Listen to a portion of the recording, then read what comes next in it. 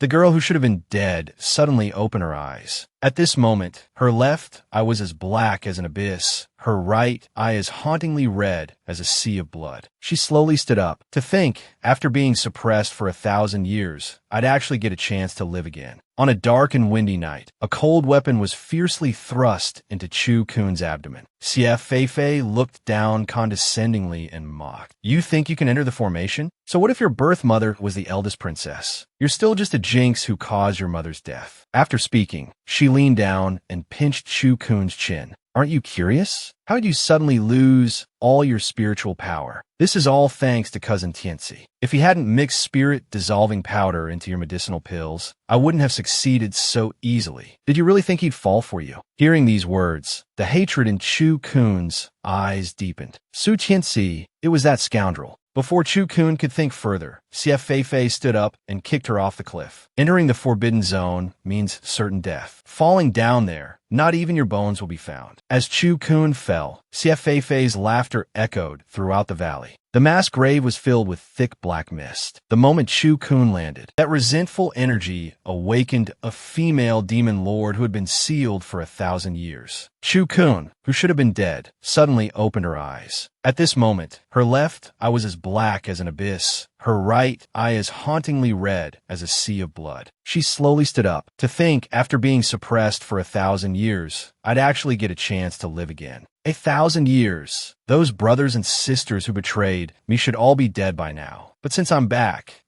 your old lady, will definitely find out who betrayed me back then. The soul now in this body was also named Chu Kun. 1,000 years ago, the world called her the world-extinguishing Chu Iho. By bloodline, the owner of this body was her descendant. Not far from Chu Kun's feet were 2 ancient spirit flowers, a specialty of the Forbidden Zone, only found where saints are buried or great demons have fallen. This kind of heavenly treasure can revive the dead and flesh out bones. Chu Kun plucked a petal and put in her mouth. The potent medicinal power instantly filled her entire body, as expected of an ancient spirit flower grown from my flesh and bones. This potency is truly invigorating. Under the effect of the ancient spirit flower, the wounds on Chu Kun's body healed rapidly. Suddenly, she noticed something fluffy behind a rock. She flew over and grabbed the fluffy thing. It turned out to be a small fox. Seeing its large, hammer-like tail, Chu Kun felt the urge to rub it. It had been thousands of years since she encountered such a texture. Looking at the pitiful little fox in her hands, Chu Kun felt a wave of suspicion. How could there be a fox in the Forbidden Zone? This fox probably isn't that simple. After carefully inspecting it, she confirmed it was just an ordinary fox, not from the demon race. This made it even stranger.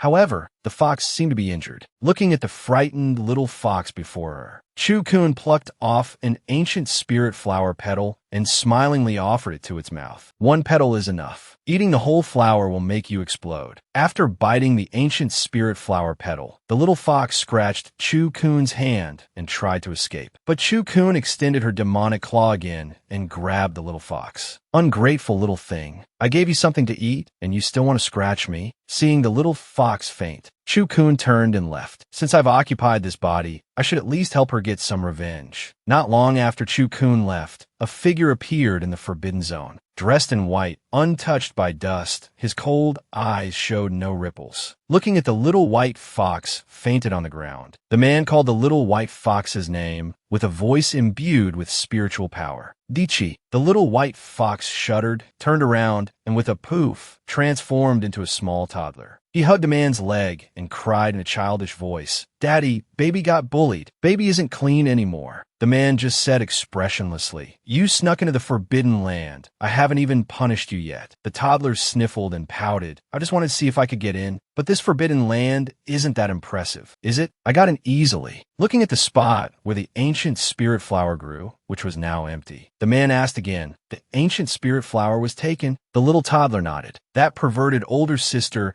chewed up 1 whole ancient spirit flower and didn't even explode. I remember human bodies aren't that tough. Then he pointed into the distance. "Oh, right. Daddy." She took the other one too. "Let's hurry and find her." Return from the mass grave. She was no longer the demon princess whom others could bully at will. The female demon lord, suppressed for 1,000 years, had been reborn by borrowing this body. Since I've taken this body, I might as well avenge its original owner first. Outside the gates of the Pingyong Marquis' estate, Chu Kun headed straight inside, only to be stopped at the entrance by a gatekeeper who mistook her for a beggar. Chu Kun uttered but a single word. Within the Luochuan courtyard, a servant immediately rushed to report Chu Kun's return to Xie Feifei. Hearing this, Xie Feifei's face turned pale with shock. What? How could Chu Kun possibly be back? The words had barely left her mouth when, with a loud bang, the courtyard gate was kicked open. Xie Feifei looked up and saw the spectral figure of Chu Kun. Looking at the trembling Xie Feifei, Chu Kun said coldly, "Haha, didn't expect this, did you? I didn't die." Xie Feifei still couldn't believe it was Chu Kun before her. Impossible. I clearly. Without another word, Chu Kun struck out, slapping Xie Feifei to the ground. Clutching her face, Xie Feifei screamed, "You bitch! How dare you hit me?" But Chu Kun seized her by the throat, lifting her up. "You sever my spiritual veins. Push me off a cliff. Ruin my face. For such generous gifts, I've come today to repay you." By now, Xie Feifei's face was deathly pale from Chu Kun's grip. She trembled, begging Chu Kun to let her go. A sharp cry came from the entrance. "Release the second miss." The newcomer was precisely Xie Feifei's birth mother, Lady Wang. Lady Wang continued to shout, "If you dare harm a single hair on her head, this mistress will ensure you die without a burial place." Chu Kun cast an ice-cold glance at Lady Wang. "Is that so? But I detest being threatened the most." Saying this, she yanked Xie Feifei forward and slashed her face with a hairpin. Witnessing this, everyone turned pale with fright. Another sharp voice called from the entrance, "Chu Kun, you wicked creature. Hith hith. So the Marquis has arrived." Chu Kun casually tossed Xie Feifei aside, saying lightly, "You say we are father and daughter? Then why are your eyes only for Xie Feifei?" But this cheap father of hers merely questioned Chu Kun. "How did you end up in this ghostly state?" Chu Kun glanced sideways at Xie Feifei. "You'll have to ask your precious daughter about that." Xie Feifei immediately opened her mouth to bite back with lies. "It was Chu Kun, jealous that father dotes on me. She tried to push me off the cliff. Instead, cousin Tianxi pushed her off." Lady Wang fanned the flames from his side. Feifei acted in self-defense. "The malicious one is Chu Kun."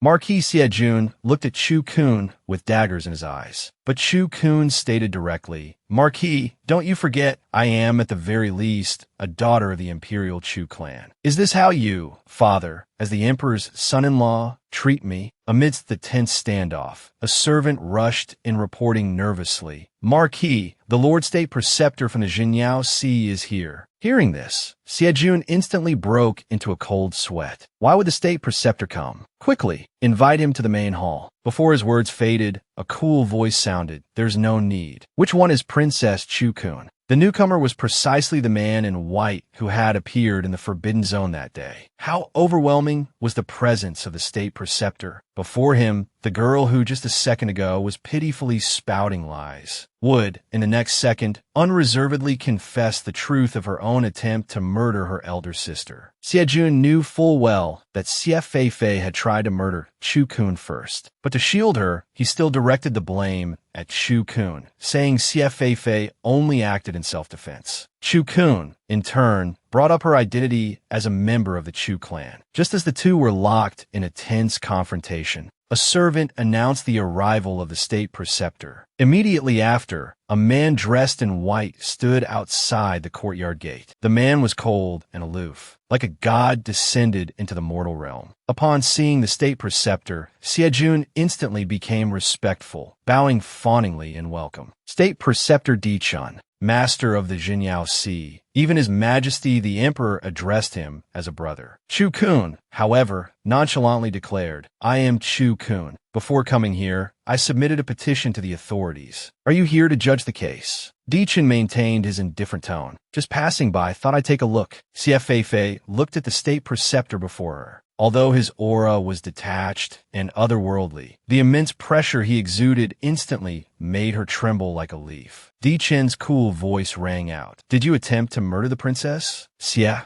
Fei stammered. Before the words, want to kill, were fully spoken, Xie Fei clamped her hand over her mouth in terror. Chu Kun, however, looked at Di Chun with some surprise. He had actually used a truth spell on Xie Fei. Xie Fei uncontrollably blurted out, kill her, and the spot for entering the Zhenyao Sea will be mine. I clearly pushed her off the cliff. Why isn't she dead? As the words escaped, both Xie Jun and Lady Wang broke out in cold sweat. Di Chen's tone remained indifferent. Since that's the case, it's perfectly reasonable for the commandery princess to seek revenge against her. With that said, he ordered his subordinates to drag Xie Fei out. Di Chen's attendant, He Qing, also added, even if the commandery princess had died, that spot wouldn't be yours. Only descendants of the Chu clan are exempt from the examination for the Zhenyao Sea. Di Chun turned his gaze to Chu Kun. You wish to enter the Zhenyao Sea? At the mention of the Zhenyao Sea, Chu Kun's interest was piqued. Are there many big, fluffy tails there? The kind that are really nice to pet? Di Chun nodded with a slight smile. Oh, Chu Kun's gaze fell upon Di Chen's chest again. There's one more thing I want to ask. Saying this, the state preceptor leaned closer. This action caused a flicker of awkwardness in Di Chun. Just ask, why get so close? Chu Kun stared intently at the fox fur on Di Chen's chest and asked, does the state preceptor keep pets? A little fox with a fluffy tail, shaped like a big mallet. Di Chen's expression instantly darkened. He turned away and uttered no. Beside him, He Qing couldn't help but chuckle. A fox with a tail like a big mallet? Could she be talking about the young master? Di Chun shot a glance at He Qing. You enjoy laughing so much? Then you shall laugh for the rest of the day. He Qing immediately began laughing uncontrollably. Ha, master. Ha, you're just taking your anger out on me. Ha ha ha. After Di Chun left,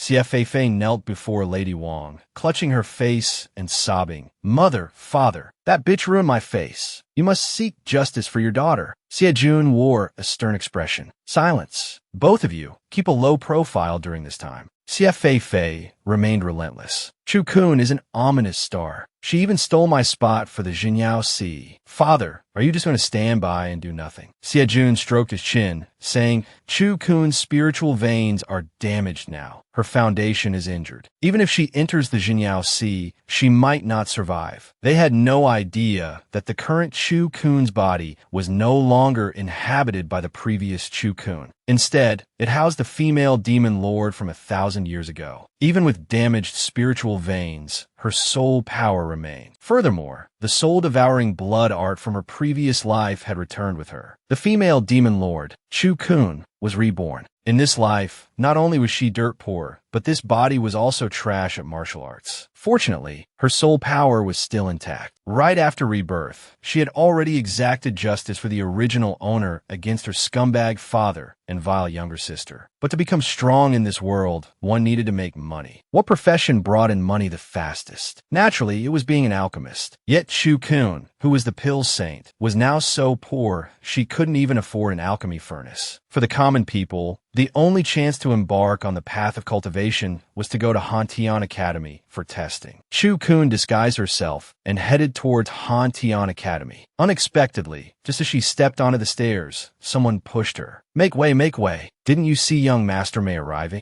Chu Kun stared at the vicious servant before her, still processing, when a pair of hands reached out. Little sister, get up quickly. Did my unruly servant hurt you? Chu Kun sized up the foppish young master before her. A familiar figure from her past life's memories surfaced in her mind. Your surname is Mei? Is your ancestor Mei Rinpin? The young man puffed out his chest proudly. My ancestor is indeed Mei Rinpin. He is the only pill king in 1,000 years who could rival the pill saint. However, in Chu Kun's memory, Mei Rinpin was an oddity among alchemists. While other alchemists were fabulously wealthy, he was so poor he nearly had to sell his own body. The young man before her, holding his fingers delicately like an orchid, smoothed his hair. His little sister also here for the alchemist assessment? Chu Kun verbally agreed, but thought to herself, this kid really is cut from the same cloth as his ancestor. Calls everyone little sister. The young man looked Chu Kun over skeptically. I don't think you'll make it, because you look very poor. Chu Kun's expression darkened. To think I'd live to see the day a Mei descendant mocks me for being poor. Chu Kun turned and asked the man his name. The man replied proudly, Mei Fuge, descendant of the Pill King, son of the attendant minister. Chu Kun inwardly scoffed. Mei Fuge, no wealth, huh? Old Mei, looks like your family line, starting from this generation, might have to resort to selling their asses again. The two chatted as they walked, and in the blink of an eye, they arrived before the Pill Tower of Hantian Academy. The alchemist overseeing the alchemy assessment this time was named Xianqing. Young and promising, people referred to him as the Little Pill King. Mei Fugue also praised him, saying, "Big brother Xianqing is quite remarkable. At such a young age, he has already refined a 4th-grade pill. However, compared to a genius like me, he's still a bit lacking." Chu Kun, standing aside, offered perfunctory agreement. Indeed. Brother Fugue, surpassing the Pill King, is just around the corner. Mei Fugue flushed red from the praise, flicking his orchid finger. Keep it down.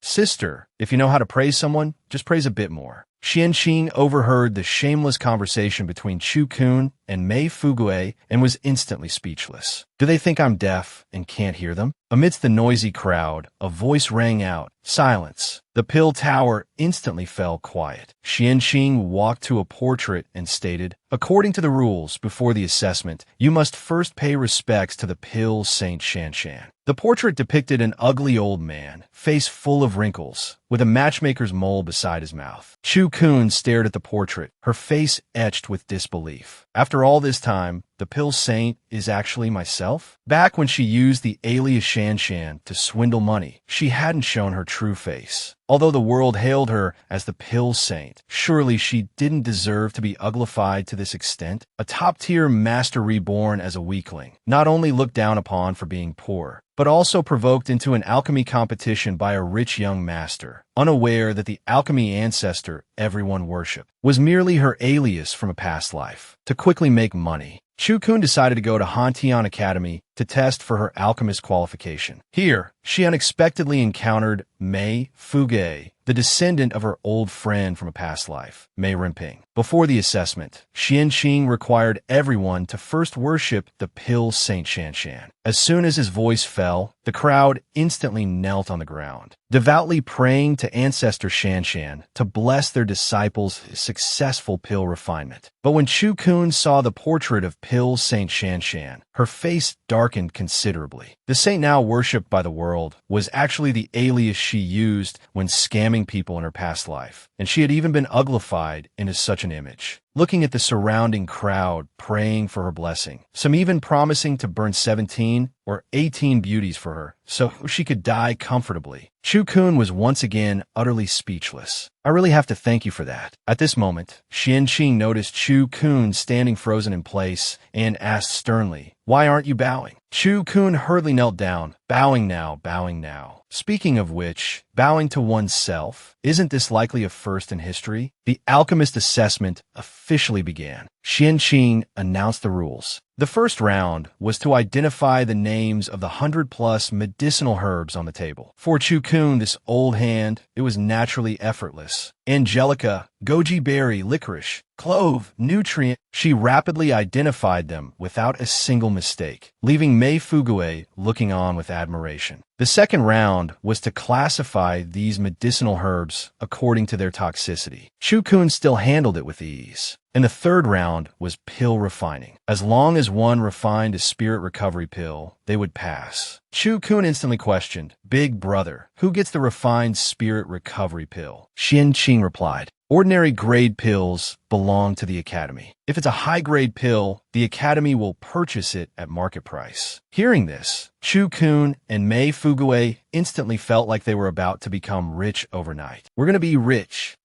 Someone nearby sneered. "This commoner is truly desperate for money. Does she really think she can refine a pill?" This person was precisely Su Tianxi's younger brother, Su Fei. Chu Kun glanced sideways at Su Fei. "And what if I really can refine a pill?" Su Fei pointed to his own head. "If you can refine a pill, this young master will chop this off to liven things up for everyone." Chu Kun immediately retorted, "Peeling it off? That won't be necessary. Such an ugly head might scare the flowers and grass. If you lose, you'll empty all the night soil buckets in the capital city." Su Fei spread his legs, pointed toward his crotch and said with brimming confidence, "If you lose, you'll crawl through here from this young master." Without a second thought, Chu-kun said, "No problem." Mei Fuguei beside her worriedly asked, "Sister, can you really do it?" Chu-kun merely replied nonchalantly, "I have to, whether I can or not." This instantly made Mei Fuguei's face darken. The refining began. Chu-kun dumped all the ingredients into the cauldron in one go. She even tasted it with a spoon. "Seems like I didn't add enough salt." The crowd almost burst out laughing. Where did this idiot come from? Beside her, Mei Fuguei's composure completely shattered. "Sister, what are you doing? This is pill refining, not cooking." Chu-kun still wore an indifferent expression. "This is how I refine pills," she said, sprinkling more ingredients into the pot. Mei Fuguei helplessly pressed his forehead. "Fine, you'd better watch your elder brother's skills then." How did he end up acknowledging an idiot as his sworn sister for the first time? Soon, within the crowd, people began to succeed or fail in their pill refining one after another. Chu-kun, however, was still unhurriedly simmering the concoction in her pot. Su Fei shouted excitedly, "Watch me!" Praying inwardly, "High grade, high grade, high grade." He lifted the lid. A pill shimmering with a faint golden light appeared before his eyes. It was a medium grade, 1-star pill. Barely passable. Quite good. Praises echoed from the crowd.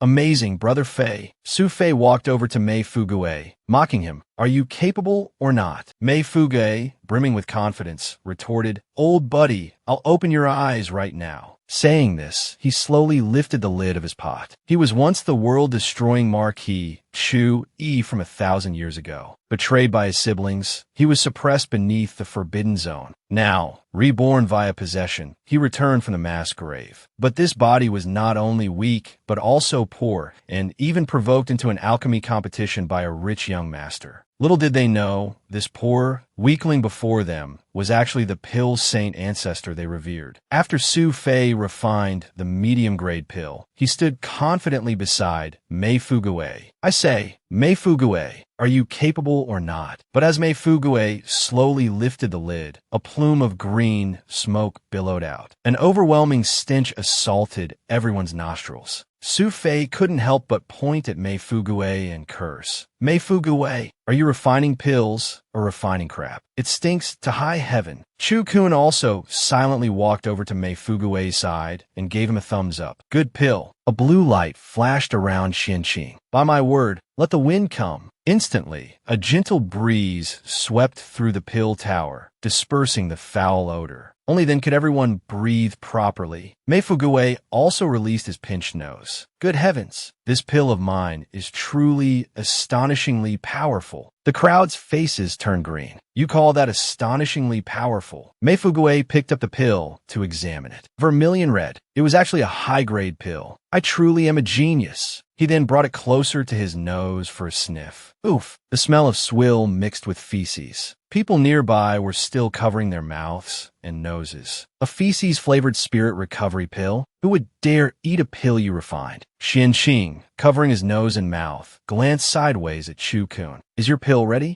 Chu-kun confidently replied, "Ready." As she prepared to lift the lid, people nearby jeered. "Hurry up, open it. I want to see what kind of monstrosity you've concocted." The moment the lid was lifted, a brilliant golden light burst forth, stunning everyone into revealing expressions of astonishment. A rich medicinal fragrance filled the entire pill tower. Everyone wore expressions of intoxication. A pill born with extraordinary fragrance. Just smelling it is enough to enchant people. This definitely cannot be a low-grade pill. And she refined 3 simultaneously. Xianqing picked up a pill to inspect it. Vermilion red, supreme grade 4-star pills. Chu-kun and Mei Fuguei. "Victory, Captain." "Oh yeah, we won." But Su Fei pointed at Chu-kun and yelled, "You definitely cheated. The ingredients provided by the pill tower are only enough for 1 pill. How did you refine 3? Xianqing snorted coldly. "Are you questioning my ability as an alchemist master? If she had cheated, how could I possibly not have noticed?" Su Fei could only swallow his anger with a cold snort. He knew how unwise it was to offend such a powerful alchemist. Mei Fuguei gave Chu-kun a thumbs up. "Sister,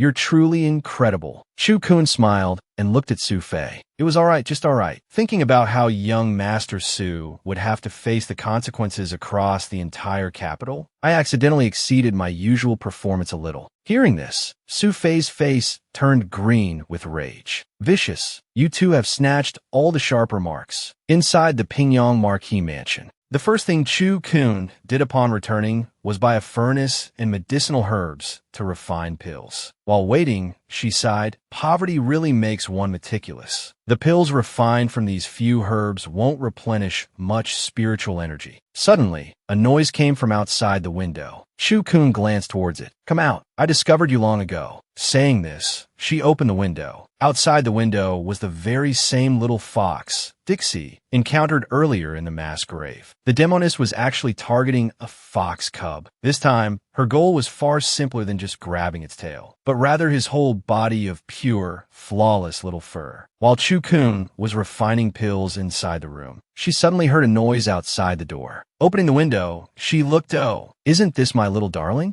Dishi was so scared his fur puffed into a ball, and he turned to run. But Chu-kun extended a demonic claw, grabbing Dishi's large, hammer-like tail. Still trying to run? With that, she revealed a ferocious grin and began to knead Dishi. Then, she tossed the terrified Dishi onto the bed. Dishi cried out, "Daddy, save me." But Chu-kun turned a deaf ear, pouncing directly onto him. She buried her face in his soft fur, taking deep breaths, then grabbed Dishi's front paws, stretching him into a star shape. Suddenly, Chu-kun noticed something in Dishi's fur. Picking it up, she saw it was actually a 4th-grade spirit herb, the chrysanthemum orchid. "My dear boy, did you come specially to give sister a gift?" Dishi, however, shook his head like a rattle drum, denying he brought Chu-kun a gift. Chu-kun couldn't help but cover her mouth and chuckle. "Since you offered it so sincerely, I'll accept it. Here's a gift for you too." Saying this, she popped a pill into Dishi's mouth. Dishi swallowed it in one gulp, and the pill immediately dissolved into a refreshing fragrance.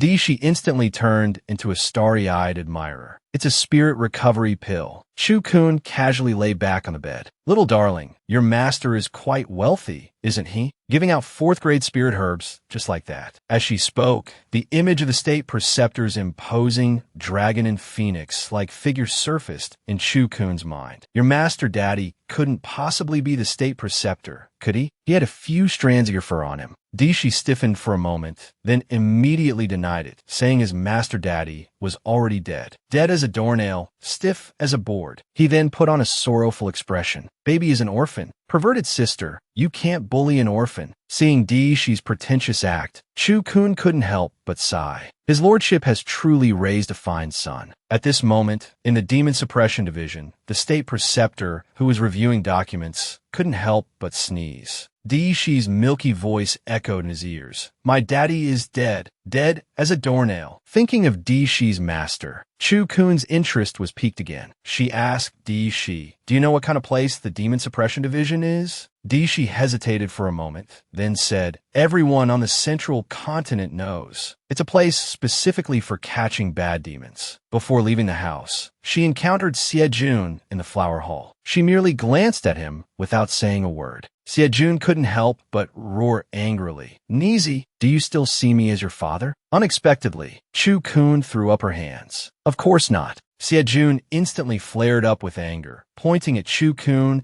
and unleashing a torrent of curses. But Chu-kun looked indifferent, waving her hand dismissively without looking back, chatting and joking with Dishi as she walked away. "That person just now was so annoying." "Haha, I think so too." The world-destroying demoness was reborn as a weakling, not only assigned to the cannon fodder group, but the first trial she received was to go exorcise demons on the dreaded Peach Garden Mountain. Little did she know, this mountain was the territory of her past life self, Marquis Chu-yi. At the entrance of the Demon Suppression Division, Chu-kun accepted the Ding-rank demon token handed over by the gatekeeper and walked inside. "So this is the Demon Suppression Division? It looks decent enough." Just then, mocking laughter came from behind. "So this is that demoness from the Marquis Wenyuan mansion. Her cultivation is only 10th order mid-grade, and she's a one-eyed dragon. Truly repulsive." Chu-kun whipped her head around. The group pretended nothing happened and scattered. Although Chu-kun remained calm, Dishi was furious. What those people said stinks worse than the farts baby lets out. Chu-kun couldn't help but smile. With such foul mouths, it's a pity they aren't eating dumb. Make sure you remember their faces for sister. In her past life, she was the world-destroying Marquis Chu-yi, ruthless and petty.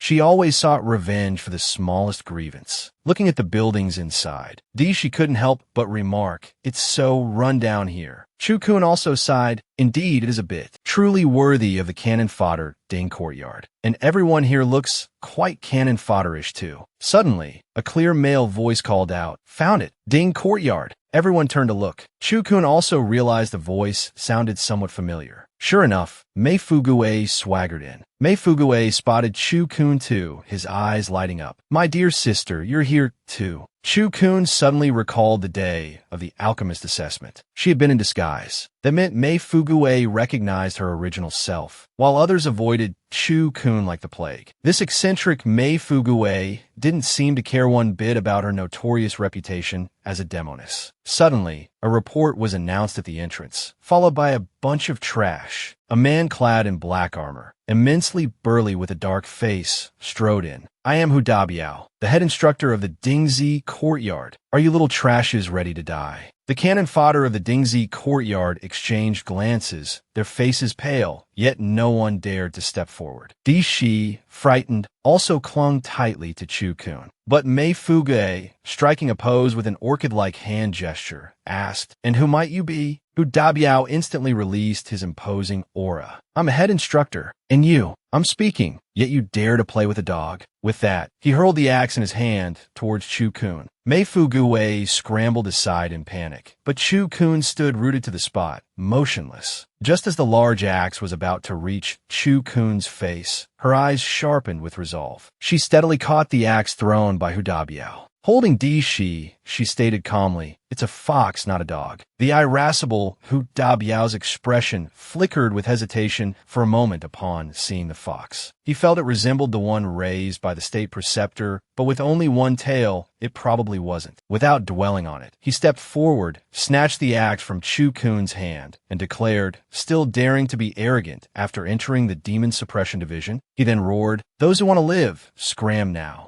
Although the rookies were terrified, they still didn't dare speak. Only Mei Fuguei and Chu-kun retorted in unison, "Why should we leave?" Hu Dabiao instantly revealed a bloodthirsty smirk. "Yo, quite courageous, aren't we? Those who don't want to leave signed a life-and-death contract." While the others were still exchanging uncertain glances, hesitating, Chu-kun and Mei Fuguei, looking utterly relaxed, signed without the slightest hesitation. "Since the life-and-death contract is signed, your trial begins now. There are demons causing trouble on Peach Garden Mountain. If you can't eliminate them within 3 days, pack your bags and go home." Others might not know, but Shi knew. That Peach Garden Mountain was no simple place. It seemed there was a location one must not enter. And upon hearing Peach Garden Mountain, Chu-kun felt an intense wave of familiarity. Isn't this the former territory of her past self, Chu-iho? The rookie group was assigned to eliminate demons on such a terrifying mountain. Someone with ill intentions wanted to use the demons here to get rid of Chu-kun. Little did they know, this mountain was precisely the domain of her previous life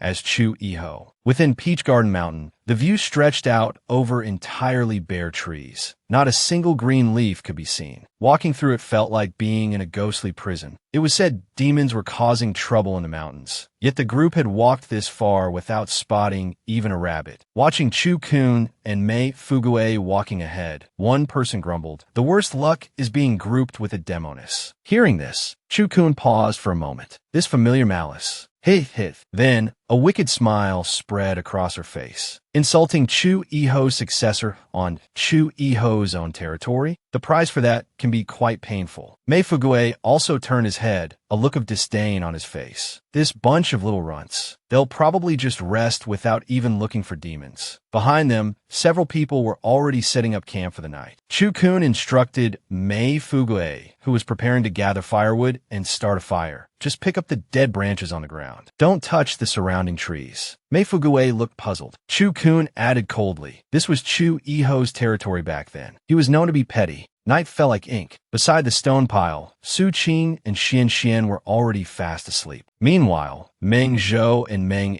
Mei, harboring sinister intentions, were furtively fiddling with something nearby. Meng Zhou took out a gourd containing a wolf demon, his face contorted with malice. They will definitely die tonight. Contained within is a 100-stage wolf demon. By the fire, under a large tree, Mei Fugue was sprawled out, sleeping like a log, his snores punctuated by the sounds of teeth grinding and lip smacking. Chu-kun sat cross-legged in meditation. Suddenly, Dishi ran over in panic. Sister, this is bad. Those wicked siblings released a wolf demon to kill you all. Chu-kun's eyes snapped open, gazing towards a mountainside. From the valley over there came the distinct howls of wolves. Woo, a woo. Chu-kun calmly considered the matter of the wolf demon. But Dishi was far from calm. He urged Chu-kun to run quickly. That wolf demon could summon more wolves. Chu-kun remained unfazed. Are they following right behind us? Dishi turned his head, his face tense. They're hiding in the shadows, looking for a chance to ambush. Chu-kun extinguished the campfire, her smile swallowed by the darkness. Ambush. Ah, I'm quite familiar with that craft. He then poked Mei Fugue's small face with a branch. Wake up quickly. Mei Fugue, eyes still bleary, wiped away some drool. What is it? Has Marquis Chui arrived? Chu-kun scrambled directly up a large nearby tree. Cut the chatter and follow me up now. Mei Fugue, still groggy and disoriented, climbed the tree after her. Only then did he manage to ask what exactly was happening. Chu-kun patted the tree trunk. She could sense these trees were still alive. She gazed towards the flickering firelight in the distance. Didn't I bring you here to watch a good show? Mei Fugue still hadn't grasped the situation when he suddenly felt the branch beneath him shift. His drowsiness vanished instantly, replaced by sheer fright. The surrounding woods began to stir. Damn it, the trees are alive. They're really tree demons. Before he could let out more than a couple of panic cries, Chu-kun clamped a hand over his mouth. Don't move recklessly. These trees won't harm people. The next moment, screams pierced the night from the direction of the firelight. Tree demons. They're really tree demons. Xian shrieked. Su Qing and the other two also scrambled to their feet in terror. Everyone, be careful. The dead trees around them writhed like specters, trapping them within a tightening circle. Like interlocking ghostly hands, Xian chanted an incantation. Fire, come. The great fireball technique erupted with a whoosh. Flames instantly engulfed the dry wood. Xian, believing she had succeeded, felt her confidence surge. Burn these tree demons to ashes. Little did they know, their assault had thoroughly enraged the ancient trees. High up in their perch on the distant large tree, watching the chaotic melee unfold below, Mei Fugue asked Chu-kun doubtfully, Didn't you say the trees wouldn't harm people? Then why are they fighting them? Chu-kun rolled her eyes. The trees don't initiate harm, but they will defend themselves. What a bunch of bright sparks. Mei Fugue nodded in agreement. That makes sense. Suddenly, another thought struck him. But these trees haven't attacked us either. How did they even come alive? Chu-kun let out a cold, humorless laugh. The once unrivaled demoness of her past life had actually been reborn as a mere weakling, plotted against and ambushed by her supposed companions on a mountain teeming with demonic entities. But this mountain had been the domain of Marquis Chui in her previous existence. No one knew it better than she did. Trying to ambush her here?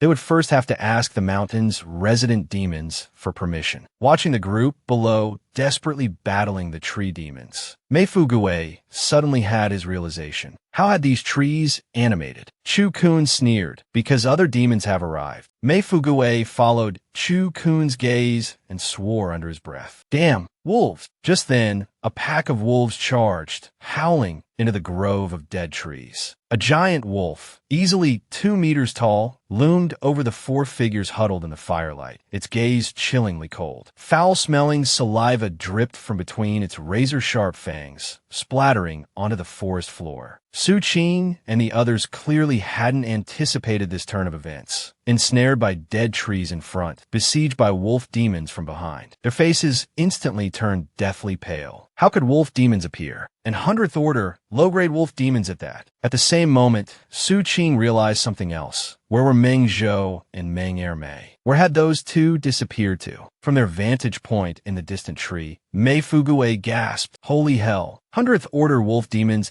plus a mob of angry tree grandpas. Su Qing and Xian Xian are royally screwed." Chu Kun added dryly, "This is just too tragic. Perhaps we should offer some assistance." Mei Fuguei, meanwhile, seemed to magically produce melon seeds, a drink, and peanuts. Help? Why bother helping? Isn't watching the spectacle far more entertaining? On this point, the two instantly found themselves in perfect accord. In the distance, illuminated by the wildly flickering flames, Su Qing and Xian Xian were already looking battered and desperate. When they spotted the figures standing behind the wolf pack, their desperation turned to incandescent rage. Weren't those figures Meng Zhou and Meng Ermei directing the wolves? Fury contorted Su Qing's pale face. "Meng Zhou, you actually colluded with the demon race. What in the world are you planning?" Meng Zhou didn't bother with pleasantries, showing his hand immediately. "You'll understand soon enough, once you're dead." With that, he raised his hand and pointed. "Devour them."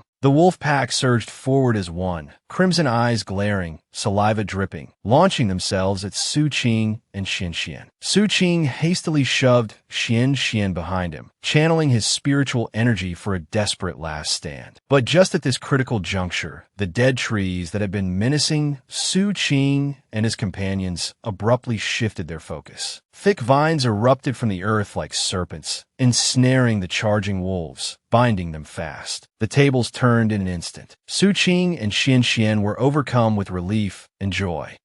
Heaven is truly on our side. Meng Zhou and Meng Ermei's faces, however, turned grim. Damn it, what's wrong with these trees? Freed from immediate danger, Su Qing and Xian Xian spun around, murderous intent blazing in their eyes. "Kill them. Meng Zhou is mine. You handle Meng Ermei." Meng Zhou also drew his sword to meet the challenge. A battle to the death thus began. Far away, perched on a tree, Chu Kun, having enjoyed the spectacle long enough, casually tossed aside her melon seed shells. She rose to her feet. The mantis was crippled. The oriole was nearing its end. The time had come. With a swift, fluid motion, she leaped down from the tree. Mei Fuguei couldn't even begin to keep pace. He couldn't help but grumble. "Running so fast. Little Kun, at least leave a sip of soup for me." In the pitch-black darkness of the night, Meng Ermei had already collapsed, lifeless. Su Qing and Xian Xian were utterly spent, their strength exhausted, hearts filled with bitter unwillingness. Were they truly going to perish like this? Meng Zhou gasped for breath, raggedly panting, intent on finishing off Su Qing and Xian Xian to avenge Meng Ermei. Suddenly, the distinct sound of applause echoed. Clap, clap, clap. Nicely done, indeed. Meng Zhou spun around in alarm. "Who's there?" He saw Chu Kun, with Di Shi at her side, emerging slowly from the depths of the forest, longsword in hand. She squinted, thoughtfully rubbing her chin. It seems my timing is rather inconvenient." Meng Zhou launched himself forward in a single bound, sword raised high, charging directly at Chu Kun. Wielding the power of a 100-stage martial cultivator, a single downward slash could extinguish Chu Kun's life. Facing the lethal killing intent aimed straight for her face, the barest hint of a smile touched Chu Kun's lips. She slowly, deliberately, removed the silk ribbon covering her eye. Blood eye emerges, dark will turns, soul snatching, soul stealing. One-eyed little novice, what secrets truly lie hidden beneath that eye patch? Confronted by the deadly aura of a 100-stage martial cultivator bearing down on her, she slowly removed her eye patch. Blood eye emerges, dark will turns, soul snatching, soul stealing. In the instant Meng Zhou's gaze met her blood-red eye, his very soul convulsed violently. His body froze, utterly immobilized. In that same moment, Chu Kun's longsword pierced cleanly through Meng Zhou's chest. Meng Zhou's eyes bulged wide with fury and disbelief, dying without ever comprehending how he had been defeated. Maintaining his final, aggressive posture, he crashed heavily to the ground at Chu Kun's feet. Chu Kun, an expression of cruel amusement on her face, remarked nonchalantly, "I told you before, didn't I? You have the distinct look of someone destined for a short life." Nearby, Su Qing and Xian Xian stared, their faces masks of utter shock and bewilderment. How could Chu Kun, a mere 10th-stage mid-grade martial cultivator, possibly slay Meng Zhou,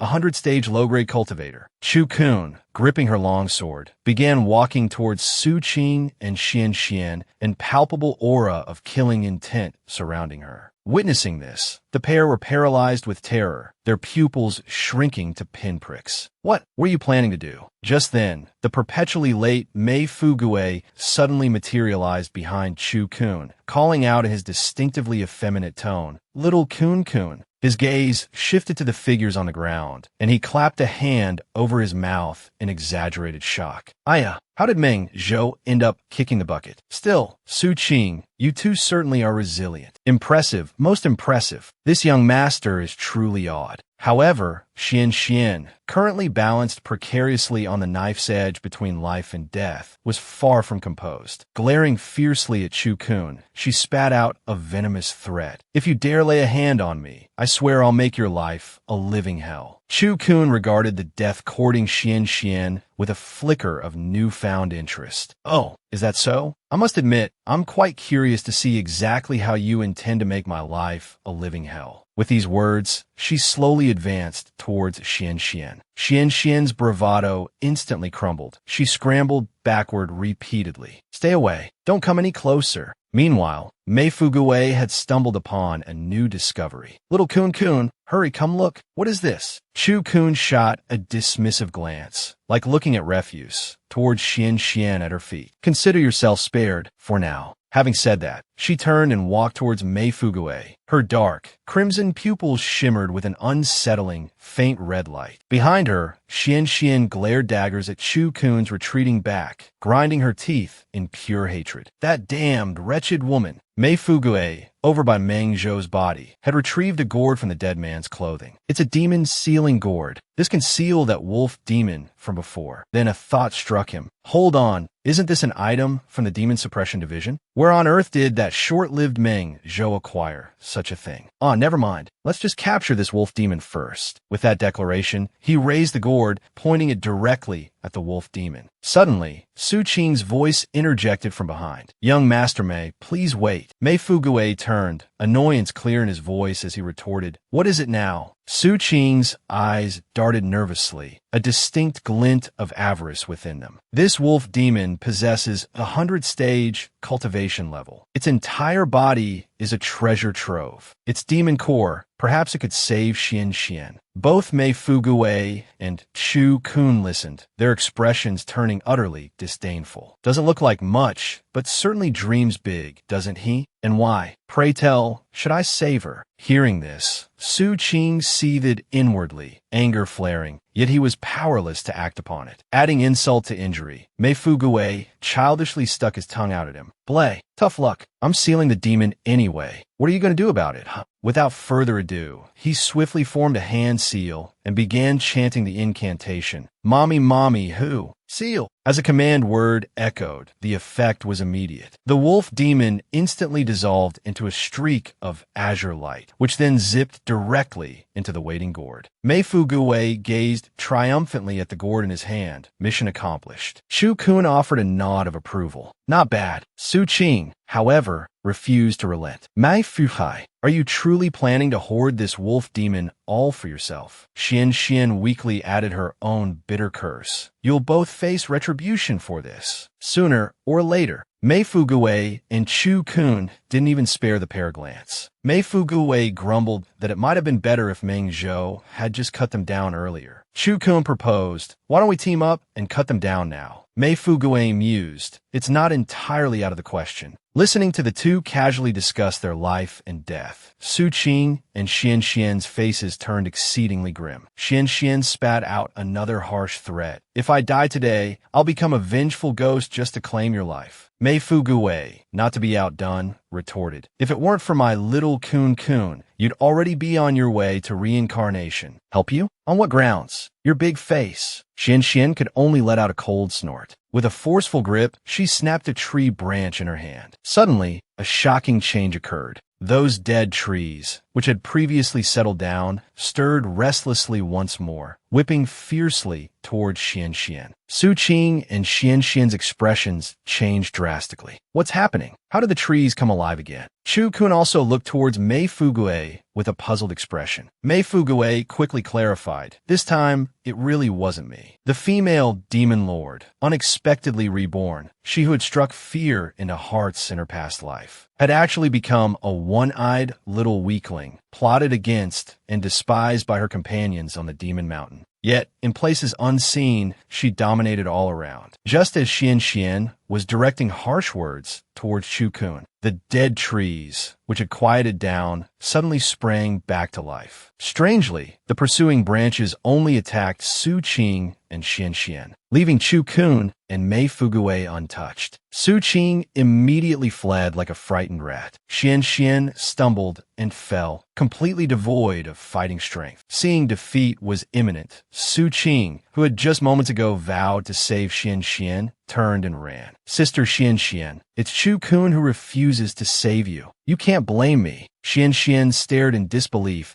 at Su Qing's retreating back. Enveloped by the grove of dead trees, she was whipped until she coughed up blood relentlessly. Watching the fallen Xian and the vanished Su Qing, Mei Fugue was also sickened by Su Qing's shamelessness. Suddenly, Chu Kun noticed that the branches behind him, which hadn't attacked him before, were now extending their demonic claws towards him. The two hastily dodged the lashing branches. Mei Fugue complained, "Something's not right with these trees. Why have they started whipping people randomly?" The branches whipped Mei Fugue into a frantic scramble. "Don't hit the face. Tree brother, you're going too far." Chu Kun urged Mei Fugue to hurry down the mountain. But Mei Fugue refused outright. "No way. How could I leave little Kun alone?" Chu Kun sent him flying with a kick. "Get lost." Staring at Chu Kun's back, Mei Fugue still asked worriedly, "What will you do here by yourself?" Chu Kun turned his head and instructed, "Just focus on getting down the mountain. But whatever you do, don't harm the trees. Otherwise, you won't be able to leave." Mei Fugue immediately covered his head and charged outwards, shouting back as he ran, "Be careful, Chu Kun." In the darkness, Chu Kun stood before Xian, holding the little fox, Tishi. Thousands upon thousands of dead branches flew towards him. Xian was just about to get up and flee, but the dead branches bypassed Chu Kun, striking directly at Xian. A piercing scream instantly echoed throughout the valley. Chu Kun gently patted Tishi's head, causing the fox to fall asleep. Xian, left with only a breath after the brutal whipping, was still cursing Chu Kun. "You demon, why did you watch me die?" Suddenly, she noticed Chu Kun bathed in a red glow in the darkness, a demonic aura swirling around his entire body. Immediately after, Chu Kun's icy voice rang out. "You said, if Marquis Chu Yi's resentment still lingered, you would be the first to dissipate it." Xian felt as if she had plunged into an icy abyss, her pupils instantly dilating. A faint light seemed to appear in the darkness. Chu Kun seized Xian by the nape of her neck. "Since you refused to learn your lesson, you might as well be dead."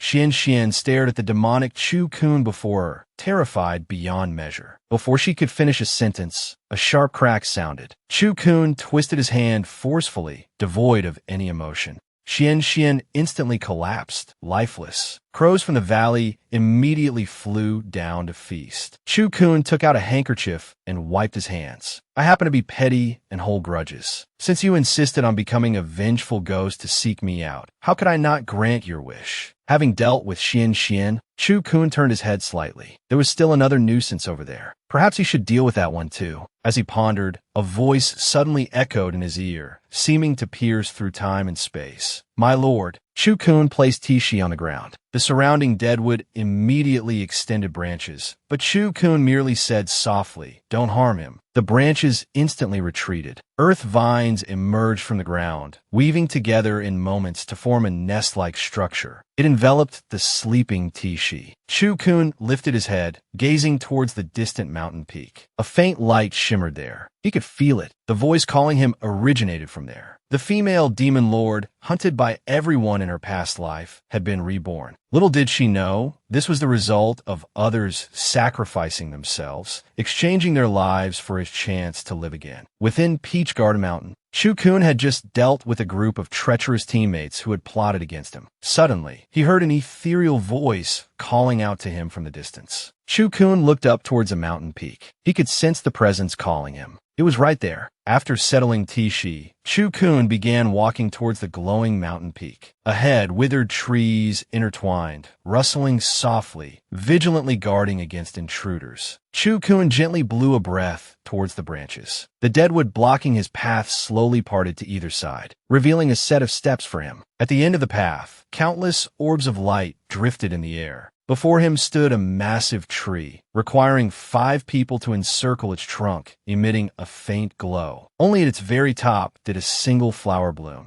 Gazing at the scene, Chu-kun murmured, "Was it you calling me?" Just then, the orbs of light surrounding the tree slowly converged. Subsequently, beneath the tree, a handsome young man appeared. Shrouded in light and shadow, he smiled at Chu-kun. Within the fragments of Chu-kun's memory, a familiar figure surfaced. "You are Mumu." 2 streams of ethereal tears traced paths down the young man's eyes. He pressed his hands to his forehead and knelt respectfully before Chu-kun. "Peach Garden with Spirit, Mumu, respectfully awaits my lord's return." Chu-kun quickly reached out to help him up, but his hand passed through Mumu's transparent body, touching only empty light. Chu-kun looked at his hand in surprise. He heard Mumu say, "Master, Mumu has finally waited for you." Chu-kun recalled 3,000 years ago, obtaining a tree seed from the shores of the South Sea and personally planting this peach garden wood. He diligently watered it every day. Day after day, the peach garden wood grew alongside him. On the day he reached adulthood, it birthed a wood spirit. He named the spirit Mumu. This was the only peach garden wood in existence, the one nurtured from the seed he personally planted. Suddenly, Chu-kun clutched his head. He tried to recall more details, but his mind was filled with blurry faces. Besides Mumu, it seemed there were many others he had forgotten. Yet, no matter how hard he tried, he couldn't remember. According to Mumu's explanation, it wasn't actually Chu-kun who forgot them, but they themselves who had erased their traces from this world. Chu-kun was stunned upon hearing this. He didn't understand what Mumu meant. Mumu revealed a bitter smile and continued. 1,000 years ago, Master faced life and death. The Chu family wanted to shatter your soul. We were unwilling. My brothers and sisters sacrificed themselves, exchanging their existence for a sliver of hope for Master's survival. So, it is not that you forgot us, but that we cannot be remembered. This was the condition we exchanged with the rules of the heavenly Tao. Only by offering a true sacrifice could we secure your return. Listening to Mumu's account, Chu-kun's heart felt like it was being sliced by knives. 2 streams of ethereal tears flowed from his eyes, so his own divine soul could reawaken because of their sacrifice. Mumu reached out, wanting to wipe away Chu-kun's tears. "Master, don't be sad. If everyone knew Mumu made Master cry, they would surely scold Mumu when they wake up." Hearing Mumu say they could still awaken, Chu-kun quickly asked about the situation. Mumu continued to explain. Some retained a fragment of their soul. Others left behind a single ethereal part, while some are merely slumbering. Master needs to find them. However, after the sacrifice, their souls were scattered by the rules of the heavenly Tao. Finding them will be incredibly difficult. Chu-kun cursed angrily. That damned heavenly Tao. It did this deliberately. But as long as there's life, there's hope. He then turned to comfort Mumu. "Don't worry. I will definitely find everyone. I absolutely will." Yet, Mumu revealed a trace of sorrow again. "It's just a pity I cannot help Master further." Chu-kun was startled. "What do you mean by that?" Suddenly, Chu-kun noticed Mumu's spiritual form starting to become increasingly transparent, even beginning to dissipate. Mumu said he was already very happy just being able to wait for Master. "Next time, I still want to be Masters with Spirit." Chu-kun instantly became frantic. "I'm not happy. You all sacrificed everything to let me live again. How can I just watch you disappear?" The female demon lord, hunted by everyone in her past life, had been reborn. Little did she know how many had sacrificed themselves, body and soul, just to grant him this sliver of hope. And as part of the exchange, those who made the sacrifice could no longer be remembered by Chu-kun. This was the heavenly Tao's scheme against him. Mumu had waited 3,000 years for Chu-kun. After revealing the truth of the past, his own spiritual form grew increasingly faint, gradually beginning to dissipate. Learning the truth, Chu-kun suddenly pulled the hairpin from his hair. Raising his head, he cursed furiously, "Damn you, heaven! Damn the heavenly Tao! You enjoy toying with people's fates, don't you?" Under Mumu's horrified gaze, Chu-kun ignored his attempts to stop him. He plunged the hairpin fiercely into his own chest and recited the oath of a pact. Beneath his and Mumu's feet, a blood-red array diagram abruptly appeared. Mumu's spiritual form gradually stabilized, but Chu-kun's face turned increasingly pale. This was a lifeblood pact. His life force was being drained away. Witnessing this, Mumu was greatly alarmed, hastily trying to stop Chu-kun. "Master, stop. Mumu is the most useless one, not worth saving." Chu-kun reached out a hand towards Mumu, finally able to touch him this time. The lifeblood pact was formed. As long as Chu-kun did not die, Mumu could live on. But at this moment, Mumu took a deep breath, having made a decision. "I refuse to become Master's burden. Master still lacks a weapon. Then let Mumu become the blade in your hand." With these words, Mumu's spiritual form gradually dissolved into countless points of light. The entire Peach Garden Mountain lit up at this moment. Across the mountains and plains, the dead trees burst forth with life. Chu-kun shouted, "No!" reaching out trying to stop Mumu, but it was futile. A halo of light enveloped Mumu. Amidst the magnificent radiance, he transformed into specks of starlight, coalescing into a hairpin. Meanwhile, in the Guilai courtyard of the Demon Suppression Division, Di-chan gazed thoughtfully towards Peach Garden Mountain. Di-ching hurried over. "Something has happened at Peach Garden Mountain." Di-chan turned his head and asked him, "What is it?" Di-ching reported urgently, "The aura of the Peach Garden tomb has vanished from the world. Moreover, the young master has also gone to Peach Garden Mountain." Di-chan's expression remained unchanged as he stated calmly, "The trial for Ding Courtyard should be at Peach Garden Mountain." Di-ching quickly knelt and reported, "Someone deliberately changed the trial location for Ding Courtyard. This subordinate was negligent. I will definitely find this person."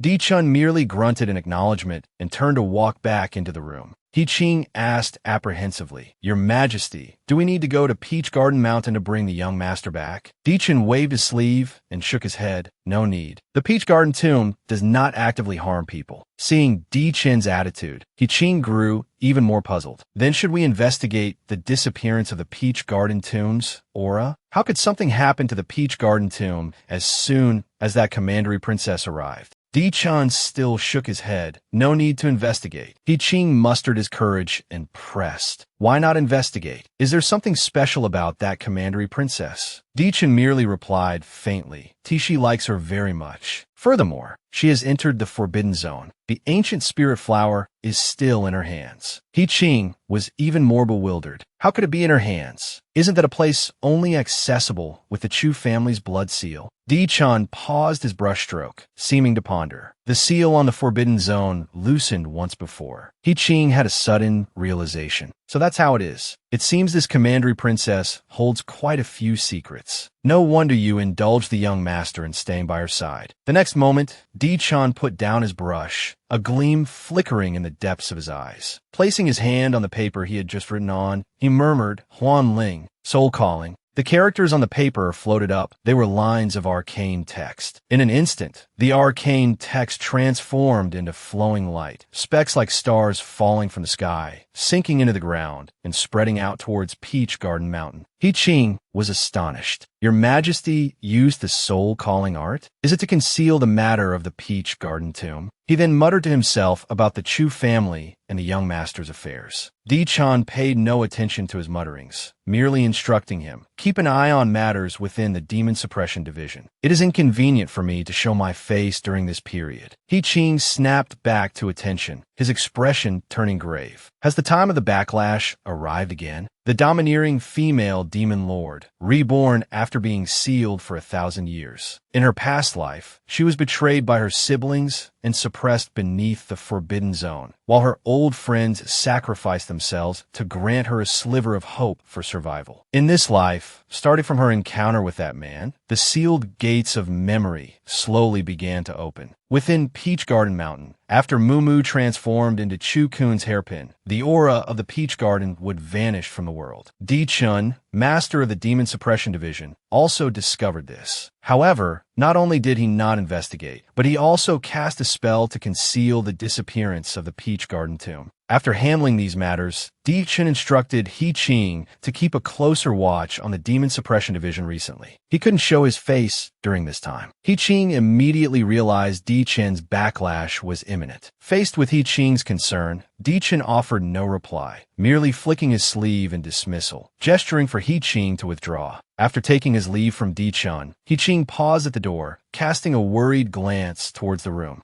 He then closed the door for his master. Every 3 months, Di-chun had to endure the agony of this backlash. His cultivation would plummet, and he would even transform. At this thought, He-ching let out a heavy sigh. If only they could enter the forbidden zone. Failing that, even obtaining an ancient spirit flower would help. At least it could lessen the pain of the backlash. Oh, my poor lord. Back on Peach Garden Mountain, Chu-kun strolled down the mountainside, chatting with Mumu. Mumu, I really don't understand. Didn't you say you wanted to become a sharp blade in my hand? So why a hairpin? This is just utterly bizarre. Mumu, however, replied with utmost seriousness. This represents the highest form of aesthetics in the tree spirit realm. Chu-kun ingan deeply. My mistake. I was being naive. I forgot you're already a mature piece of wood. Mumu couldn't possibly comprehend the depth of Chu-kun's speechlessness at that moment, even adding proudly, "But of course." As they conversed, Chu-kun quickened her pace, soon reaching the spot where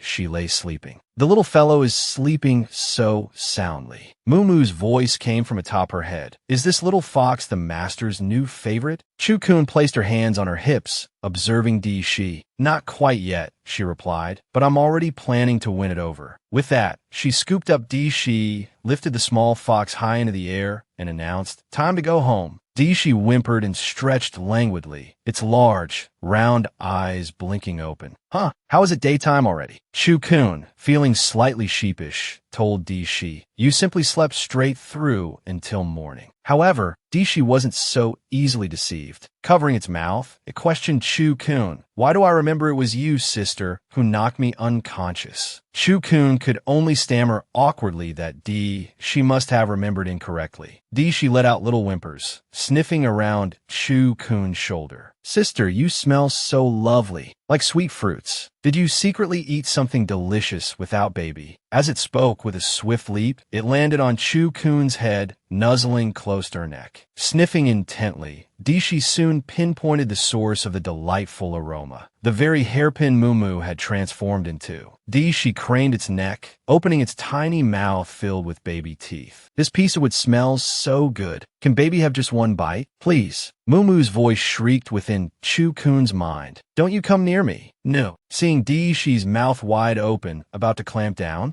Mumu cried out in sheer terror, pleading with Chu-kun to stop Di-shi immediately. In the next instant, just before Di-shi's teeth could make contact, Chu-kun thrust her arm in front of its mouth, successfully thwarting Di-shi's wood-nibbling attempt. "All right, Cece, stop it now. Di undicesimo lukt crestfallen. Why won't you let baby eat it? It smells so good." Chu-kun gently tapped Di-shi's little nose. "If you eat it, then I won't have a hairpin anymore." Suddenly, Mei Fu Gui's voice echoed from behind them. "Sun Mei, you're finally out." Mei Fu Gui could be seen shouting as he sprinted frantically towards Chu-kun. He didn't even slow down as he reached her. Chu-kun scrambled to dodge, sending Di-shi tumbling from her shoulder. Regaining her balance, Chu-kun pointed an accusing finger at Mei Fu Gui and roared, "Didn't I tell you to go down the mountain? Why are you still lingering here?" Mei Fu Gui rubbed his chin, replying, "Believe me, I wanted to." But those trees last night, they were utterly depraved. I nearly lost my virtue. Mumu's voice spat disdainfully in Chu Kun's mind. As expected of a descendant lacking any integrity. His behavior is every bit as shameless as his ancestors. Speaking of ancestors, something abruptly clicked in Chu Kun's mind. She gazed at Mei Fu Gui's face, a flicker of confusion crossing her features. Why couldn't she recall the face of her old friend, Mei Rinping? Pondering this, she mentally turned to Mumu. Is it possible that Mei Rinping was also part of the sacrifice back then? The 100 souls sacrificed for the demon lord's rebirth. Yet, those sacrificed are eternally erased from memory. This was the heavenly Tao's cruel calculation against her. In this current demon lord, her greatest pleasure lies in defying the heavens and rewriting fate. The man standing before her had stirred fragments of her past life. Could his ancestor truly have been among them? As this thought surfaced, Chu Kun had a sudden revelation. Her memories concerning her companions had begun to waver and blur precisely from the moment she encountered Mei Fu Gui. At the same time, Mei Fu Gui noticed the strange shift in Chu Kun's demeanor. He instinctively retreated 3 steps, his voice laced with alarm. "Little Kun. Why are you looking at me like that?" Chu Kun quickly masked the sorrow in her heart, smiling as she said, "It's nothing. I just suddenly realized that Brother Fu Gui is truly a dragon among men." Mei Fu Gui's eyes instantly lit up, beaming with pride. "Sister Kun truly has a discerning eye. The last person who praised me like this was Sister Shanshan, whom I met during the alchemy assessment. I must introduce you two next time." Before Mei Fu Gui could finish speaking, Chu Kun had already turned and started walking down the mountain. On the way down, Chu Kun and Mumu once again sensed the aura of the Peach Garden Tomb. She instantly realized someone had used an illusion technique to conceal the fact that the Peach Garden Tomb had vanished. Mumu also wondered who could possibly be helping them. Chu Kun wasn't sure either. In this capital city, she only had enemies. Her only friend was Mei Fu Gui, and he certainly didn't possess such abilities. Who else could it be? Chu Kun turned to glance at Di Shi, who was trailing behind her. Suddenly, she thought of someone. Could it be? It seemed she would have to find an opportunity to test that imperial advisor. After descending the mountain, Chu Kun and Mei Fu Gui stopped to rest at a tea stall. She kept staring intently at Chu Kun's hairpin on the table, practically drooling. It smelled so good. Suddenly, Su Qing's voice came from behind. "They're over there." Xian and Meng Zhou were both killed by Chu Kun. That 100-stage wolf demon's essence is also on them. Seeing Su Qing's shameless demeanor, Mei Fu Gui couldn't help but curse angrily. Su Qing, that damned bastard, actually made it down the mountain alive. Su Qing didn't react immediately, because behind him stood Hu De Biao and several demon suppression envoys. He turned his head and told Hu De Biao that keeping Chu Kun in the demon suppression division would sooner or later bring disaster upon everyone. Mei Fu Gui rolled up his sleeves, ready for a fight. "You shameless piece of trash. With such talent for fabrication, it's a waste you're not performing opera." Hu De Biao roared. "Everyone, shut up." He then turned to Chu Kun, his face dark, and asked, "Did you kill Meng Zhou?" Chu Kun made no attempt to hide it, answering casually, "Yes." Hu De Biao was baffled. "With your 10-stage cultivation, how could you possibly kill the 100-stage Meng Zhou?" Sipping her tea, Chu Kun recounted the events of that night. "Brother and Sister Meng Zhou tried to kill me, but couldn't find me. So they turned on Su Qing and Xian instead." Hu De Biao stared intently, pressing. "So while they were fighting, what were you doing?" Chu Kun replied nonchalantly, "Eating melon seeds." Mei Fu Gui cooperatively grabbed a handful of melon seeds, held them out, and looked cheekily at Hu De Biao. "Here, Chief Instructor, care for some?" Seeing this, Su Qing instantly flew into a rage. "Damn it, this is too insulting." But Hu De Biao suppressed his urge to laugh and told Chu Kun to continue. Chu Kun calmly went on. "After the wolf demon appeared, the withered trees came alive. But those trees were actually protecting us." Su Qing immediately grew furious out of shame. "You just stood by and watched them die." Chu Kun looked at Su Qing with disdain. Xian didn't have to die either, but someone insisted on setting the trees on fire. With these words, she directly linked Xian's death to Su Qing. Su Qing was instantly speechless. The expressions of the others behind him began to change as they looked at him. He then tried to counter Chu Kun using Meng Zhou's death. No matter what, you still killed Meng Zhou. A corner of Chu Kun's mouth lifted. Wasn't this supposed to be a trial in the first place? Now that life and death waivers have been signed, what's the difference between dying at the hands of a human or a demon? The one who survives is the winner. Wouldn't you agree, Chief Instructor? The scorned demon lord, reborn as a weakling. Just after rebirth, someone tried to kill her. But the chosen location for the crime was the territory of her previous life, Marquis Chu Yi. Little did they know, all the demon spirits on the entire mountain bowed to her. The 100-stage martial cultivator plotting against her was hardly worth her effort. The ungrateful little trash even brought the chief instructor to lodge a complaint. After hearing Chu Kun's account, Huda Biao understood about 70 to 80% of what happened on Peach Garden Mountain. In short, this Su Qing was no good. However, Chu Kun wasn't exactly a saint either. But his purpose this time wasn't to mediate their conflict, but rather for that 100-stage wolf demon and the wind demon fox. Mei Fuguwei tactfully handed the wind demon fox to Huda Biao. This item originally belonged to the Demon Suppression Division, but was stolen and given to Meng Zhou to use against Chu Kun. Huda Biao took the wind demon fox, a cold smile on his face. This trial is voided. Consider yourselves lucky, but next time might not be the same. With that, he turned and signaled for the demon suppression envoys under his command to leave. But just then, Chu Kun called out to him and handed over a medicinal pill. Huda Biao glanced sideways. Seeing that the medicinal pill wasn't anything rare, just a first-grade blood replenishing pill, he scoffed inwardly, thinking, enjoying the spoils, are we? Chu Kun explained with a smile. Chief Instructor, your cultivation is profound, but if the wound on your back keeps bleeding, it could still easily damage your foundation. Huda Biao pondered for a moment before accepting the pill. In return, he offered Chu Kun a piece of information. The one who wants your life is quite capable. Be extremely careful from now on. Seeing Huda Biao leave, Su Qing persisted stubbornly, still wanting Huda Biao to stand up for him. You're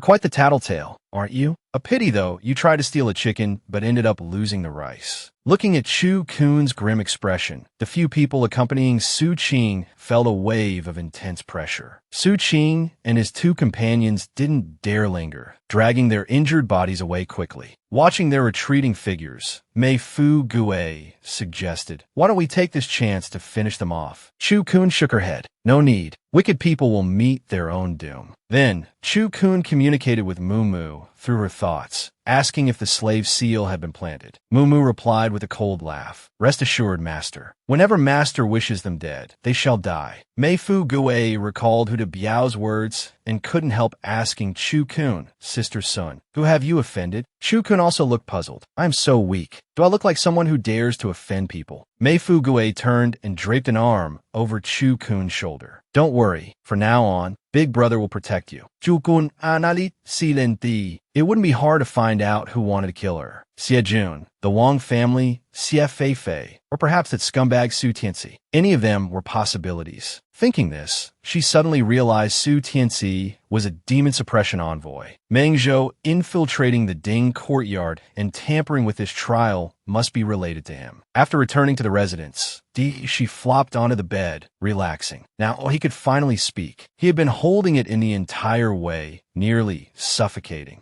She abruptly sat up. "Those bad guys bullied sister. Baby will definitely help you get revenge." Chu Kun, calm and composed, poured tea while praising him. "Shishi, are you really that amazing?" She puffed up indignantly, speaking in a childish, milky voice. "Don't underestimate Baby. When Baby gets angry, Baby is super fierce." Having said that, he hopped onto the table and began gulping down the tea Chu Kun handed him. After finishing the tea, Dishi's eyes darted around, looking slyly at Chu Kun. "Sister, can Baby leave for a little while? I'll come find you later." Chu Kun shot him a look. "Going to visit your father's grave?" She was instantly speechless. Chu Kun continued teasing. "Otherwise, what are you going to do?" The little fox broke out in a cold sweat, only able to stammer in his milky voice. "It's the 7th day. Baby is going to burn some paper money." The female demon lord returned, reborn from the mass grave, and all the spirits on the mountain bowed down to her. The world's only peach garden with spirit willingly transformed into the sharp weapon in her hand. Even the state preceptor, far away in the demon suppression division, covered up for her. the matter of the Peach Garden Tomb's disappearance. Yet, the female demon lord had the state preceptor's son, the little fox demon, deliver incense, joss paper, and paper money used for grave offerings to his father as a gift. But the little fox demon pleaded with his father to avenge the female demon lord, who everyone reviled, to beat up all those who bullied her. Inside Chu-kun's room, after finishing a cup of tea,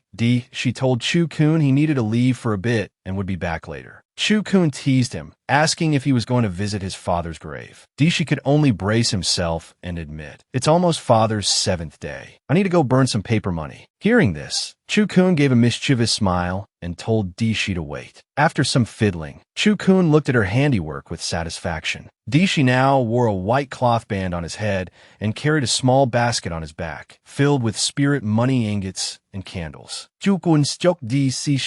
A small token from me. I hope your esteemed father rests well in the underworld. Although she found the gift strange. It was sister's kind thought. Father should be happy, right? Watching she disappear down the alley, carrying the large bundle of ingots and candles. Chu-kun's gaze grew distant. Mumu also grew curious. This little fox is clearly from the demon race, yet he lacks any demonic aura. His origins are very strange. Chu-kun curled her lips into a smile. Who doesn't have a few little secrets? But that's not what interests me. It's his father, inside the Demon Suppression Division. She easily appeared in the Gue Lawn courtyard.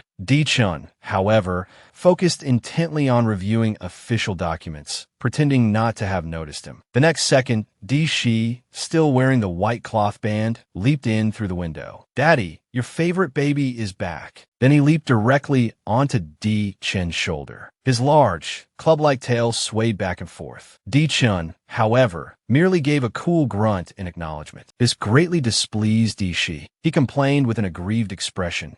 "The baby brought you gifts, and you ignore your baby." Only then did Chen's expression shift slightly. "Gifts?" Shi explained they were all from Big Sister, urging his daddy to quickly unwrap them and see. Taking the bundle, Chun unwrapped it to find a bag full of paper money and ingots meant for the dead.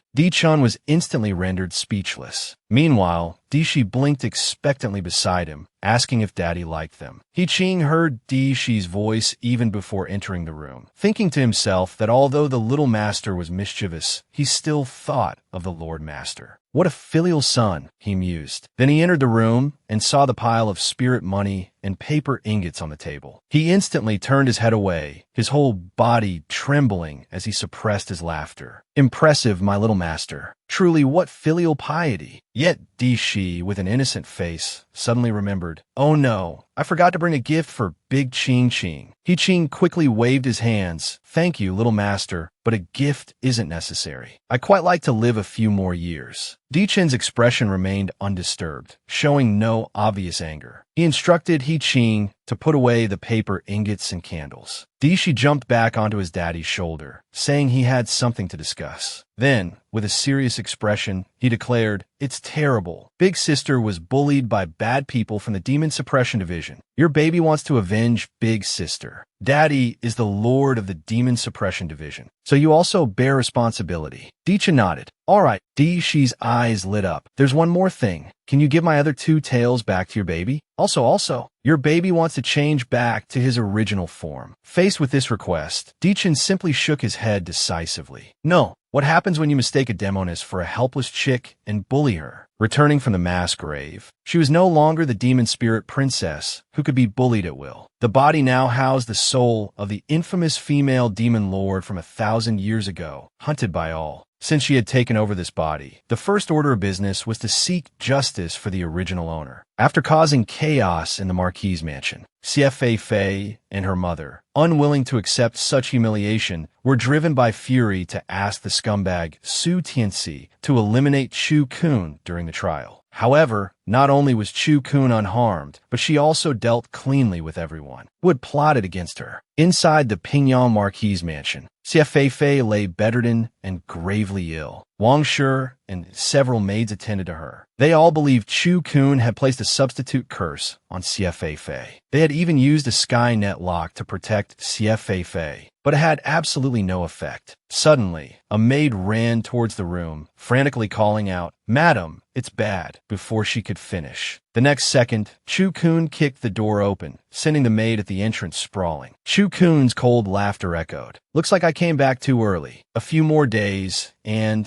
I might have been able to attend the funeral banquet. Seeing Chu-kun stride through the doorway, Wang Shi was instantly consumed by rage. What you put on Fei-Fei wasn't a substitute curse, was it? What did you really do? Chu-kun had returned from the mass grave. During the previous uproar at the Marquis's mansion, she had seized the opportunity to stuff a pellet rolled from the black soil of the mass grave into Xie Fei-Fei's mouth. The black soil from the forbidden zone pulsed with death energy. Having come from a place of death herself, controlling this death energy was effortless for Chu-kun. The so-called substitute curse was merely a bluff from the start. Nevertheless, Chu-kun still curled her lips into a smile. Of course, it was a substitute curse. What else could it be? As the words left her mouth, Wang Shi became even more incensed, screaming curses. You bitch! I'll make sure you die a horrible death. Actually, I didn't intend to make things too ugly with the Marquis's mansion. After all, this is my home too, isn't it? Hearing Chu-kun say this, Wang Shi's tone hardened again. It's good that you know. Now hurry up and undo the curse on Fei-Fei. Chu-kun burst out laughing. A mere second wife dares to tell me what to do. Wang Shi's face instantly flushed crimson. I am a mistress in charge of the Marquis's mansion, and your official mother. But Chu-kun was dismissive. My birth mother was the royal eldest princess, Xie. My father was just a man who married into her family. You are merely the second wife of that matrilocal husband. What does that make you? At this, Wang Shi practically choked on her fury. She snatched a teacup and hurled it at Chu-kun. Sooner or later, I'll kill you, you bitch. Chu-kun remained utterly unfazed, dodging the flying cup with a slight tilt of her head. Chu-kun couldn't be bothered wasting words on her. She simply told her, deliver my mother's inheritance within 2 days, and Xie Fei-Fei will be spared. Otherwise, prepare for mutual destruction. With that said, Chu-kun turned and walked towards the door. As she left, she reminded Wang Shi not to forget to inform Su Tianxi. If he wants to kill me, he should find someone more capable. Those useless thugs are simply not worth my time. Wang Shi's face contorted in shock, stunned that Chu-kun could so casually expose the assassination attempt. She even asked Chu-kun how she knew. Chu-kun glanced at Wang Shi as if looking at trash. Remember, there are no secrets in this world. Wang Shi wanted to lash out, but felt utterly helpless. After Chu-kun left, Wang Shi threw stools and smashed tables inside the room, cursing loudly. That demonic star! This lady will ensure she dies. Bring the young master here. The fierce demoness has been reborn. In this life, she was unexpectedly a poor, weak martial artist. Fortunately, her soul power remained intact. Yet, some fools, unafraid of death, still treated her like a pushover, plotting against her. After her rebirth, Chu-kun's first act was to seek justice for the original owner. Not only did she cause chaos in the Marquis's mansion, but she also directed the deathly aura from the mass grave towards her cousin Xie Fei-Fei, who had previously bullied her. Since then, Xie Fei-Fei had been bedridden. Seeing that Chu-kun wouldn't yield to threats or persuasion, the exasperated Wang Shi decided once again to seek Su Tianxi's help against Chu-kun.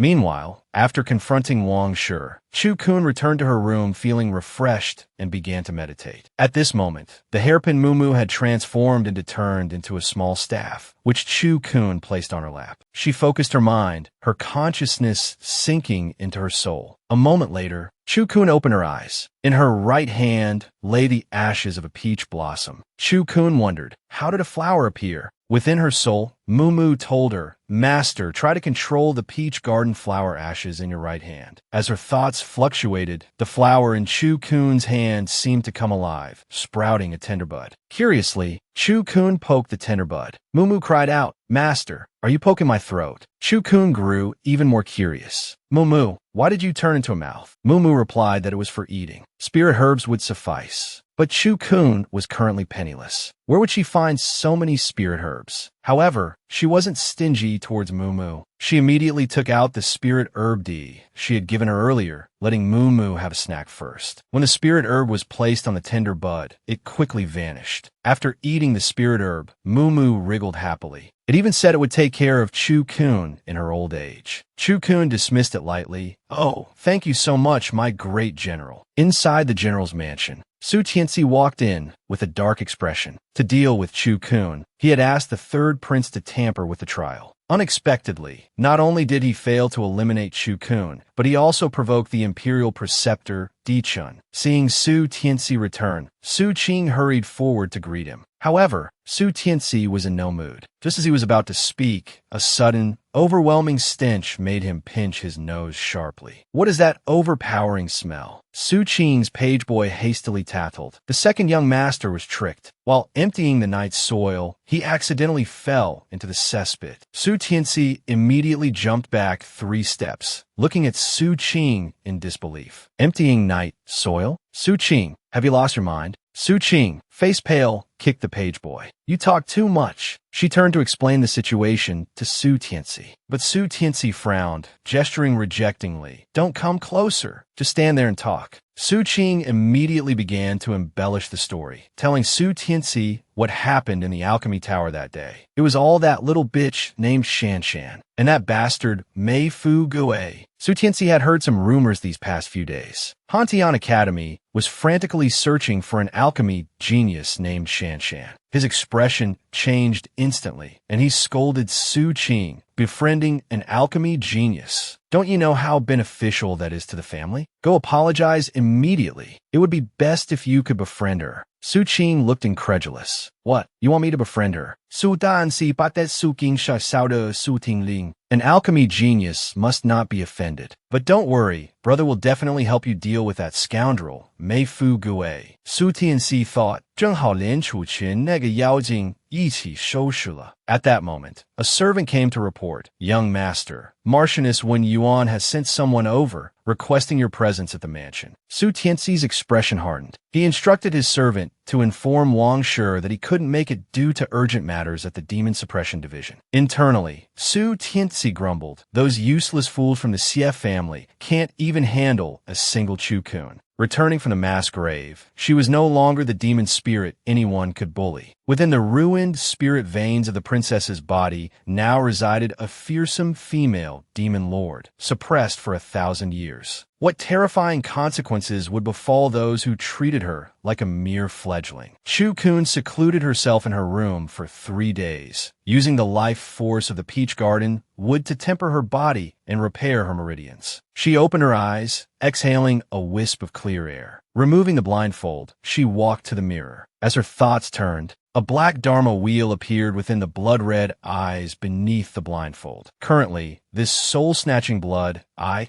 is only effective against opponents up to the 100th rank. It seems I still need more cultivation. Suddenly, she felt the moo-moo within her divine soul stir slightly, and noticed the bare seedling had grown larger than before. Moo-moo indicated it had something to give Chu-kun, telling her to... A moment later, a small, dew-kissed peach blossom appeared in Chu-kun's palm. This was Moo-moo's symbiotic peach marrow. It could condense 1 drop every 3 days. With this, Chu-kun's cultivation speed could increase significantly. Chu-kun was overjoyed. She quickly found a bottle to store the precious dew, even giving the bottle a little shake. "Mama's good little sprout is growing up. Grow quickly, so I can rely on you." Just then, Moo-moo alerted Chu-kun that someone was approaching. Chu-kun let out a cold snort. "It seems the ones bearing gifts have arrived." Opening the door, she asked, "Matron, what brings you here?" The visitor was none other than Wang Shi's wet nurse. Holding a small box, she spoke with thinly veiled sarcasm. "This old servant comes under the madam's orders to deliver the late Grand Princess's belongings and account books." Chu-kun opened the box and glanced inside. It contained a sparse collection of low-quality jewelry. Looking at the matron, adorned in pearls and finery, one could easily mistake her for a noble woman. She even wore a jade pendant that had once belonged to the Grand Princess around her waist. Chu-kun asked coldly, "Are these all of my royal mother's belongings?" The matron turned,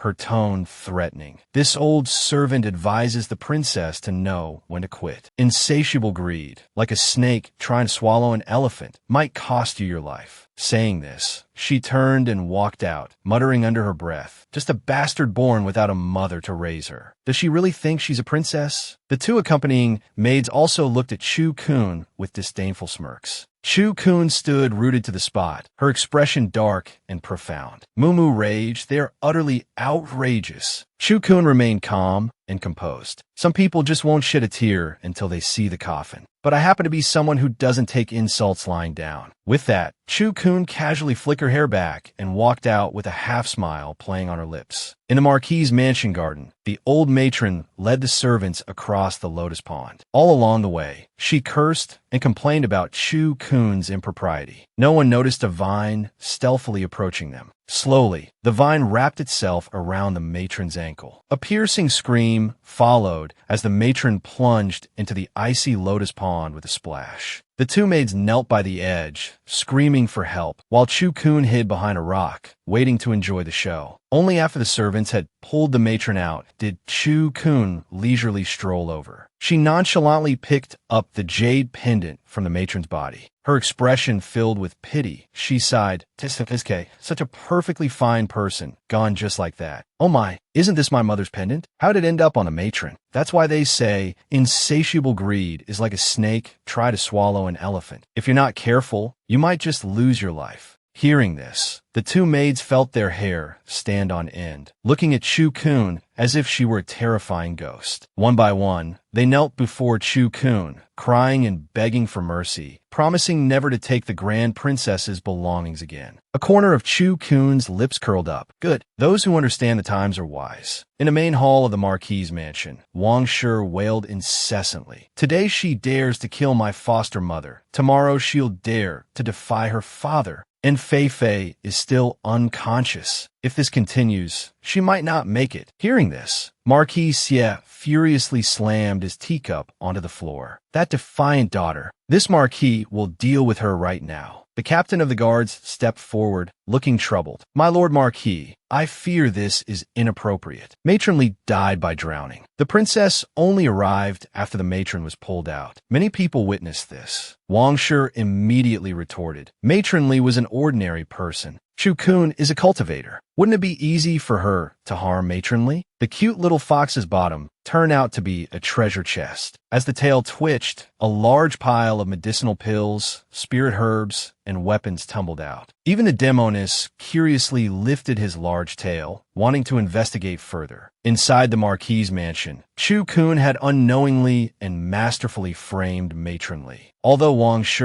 and Xie Jun both wanted to deal with Chu-kun, they couldn't act without a shred of evidence. And the head guard also informed Xie Jun that Matron Li and Xiao Si, the sickly maid beside Madame, had both embezzled the Grand Princess's relics. Xie Jun was startled upon hearing this. At that moment, the butler rushed in flusteredly, holding a stack of account books, saying the princess instructed him to hand them over. Moreover, the princess had sent a message, telling Madame to carefully calculate the Grand Princess's relics, adding that for such a Grand Marquis's mansion to actually rely on her deceased mother's relics for sustenance, if word got out. Xie Jun's expression instantly turned ugly. Wang Shi, however, panicked. Marquis, please listen to my explanation. But Xie Jun slammed the table. He roared, "You dare to embezzle the Grand Princess's relics? And even dare to reward them to your subordinates? Are you tired of living?" Saying this, he raised his palm, intending to strike. Wang Shi instantly conceded, hurriedly begging the Marquis to calm his anger. Xie Jun could only let out a sigh, telling her to sort out the Grand Princess's relics properly and send them over to Chu-kun. Wang Shi was unwilling, but could only obey. Chu-kun glanced at the newly delivered account books, appearing somewhat satisfied. She hummed lazily and dismissed the butler. Afterward, Chu-kun began discussing serious matters with Mumu. The remnant souls of his sacrificed were scattered everywhere. Searching blindly like this probably wouldn't work. Perhaps there were records in the Royal Secret Archive. Then, there was the Demon Suppression Department. It seemed the immediate priority was to infiltrate the Demon Suppression Department. Suddenly, a noise was heard outside the window. It was the little fox, Di Shi, returning. As soon as Chu-kun opened the window, Di Shi leaped into her arms with a whoosh. Baby makes a grand entrance. Chu-kun didn't forget to tease Di Shi. Did you go visit your daddy's grave? Di Shi's laughter caught in his throat, and he guiltily mumbled, finished. With that, he quickly wagged his large tail to change the subject. Sister, baby brought you lots of good things. Guess what? But Chu-kun unceremoniously lifted She's large tail. Why guess when I can just look? She hastily twisted around, covering his bottom. Sister, you pervert. How can you look at a boy's bottom? Chu-kun smirked mischievously, just curious where she hides all his treasures. She jumped up, turning his back to Chu-kun. All right, watch carefully. Baby will only demonstrate once. With that, he began to shake his baseball bat-sized fluffy tail. A pile of small objects clattered onto the table. Among them was even a sword larger than Shi himself. Chu-kun couldn't help but exclaim, "Amazing! Your bottom is quite the treasure chest." Shi hugged his large tail, looking smug. This is baby's secret. I'm telling you. Chu-kun rested her hand on the short sword, feeling a dense demonic aura. It seemed to have been forged from the remains of some kind of demon. Chu-kun started inquiring again about the location of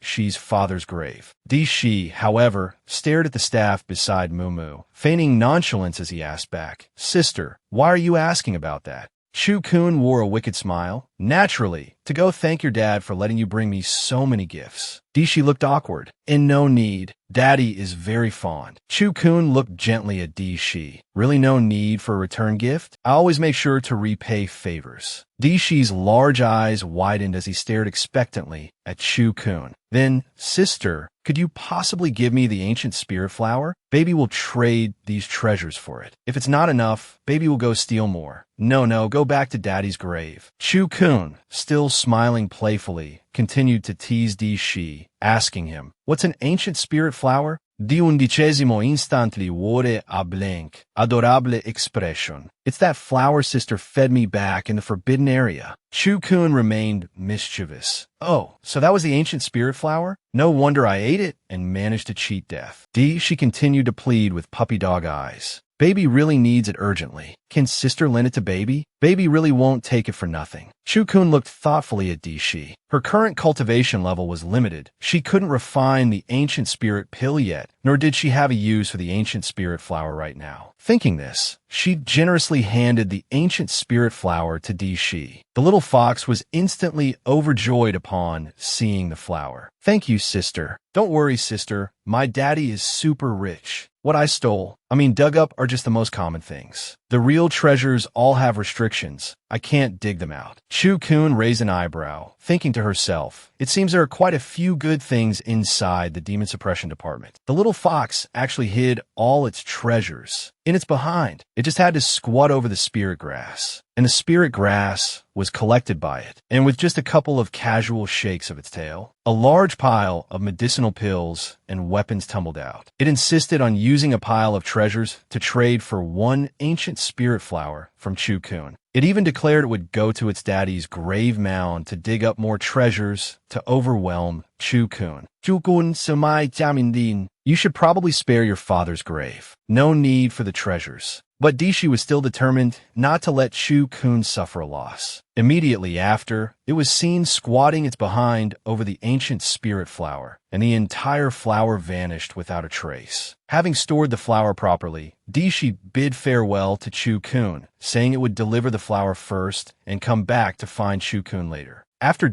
Shi left, Mumu asked Chu-kun if giving the ancient spirit flower to the little fox was a ploy to trace him back to the person behind him. Chu-kun's face softened. "No, we won't capture him. The little fox is too naive. He'd cry his eyes out if he were tricked." Mumu believed that since Shi had obtained the ancient spirit flower and achieved his goal, he probably wouldn't return. Chu-kun, however, felt it wasn't a loss either, just a pity she hadn't petted his tail to her heart's content yet. In the dead of night, the guard Rendong was ordered to monitor Chu-kun, but the moment he turned around, he met Chu-kun's chilling, blood-red eyes. A wave of coldness instantly crawled up his spine, making him scream in panic. "Ghost!" Chu-kun clamped a hand around his neck, pinning him against the wall. "Shut up," she asked the guard languidly. "What is your name?" The guard stammered in terror. "Rendong." Chu-kun's blood-red eyes swirled as she drawled. "From now on, you will obey only Chu-kun." Rendong was instantly enthralled, nodding numbly and replying yes. "Your subordinate, Rendong, obeys only the county mistress." Chu-kun released her grip, satisfied. "Good. Obedient child." With that, she pulled the black silk ribbon on her forehead down, covering her right eye once more. Rindong instantly regained his senses. By now, a peach blossom mark had been planted on his neck by Chu-kun. Chu-kun told Rindong, "Don't expose your neck in the future. Keep it covered." In the darkness, Chu-kun looked at her own right hand. Currently, she was only a cultivator at the 10th rank. Although her soul-absorbing blood eyes, combined with Mumu's puppetry technique, could control opponents, she could only control cultivators up to the 100th rank. Mumu encouraged Chu-kun, "Master will soon break through the 100th rank. By then, controlling 1000th rank puppets will be effortless." Chu-kun considered this. That was true. Inside the demon suppression apartment, the little fox D, she tapped on the window, calling, "Big Ching Ching, open the door." After He Ching opened the door, she didn't see D Chin inside. He wondered aloud, "Where's my daddy?" He Ching scooped D up, telling him, "The master's backlash period is approaching. He is preparing for secluded cultivation." Hearing this, D looked proud. "Daddy doesn't need to go into seclusion. Big sister gave me the ancient spirit flower." He Ching asked in disbelief. "Really?" D nodded earnestly. "Absolutely true." With that, he hopped onto the table. "It's on my body. I'll show you." Then,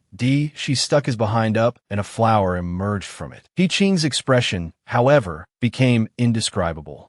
She wriggled his bottom, and the ancient spirit flower bobbed up and down a few times. "Big Ching Ching, what are you standing there for? Hurry up and pull the flower off." He Ching, fighting back his reluctance, took the ancient spirit flower off Shi's behind. Afterwards, he even brought it to his nose and sniffed. "Well, it doesn't smell strange." Shi blinked, munching on a peach. "See, I told you Big Sister would definitely help me. Since she was so generous, shouldn't we be generous too?" Big Ching Ching. He Ching smiled thoughtfully for a moment. "That's not for me to decide. However, I heard the next round of trials is in Yaoyu." Hearing this, Shi's face instantly lit up with excitement. "Ah, I know the terrain in Yaoyu very well. There's a big treasure inside, too." He Ching quickly covered Shi's mouth. "Careful, little master. Walls have ears." Shi's eyes widened. He made up his mind. In this next trial, he would carry Chu-kun to an effortless victory. The adorable little fox not only gave all the treasures from his behind to the demoness as gifts, but also boasted about carrying the demoness to an easy win in the trial. Inside the demon suppression apartment, many people had already gathered on the martial arts field. Chu-kun couldn't stop stroking Shi's fur fondly, while Shi looked at Chu-kun expectantly. "Big sister, it's settled, okay? In today's trial, you must listen to me." Suddenly, a familiar voice came from behind. "Little Kunkin, come over here." It was Mei Fugue. Chu-kun instantly became the focus of the crowd once more. Discussions about her buzzed incessantly. Some called her a demoness. Others questioned what right she had to be anything. Chu-kun paused, her foot tapping slightly, and glanced towards the group that was speaking. At the forefront of this group stood a young man and woman, surrounded like the moon by stars. Presumably, they were the 4th prince, Chu Mingyue, and the 5th princess, Chu Mingju. Di undicesimo luct furios. "Sister, they are bad people pretending to be volunteers. And those two, who cares if they're a princess or a prince? I don't like them one bit." At this moment, the 5th princess, Chu Mingju, noticed Chu-kun's gaze and demanded discontentedly, "Why are you staring at me, princess?" Chu-kun's eyes remained fixed as she walked straight towards Chu Mingju. Everyone around watched her warily. Seeing Chu-kun slowly approach, Chu Mingju looked repulsed. "Don't come any closer. What do you want?" Chu-kun raised her hand, moving it towards Chu Mingju's head, causing the princess to shriek repeatedly. "I am the 5th princess. How dare you try to harm me?" Beside her, the 4th prince, Chu Mingyue, also prepared to draw his sword. But Chu-kun's hand paused for a moment, then she sighed, "Forget it." With that, she turned and walked away into the distance. This maneuver left both Chu Mingyue and Chu Mingju completely bewildered. The 5th princess's almond eyes widened as she asked, doubtfully, "4th brother, was she mocking me?" Chu Mingyue watched Chu-kun's retreating figure and shook his head. "Regardless of seniority, she is still our cousin. Father Emperor places great importance on this trial. We must perform well." But Chu Mingju pouted and muttered, "What's the use of performing well? Father Emperor still favors 3rd brother the most." A shadow crossed Chu Mingyue's features, but he said nothing more. After Mei Fugue beckoned Chu-kun over, he asked curiously, "Why did you go looking for the 5th princess?" "Chu-kun sai mitjioli." About that, the 4th prince, 5th princess, and Mei Fugue all pricked up their ears, straining to listen. But then Chu-kun uttered, "I just thought the fifth princess looked quite pretty." The crowd waiting for gossip instantly looked crestfallen. Just for this? The fifth princess's eyes grew even wider as she exclaimed incredulously, "What?" Chu-kun raised her hand, forming a heart shape, and teased, "Look at her face, so soft and squishy. Isn't it like a meat bun? If only I could give it a pinch." Everyone gasped. Mei Fuguei and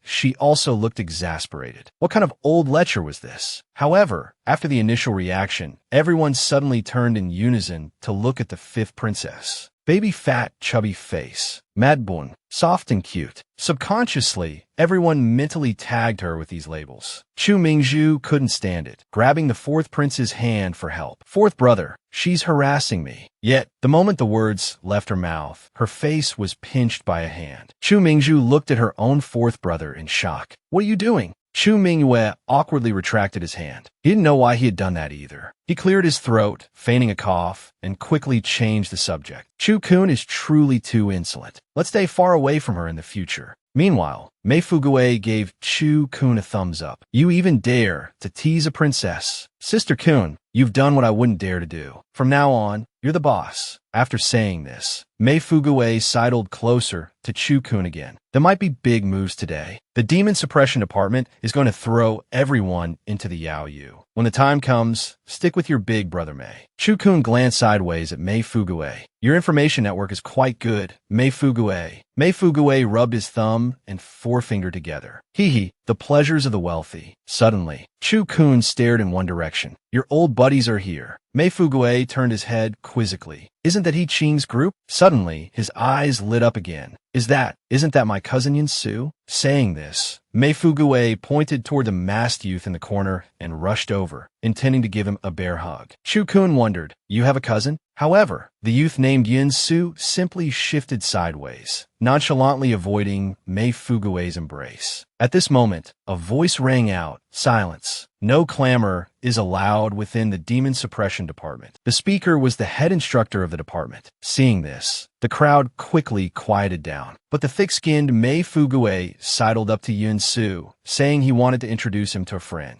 Ignoring Yun-su's objections, he dragged him towards Chu-kun. Chu-kun had been watching the commotion, not expecting him to actually bring the person over. "Little Kun-kun, let me introduce you. This is my dear cousin, Yun-su." As Chu-kun and Yun-su's eyes met, Chu-kun suddenly wore an infatuated smile and couldn't help but praise, "So beautiful." The Daemon Little Fox is not only devoted to the female devil head, but also clings to handsome guys. Before the trial began, Mei Fuguei happened to see his cousin Yun-su also in the crowd. He hastily pulled Yun-su over to introduce him to Chu-kun. Chu-kun, however, stared intently at the masked Yun-su. After a few seconds, she suddenly declared, infatuated, that Yun-su was incredibly handsome. Mei Fuguei shot Chu-kun a look filled with disdain. From the side, someone snickered aloud. "Hilarious. Someone actually called that ugly freak handsome? Who doesn't know the Ministry of Revenue's assistant minister has a distant, poor relative whose parents died and whose face was completely ruined? One blind, one monstrously ugly, and one landlord's idiot son. This trio is quite the match." Mei Fuguei retorted. "Who are you calling shit-mouthed idiots? And who are you calling an idiot's son?" Those few merely turned their heads with a cold snort and said no more. Mei Fuguei turned back, putting his arms around Chu-kun and Yun-su. "Ignore them. When the good stuff starts, you both stick with me. Cousin will carry you through." Just as Mei Fuguei finished speaking, he noticed she staring fixedly at Yun-su, a ravenous look on his face, drool practically dripping. She couldn't help but murmur, "Smells so fragrant." Hearing this, Mei Fuguei instantly shielded Yun-su's head, looking utterly incredulous. "Little Kunkin, what kind of fox are you raising? It's lusting after my cousin's body." Dishi quickly sucked his drool back in and spat repeatedly towards Mei Fuguei. Tui.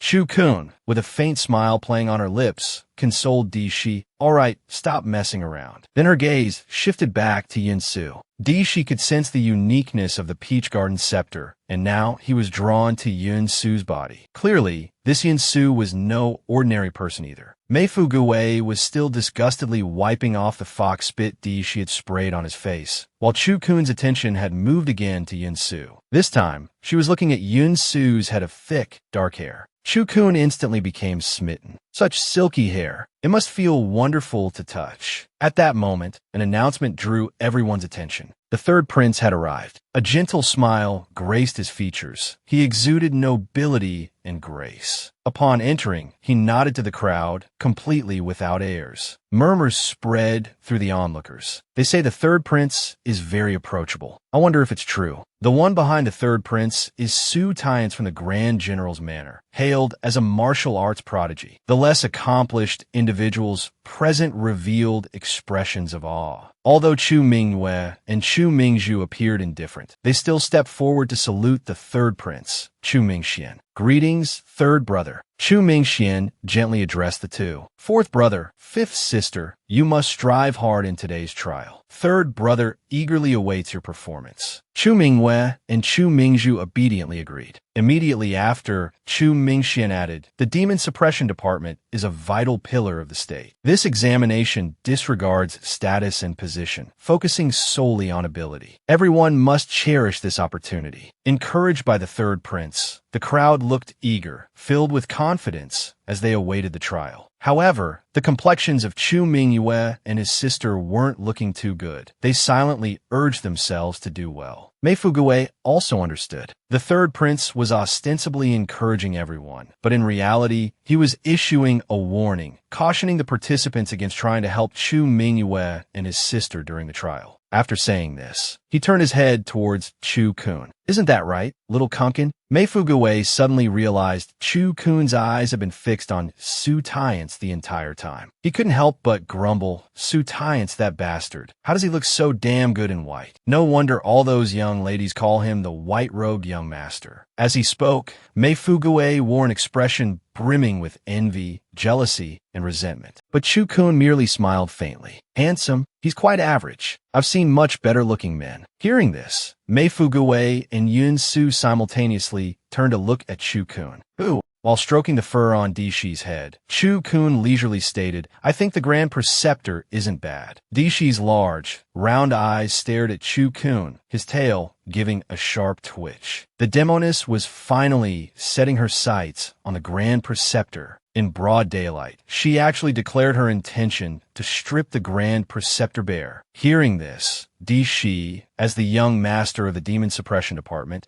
felt his tail tremble uncontrollably. Inside the Demon Suppression Department, the third prince led Su Tyance and his entourage to the training grounds. They instantly captured everyone's attention. Even Mei Fuguei couldn't help but feel jealous of how good Su Tyance looked in white. Chu-kun, however, remained unimpressed. She thought the Grand Preceptor was better looking. Hearing Chu-kun praise his own father, Dishi's eyes instantly widened as he stared at her. Mei Fuguei also asked curiously, You've met the Grand Preceptor? Chu-kun began to recall. The Grand Preceptor in white robes. From afar, he looks like a sage. Up close. Chu-kun has tita. Mei Fuguei quickly pressed. Up close, what's he like? Dishi also listened intently, waiting for Chu-kun's assessment of his father. Chu-kun suddenly wore a distinctly lecherous expression. Indescribable. Mei Fuguei couldn't resist cursing Chu-kun as an old lecher. Beside them, Yin Su first sighed helplessly, then cast a profound, inscrutable glance at Chu-kun. Having spoken, Chu-kun burst into unrestrained laughter. Who knew the depths of shamelessness she could reach? The laughter also drew Chu Mingxuan's attention. Gazing at Chu-kun, he inquired of Su Tyance beside him. Who is that person? Su Tyance shot Chu-kun a disdainful look and replied, From the Marquis of Pingyang's estate. Hearing this, Chu Mingxian regarded Chu-kun with profound interest. This prince had quite forgotten, he mused, that the imperial clans still possessed such a commandery princess. Calculating her age, she should be this prince's younger cousin. Su Tyance, however, lowered his head with a snicker. Is she truly worthy of being your highness's cousin? Chu Mingxian merely smiled without uttering a word. At this moment, each trial participant received a protective jade talisman, intended for preserving one's life at critical junctures. He Qing, serving as a commander of the department, stepped forward to announce the trial's location and regulations. After slaying a demonic beast, each participant was required to sever its ear. The final rankings would be determined by the number of beast ears collected. Should misfortune strike, one could crush the jade talisman in hand, instantly teleporting out of the demon prison, but simultaneously forfeiting their qualification for the trial. Chu Kun glanced at the jade talisman in her hand with a look of utter disdain.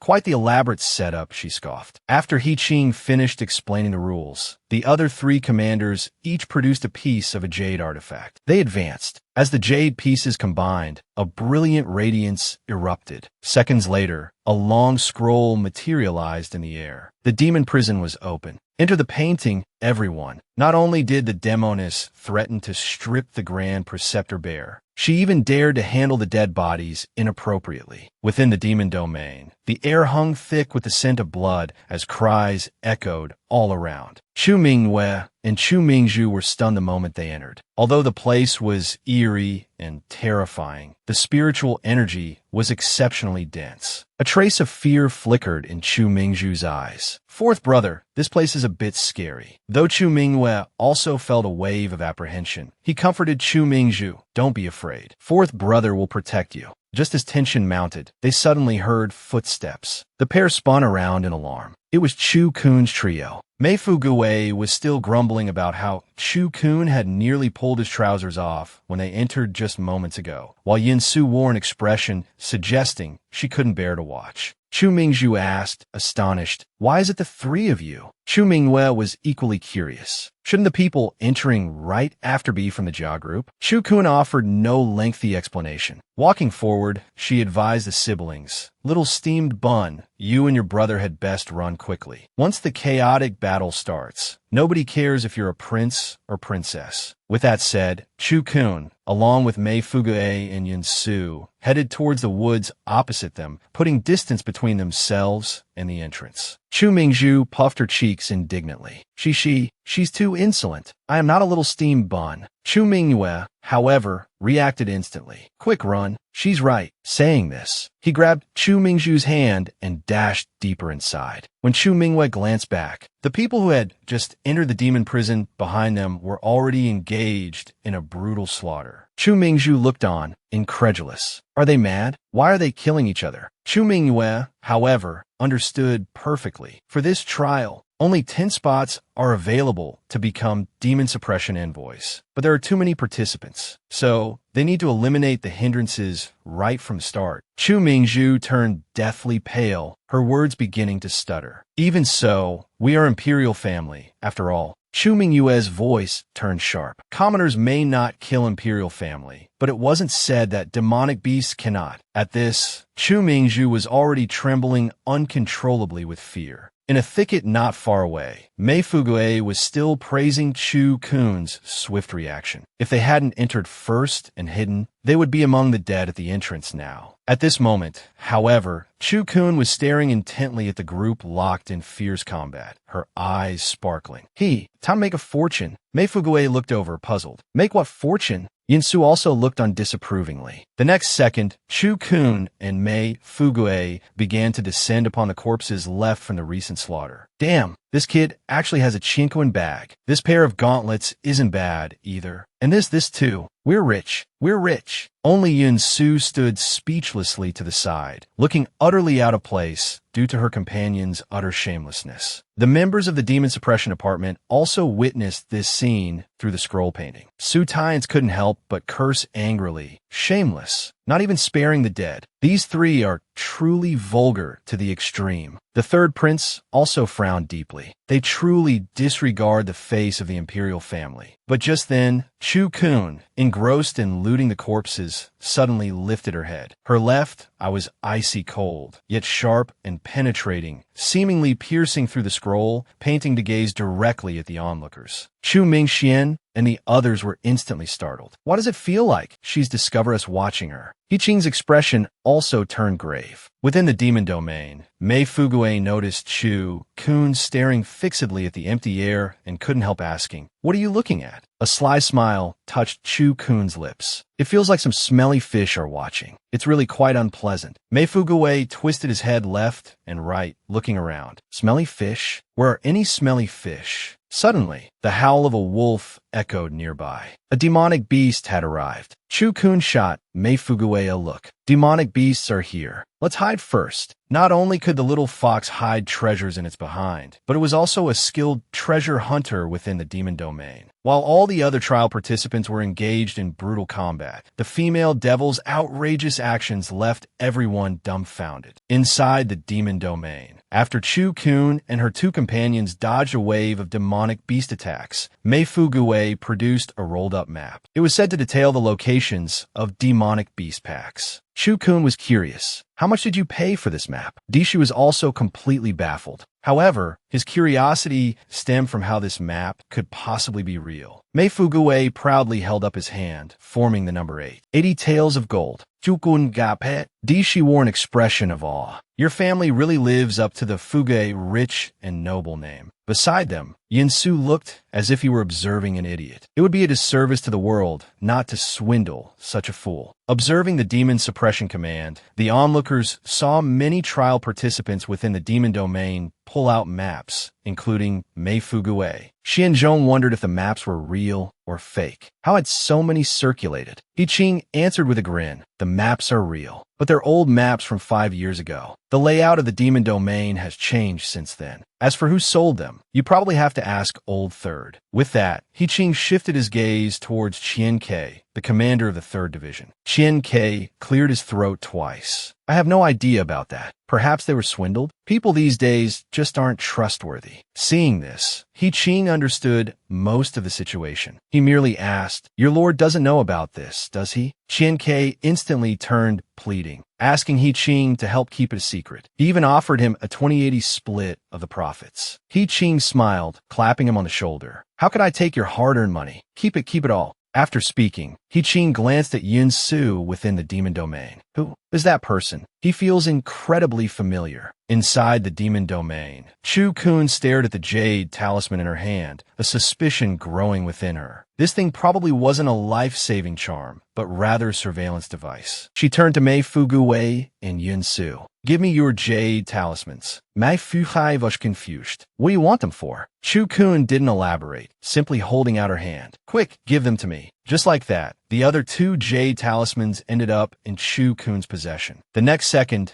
she was seen digging a small hole in the ground and promptly tossing the talismans in, burying them. Mei Fugue asked bewilderedly, "What are you doing?" Chu Kun, while burying the talismans, explained, "These things might reveal our position. It's best not to carry them." Having buried the talismans, Chu Kun dusted off her hands and stood up. "Done. Let's see how they monitor us now." After finishing this, Chu Kun walked straight towards the depths of the forest, casually dropping a remark. "Going to dig for spirit herbs first. Let those guys kill each other for a while longer." A moment later, Mei Fugue angrily threw down the map. "Damn liar. This map is fake. When I get out, I'll definitely catch that map seller and beat his backside raw." Chu Kun suppressed a laugh and gave She a meaningful look. "It's up to you now."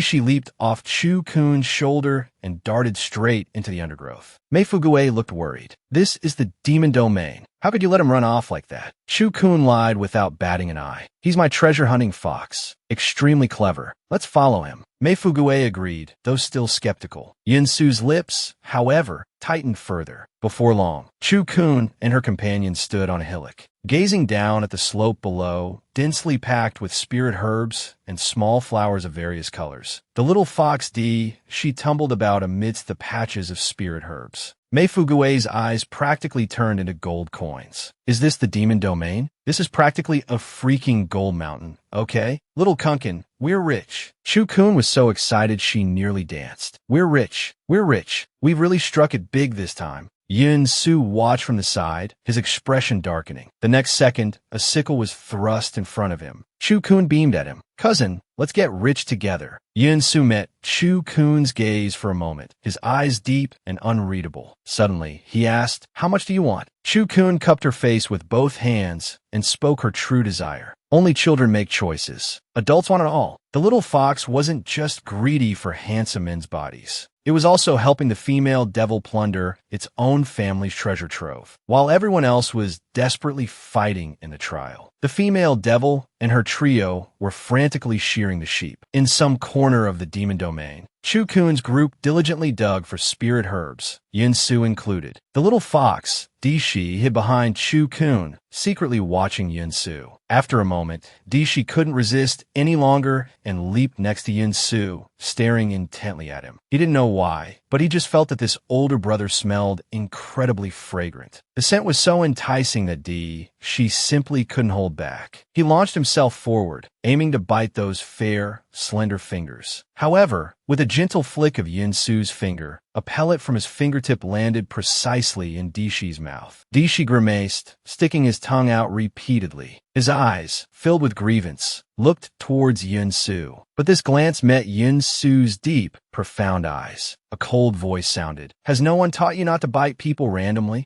Instantly, all the fur on Di-shi's body stood on end. He froze on the spot, motionless, feeling as if his very soul had been struck. Chu-kun heard the commotion and realized the little fellow was biting people again. Yun-su picked up the little fox, stood up, and gently stroked his ears. Perhaps he's just being mischievous. Chu-kun teased with a smile. Your cousin gets shunned just for touching him, yet he's so docile in your arms. Yun-su looked down at Di-shi and said lightly, maybe he likes me. Then he suddenly asked Chu-kun, is this the reason you discarded your life-saving jade talisman? Chu-kun faltered for a step, her smile widening slightly. So, cousin discovered it long ago. Yun-su handed Di-shi back to Chu-kun and continued asking, aren't you afraid of incurring the hatred of the Demon Suppression Division? Chu-kun struck Di-shi, looking utterly unconcerned. I won't tell. Fugui won't tell. And you won't tell. Who would know? Besides, she added, we're all bandits here. No one is nobler than anyone else. Yun-su was stunned upon hearing this. How could she know that the existence of the demon prison was something seized by force? While he pondered, Chu-kun leaned in again. Will cousin tell? Caught off guard by this sudden question, Yun-su involuntarily took 2 steps back. Looking at Chu-kun's smiling face before him, he managed only 4 words. You are very bold. Chu-kun turned and patted Yun-su's shoulder, chuckling. Hee, fortune favors the bold, doesn't it? Actually, from the moment she entered the demon prison, Chu-kun felt she had been here before. But back then, there was no Crimson Moon, nor was it called the demon prison. She asked Mumu in her consciousness what had happened back then, but Mumu didn't know either. While thinking, she urged Mumu to quickly make progress within this patch of forest herbs. She then started questioning Di-shi again. Di-shi, is there anything special about that, Yun-su? Di-shi gazed greedily at Yun-su in the distance and said, it's like baby can't control the urge to bite him. Chu-kun was puzzled. Is that all? Di-shi instantly wore a look of intoxication again. It feels very comfortable when he holds baby, just like being held by daddy. Anyway, he should be a good person. Baby likes him very much. Chu-kun gave a strange smile. Then there must be something wrong with him somewhere. Di-shi became dissatisfied. Big sister actually doesn't believe baby's judgment. Chu-kun not that. I believe you. You even call a great demon lord like me a good person. So cousin should be the same as me, right? Di-shi tilted his head, looking perplexed. Then, is big sister a bad person? Chu-kun instantly flashed a sinister smile at Di-shi. Not just a bad person, but a great demon lord. Di-shi broke out in a cold sweat instantly, a long string of question marks appearing in his mind. Meanwhile, in the Yenwu Hall of the Demon Suppression Division, people were continuously being teleported out via their jade tokens. As the crowd watched the situation inside the demon domain through the projection scroll, General Xian Zhong couldn't help but ask, what exactly are Chu-kun and those 2 doing? Su Taiyan sneered. Perhaps they died long ago. So clever, they even dared to discard their life-saving jade tokens. Xian Zhong glanced at him and teased. Young Master Su seems quite concerned about Commandery Princess Chu-kun. Sutians quickly issued a triple denial. I'm not. I haven't. How could I possibly be concerned about her? Meanwhile, Hiching sat there with a solemn expression. He could roughly guess what Chu-kun and her group were up to. The question was, could that Yun-su have possibly gone along with them? At this moment, Chien Kei's voice interrupted his thoughts. Dear brother, you don't look happy. Was it because one of the newcomers you favored got teleported out? Hiching couldn't voice his sorrow. No, I'm very happy. The third prince, at this time, also had his own worries. How did fourth brother and fifth sister carelessly get separated? Those few people they encountered, I wonder if they're reliable. How great was the charm of the female demon lord? The princess she had flirted with still took her in as a little brother. The adorable little fox helped her rob its own family's treasury. Even the little fox's father helped her steal spirit herbs from their own home. Within the demon prison ridge, the trial takers fought brutally. Only Chu-kun's trio was leisurely reaping benefits. Inside the demon suppression division, those watching the scroll each harbored their own ulterior motives. Hiching's heart pounded with suspicion. Was Yun-su fleecing the place together with Chu-kun? Sutians secretly prayed for Chu-kun to be swiftly gored by a demonic beast. Meanwhile, Chu Mingxian feigned concern for his fourth brother and fifth sister. Suddenly, their voices ceased. They shot up from their seats in unison. This is the demon domain? How can there be so much spirit grass? Hiching's heart skipped a beat. In the next second, everyone saw them, three figures toiling diligently on a mountainside. Half the mountain was already bald. Hiching stared, utterly dumbfounded. It was one thing for Chu-kun and Mei Fuguei to be stripping the place bare, but why was that person also helping them cut grass? What drove Hiching further into despair was how someone else had stumbled upon this location. Now, everyone was witnessing this scene through that person's jade talisman. At that moment, within the demon domain, behind the three digging grass, a childish female voice piped up. What are you doing? The newcomers were none other than Chu Mingzhu and a young man. This man was named Zhou Li, also a 100-rank cultivator. Seeing the two uninvited guests, Chu-kun inwardly clicked her tongue in annoyance. She had intended to quietly fleece the place, but unexpectedly, they were still exposed. Zhou Li wore a look of utter shock. Good heavens, it's all three-body silvergrass. They've dug up half the mountainside. Chu Mingzhu was stunned, only roaring after a long moment. How audacious! How dare you steal the Demon Suppression Division's spirit grass? Mei Fuguei shifted awkwardly, unsure what to do, while Chu-kun looked utterly bewildered. Spirit grass? What's spirit grass? Isn't this just a perfectly ordinary little wildflower? Mei Fuguei quickly chimed in. Right, they're just flowers. What a pity such a beautiful landscape is half bald. Who knows how the Demon Suppression Division manages things? Zhou Li was astonished by their shameless remarks and immediately retorted. Mei Fuguei, you're at least a half-baked alchemist. Aren't you ashamed of spouting such nonsense with your eyes wide open? Mei Fuguei shot him a disdainful look. TCH, none of your business. With that, he leaned closer to Chu-kun and whispered, Zhou Li is at the 100 rank. What if you can't beat him? Meanwhile, Chu-kun observed Chu Mingzhu and Zhou Li, her mind racing, calculating something unknown. Before her, Chu Mingzhu was still clamoring. I advise you not to try any tricks. You can't possibly defeat Brother Zhou. Chu-kun instantly feigned submission. The little cutie is right. How about this? The three of us surrender and become your fighters. All the demonic beasts we kill will belong to you. How about that? Chu Mingzhu's chubby little face flushed red again. Who are you calling little cutie? I am Her Highness the Princess. The three of you are too weak. I don't want you. You should just crush your life-saving jade talismans and get out. Chu-kun shook her head, a faint smile playing on her lips. Her Highness the Princess is truly kind. Unfortunately, we lost our life-saving talismans. We can't get out. Chu Mingzhu looked incredulous. What? You even managed to lose your life-saving items? You three are truly something else. Chu-kun put on a pitiful expression again. So, Your Highness the Princess, will you take us three in? Mei Fuguei and Yun-su could hardly watch anymore. Chu Mingzhu looked conflicted.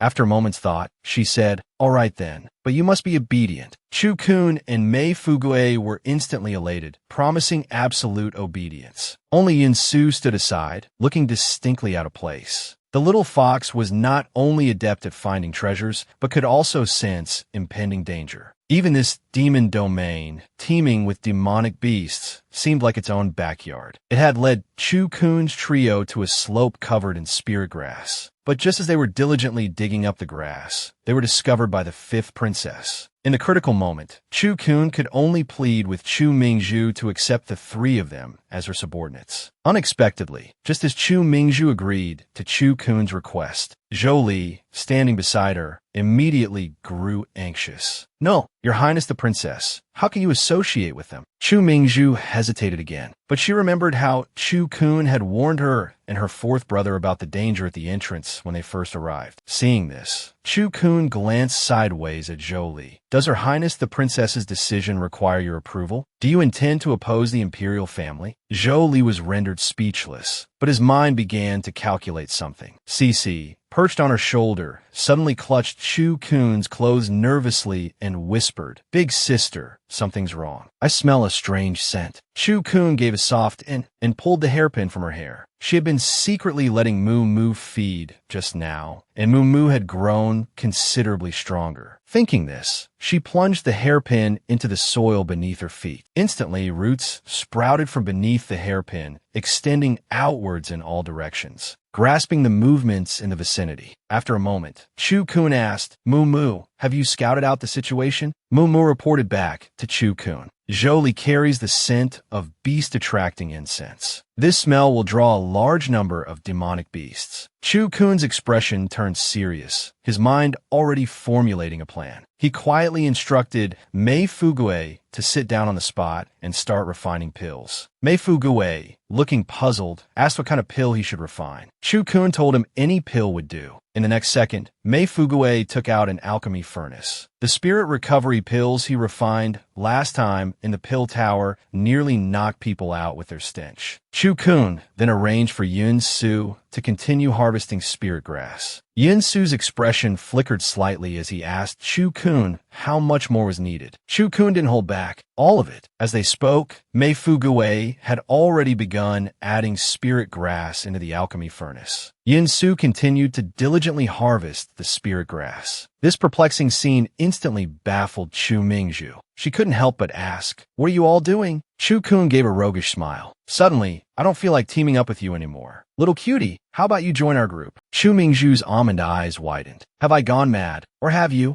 Zhou Li urged from the side. "Your Highness, why waste words on them? If they refuse the path to survival we offer, just kill them." Chu Mingzhu hastily shook her head. "No, how can we just kill people randomly?" Chu Kun laughed out loud. "A little cutie is indeed a little cutie. So kind-hearted, I can't bear to watch you walk into death's trap." Chu Mingzhu glared at Chu Kun with disgust. "You old lecher, flirting with me and talking nonsense." Chu Kun calmly pointed at Zhou Li. "Little cutie, if I were you, I'd stay far away from this man. He wants to kill you." Both Chu Mingzhu and Zhou Li's expressions changed drastically. "What nonsense are you spouting? How could Brother Zhou possibly harm me?" Chu Kun revealed that Zhou Li carried the beast-attracting incense. He then reminded Chu Mingzhu, "Others might not be able to kill members of the Chu imperial clan, but that doesn't mean demonic beasts can't." Although Zhou Li didn't know how Chu Kun found out about the beast-attracting incense, he certainly couldn't admit it now. He insisted Chu Kun was talking nonsense. In the next second,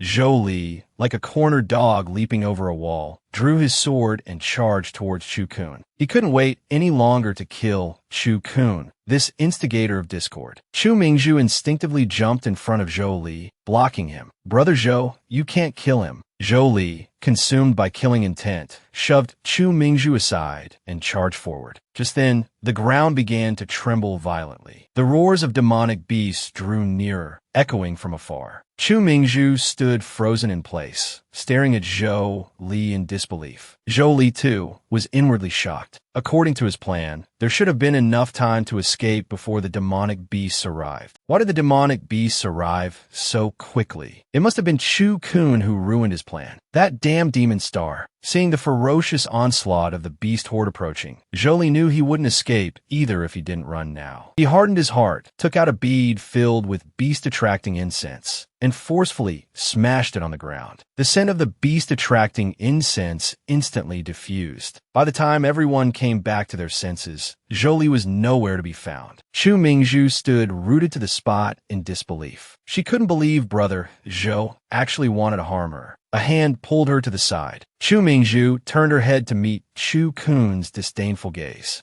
So naive and sweet. Are you really a descendant of the Chu family? As expected, pretty things are useless. A horde of demonic beasts charged towards the group of courtly trash. Yet, they showed no sign of panic. One was calmly refining pills. One was diligently cutting grass, and the other watched the menacingly approaching beast horde with a smile. Chu Mingzhu turned to see the confident Chu Kun. He showed no intention of running. Chu Mingzhu couldn't help but feel anxious. The beast horde is almost here. Why aren't you running? Chu Kun replied as if it had nothing to do with him. Can't escape, and there's no need to. Chu Mingzhu was stunned. She thought these three had gone mad. This was a horde of demonic beasts. Where did these three pieces of trash get their confidence? Chu Mingzhu wanted to flee, but she couldn't bring herself to abandon the three of them. After all, Chu Kun had saved her twice. Hearing the roars of the demonic beasts getting closer and closer, Mei Fuguei started to panic. He couldn't remain calm any longer. But Chu Kun still told him not to worry and to continue refining pills. The roars thundered like drums as demonic beasts burst out from the woods one after another. Chu Mingzhu screamed and instinctively hid behind Chu Kun. Looking at the trembling Chu Mingzhu behind him, Chu Kun wondered, "Are you really from the Chu family, Mei Fuguei?" Could remain calm no longer. His face turned pale as he looked at Chu Kun. Little Kun. But Chu Kun's expression remained unchanged. She glanced sideways at his cauldron, telling Mei Fuguei to add the Buguei Ju. Mei Fuguei immediately scrambled, frantically tossing the Buguei Ju into the cauldron. In the next moment,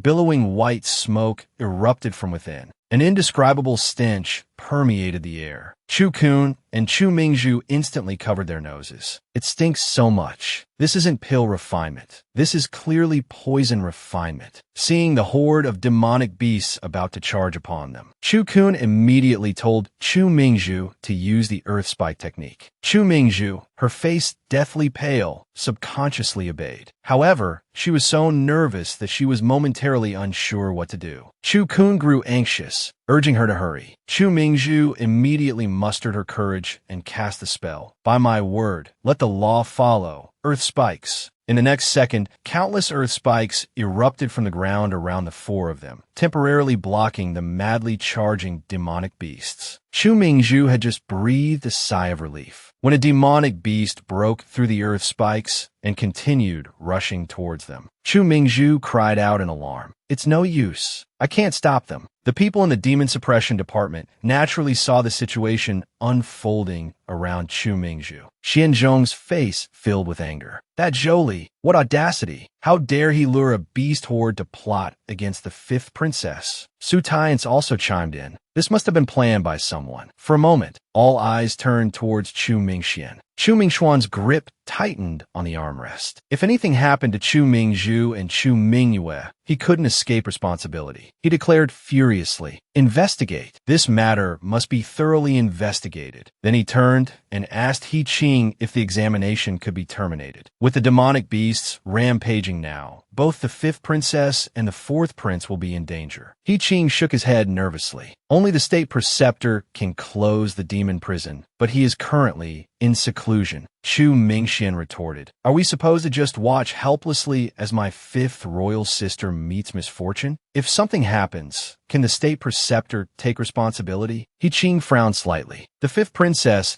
carries a life-saving jade pendant. If worst comes to worst, she can crush the jade pendant to escape. For a moment, Chu Mingxian was rendered speechless by the retort. Just as He Qing finished speaking, gasps of astonishment echoed within the demon suppression department. "It's a wood spirit barrier. How is that possible?" Everyone stared at the scroll in disbelief. Su Taiyan's eyes widened as well. Isn't Chu Kun at the stone-cutting rank? How could she possibly erect a wood spirit barrier? Chu Mingxian, witnessing this scene, also stared wide-eyed, his face etched with disbelief. Within the demon prison, countless demonic beasts charged out from the forest, their eyes blood-red, driven into a frenzy by the beast luring incense. Chu Kun closed her eyes, pondering for a moment. She pulled the hairpin from her hair, muttering an incantation. "Would spirits herein heed my command, barrier rise. Countless vines shot towards the sky, weaving together like a dark, net-like shadow, forming a semicircle that enveloped them within. The Wastewood Trio's slick maneuver once again stunned the onlookers. An alchemist who could knock out demonic beasts with stench, a martial arts weakling seemingly favored by the heavens. And now, one who had actually summoned a wood spirit barrier. They watched as the wood spirit waved its vines, transforming them into a wooden wall that blocked the demonic beast horde's assault. Not only that, but countless wooden thorns sprouted from the barrier, shooting towards the swarming demonic beasts. Instantly, the agonizing cries of the beasts echoed across the sky. The scene unfolding before her left Chu Mingzhu utterly stunned. She stared at Chu Kun's back in disbelief. Suddenly, a possibility occurred to her. The others in the Lotus Martial Arena also thought of the same possibility. Could it be that Chu Kun had awakened the Wood Witch bloodline?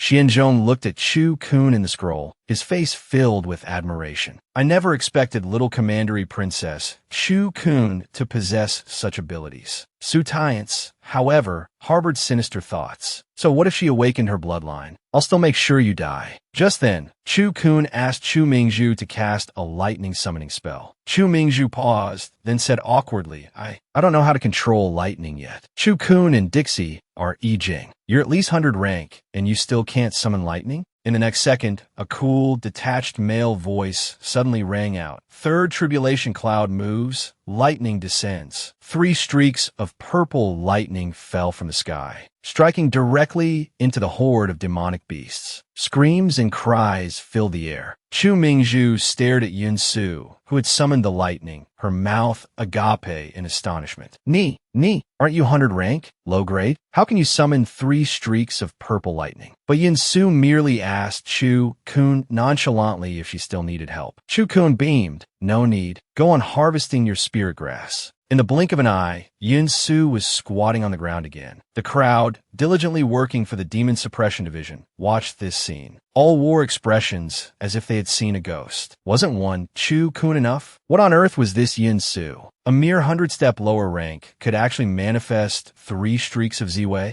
At this moment, He Qing's head felt as big as a bucket. Commander Sambu Tongling, however, noticed He Qing's distress and asked, Qingge, what's wrong with you? He Qing covered his face, on the verge of tears, but unable to cry. What happened to keeping a low profile? It's one thing for you, old master, to casually summon lightning. Fine, summon it. But why did you have to go back to cutting grass? Chu Mingxuan's gaze shifted from fervent to peculiar. Why is he cutting so much spear grass? Isn't he Mei Fugui's cousin? Is he really that short on money? A nearby guard added, I heard this boy's parents died early. He's only a distant relative of the Mei family. He currently lives alone in the capital without any backing. Chu Mingxian nodded, a calculating glint in his eyes. He then turned and asked, Xianzhong, what do you think? Xianzhong replied respectfully, I have heard that some Confucian cultivators with pure foundations are exceptionally favored by the heavenly Tao. Perhaps this Yin Su is such a person. Chu Mingxuan's eyes flickered. So, he's someone favored by the heavenly Tao? Commander Sambu Tongling also grew excited. This kid Yin Su is quite something. If he can become a demon suppression envoy, I want him. Hearing this, He Qing broke out in a cold sweat, casting a meaningful glance at the commander. The other 2 commanders were also excited. I, for one, am quite interested in this little commandery princess, Chu Kun. I just wonder what her intention is in having Mei Fugui refine pills. Xianzhong was also very curious. Mei Fugui's alchemy is rather strange. Unexpected things often happen. At this point, Chu Mingxian also murmured, Chu Kun asking him to add spirit grass to the alchemy furnace. What is her intention? Who can understand it? And at that moment, they were about to get their answer. The stench from the alchemy furnace was growing increasingly thick. Chu Kun and the other 3. With a command, the law followed, summoning a fierce wind to disperse the smell. But that furnace was like a relentless canister of poison gas, spewing out dark greenish fumes that blew wildly. Wherever the stench spread, even the demonic beasts couldn't withstand it. All across the field, the rookie newcomers battling the beasts were also overwhelmed by the fumes, dropping their weapons and covering their mouths and noses. The very colors of heaven and earth seemed tainted, carrying a dreadful miasma. At this moment, Xianzhong suddenly realized something was amiss. Isn't Chu-kun a martial cultivator? How does she now know Zhao Feng Shu, a spell typical of Confucian cultivators? As soon as he spoke, both Chu Mingxian and Su Tianzi were stunned. Su Tianzi's expression turned extremely grim. Chu-kun cannot be allowed to remain. She must die in the demon prison. This was definitely the most unjust death the demonic beasts had ever suffered. Their targets were clearly just a few weaklings. Yet before the battle even began, they were literally suffocated to death by the stench. The moment Mei Fugue lifted the lid of the alchemy furnace, a venomous stench diffused outwards. Even the little fox D, she was trembling from the smell. Chu-kun and the other three hurriedly used the Zhao Feng Shu spell to drive the stench away. Wherever the foul air passed, the heavens and earth changed color, and demonic beasts collapsed one after another. Chu Mingzhu felt a lingering fear. This stench wouldn't just kill demonic beasts. It could probably kill people too. The members of the Demon Suppression Division watched this bizarre maneuver, utterly astonished. And now they too realized the issue.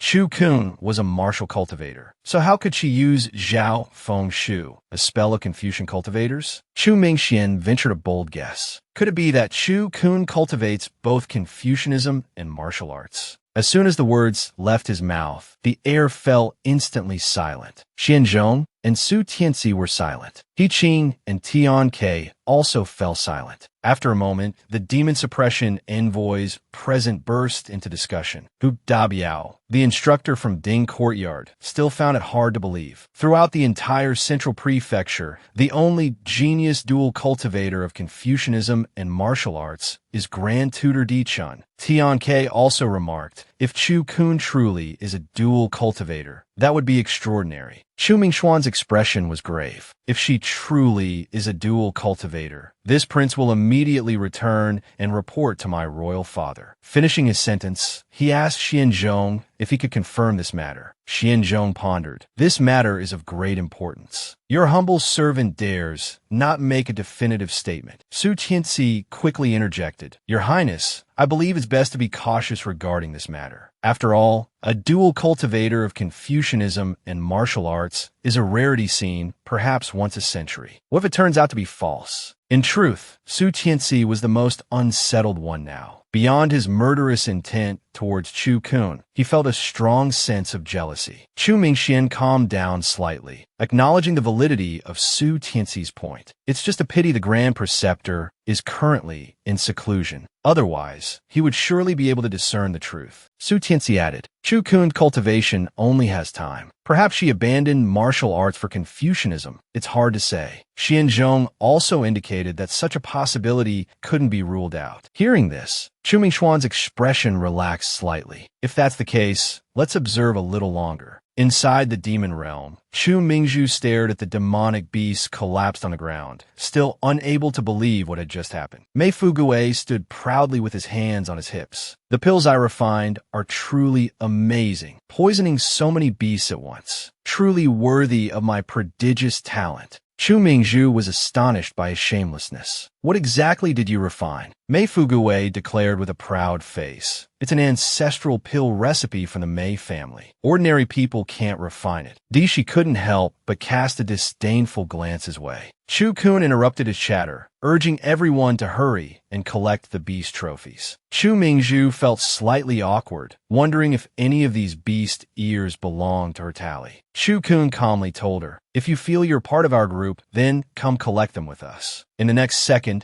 the four of them were weaving through the horde of demonic beasts, diligently cutting off the beast ears. At night, the group found a cave. While roasting fish, they divided the beast ears. Chu-kun took out another Chinquan pouch and tossed it to Chu Mingzhu. Chu Mingzhu looked puzzled. Why do I have 2 bags? Yin Su thoughtfully handed Chu-kun a roasted fish. Dishi watched eagerly. Chu-kun then explained to Chu Mingzhu that one of the 2 bags given to her contained spirit grass. Chu Mingzhu was even more confused. Why are you giving this princess spirit grass? Jukun Gerin Sli. You are the princess. Naturally, you must take the lead. You led the charge in shearing the wool from the Demon Suppression Department. We were all just following your orders. Chu Mingzhu hadn't expected Chu-kun to be even more shameless than Mei Fugue. Her face flushed red. You're making me the scapegoat. Chu-kun pinched Chu Mingzhu's chubby-cheeked face. she said with a smile. I saved your life. Taking the fall isn't such a bad deal, is it? The adorable little fox not only hides treasures in her behind, but she also knows how to cling to handsome men. The moment she sees her dear Xiang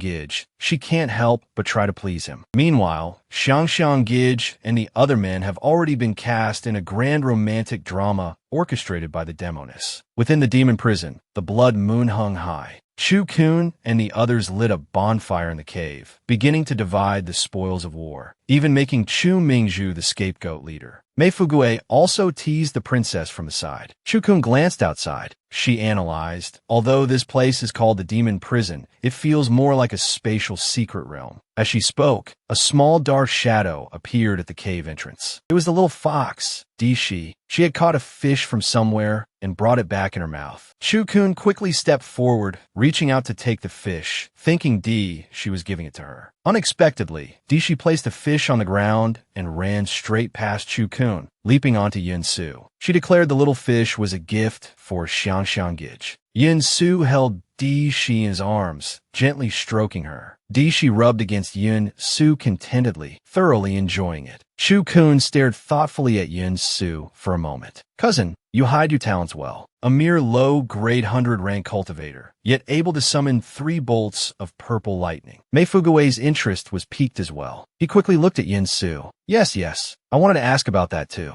Cousin, when did you become so formidable? Yin Su spoke calmly. The county lord is not lacking either. Dishi, nestled in Yin Su's arms, wagged her tail happily. Gij smells so nice, just like Daddy. Seeing that she couldn't get any more information, Chu Kun stood up, stretched, and yawned. She walked over to Chu Mingzhu, then promptly lay down with her head on Chu Mingzhu's lap, saying she was tired and wanted to nap for a while. Chu Mingzhu was flustered by Chu Kun's actions. What are you doing? Leaning on me. Chu Kun answered lazily, because you're pretty. This made Chu Mingzhu even more exasperated. She felt that none of these 3 were normal. One was a lecherous woman, one a typical second-generation heir, and one a silent enigma. A moment later, Chu Kun felt a drop of water land on the tip of her nose. Opening her eyes, she saw that Chu Mingzhu was crying. Chu Kun reached out and wiped the tears from Chu Mingzhu's face. What are you crying for? Chu Mingzhu replied with a worried expression. I'm worried about 4th brother. I don't know what situation he's in now. Chu Kun sat up, thinking for a moment. If he's not dead, he's probably running for his life. Chu Mingzhu grew even more anxious. Chu Kun continued. If I were Zhou Li, having failed to kill you, I would definitely go after your brother. Perhaps the person backing him, seeing this outcome, might spare his family. Chu Mingzhu didn't believe it. She felt that no one outside knew about the trial within the demon realm. Hearing Chu Mingzhu's words, Chu Kun chuckled softly, looking at Chu Mingzhu's puzzled expression. Chu Kun informed her. The Demon Suppression Division had invited General Xianzhong, the treacherous official. The white-robed country bumpkin and the 3rd prince were also present. Regarding the situation inside the demon prison, even if others didn't know, these individuals certainly did. Chu Mingzhu picked up on a new piece of information.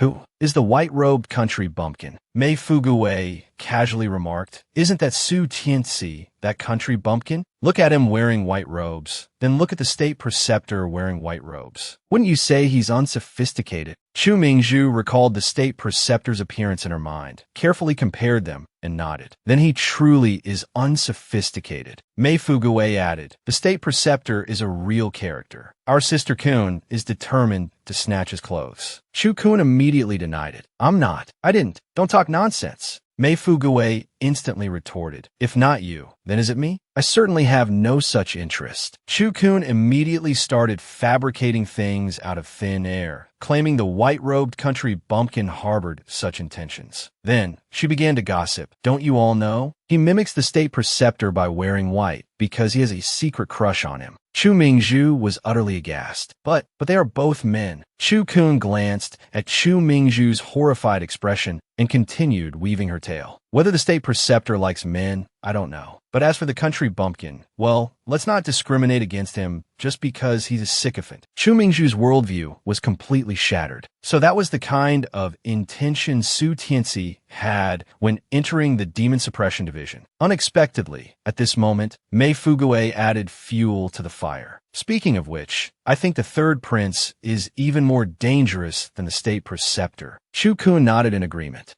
Isn't that just the truth? The two grew increasingly excited as they spoke, laughing so hard they couldn't close their mouths. Chu Mingzhu was already completely petrified. Meanwhile, Yin Su, standing nearby, felt his expression gradually turn cold. Di Shi, who had been nestled comfortably in Yin Su's arms with a look of pure enjoyment, suddenly startled as if sensing something. He looked up at Yin Su and cried out, "Baby feels killing intent." Although Yin Su's expression was hidden by a mask, one could see his thin lips pressing tighter and tighter. His face grew increasingly grim. This was absolutely the pinnacle of rumor-mongering with just a word. Refuting rumors could wear one out completely. The she-devil didn't even need to lift a finger against her enemies. With just her words, she ruined his reputation. And incidentally, she also set him up against an enemy he couldn't possibly defeat. Inside the demon prison, Chu Kun had thoroughly trashed Su Tianzi's reputation. Mei Fuguei also grew more animated as she spoke. But Yin Su's expression became increasingly unsightly. The members of the Demon Suppression Division also witnessed everything unfolding through the scroll painting. For a moment, the atmosphere turned extremely awkward. Everyone's gaze silently converged on Su Tianzi. The whispers from the side constantly pricked at Su Tianzi. Even the way Chu Mingxian looked at Su Tianzi seemed slightly off. At this moment, Su Tianzi's face was ashen. He hurriedly defended himself. "Your Highness, I like women. I absolutely harbor no such thoughts towards the state preceptor."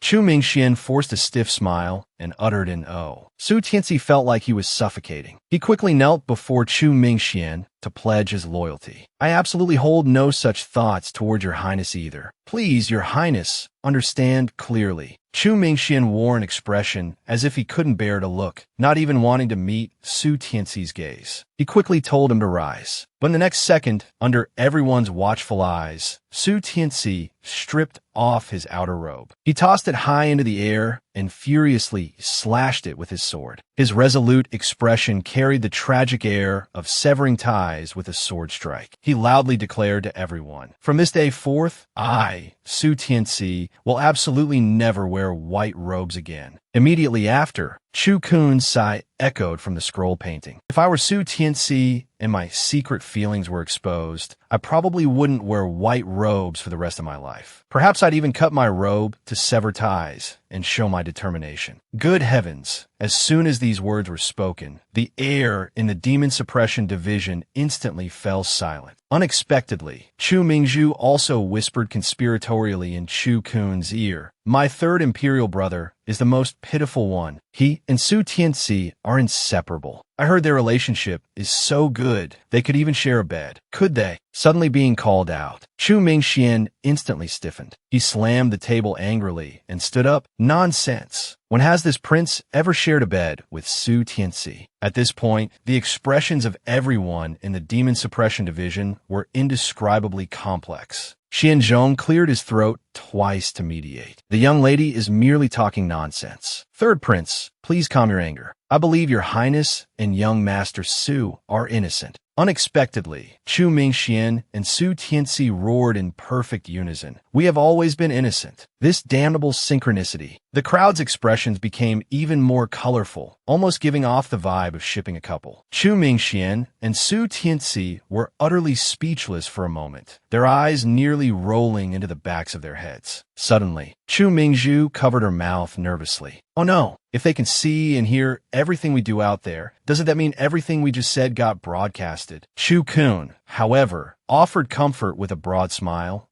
His Highness the Third Prince is renowned for his magnanimity. He probably won't hold it against you, right? After all, little Mingzhu, you were just worried about him." Chu Mingzhu nodded in agreement. Right. Mei Fuguei chimed in as well. Su Tu definitely won't get angry either. After all, those destined for greatness don't sweat the small stuff. He shouldn't be that petty. Beside them, Yin Su coolly interjected, "What if the Grand Preceptor heard too?" A momentary silence fell over the cave. Chu Mingzhu and Mei Fugue both showed a flicker of fear. But Chu Kun, stroking his chin, calmly stated, "If I were the Grand Preceptor, I would definitely kill Su Tianxi." Yin Su was puzzled. "Aren't you the one who ruined the Preceptor's reputation? If anyone should be killed, it should be you." Chu Kun waved his hand dismissively. "Either way, the reputation is already ruined. It's not the thief you fear, but the fact that they're eyeing your things. Better to kill one Su Tianxi as a warning to the world. A single action with manifold benefits." Yin Su observed him for a moment, then averted his gaze. "You certainly have plenty of twisted logic." The Kaiji group encounters a mysterious great demon. Companions vanish one after another. The masks of the Kaiji members begin to fall, gradually revealing the true faces of these masters. Within the demon prison, Chu Kun's remarks not only destroyed Su Tianxi's reputation, but also silently made him an enemy he stood no chance against. Seeing that the rumors had fermented sufficiently, Chu Kun stretched contentedly, planning to take a nap. Not long after he lay down, Chu Mingzhu revealed a worried expression. I'm so worried about my fourth brother." Chu Kun pushed his hairpin into the ground, quietly instructing Mumu to investigate the fourth prince's current situation. The roots of the Peach Garden tomb delved deep underground, placing every movement within the entire forest under its control. For the moment, it seemed Chu Mingyue was still safe. The following day, under Mumu's guidance, Chu Kun and his group headed in the direction where Chu Mingyue was located. By this time, Jolie had already joined Chu Mingyue. After advancing another 500 meters, Mumu suddenly cried out, "Something's wrong? Their auras have completely vanished. All gone in an instant." Chu Kun halted in his tracks. Chu Mingzhu and Mei Fugue stared in astonishment. Chu Kun, Yin Su, holding Cici, walked at the rear. He glanced nonchalantly at the blood moon in the sky. Then, his finger gently tapped the little fox's brow. Cici, nestled comfortably in his arms, suddenly felt an overwhelming wave of drowsiness wash over it and fell asleep in an instant. Mumu's warning exploded in Chu Kun's mind. No, it didn't leave. The demon prison is consuming them. Chu Kun was startled. Such a thing can happen. At that moment, Chu Mingzhu pointed towards the blood moon, gasping. Everyone looked quickly. The group looked up to see the blood moon being devoured by surrounding flames, as if intending to burn the entire moon away. Mei Fugue and Chu Kun were utterly stunned. In the next second, Mei Fugue also vanished. Chu Kun tentatively called out the names of the others. However, even she didn't respond. Mumu could no longer sense their presence either. Chu Kun's expression gradually shifted from solemnity to a chilling coldness. He sensed an intensely strong demonic aura. Following this, he pulled out the hairpin. Instantly, the hairpin transformed into a scepter. He told Mumu, "Eat your fill." Both Chu Kun and Mumu felt a surge of excitement. It seemed this leak, the demon prison, was even richer than they had imagined. Chu Kun spread his right hand. The peach blossom ash in his palm began frantically devouring the surrounding spiritual and demonic energies. Deep within the demon prison, Yin Su, still holding Cici, appeared before the entrance of a cave churning with molten lava. He addressed the cave entrance coldly. "Come out." The voice carried a heart-stopping authority. Sparks erupted from the lava. A sharp, screeching voice emerged from within the flames. "All members of the Chu family deserve to die." Yin Su stated impassively. "Even if you consume Chu Mingyue, you cannot leave this blood prison." The voice from the blood pool grew angrier. "You intend to break our agreement?" Yin Su's gaze was cold. "You acted without authorization, prematurely manifesting the moon, attempting to break free from the demon prison. Who exactly is trying to break the agreement? Do you truly believe consuming Chu Mingyue will shatter the seal?" At this point, the flames at the cave entrance seemed to boil, almost engulfing Yin Su. The voice shrieked madly. "One Chu family member isn't enough? Then 2, 3. I can smell them. There's more than one Chu family member in the demon prison." Yin Su's voice remained clear and cold, yet powerfully resonant. "Foolish." The next second, however, was unlike the magma erupting from a volcano. The fierce flames gradually subsided, leaving Yun-Su with only a parting shot. We'll see about that. Darkness enveloped Yun-Su, leaving him alone. He lowered his gaze to the little fox in his arms, and in a trance, another figure surfaced in his mind. He's also from the Chu family. When a vermilion bird went berserk, it probably wouldn't have spared him either, right? Never seen such an old lecher. With a great enemy at hand, he was actually having that kind of dream. He'd even been shouting about not selling chrysanthemums as he was roused. Inside the demon prison, Chu Kun cautiously advanced. He could feel the demonic aura thickening. Suddenly, the scene before him transformed. Fierce fires erupted from the ground, tearing through the darkness. Suspended above the flames was a cage, holding a dozen or so people already unconscious. Chu Kun immediately spotted Mei Fuguei. Mumu also reminded him, "Master, be careful. The demonic aura has changed. I fear we've already entered the greater demon's prison." It seems this greater demon is quite formidable. He picked up a stone. He tossed it towards Mei Fuguei's head. Mei Fuguei, however, merely scratched his head as if still dreaming, murmuring with a bashful look, "Oh, little Hong, you're so naughty. Let your lord sleep a bit longer." Chu Kun was speechless for a moment, to be having that kind of dream under these circumstances. He casually picked up another rock, this one the size of a head. "Haha, let's see if you wake up now." Chu Kun aimed directly at Mei Fuguei and launched it precisely. "Go!" The next second, Mei Fuguei leaped up, shouting loudly, "Not selling chrysanthemums. Won't sell even if you beat me to death." Who knew what he was dreaming about this time? Chu Kun couldn't help but sigh. Truly a descendant of a shameless. Meanwhile, Mei Fuguei had finally come to his senses, utterly stunned by the cage around him. "Little Kun, how did I get locked up? Which bastard did this?" Chu Kun shrugged helplessly and replied, "A greater demon." Mei Fuguei looked around, bewildered. "A greater demon? Then why are you the only one outside the cage? Wait, where's my cousin? My poor cousin. Don't tell me he's been eaten?" His life as a gentleman was already miserable enough. Why must he suffer this calamity too? Chu Kun had already scanned the area upon arrival. Yin-Su wasn't there. Dishi wasn't there either.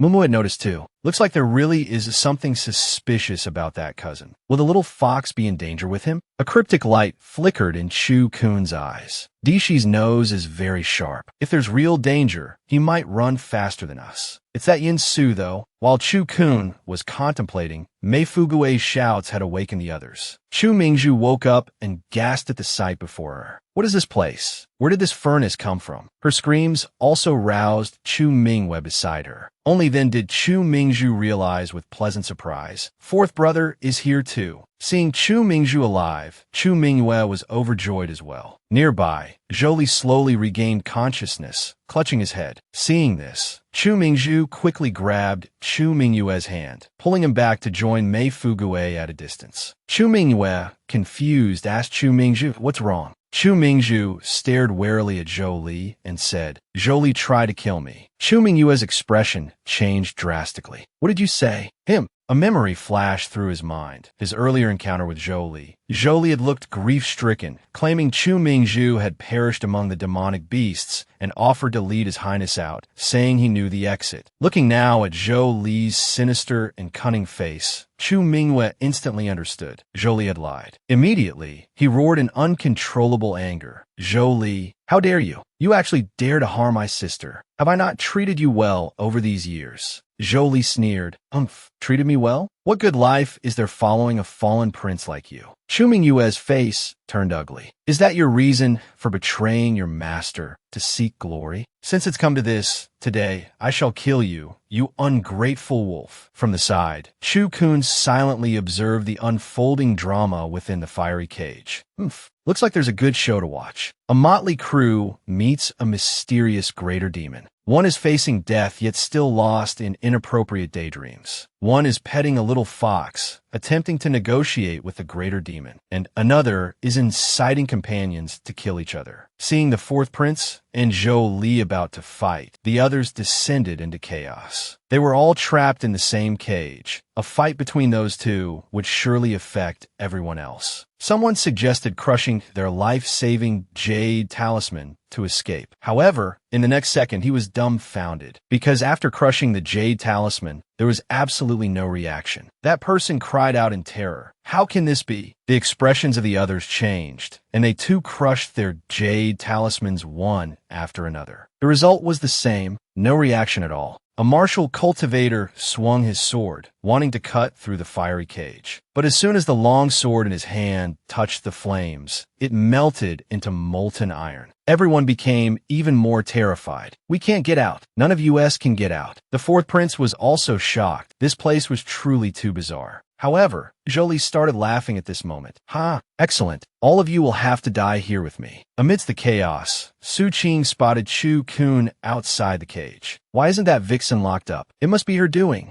The people beside him joined in the clamor. Why are you outside? Quickly, let us out. Mei Fuguei couldn't stand it anymore and retorted, Is your brain filled with crap? Why would she lock us up? Su Qing countered, She has a vicious heart. What wouldn't she do? Chu Mingzhu also shouted, It wasn't her, fourth brother. If it weren't for Sister Chu Kun, I would have died long ago. It's this Su Qing who is misleading everyone with malicious talk. Su Qing, however, wore a treacherous expression and said, It's the fifth princess who has been bewitched by this evil star. Your Highness, fourth prince, I've been following you all this way. Surely you must believe me. Chu Mingwei glanced at him, frowning. You followed me merely because you wanted to survive. Besides, why would this prince not believe his own sister, but believe you instead? Do you yourself think that's possible? Upon hearing this, Chu Mingzhu breathed a huge sigh of relief. Mei Fuguei also praised, finally, someone with a working brain. Unexpectedly, at this moment, Jolie began to incite Su Qing again. Why don't you join forces with me and kill these Chu family members? In the next second, everyone, including Su Qing, suddenly appeared dazed, as if they had lost their souls, murmuring, Kill the Chu family, kill the Chu family. Mei Fuguei swallowed hard, his face turning pale. What's wrong with these guys?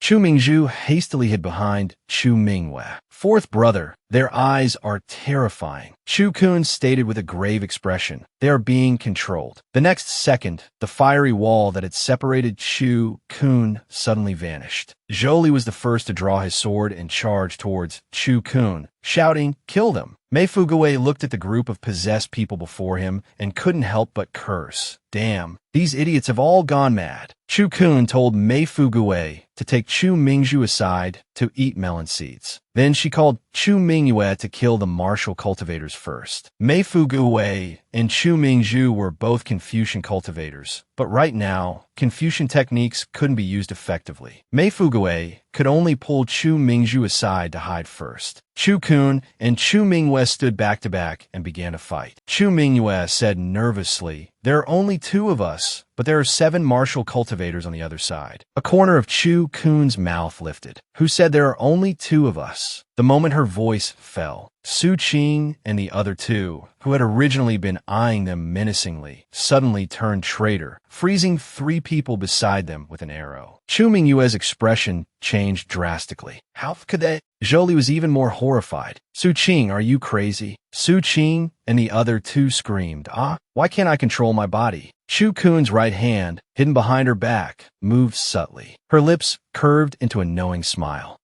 A bunch of fools trying to fight me. Chu Mingyue looked at Chu Kun's confident expression, and a chill ran down his spine. Could it be that she was the one controlling Su Qing and the other 2? Su Qing also realized something and shouted nervously at Chu Kun, What did you do to us? Chu Kun tooted, Su Qianxi is really too stingy, sending you to kill me. Why couldn't he be more generous? Give you more pills? This isn't nearly enough to fight me. Su Qing and the other 2 were even more terrified. How did Chu Kun know about Su Qianxi secretly approaching them? The fear in his heart made him unable to resist begging for mercy. County Lord, please spare me. It was all Su Qianxi who wanted to kill you. Chu Kun sighed. Since you're begging so pitifully, I'll give you a chance. Unexpectedly, as soon as her words fell, a sharp sword pierced through Su Qing's chest. Chu Kun revealed a cruel expression. See, I gave you a chance, but your luck isn't good. Who can you blame? Su Qing collapsed to the ground, glaring fiercely at Chu-kun. You will die a horrible death. Chu Mingwe looked at Chu-kun in shock, a chill rising in his heart. Is she even human? The ferocious great demon turns out to be a handsome, dark-skinned man. The female demon lord meets an old acquaintance from a past life again. At the critical moment, the Grand Preceptor appears to protect his wife. After Chu-kun and Chu Mingwe dealt with Zhou Li and his group, Mei Fugue, eating melon seeds on the side, couldn't help but give a thumbs up. Little Kunkin is truly amazing. The three of them were startled. What do you mean by that? Chu-kun's expression turned grave for a moment. I might not be able to look after you all. Stay sharp. Instantly, the fiery cage beside them underwent a sudden transformation. Flames shot towards the sky, forming a fire dragon that trapped the four of them in the center. A voice rang out. This seat has indeed underestimated you little things. Truly descendants of the Chu family. Your words and actions reek of a nauseating stench. A man emerged from within the flames. His face was handsome and demonic, and molten lava flowed from the holes in his upper body. After the intense flames dripped onto the ground, they burned holes into the darkness. A majestic demonic aura, carrying a suffocating heat wave, swept over them. Chu Mingwe and the other two could barely breathe, collapsing directly onto the ground under the pressure. Their consciousness began to fade. Chu-kun swung the peach garden scepter forward. An endless stream of life force surged from the peach garden scepter, resisting the scorching heat. Mumu exclaimed in shock. How could it be Zhuke? This was also beyond Chu-kun's expectations. Zhuke, one of the four great nation-guarding sacred beasts from the founding of the Chu kingdom. Chu-kun's relationship with this damn bird back then wasn't exactly good, but couldn't be called terrible either. It was probably just the grudge from having its feathers plucked. Zhuke looked at Chu-kun with great interest. You little brat are quite interesting. You actually don't fear this seat. Chu-kun replied with a nonchalant expression. Aren't you a nation-guarding sacred beast? How did you end up locked in the demon prison?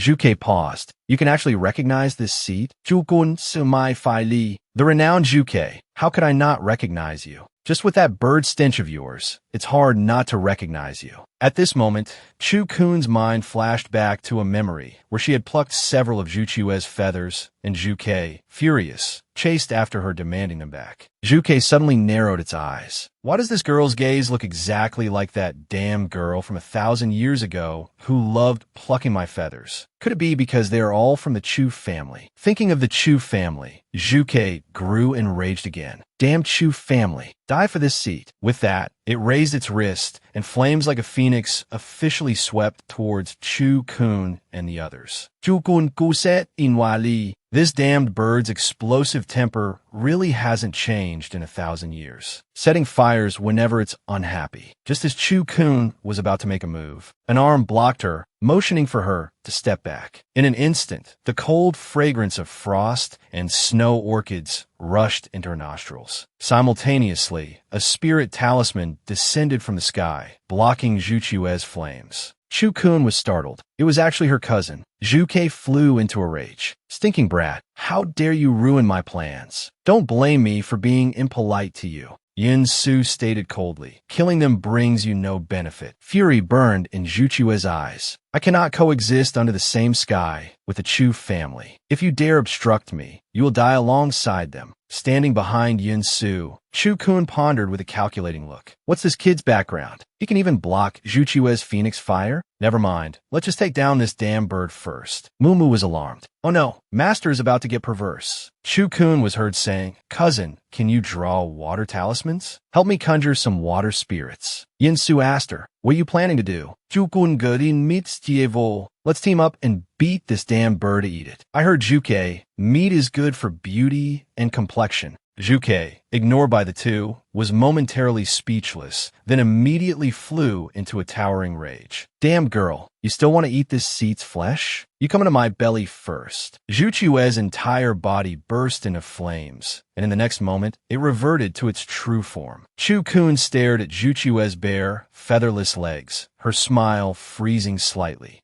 Well, I'll be. Damn bird, how did you become a bald chicken? Yin Su looked towards Chu-kun, his gaze seeming to ask, what exactly was the point of provoking him? Seeing the insult reach its peak, the flames all over Zhuchue's body burned to their absolute extreme. How dare you humiliate this seat like this? This seat absolutely must kill you. Yin Su wasted no words. Directly, his left hand initiated a formation. His right hand drew a water talisman, a two-pronged attack. Behind him, Chu Kun couldn't help but click her tongue. Beautiful. Now that's what you call talent. What the hell is Su Tugu? The aloof and noble Grand Preceptor had actually reached his estrus period and was even exposed publicly in front of everyone. Beside him, there was also a female devil constantly provoking him. Although the female devil usually feared nothing, she didn't know whose fire she was currently stoking. After Chu Kun had humiliated Zhu Ke to the peak, seeing the flames on Zhu Chua's body burn to the extreme, Yin Su directly initiated a formation with his left hand and drew an arc with his right. In an instant, heavenly thunder rumbled, and a torrential downpour fell from the sky. Chu Kun immediately formed a seal with her hands, chanting, "By the four spirits of heaven, guardians of the four directions, divine tortoise of water, Xuanwu descend." The words had barely left her lips when a colossal silhouette of Xuanwu materialized behind Chu Kun. Zhu Chua's pupils contracted sharply. He recognized the hand seal Chu Kun had formed. It was a technique of a Yao race. The great Xuanwu opened its massive maw, inhaling the sky full of raindrops. Before Zhu Ke could react, an enormous torrent of water shot towards him. In an instant, the phoenix flames were extinguished. Zhu Ke plummeted to the ground, reverting to his human form. Chu Kun and Yin Su, sharing a tacit understanding, seized the moment and charged toward Zhu Ke. Panicked, Zhu Ke stumbled backward repeatedly. "You stay away from me." Yin Su tossed an iron chain, intricately carved with runes, towards Chu Kun. Understanding immediately, Chu Kun caught it. One attacking from the left, the other from the right, they directly cornered Zhu Ke. Seeing no escape, Zhu Ke cried out small, pitiful, and helpless, "No." But the next second, he was trussed up securely and bound to the side. He couldn't help but curse. "Stinky brat, you really came prepared. You even had the demon-binding chain ready." Chu Kun stared at the captured Zhu Ke, a smug look plastered on her face, not forgetting to add a few humiliating remarks.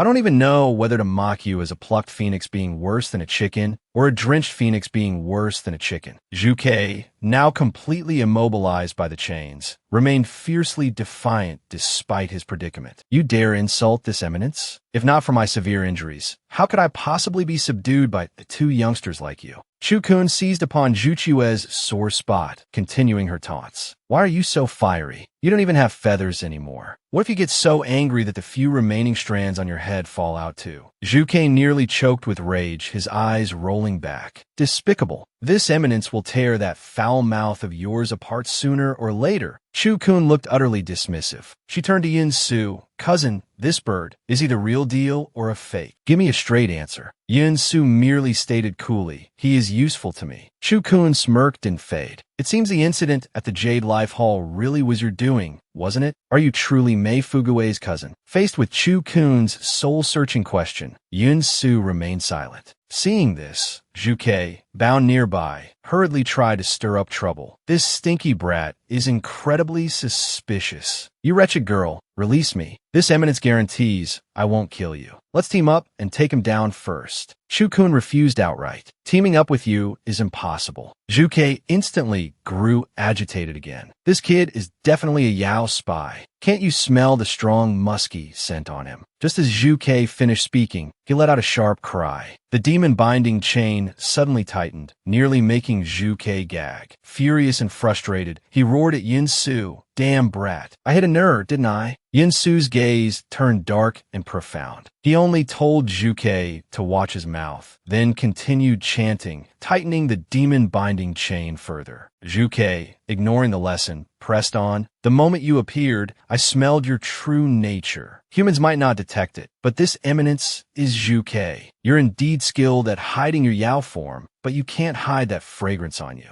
Adult Yao always have those few difficult days. You've reached that time too, haven't you?" Sharp as ever, Chu Kun immediately latched onto the keywords in Zhu Chua's words, adult Yao. A few difficult days. She instantly turned to Yin Su. Cousin, are you in heat? The temperature in the surroundings plummeted to freezing point in an instant. Chu Kun continued to stare at Yin Su, grinning mischievously. Beneath the mask, Yin Su's eyes turned glacial. Zhuke couldn't help but break into a cold sweat, weakly protesting. Why are you glaring at me? I wasn't the one who said it. Chu Kun fearlessly drew closer to Yin Su. So that's why you seem so familiar. Turns out you're just in heat, huh? Seeing Chu Kun practically pressing her face against Yin Su struggled visibly to maintain control. But Chu Kun, showing no signs of restraint, continued to fan the flames, whispering softly into Yin Su's ear, "Want me to help you?" In that instant, Yin Su's mind roared, his pupils constricted, and his body began to stiffen. How strong is the endurance of a Yao emperor in heat when the female devil beside him relentlessly provokes him, first pinching his rear, then wrapping her arms around his neck, sniffing him all over. Even more terrifying, the little fox nearby kept adding fuel to the fire, muttering things about entanglement and stripping off clothes. Even a Yao emperor couldn't control the increasingly potent fragrance emanating from his body. When Chu Kun whispered in his ear, "Want me to help you?" Yin Su's mind felt close to exploding, his body growing rigid. Seeing Yin Su desperately trying to restrain himself, the female devil looked as if she wouldn't stop until she made him snap. She circled around Yin Su, sniffing inquisitively. "Cousin, what kind of Yao are you exactly? Your natural body scent is surprisingly pleasant." As she spoke, she slowly leaned closer to Yin Su again. Yin Su remained ramrod straight, not daring to move an inch. Meanwhile, Zhuke was nearing his limit. Because Chu Kun's teasing had made Yin Su uncomfortable, Yin Su wasn't letting Zhuke rest easy. The chains binding him tightened relentlessly. Zhuke screamed for Chu Kun to shut up, to stop talking. Chu Kun released Yin Su, immediately shifting her focus back to Zhuke. "You damn magpie, have you hit that awkward phase too?" Zhuke cursed inwardly. He retorted directly, "Aren't you a Chu family member? Shouldn't you kill any Yao on sight? Why aren't you attacking him?" Chu Kun found this baffling. "Aren't you a Yao too? If I were to kill, I'd start with you." Suddenly, a milky, high-pitched voice cried out, "Wow, what a big bald chicken." Chu Kun raised an eyebrow. "Cece, where did you pop out from?" Zhuke glared hatefully towards Cece. Where did this little fox spirit come from? Cece belatedly hid half her body. Oops. Baby spoke human words again. Chu Kun patted Cece's head. "You woke up at just the right time." At that moment, catching the scent, Cece flopped onto the ground and let out a satisfied burp. Chu Kun quickly scooped her up, asking with concern, "Cece, are you all right?" Then she turned to Yin Su. "Is this place inside the demon prison?" After receiving an affirmative answer, she continued, "Since it's inside, it's unlikely they only imprisoned Zhuke. Are there any other great Yao?" Zhuke, on the ground, breathed a sigh of relief. "Saved." But Yin Su asked, "What else do you want?" Chu Kun flashed a sly grin. "Since we're already here, let's go big." Zhuke, however, scoffed. "In your dreams, Chu Kun, we all have the Chu family's demon-suppressing seal suppressing us." Chu Kun remained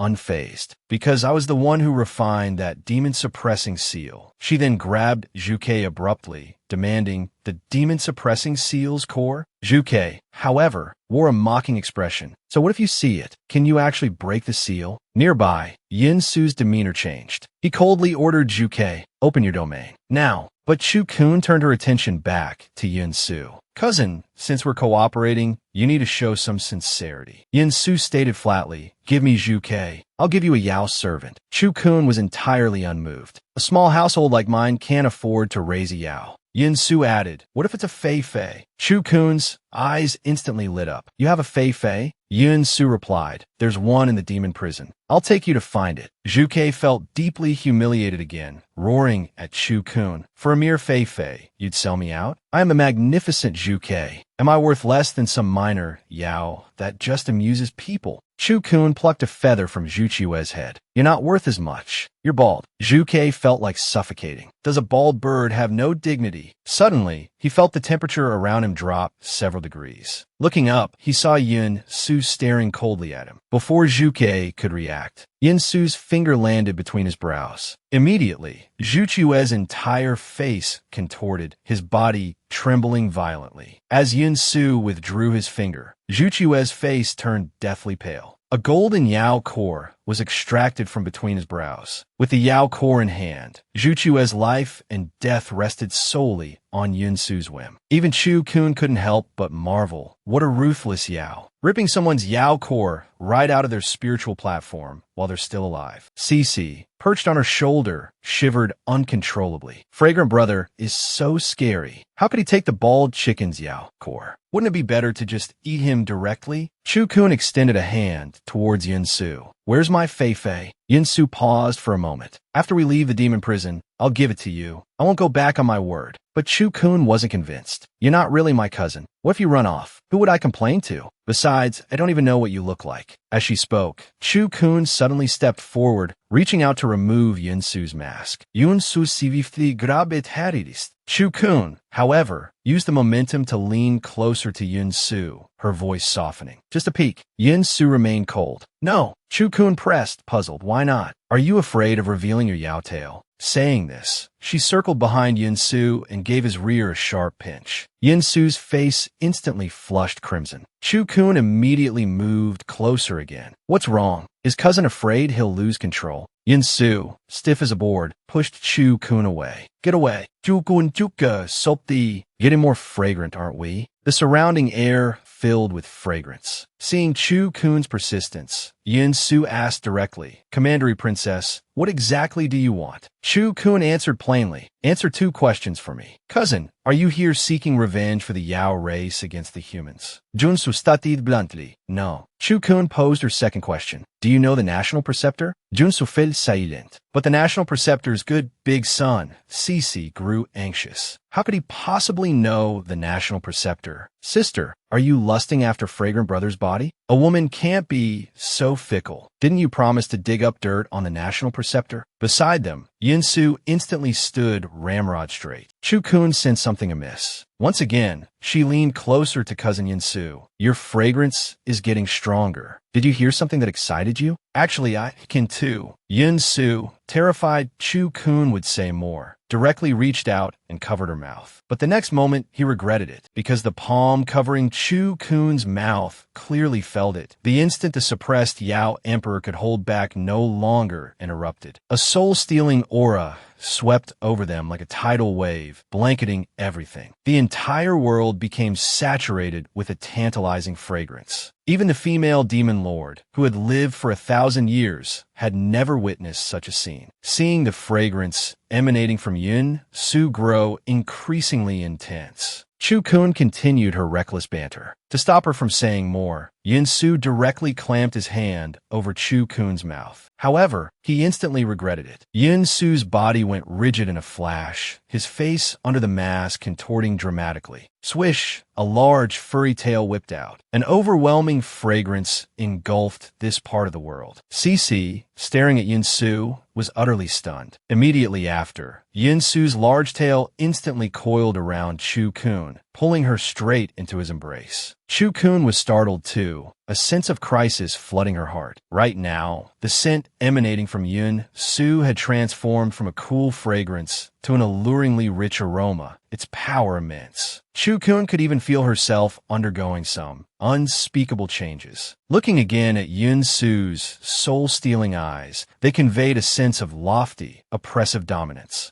Zhuke was also on the verge of madness. He was currently bound tightly and had expended his Yao Dan. This fragrance was driving him to the brink of self-immolation. He cursed Chu Kun inwardly. What kind of pervert was she, provoking this Yao for no reason? Cece, too, seemed intoxicated, her head growing dizzier and dizzy. With a little squeak, she tumbled from Chu Kun's shoulder. Watching Yun Su's expression grow increasingly dark, Chu Kun inwardly cursed. Not good. It looks like Yun Su is about to lose control. This is disastrous. She quickly turned her head to ask Zhuke, Dead bird brain, you're also a Yao? What do we do in this situation? Zhuke was frantic. Kill him. I can't hold back much longer. Chu Kun immediately refused. No way. Zhuke, finding it difficult even to resist the fragrance, weakly proposed, "Then, offer yourself." Chukun ignored him and looked back at Yinsu. He was biting his lip tightly, his entire body trembling. He had never looked so utterly disheveled. Chukun could feel his restraint. Despite this, the tail tightly encircling her waist showed no sign of loosening. Chukun felt a headache coming on. Even having lived for 1,000 years, she had truly never encountered a situation like this. But sacrificing herself? That was absolutely impossible. Suddenly, she thought of a solution. "Why don't you shout out, then a little using your voice? I'll cheer you on." Mumu was also going numb. "Master, I think for the sake of your virtue, it's best not to provoke him further." As soon as the words left its mouth, she felt the tiger tail wrapped around her waist abruptly tighten. Chukun couldn't help but hiss, "Ow, that hurts, idiot." The moment Chukun cried out in pain, her hand instinctively grabbed the tiger tail at her waist. She instantly jolted. This tail, it was incredibly silky. Immediately after, unable to resist,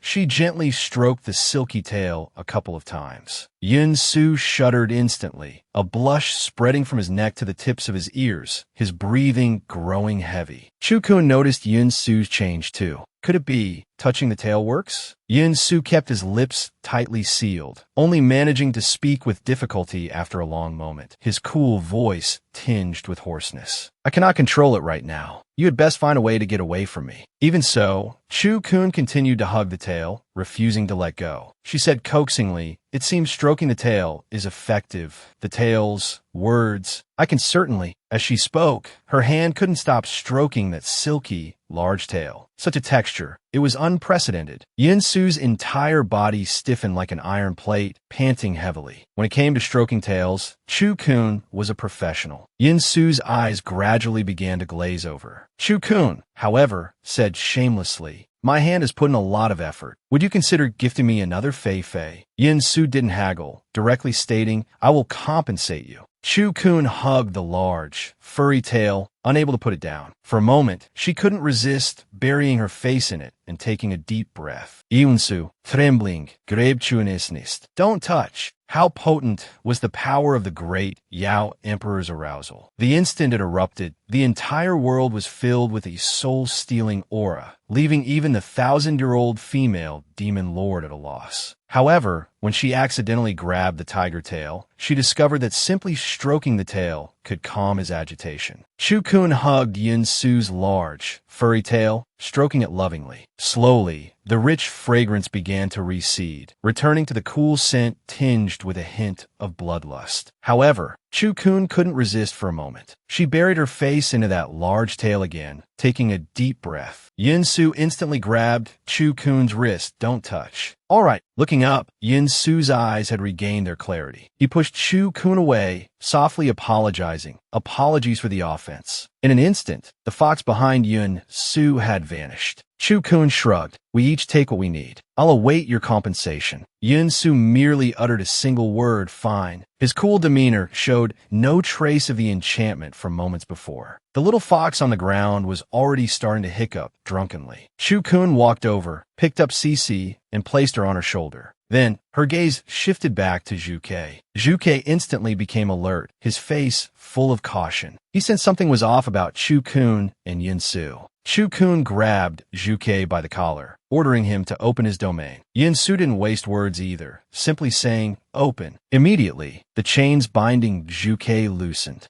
Zhuke grumbled, "Fine, I'll open it." "Why so fierce?" Then, chanting an incantation, he pointed towards the void. The scenery before them abruptly changed, as if a tear had opened. The true appearance of the demon prison was revealed. It resembled a scene from hell. On one side, molten lava raged. On the other, black ice radiated a chilling cold. In the distance, misty miasma swirled around treacherous swamps. Chukun couldn't help but marvel. "So this is the original demon prison?" The group walked on, remarking on the sights. It's widely rumored that the demon prison holds great Yao cultivators, all of whom committed evil deeds among humans, devouring countless people. Yun-Su retorted to Chukun, a hint of anger in his voice. "Do you also believe that all Yao are inherently indiscriminate?" Stroking Cece's smooth fur, Chukun replied, "Evil deeds aren't exclusive to Yao or humans." Yun-Su fell silent, saying no more. The two continued forward.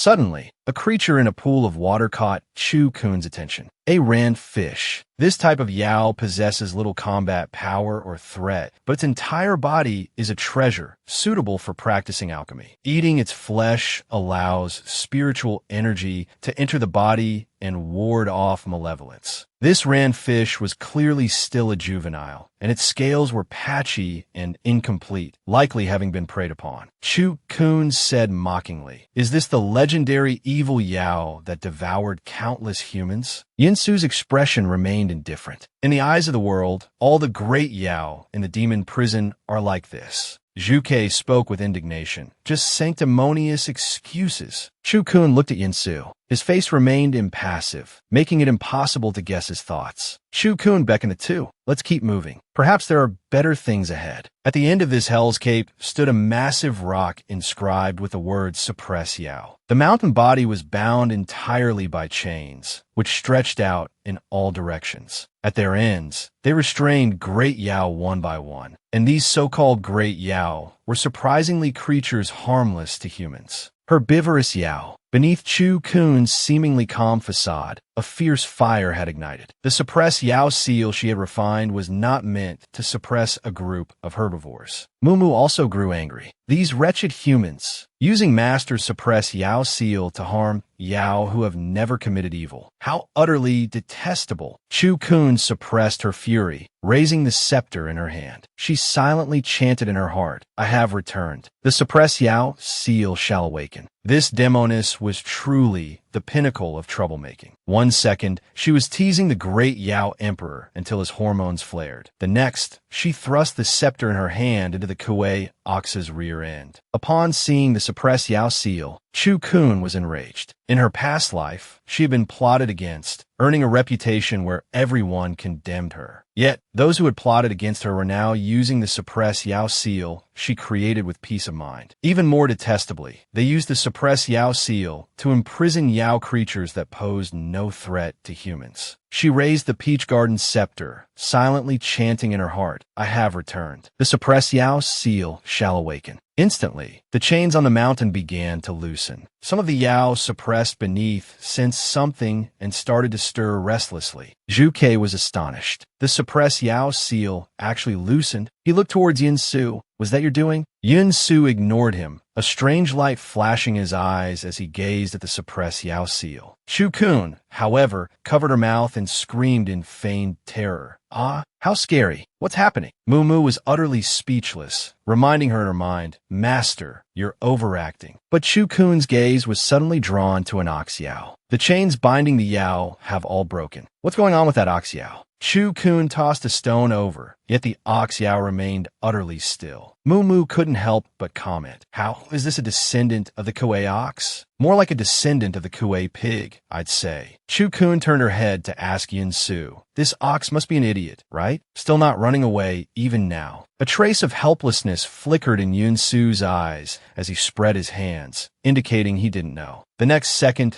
Chu Kun raised the Peach Garden scepter in her hand, aiming behind the ox Yao, right at its chrysanthemum rear. Mumu immediately sensed something was wrong, crying out urgently, Ah, Master, don't use me. However, Chu Kun had already hurled the scepter. With a soft poochie sound, the scepter accurately plunged into the ox Yao's chrysanthemum. Mumu nearly fainted from mortification, wailing incessantly, I'm defiled. I am defiled. The great ox Yao, deep in slumber, felt a sharp, intense pain in its rear. As it opened its eyes, there was a moment of dazed confusion, quickly followed by fury. Glaring with blood-red bovine eyes, it roared, Who poked this old master's chrysanthemum? Spotting Chu Kun and Yinsu behind it, the ox Yao went berserk, charging straight towards them. Chu Kun was delighted. Ha ha! It's chasing us. Yinsu was utterly speechless, still replaying the scene of the scepter piercing the ox Yao's rear. He looked at Chu Kun, feeling as though his entire worldview had just been overturned. Seeing Yinsu's stunned expression, Chu Kun couldn't help but ask, Cousin, what are you looking at me for? The great Yao is chasing us. Saying this, she reached out her hand towards Yinsu. The enraged Kuei ox drew closer and closer. Chu Kun grabbed Yinsu's hand and pulled him forward into a run. Zhuke was starting to panic. Such a huge commotion. The people outside must know by now. He chased closely behind Chu-kun and Yun-su, shouting, "You rotten brat! You wretched girl! Hurry up and think of something." Chu-kun glanced back at Juke. "Stupid bird, you're supposed to be the nation-guarding sacred beast, aren't you? Just run." Seeing the horde of Yao beasts behind them steadily closing in, Juke, who had consumed the Yao core, looked utterly panicked. "The Yao prison is in chaos. Where can we even run?" Chu-kun mocked him. "Run outside the Yao prison, you stupid bird. After you get out, remember to burn that dog-like man dressed in white. Don't even think about just leaving. Your Yao core is still in my cousin's hands." Yin-su looked speechlessly at the trouble-loving Chu-kun. While running, Chu-kun suddenly stopped. She walked over to the edge of the pool, where Ranyu had been previously imprisoned, and told Yin-su to wait a moment. Puzzled, Yin-su asked her what she intended to do. Chu-kun produced the Peach Garden Scepter and plunged it directly into the pool. The surrounding space began to distort gradually. Ranyu trembled uncontrollably. The next second, Ranyu and the entire pool of water were instantly sucked into the scepter. Yin-su's expression shifted slightly as he asked, "What are you doing this for?" A smirk touched Chu-kun's lips. "Fish can't leave the water. Besides, its feet were severed. It probably couldn't have escaped anyway." Within the suppressed Yao Division headquarters, the image on the scroll remained placid. Everything the observers saw of the Yao prison appeared normal. Everyone stared at the scroll, their interest waning slightly. Su Tianzi voiced his confusion. "This is the 5th day inside the Yao prison, isn't it?"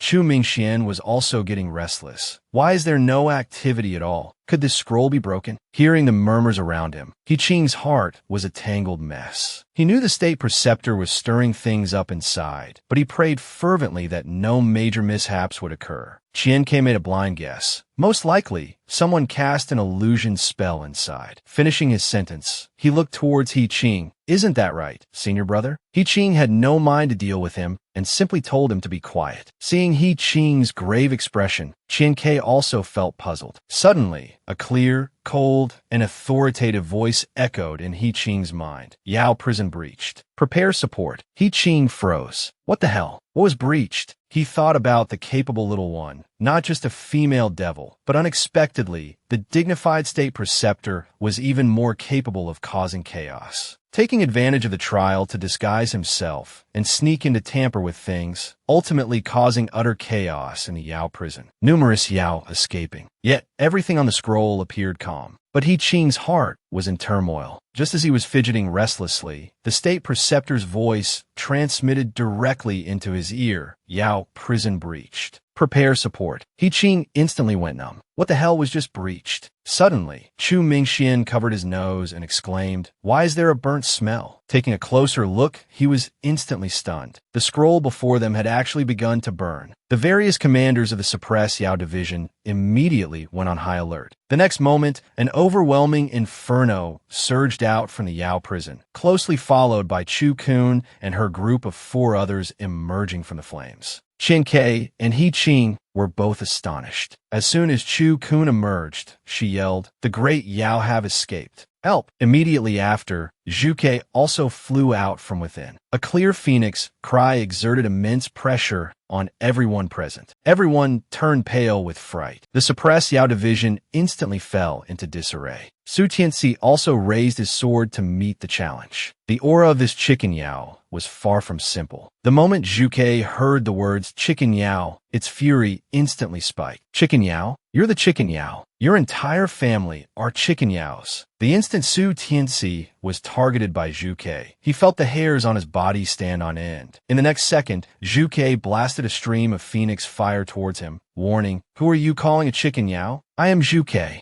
The flames grazed the top of Su Tianzi's head. Su Tianzi could only wonder what major ailment this chicken Yao suffered from, attacking only him the moment it emerged. After his hair was scorched, Su Tianzi finally got serious, glaring grimly at Zhuke. "Dead chicken Yao, I'm going to slaughter you." Having expended its Yao core, Zhuke felt a dip in confidence and zipped away, not forgetting to curse as it left. "Ugly dog, go play by yourself. This seat won't entertain you any longer." Su Tianzi's eyes bulged with fury, but he was helpless. Chu-kun, watching the spectacle from the side, couldn't help but mock, "Little bald donkey, now you're really in for it." The commotion within the scroll grew louder. Chu Mingxian yelled for everyone to be careful. Something else was about to come out. With a loud moo, an ox Yao charged furiously out of the scroll. It headed straight for Chu Mingxian, who was at the very front. In the nick of time, Xianzhong immediately tackled Chu Mingxian to the ground. After emerging, the ox Yao didn't trouble the crowd on the scene, but instead bolted directly outside. Seeing this, the 4 commanders of the suppressed Yao division immediately ordered their men to give chase. But immediately after, they realized something was wrong, because besides the ox Yao, a continuous stream of various great Yao began pouring out from the scroll. He Qing was completely numb. It was all over now. Yin Su merely watched everything with cold eyes, showing no intention of intervening. Meanwhile, Chu Kun put on an appearance of being frail and unable to care for herself. Leaning on Yin Su's shoulder, she sighed, "How terrifying. Cousin, I'm truly so scared." Yin Su glanced sideways at Chu Kun, reminding her, "If you keep smiling, you'll give yourself away." At this moment, Chu Mingyue and Chu Mingzhu gradually regained consciousness. Chu Mingzhu looked bewildered. "How do we get out?" Chu Kun told them, "The great Yao from the Yao prison have all escaped. Cousin was kind-hearted and saved you." Yin Su, looking resigned, stated, "It was Miss Chu who saved you, not me." Hearing that the great Yao had escaped, the faces of the 3 turned even paler. Mei Fugue also sat bolt upright from his near-death state. "Damn, your lordship is truly blessed with great fortune. Burning those 70 or 80 paper figures for Ancestor Dan Wang wasn't in vain. Old woman." Only then did Chu Mingxian remember to investigate the cause of the incident. What exactly happened here? Chu Kun poured a cup of water and spoke unhurriedly. Originally, it was a trial, but someone took the opportunity to plot against the royal family, and then the great Yao escaped. I'm afraid this was all meticulously planned, wasn't it? Everyone was greatly shocked. Xianzhong also asked, "How do you know this?"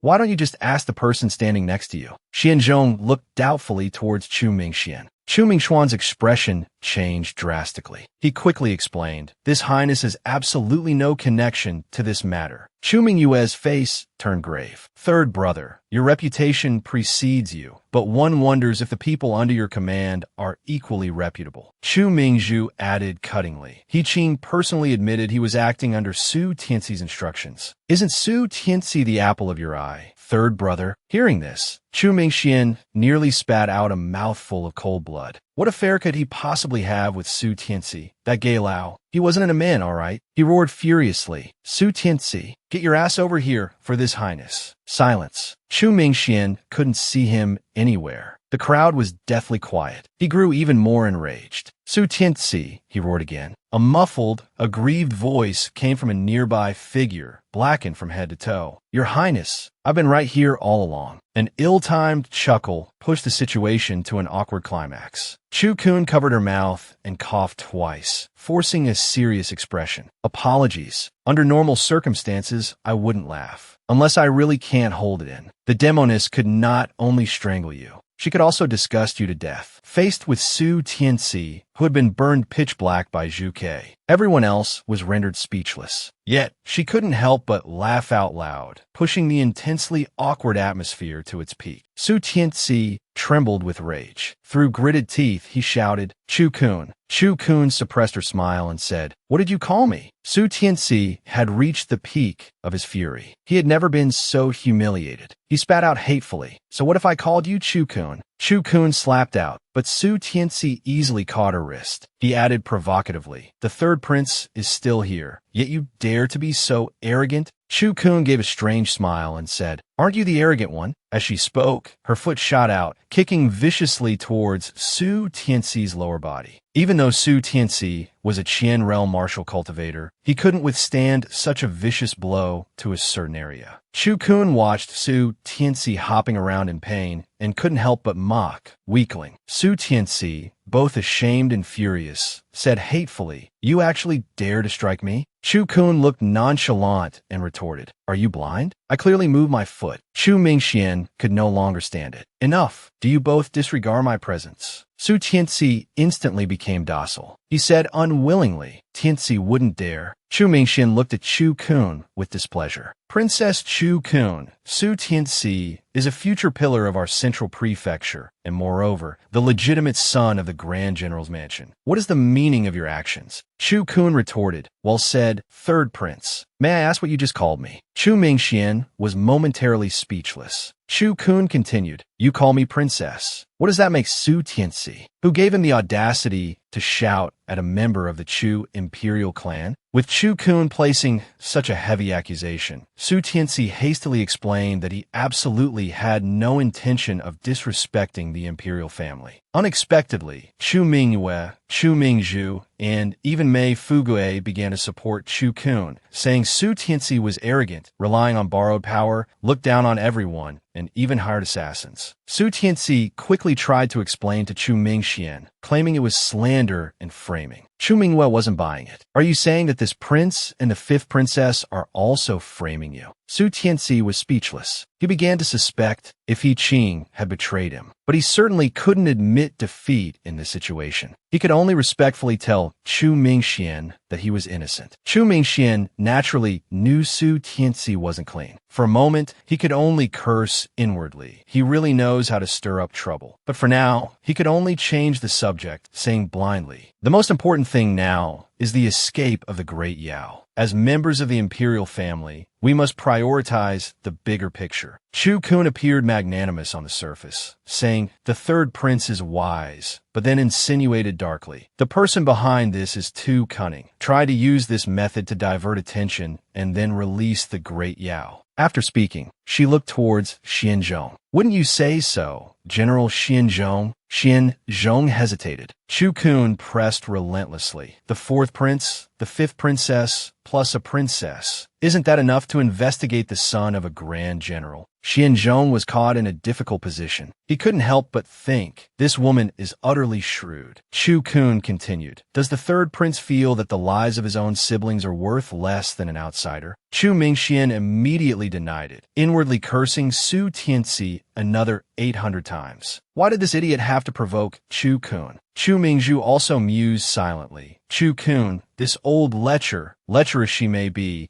but if she can keep slapping Chu Mingxuan's face like this, I wouldn't mind sacrificing a bit of my looks and letting her touch my cheek. At this moment, an authoritative voice sounded at the entrance, daring to plot against the imperial family. Such rebellious criminals. Why keep them instead of arresting them and throwing them into the grand prison? The newcomer was Gu Zhen, a great Confucian scholar in the court, whom even the emperor respectfully addressed as teacher. The three Chu siblings' expressions changed simultaneously as they respectfully bowed to the old man. Gu Zhen directly asked, "Su Tianxi, did you participate in hiring assassins?" Su Tianxi's face changed drastically because Gu Zhen had used the truth-telling art with his question. In the next second, he uncontrollably spat out a mouthful of blood. Gu Zhen sneered, "The Grand General certainly dotes on his son, even giving you a protective treasure against the truth-telling art." Su Tianxi clutched his chest, pleading, "Grand Tutor Gu, please calm your anger." Gu Zhen snorted coldly and said, "On account of your father, go to the Ministry of Punishments yourself and receive your punishment." Su Tianxi agreed, his face deathly pale. Chu Mingxian dared not utter a word at this point. Only two words echoed in his mind. "It's over." While everyone was unsettled, Grand Tutor Gu unexpectedly walked towards Chu Kun with a smile. Everyone was startled. Could it be that Grand Tutor Gu came for her? Unexpectedly, Gu Zhen walked right past Chu Kun. He went straight to Yun Su's side, grasped his hand, and said, "So you are the one favored by the heavenly Tao? You are the old man's destined disciple." Yun Su, who had been trying to stay inconspicuous, was completely bewildered by this sudden turn of events. "The demoness actually set me up. As soon as the bloodline power awakens, one will die without a burial place. And this was actually because of the curse from his previous life as Marquis Chu Yi." While Chu Kun was stirring up trouble, Grand Tutor Gu arrived majestically. After dealing with Su Tianxi, he walked straight towards Yun Su, eagerly wanting to take him as a disciple. Yun Su was left completely bewildered by this sudden turn of events. Seeing this, Chu-kun couldn't help but laugh out loud. At this moment, He-ching anxiously pushed the door open. The moment he entered, he was stunned by the scene before him. Has Guzhan gone mad, trying to recruit a disciple right under the Lord Commander's nose? If one were to name who the Lord Commander clashed with most fiercely in court, Guzhan would undoubtedly rank first, with no one daring to claim second. Yun Su, with evident disdain, told Guzhan, "I am not seeking a master," then shot He-ching a meaningful glance. He-ching immediately stepped forward, intercepting Guzhan. Grand Tutor Gu, recruiting disciples here at the Suppress Yao Division. Isn't that somewhat inappropriate? Guzhan sneered. Lord Commander, what immense authority you wield, even extending your reach to manage my affairs. He-ching chuckled. Grand Tutor Gu, you jest. Since young Master Yun has passed the trial, he is now officially part of the Suppress Yao Division. Naturally, he falls under the division's protection. Guzhan deftly turned the question back to He-ching. Then Su Tianxi is also one of the Suppress Yao Division's people? Does the division intend to shelter him as well? He-ching replied with a wry smile. The Suppress Yao Division, naturally, will not shelter a guilty person. Guzhan didn't press the matter further and turned to depart, not forgetting a parting barb. In such a perilous situation, the Lord Commander remains in seclusion. Very well, let him stay secluded then. He-ching, truly burdened with worry, could only manage an awkward smile in response, saying nothing. After Guzhan had left, He-ching addressed Chu-kun and the others. Congratulations to the 5 of you for successfully passing the trial. Please report to the Suppress Yao Division in 3 days. Chu Mingzhu, her siblings, and Mei Fugue were all visibly thrilled. Mei Fugue even slung an arm around Chu-kun's shoulder, exclaiming, "It's all thanks to little Kun-kun." Chu-kun flashed a confident smile. "Stick with Sister Kun, and you won't go hungry." After leaving the Suppress Yao Division, Chu-kun was strolling down the street when suddenly she sensed something amiss. After weaving through several streets, Chu-kun slipped into a shadowed alley and spoke to the seemingly empty air behind her. Grand Tutor Gu, what is the meaning of following me? Guzhan's figure materialized behind Chu-kun. Abruptly, Chu-kun felt a distinct ripple of spiritual energy. Guzhan had deployed his domain. Mu remarked internally, "This Grand Tutor Gu truly possesses some skill, having already mastered the power of domain at his stage." Guzhan's voice followed, "You bear not the slightest resemblance to the eldest princess." Chu-kun's expression darkened. What kind of opening gambit was this? Guzhan continued, "I was your mother's teacher." He then posed a critical question to Chu-kun. "Have you awakened your bloodline power?" Chu-kun's eyes narrowed with suspicion. "Why do you ask this?" Guzhan immediately raised his hand towards the heavens, swearing a solemn oath. "I assure you, I harbor absolutely no intention of bringing you harm." Witnessing Guzhan's apparent sincerity, Chu-kun conceded, admitting she had indeed awakened her bloodline power. As she spoke, with a mere thought, several emerald vines materialized, coiling around her hand. Guzhan was visibly startled, urgently warning Chu-kun, "You absolutely must not allow anyone else to learn of this bloodline matter. To do so would invite catastrophic disaster." Chu-kun, thoroughly perplexed, pressed Guzhan for the reason. However, Guzhan merely stated, "This is the curse of Chu-iho. The ultimate fate for those who awaken this bloodline is to die without even a place for burial." Now, it was Chu-kun's turn to be utterly shocked. The curse of Chu-iho? When did he ever inflict such a curse upon the Chu family? Guzhan then added gravely, "Your mother serves as the most poignant example." Chu-kun urgently inquired, was her death related to Chu-iho? But Guzhan simply shook his head, telling Chu-kun gently, "There are certain matters that it is better for you not to know at this present time." Following this, Guzhan presented Chu-kun with her mother's concealment ring. "As long as you wear this ring," he explained, "even if individuals from the imperial palace come to investigate,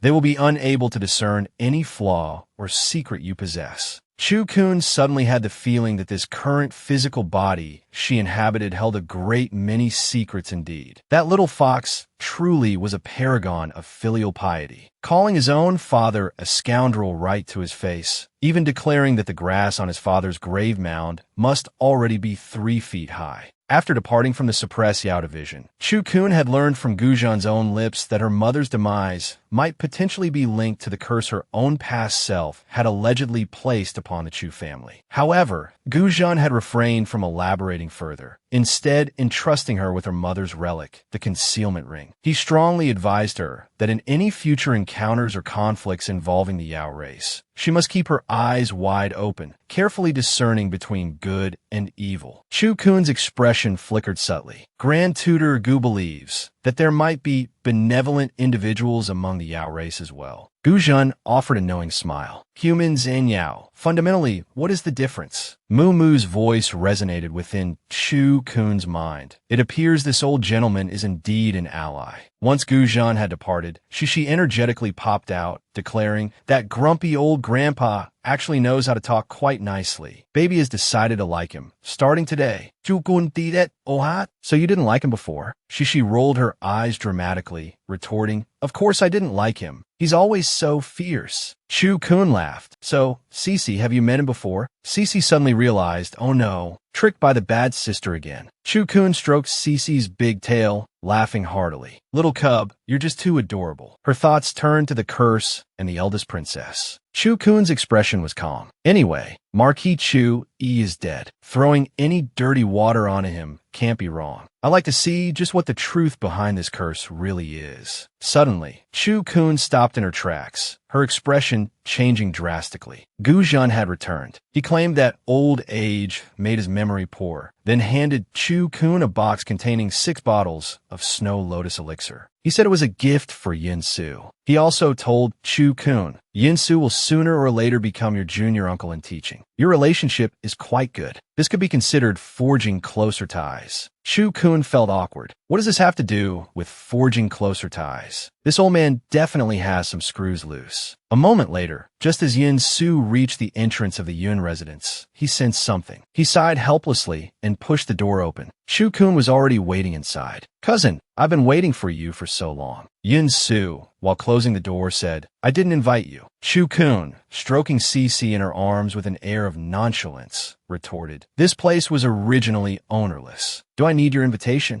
Yin Su didn't waste words and asked directly, "Chu Kun, what is it?" Chu Kun gave a sly smile. "To forge closer ties with you, of course." Yin Su was bewildered. What forging closer ties? Chu Kun raised the hand she had previously used to touch Yin Su's tail and said slowly, "You said before you would compensate me, but you forgot in the blink of an eye. Men are truly heartless." Cece, wagging its pestle-like tail, chimed in, "Fragrant brother is a scumbag." Yin Su stared at his utterly clueless, filial son, his hands behind his back clenching into fists. But Cece suddenly spoke again. "Although Fragrant brother is a scumbag, the Grand Tutor is definitely not a scumbag. When choosing a man, you must pick one who isn't a scumbag, understand?" After speaking, it even stuck its tongue out at Yin Su in a show-off manner. Yin Su was speechless once more. Chu Kun tweaked the fox's ear, asking, "Cece, you like the Grand Tutor so much? Could it be that the Grand Tutor is your father?" Yin Su's expression flickered for an instant. Cece's large tail also froze. It immediately explained, "How could that be? The grass on my daddy's grave is already 3 feet tall." A sharp pain throbbed between Yin Su's brows. Suppressing his anger, he addressed Chu Kun, "Princess." Chu Kun, smiling, said she was thirsty and asked Yin Su to treat her to a cup of tea. The aroma of tea lingered in the air. Chu Kun watched Yin Su preparing the tea before her and couldn't help but tease, "Cousin's fragrance has faded, hasn't it?" Yin Su's hand paused. The surrounding temperature instantly dropped drastically. He said coldly, "Miss Chu, please conduct yourself with dignity." He then pushed a cup of tea towards Chu Kun. "My thanks." Chu Kun saw Yin Su's well-defined fingers and was suddenly reminded of the time in the Yao prison. The hand that had gripped her waist, it had been quite strong. Thinking of this, Chu Kun couldn't help but murmur, "Your hands are nice too." Yin Su instantly bristled again. He hastily withdrew the hand that had offered the tea. This female demon never changes, starting to stir trouble again, openly lusting after his body. And the great filial son Cece is fanning the flames beside them. Faced with this pair of hidden dragon and phoenix, even the great Yao emperor would tremble. First, Chu Kun commented that Yin Su's fragrance had faded. Then she stared lecherously at his hands, calling them nice. This frightened Yin-Su so much that he bristled and retreated repeatedly. Chu-kun wouldn't let up, demanding that Yin-Su remove his mask so she could see his true face. After all, the Yao race were known for their superior appearances, especially the famously beautiful fox tribe. Yin-Su, holding his teacup, stated, "My appearance is hideous, unfit to be seen." Chu-kun replied, "I don't mind." Yin-Su remained firm, simply saying, "I am unwilling." Seeing Yin-Su refuse so decisively, Chu-kun didn't press further. Instead, she asked him where the real Yin-Su had gone. Yin-Su explained he died of illness. Chu-kun's mind started working again. "I didn't ask how he died. Cousin must not want me to misunderstand."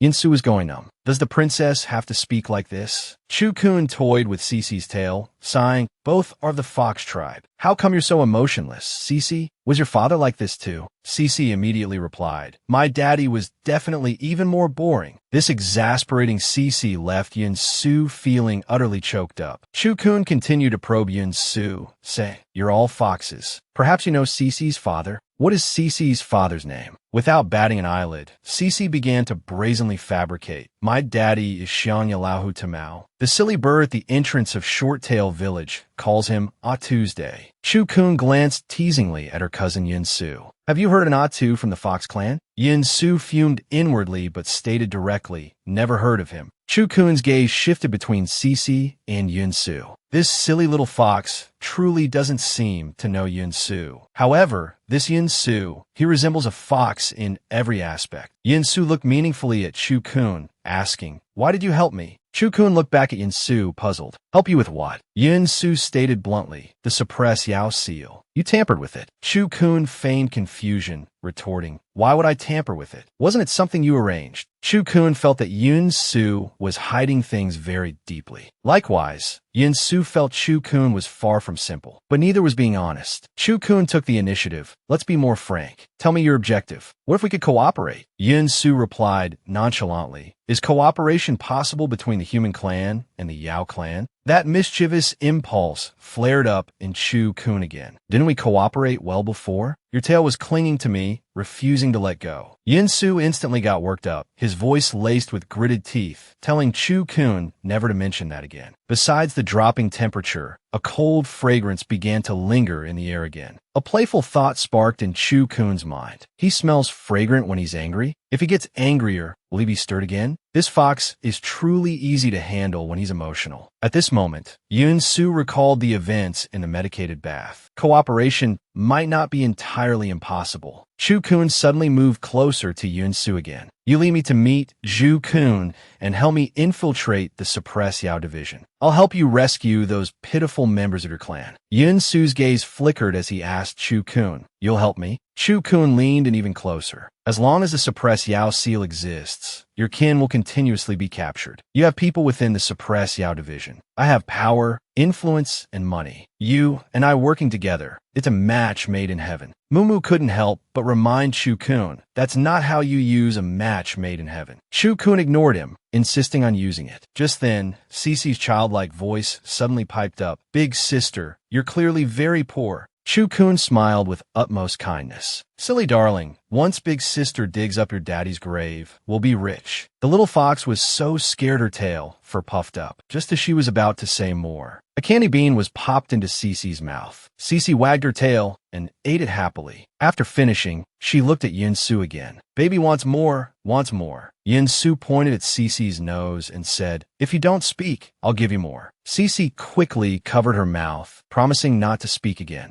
A packet of candy beans was handed over. Cece happily held the candy in her mouth. The next second, she leaped 10 meters away. A fair little hand then extended towards Yin-Su. Chu-kun asked Yin-Su, "Where's mine?" Yin-Su stated bluntly, "No more candy." Chu-kun started acting coquettishly. "I don't care. I want candy." Yin-Su quickly changed the subject, saying he went to the Suppress Yao division to investigate some matters. Chu-kun's interest was instantly piqued. "Me too." She then asked Yin-Su if he planned to help her. Yin-Su replied, slightly awkwardly, "Consider it compensation." Chu-kun wiped the corner of her mouth, saying, My appetite is large. I'm afraid just this won't be enough. Yinsu didn't understand and asked Chu-kun what she meant. Chu-kun moved closer to Yinsu again. Compared to you helping me investigate, I still covet your body more. Yinsu looked startled. The great demon emperor, outwardly aloof and unfeeling, was inwardly a doting maniac. Faced with the female devil's lewd words, although he helplessly avoided them, he also gladly endured them. He even gave her a sacred treasure of the Fox clan, calling it compensation. After Chu-kun teased him once more, although Yinsu's eyes were cold and tinged with anger, he turned and gave Chu-kun a foxmite fruit. Chu-kun was quite astonished. This was a healing treasure of the Yao clan, said to exist only in the ancient Green Hill. Looks like cousin is even more generous than I thought. Following this, Chu-kun leaned close to Yinsu again, saying, truly worthy of making me crave. Before she could finish, Yinsu's gaze turned cold again. Chu-kun decided to quit while she was ahead, finishing her sentence, crave the tale of this man. Yinsu was speechless once more. He turned away, saying, after dark, I will take you to see Chu-kun. Chu-kun smiled with satisfaction. In that case, call me when it gets dark. Then Chu-kun chuckled softly at her feet. She stood up and said, I'm tired too. Yinsu was startled. Before he could react, Chu-kun asked, cousin, which room should I sleep in? Yinsu helplessly told Chu-kun to choose whichever she liked. Chu-kun was satisfied. Then I won't stand on ceremony, she said, and walked straight into the master bedroom. Seeing Yinsu's stunned expression, Chu-kun leaned against the doorframe, popping out with, want to join me?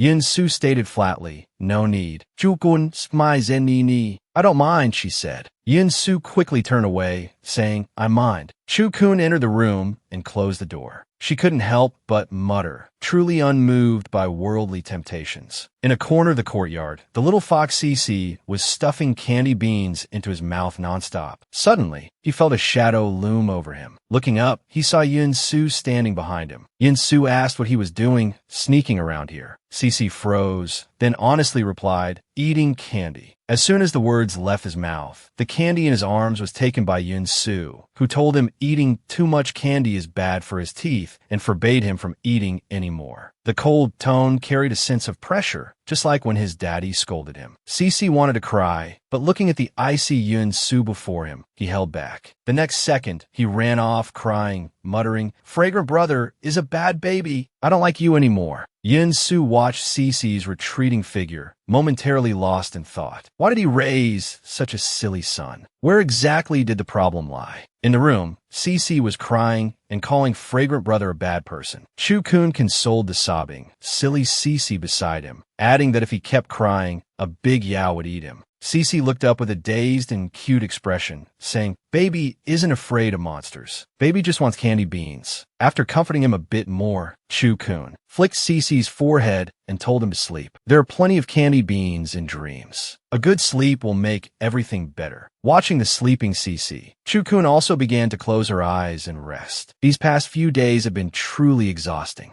Moo materialized, asking Chu-kun, can this cousin be trusted? Chu-kun, ever carefree, replied, so what if he can't be trusted? It was always about mutual benefit anyway. Besides, I haven't lost anything. Moreover, she added, I've discovered something interesting about my cousin. Mumu was also puzzled. Why did Yinsu chase after Zhuke? What did he want to learn from him? Chu-kun suspected that what Yinsu was investigating was related to the Yao Emperor. Mumu also suddenly remembered. I heard that after that fox fell, his tail was cut off by the Chu family. But how exactly was he plotted against by the Chu family? Chu-kun couldn't remember either. After being reborn, she only remembered hatred. Many past events were forgotten. But thankfully, she had found Mumu. Chu-kun's expression instantly turned cold. She vowed that everything she lost before, she would reclaim bit by bit. The dignified Yao Emperor plotted against. Waking up to find he had a child, his 9 tails severed. And yet, he didn't know who the child's mother was. 1,000 years later, he went undercover, switching between his main and alternate identities. The secrets of the past gradually began to surface. Inside the Grand Tutor's residence, Di Chun asked He Qing, why did Di Shi appear in the Yao prison? He Qing now regretted it to his core. He shouldn't have let that little ancestor take Chu-kun there to fleece the sheep. But for now, he could only say it was his own oversight. Di Chun didn't say much, just told him and Qian Ke to go receive their punishment themselves. He Qing silently accepted the blame, but still felt very uneasy. He weakly asked Di-chun, "Should we still let Princess Chu-kun enter the suppress Yao division?" Di-chun hesitated for a moment, then uttered 2 words, "Let her." Hi-ching was stunned. Chu-kun nearly stripped the Grand Tutor naked. The news had spread throughout the entire capital by now. Yet, the Lord Commander seemed not overly angry, rather somewhat resigned. After speaking, Di-chun said he had matters to attend to and told Hi-ching to leave. After Hi-ching left, a purple aura enveloped Di-chun. He silently switched to his alternate identity. Inside Su Tianxi's residence, Chu-kun kicked open the door. She never expected Yin Su would hide Zhu Kei in such a place. If they were caught, Su Tugu would have to take the blame again, wouldn't he? Seeing the two enter together, Zhu Kei impatiently asked, "What are you two doing here?" Chu-kun ignored him, turning instead to ask Yin Su, "Cousin, do you also have a grudge against Su Tugu?" Yin Su didn't answer directly, retorting, "Isn't that good?" Chu-kun leaned in a little closer, her breath catching as she said, "Excellent. You being this wicked just makes me like you more." Zhu Kei, standing before them, was utterly displeased, her face darkening as she snapped, "That's enough. You two. Stop flirting and get lost." Yin Su directly asked Zhu Kei, "How can the seal in the depths of the Forbidden Zone be broken?"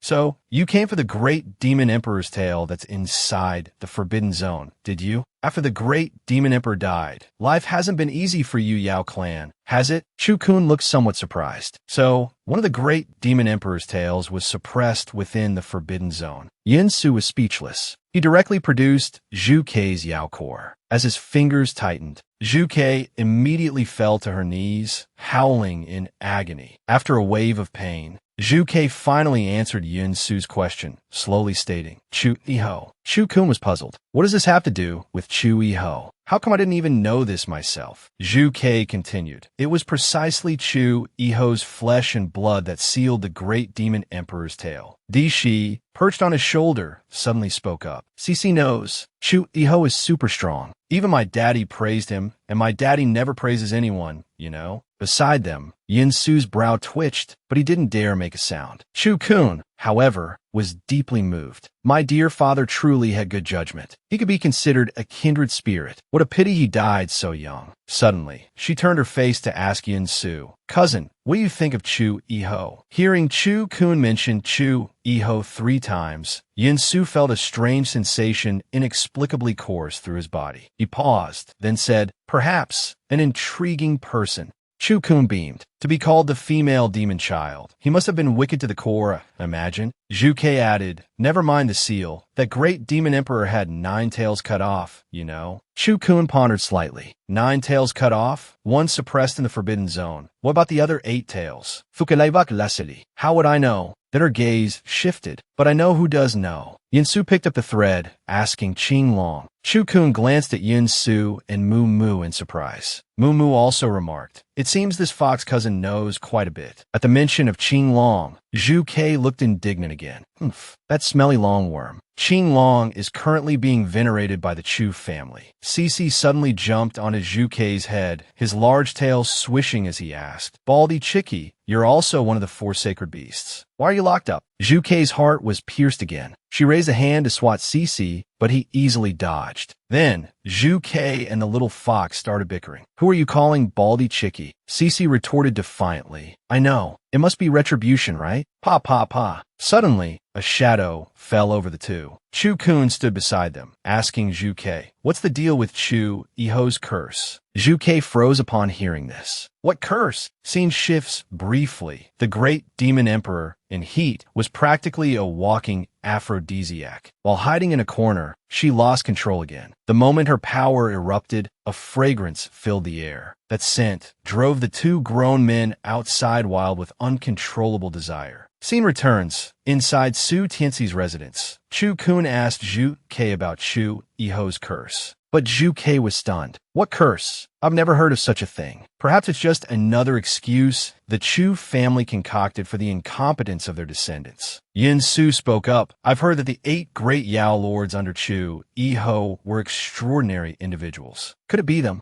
Chu-kun looked at Yin-su. Cousin, have you heard of them? Yin-su continued. It is said that after Chu Iho fell, they successively committed suicide, following their master in death. A pang of pain shot through Chu-kun's heart, yet she maintained a nonchalant tone. They all died? Quite loyal. Only Mumu knew how much pain Chu-kun felt at that moment, how unlike the easy facade she presented. Just as he was about to comfort Chu-kun, Zhu-Kei spoke again. Not necessarily all dead. Back then, the Yao Lord Han Long entered the royal capital alone to retrieve his master's body for burial. I heard the Chu family gouged out his eyes and stripped his dragon scales. Fortunately, the Zhulong clan rescued him in the end. Both Chu-kun and Mumu's hearts clenched. Chu-kun's mind buzzed, her blood running cold. Zhu-Kei's words echoed in her head. Gouged out his eyes, stripped his scales. For the Zhulong clan, their eyes were their most precious feature, seeing by day and by night. And he was such a vain person. Fragmented memories flickered in Chu-kun's mind. That person, smiling brightly, asking her, Chu-Chu, look at my floral clothes. Aren't they beautiful? He was Han Long. In the past, she often teased him, calling him a pretty boy.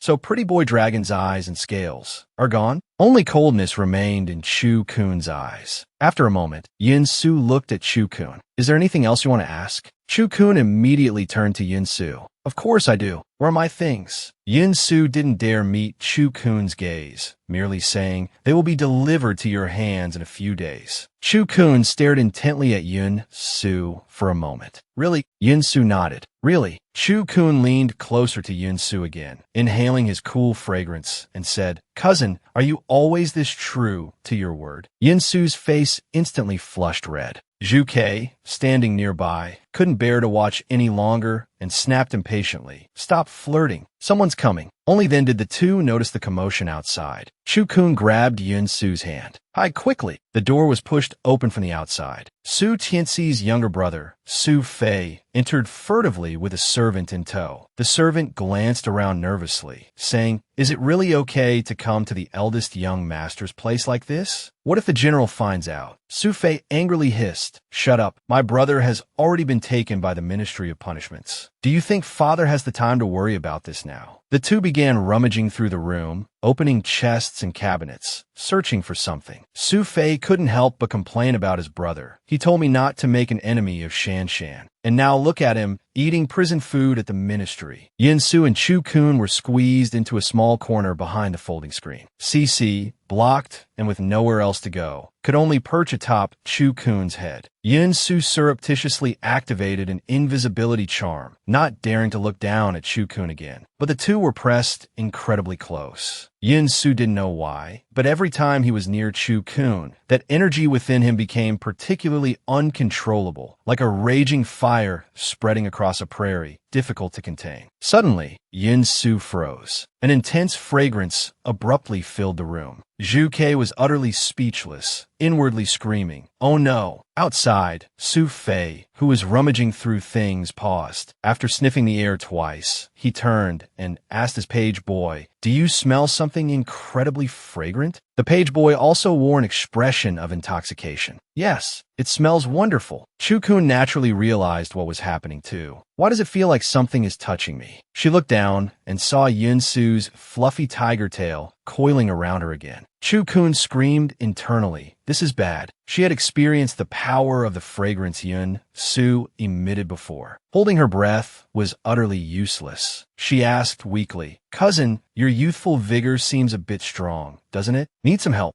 Junsu stubbornly replied, Nonith. Chu-kun tilted her head to look past the screen. Are you sure? Because those two outside, Zhu-Kei, also enduring the torment of the intoxicating scent, heard her and glanced outside, inwardly cursing repeatedly. Su Fei and the page boy, completely overcome by the fragrance, had stumbled into each other's arms. Second young master, you're so handsome. How did I never notice before that you two are such a delectable beauty? Cece was completely dazed by the scent. So fragrant. Baby's drunk. With that, he tumbled dizzily to the floor. Yun-Su trembled all over, still trying desperately to hold on. But Chu-kun had no intention of letting him off easy. Her hand explored as she asked, "Are you really sure you don't need help? Those two out there are getting quite carried away." The Yao Emperor in heat fought for control, clenching his jaw, trembling. But the female devil showed no mercy, her hand roaming back and forth as she pressed. "Do you truly not require assistance?" In the next second, Yun-Su seized Chu-kun's hand. He called her name in a low voice. "Chu-kun, I want." Chu-kun immediately understood. "Right away, I'll satisfy you." The fragrance intensified.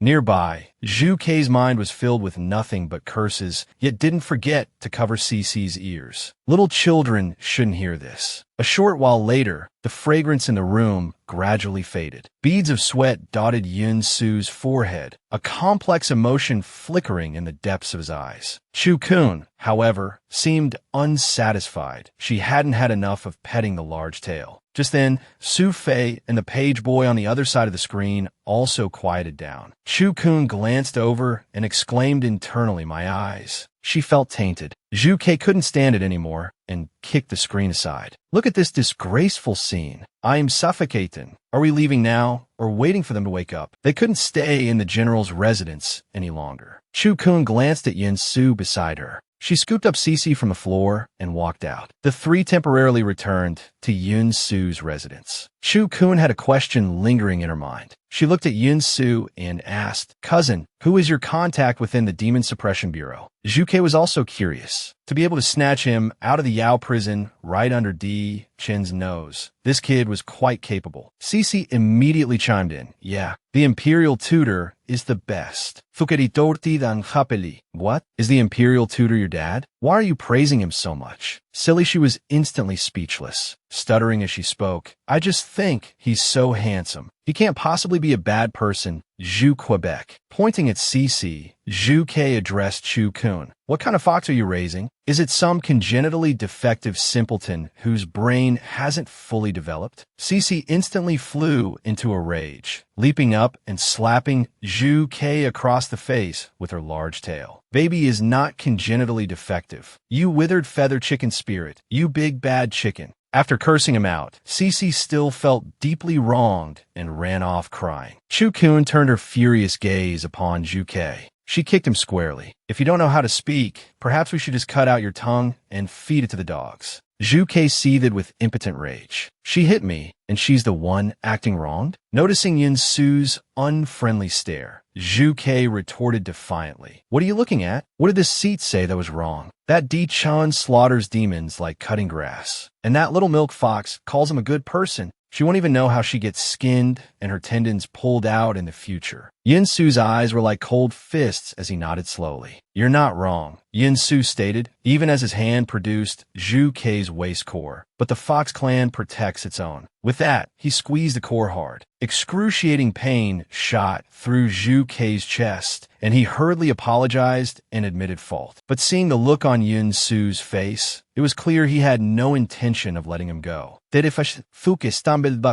Only a piercing scream was heard as Yin-Su dragged Zhu Kei towards the kitchen. Chu-kun, having failed to catch Cece, could only return to Yin-Su's place. In the courtyard, Yin-Su sat alone at the stone table, sipping tea. Chu-kun asked doubtfully, "Where's Zhu Kei?" Yin-Su replied, his face devoid of expression, hanging over the stove. Chu-kun's heart skipped a beat. He dealt with him already? What a ruthless fox. Chu-kun headed towards the kitchen, eager to witness the spectacle. Even though she herself had a reputation as a female devil, this cousin of hers was something else entirely. To think her cold, aloof cousin was capable of this. There, she saw Zhu Kei hanging upside down, a small incision on his neck from which blood dripped steadily. Chu-kun couldn't suppress a wide grin. A sacred beast, are we? Losing a little blood won't kill him. Besides, Cece will surely be delighted to see this. Zhu Ke flapped his wings in grief and indignation, letting out pathetic chicken-like squawks. That little fox of noble bloodline. How dare she call him congenitally defective? In her anger, Cece ran home to pour out her grievances, unaware of the potential ruthlessness her own father possessed. Meanwhile, the sharp-tongued Zhu Ke was being plucked and bled. Cece ran crying into a room, searching for He Qing. He Qing turned his head to see Cece sobbing uncontrollably, struggling to catch her breath. Little ancestor, what on earth happened? Cece leaped into He Qing's embrace, her face etched with grievance. Big Qing. Someone said Daddy is a bad guy. He Qing was instantly furious. Who would be so bold as to speak ill of the Lord? Cece looked up at He Qing with expectant eyes. A big bad guy. He said Daddy killed lots and lots of innocent Yao Yao. Daddy was framed, wasn't he? He Qing suddenly froze. Cece knew nothing. If he revealed the truth now, wouldn't everything be exposed? He could only offer comfort. The Lord naturally has his reasons for his actions. You must trust the Lord. Hearing this, Cece's eyes brightened. Of course, baby will always believe him. But the bad guy said Cece is congenitally defective. As she said this, her expression turned listless once more. A murderous glint flashed deep within He Qing's eyes. Don't listen to that creature's nonsense. Little Master possesses an extraordinary bloodline. When you grow up, you will be a peerless talent of your generation. Cece's tail began to wag happily again. Really? Is it really true? He Qing offered a brilliant smile. Naturally, who is our little master, after all? However, there were words He Qing could not bring himself to say. By the standards of the Yao clan, Cece wasn't considered particularly young. Yet, after transforming into human form, she consistently maintained the appearance of a 3-year-old child. Her temperament mirrored this youthful state. This was to some extent related to her bloodline. After all, Cece's birth mother. He Qing sighed inwardly. Back in Yun Su's residence, he sat reading beneath the moonlight. Chu Kun approached him from behind, a smile playing on her lips. Cousin, such refined taste you have. Reading a book when it's pitch black like this. With that, she handed Yun Su the 6-petaled snow lotus. This is from great scholar Gu. He's a decent sort, she continued. Having him as backing while you navigate the royal capital provides an extra layer of support and cover. A thought flickered through Yun Su's mind. Chu Kun has connections with Gujin as well. However, he really didn't have much use for this snow lotus. Yun Su offered the flower back to Chu Kun. Chu Kun didn't accept it. If you don't want it, return it yourself. Otherwise, just toss it. As she turned to leave, she didn't forget to add a pointed reminder. And don't forget my Fei Fei. Yun Su gazed at the snow lotus, inwardly groaning at the trouble it represented. Just as Chu Kun departed, a rustling sound emanated from the branches of the tree beside him. Cece appeared, poking her head around. Where's Big Sister? Bad smelly brother. Where's Big Sister? Yun Su directly picked Cece up, saying, come with me. Cece struggled desperately in Yun Su's arms, shouting, murdering the green fox. In the kitchen, Zhu Ke was still hanging upside down from the ceiling. Yun Su brought Cece to see Zhu Ke. Upon seeing him, Cece danced with joy. Ha ha, Baldy chicken, you deserve it. Meanwhile, Chu Kun had already returned to the Marquis's mansion. He summoned Rendong, instructing him to report his return to Siet Jun the next day, and rewarded Rendong with a medicinal pill. Rendong's eyes lit up. It was actually a 3rd-grade body-tempering pill. This was worth at least 100 taels of gold. He heard Chu Kun say casually, after taking this pill, you should be able to break through to the upper rank. Serve me well, and there will be no shortage of good things for you.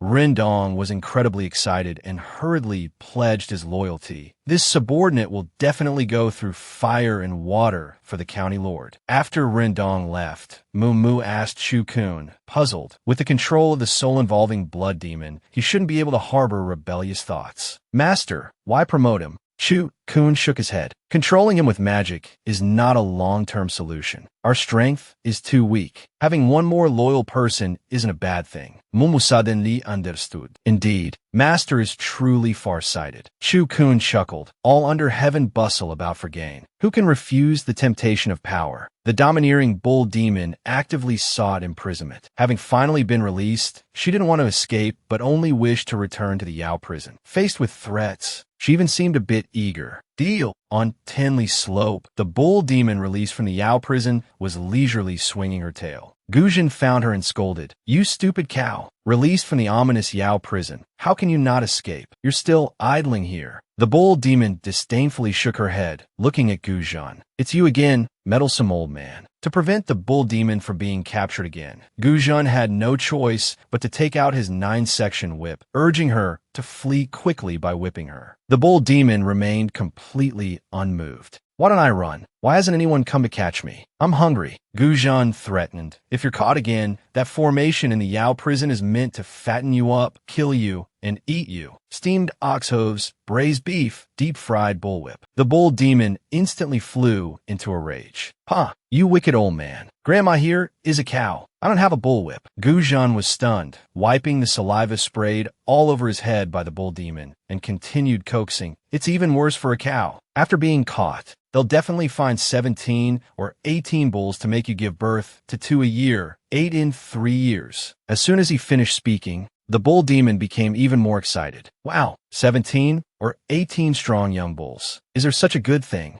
Guzhan was exasperated. "You stupid cow, is your brain flooded?" The bull demon remained dismissive. "Why do you humans always worry about my life and death?" Guzhan said righteously, "Saving you, one demon, is equivalent to saving 10,000 of my human race, preventing them from adding to their sins." The bull demon lay down again, saying, "But I just want to eat. It would be even better if there were a few handsome bulls." Guzhan was utterly speechless, inwardly confirming that this was a salted fish cow. After pondering for a moment, he said, "Go find someone and protect him well. This old man will provide food and handsome bulls." The bull demon's spirits lifted instantly. "Deal. There's no time to lose. Let's go now." With that, she directly carried Guzhan on her back and galloped away. In the Marquis's mansion, Chu Kun couldn't help but sneeze. "Who's praising me behind my back?" Moo worried. "Master, could you have caught a cold?" Chu Kun looked proud. "Nonsense. Your master is perfectly healthy." However, looking at the spoils before him, Chu Kun couldn't help sighing. "I thought the trip to the Yao prison would alleviate poverty, but still too little." Moo felt very guilty. "It's all my fault for eating too much, making master poor." Chu Kun shook his head and quickly comforted Moo.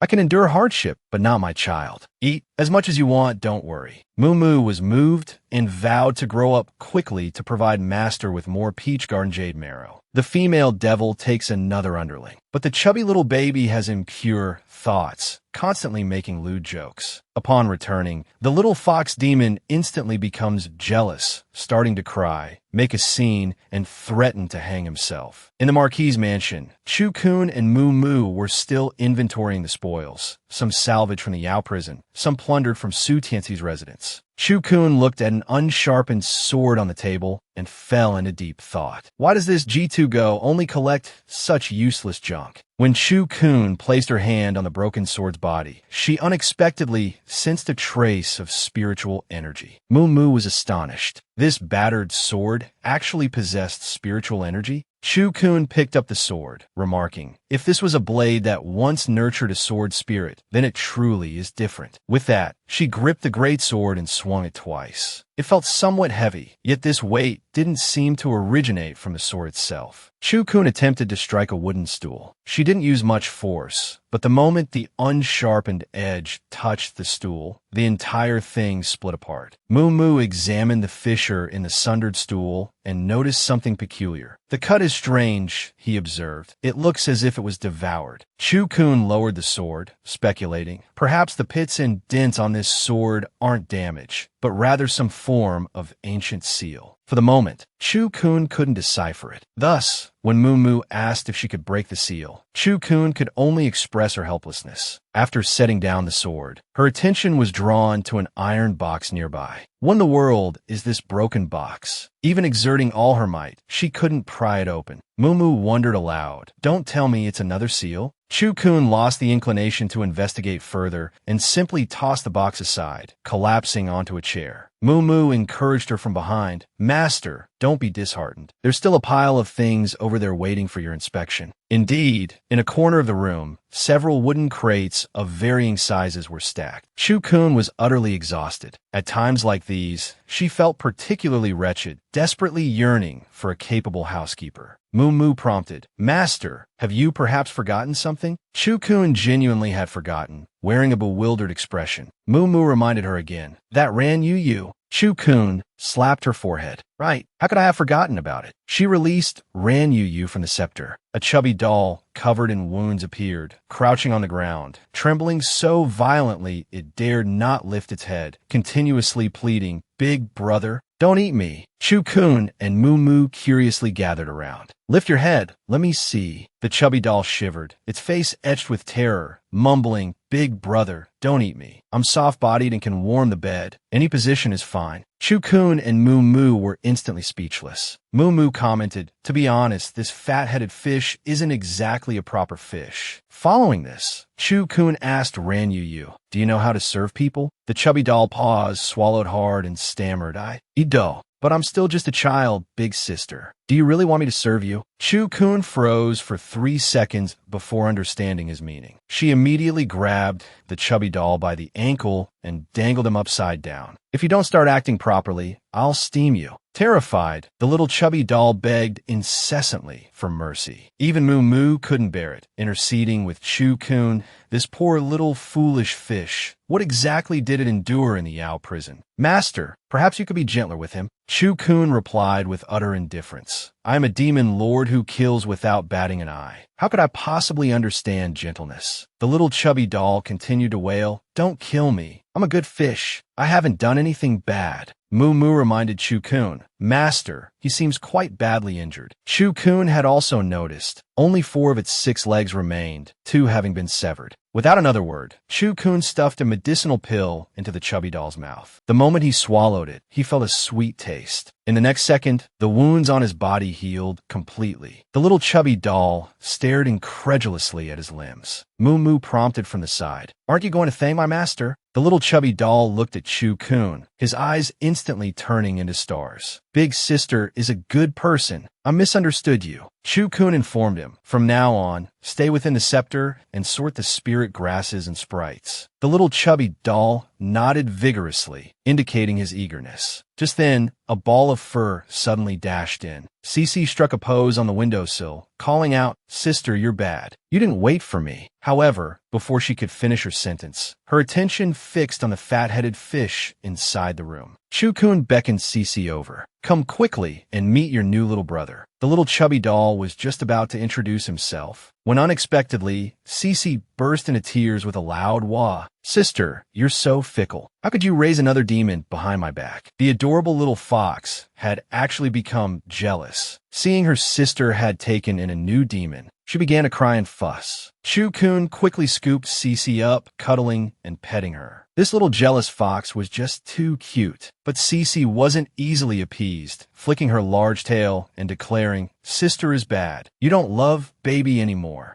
Chu-kun continued to tease her. "Since you say I'm bad, then who do you think is worse, me or the National Master?" The protective Cece instantly activated. "Don't you dare speak ill of the National Master. That bald chicken was just talking nonsense. The National Master is not a bad person." Watching the little fox's earnest anxiety, Chu-kun asked her, "You seem to know the National Master quite well. You couldn't possibly be his cub, could you?" Cece, flustered, turned her head away, stammering, Of course not. If you don't believe baby, then forget it." Then Cece changed the subject, looking at the little chubby doll and saying, "That fish looks so stupid. Can I eat it?" The chubby doll instantly retreated 3 meters, hiding under the table and kneeling, pleading, "Big brother, don't eat me. I don't taste good." Chu-kun chuckled and told Cece, "From now on, he's your little brother." Only then did Cece beam with joy, immediately hopping in front of the chubby doll. She struck a big brother pose, declaring, "Hello, little brother. From now on, this baby is your big brother." The chubby doll quickly bowed, flattering, "Big brother is the coolest. Does Big Brother need a bed warmer? Cece didn't understand what the chubby doll meant, while behind them, Chu-kun and Moo were almost doubled over with laughter. What followed was Cece's boasting and the chubby doll's fawning. Beside them, Chu-kun asked Moo, "Back in the day, what was the best-selling pill I sold?" Moo replied, "It was the Ice Skin Jade Dew pill. That thing was quick to refine, low cost, and the rich madams absolutely loved it." An idea formed in Chu-kun's mind. The key to wealth, wasn't it right here? One early morning, Chu-kun disguised herself as Shan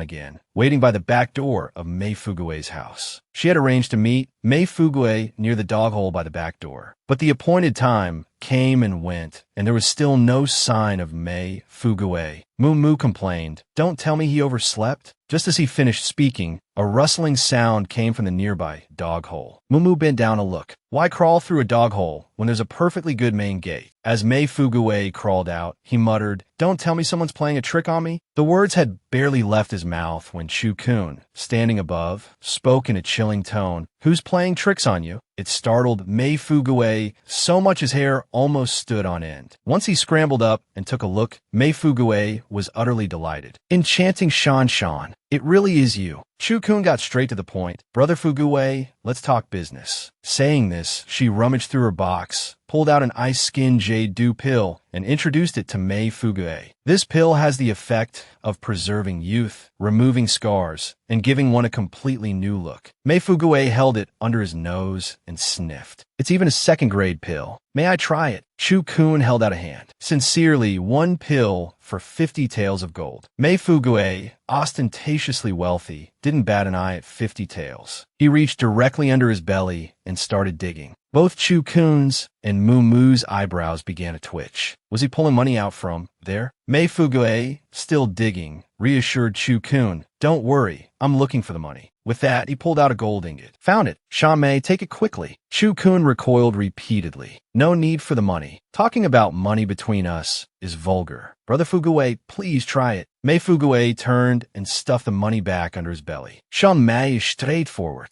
Truly my kindred spirit." Chu-kun turned away, covering her face. It was too much to watch. Mei Fugue swallowed the pill in one gulp. Unexpectedly, in the blink of an eye, the scar on his wrist vanished. Mei Fugue couldn't help but exclaim, "Good heavens, this pill is truly divine." He immediately accepted the business deal. After they parted, Chu-kun sighed. "Being poor is exhausting. Hopefully, Brother Fugue can sell it for a good price." Moo was full of confidence. "I bet he definitely can." Just as they returned to the Marquis' mansion, Rindong came to report to Chu-kun, saying Eunuch Lee had arrived and wished to see her. Chu-kun's heart stirred. Eunuch Lee was close to the emperor. Why was he here? Could the Grand Master's words really be coming true? How terrifying rumors could be. The story of the two men had spread like wildfire, its popularity unwavering. Even her own younger brother had been implicated in the rumors. Inside the Marquis' mansion, Siejun was fawningly serving tea to Eunuch Lee. Chu-kun walked in, her expression calm as usual, and greeted Eunuch Lee. Eunuch Lee rose and returned the courtesy. "This humble servant, Li Chun, greets the princess." Moo reminded Chu-kun, "This old eunuch carries demonic energy." Chu-kun sensed it too.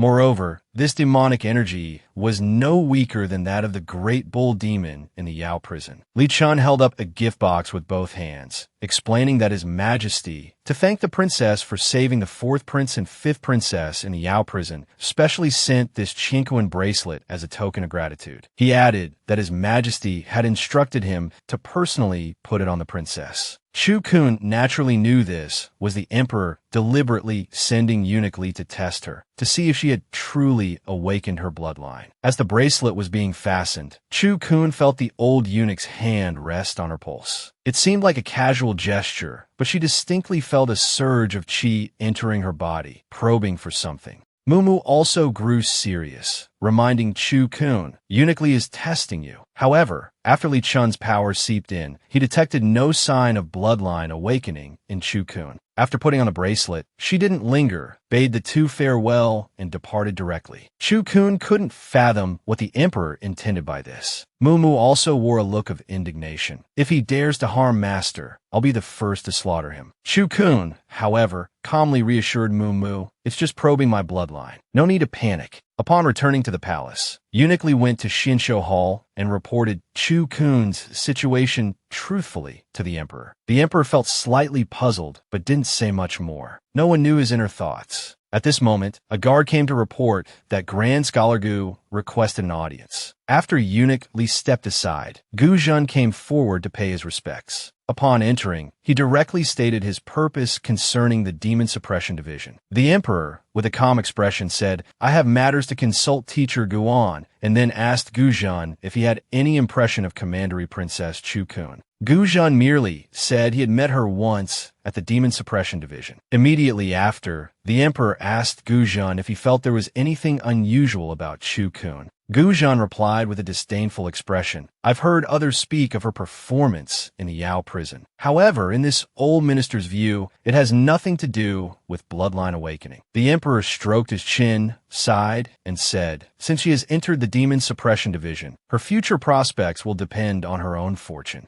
Gu Zhen acknowledged with a sound, then again brought up the matter concerning the Demon Suppression Division. The emperor couldn't help but be amused. Gu Zhen and Di Chun were known rivals, a situation the emperor rather enjoyed witnessing. The moment Chu Kun appeared in the Demon Suppression Division, she attracted a flurry of whispers. She was now infamous within the division, not only for leading the charge in fleecing the Demon Suppression Division, but also for threatening to strip the state preceptor naked. Speaking of Chu Kun's outrageous words in the Yao prison inevitably brought Su Tianxi to mind. The direction of the crowd's discussion shifted again. Did you know Su Tianxi and the third prince have that kind of relationship? Two men can do that too? Who's on top? Once the topic turned from Chu Kun to Su Tianxi, even rumors about consort Su and her page boy spread like wildfire. Meanwhile, Chu Kun's smile remained unchanged. Carrying an air of this prosperous age is just as I wished. The first moment Chu Kun saw Yun Su, she clapped him on the shoulder and asked, "Have you missed me terribly?" Although Yun Su was speechless, he had already given up struggling in Chu Kun's presence. Yun Su walked alongside her, not because he wanted to, but because he couldn't shake her off. Chu Kun, still living by the motto, "If it's not shocking, it's not worth saying," sighed and declared, "Cousin,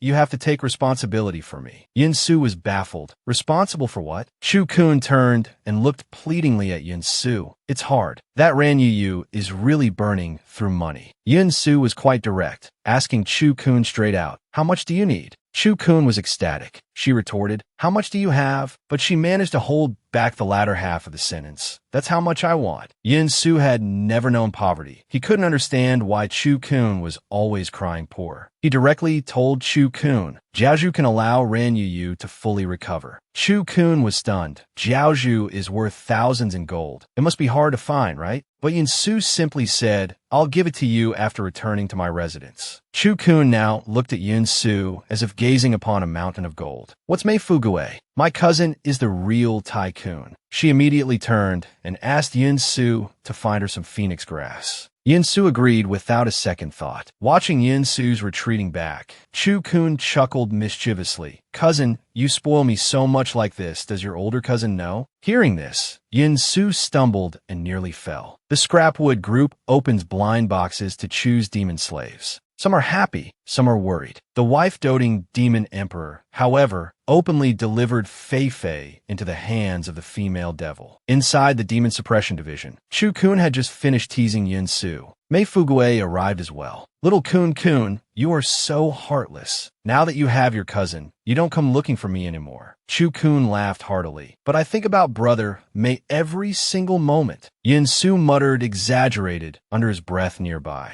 Mei Fuguei leaned inconspiratorially towards Chu Kun and said, "Just for those words, I'll give you something good later." Chu Kun and Mu Mu were both startled, both getting a bad feeling. The image of Mei Fuguei pulling money from his crotch flashed through their minds again. A moment later, He Qing began to announce the notice for the several new demon suppression officials. Within the Demon Suppression Division, whether you are a prince princess, or a person of noble and prominent status, all are treated equally. Only rank matters, not birth. After He Qing finished his brief remarks, he had someone bring up 5 sealed demon pots, saying, "His Majesty, in his consideration, has bestowed 1 demon slave upon each of you." Chu Mingwei and Chu Mingzhu's faces showed delight. Demon slaves were not something just anyone could possess. Many powerful demons, upon capture, would rather perish than become slaves. Mei Fuguwei said to Chu Kun, "It seems we're benefiting thanks to the 4th prince and little Mingzhu." He Qing first presented the 2 gourds on the right to Chu Mingyue and Chu Mingzhu. The remaining 3 demon-sealing gourds were then offered to Chu Kun, Yun Su, and Mei Fuguwei for their selection. Once everyone had chosen, Chu Kun was the first to open her gourd. A small beast resembling a leopard cat, yet adorned with a circle of fur around its neck like a lion's mane, materialized at her feet. A thoughtful, almost knowing look crossed Chu Kun's face. This was a Fei-Fei. Beside her, Chu Mingzhu uncorked her own gourd, her face lighting up with immense surprise and joy. It was actually a Tingfeng beast. Although this demon wasn't formidable in combat, once raised, it could serve as a mount capable of traveling 1,000 li a day without issue. Chu Mingyue's gourd, however, revealed a snow wolf demon. Upon being released from the demon's sealing gourd, the creature instantly assumed human form. Judging by its aura, this snow wolf demon possessed strength equivalent to a mid-rank human 1,000 steps cultivator. Mei Fuguwei was stunned, his eyes brimming with envy. Even He Qing found it incredible. Capable of taking human form, this powerful demon must have lived for at least 500 years. The 3 young women regarded their new demonic servants, their faces alight with pleasure. Chu Kun couldn't help but muse inwardly. Younger cousin certainly has his methods. Using such a tactic right under everyone's noses to deliver the Fei-Fei to me. Only then did Chu Mingzhu notice Chu Kun's demon. She curiously asked Chu Mingyue what a Fei-Fei was. Chu Mingyue appeared slightly awkward as she explained that the Fei-Fei was a rather unique existence among demons. Its power? Well, essentially it could help one forget their sorrows and was said to bring good fortune. Chu Mingzhu's expression became complicated. So, apart from being cute, it's rather useless? Chu Kun, your luck is certainly auspicious. Chu Kun, however, remained perfectly content, stroking the soft fur on the Fei-Fei's head. Mei Fuguwei leaned onto Yun Su's shoulder, urging him, "Quick, open your gourd. Let everyone see what you got." Once the demon gourd's cap was removed, a completely bald chicken hopped out. Both Chu Mingzhu and Chu Mingwei stared in disbelief. Is that a chicken? A common domestic rooster? Could there have been some kind of mistake? Mei Fuguwei squatted down, peering at the vermilion bird and lamented, "Good heavens, this chicken doesn't even have feathers. Is it suffering from some kind of poultry disease? How could the noble vermilion bird endure such an insult?" It furiously flapped its wings and lunged towards Mei Fuguwei, intent on pecking him. Chu Kun swiftly pushed Mei Fuguwei aside. Bald or not, this chicken was still a vermilion bird. A peck from it would be disastrous. Just as Mei Fuguwei dodged, the vermilion bird's beak struck the ground, instantly gouging out a pit the size of a fist. Chu Mingzhu's little Tingfeng beast was so terrified it shrank into a trembling ball. She quickly scooped up the Tingfeng beast, murmuring words of comfort. Chu Mingwei watched with curiosity. This chicken demon can actually attack people? Hasn't it been fully subdued yet? Yun Su calmly picked up the vermilion bird, stating impassively that he had already completed the blood pact ritual. The creature had submitted to him. Everyone was rendered momentarily speechless. Submitted? When did that happen? Mei Fuguwei, still recovering from the shock, clutched his chest. "Younger cousin, get your chicken under control. You scared your older cousin half to death." Chu Kun placated Mei Fuguwei. "Don't worry, older cousin. Younger cousin has it handled. His chicken is quite remarkable." As she spoke, she noticed the others staring at her with peculiar expressions. Mei Fuguwei turned his attention expectantly to the gourd still clutched in his hand. "All right, let's see what amazing treasure I've got." The demon sealing gourd popped open, and a giant beetle, gleaming gold from head to tarsus, leaped onto the ground. Mei Fuguei looked as though he'd been struck by lightning. Is this a dung beetle? Are you serious? Everyone else opens their mystery boxes to find wonderful surprises. Either a fei-fei or a powerful demon centuries old. And for my mystery box, I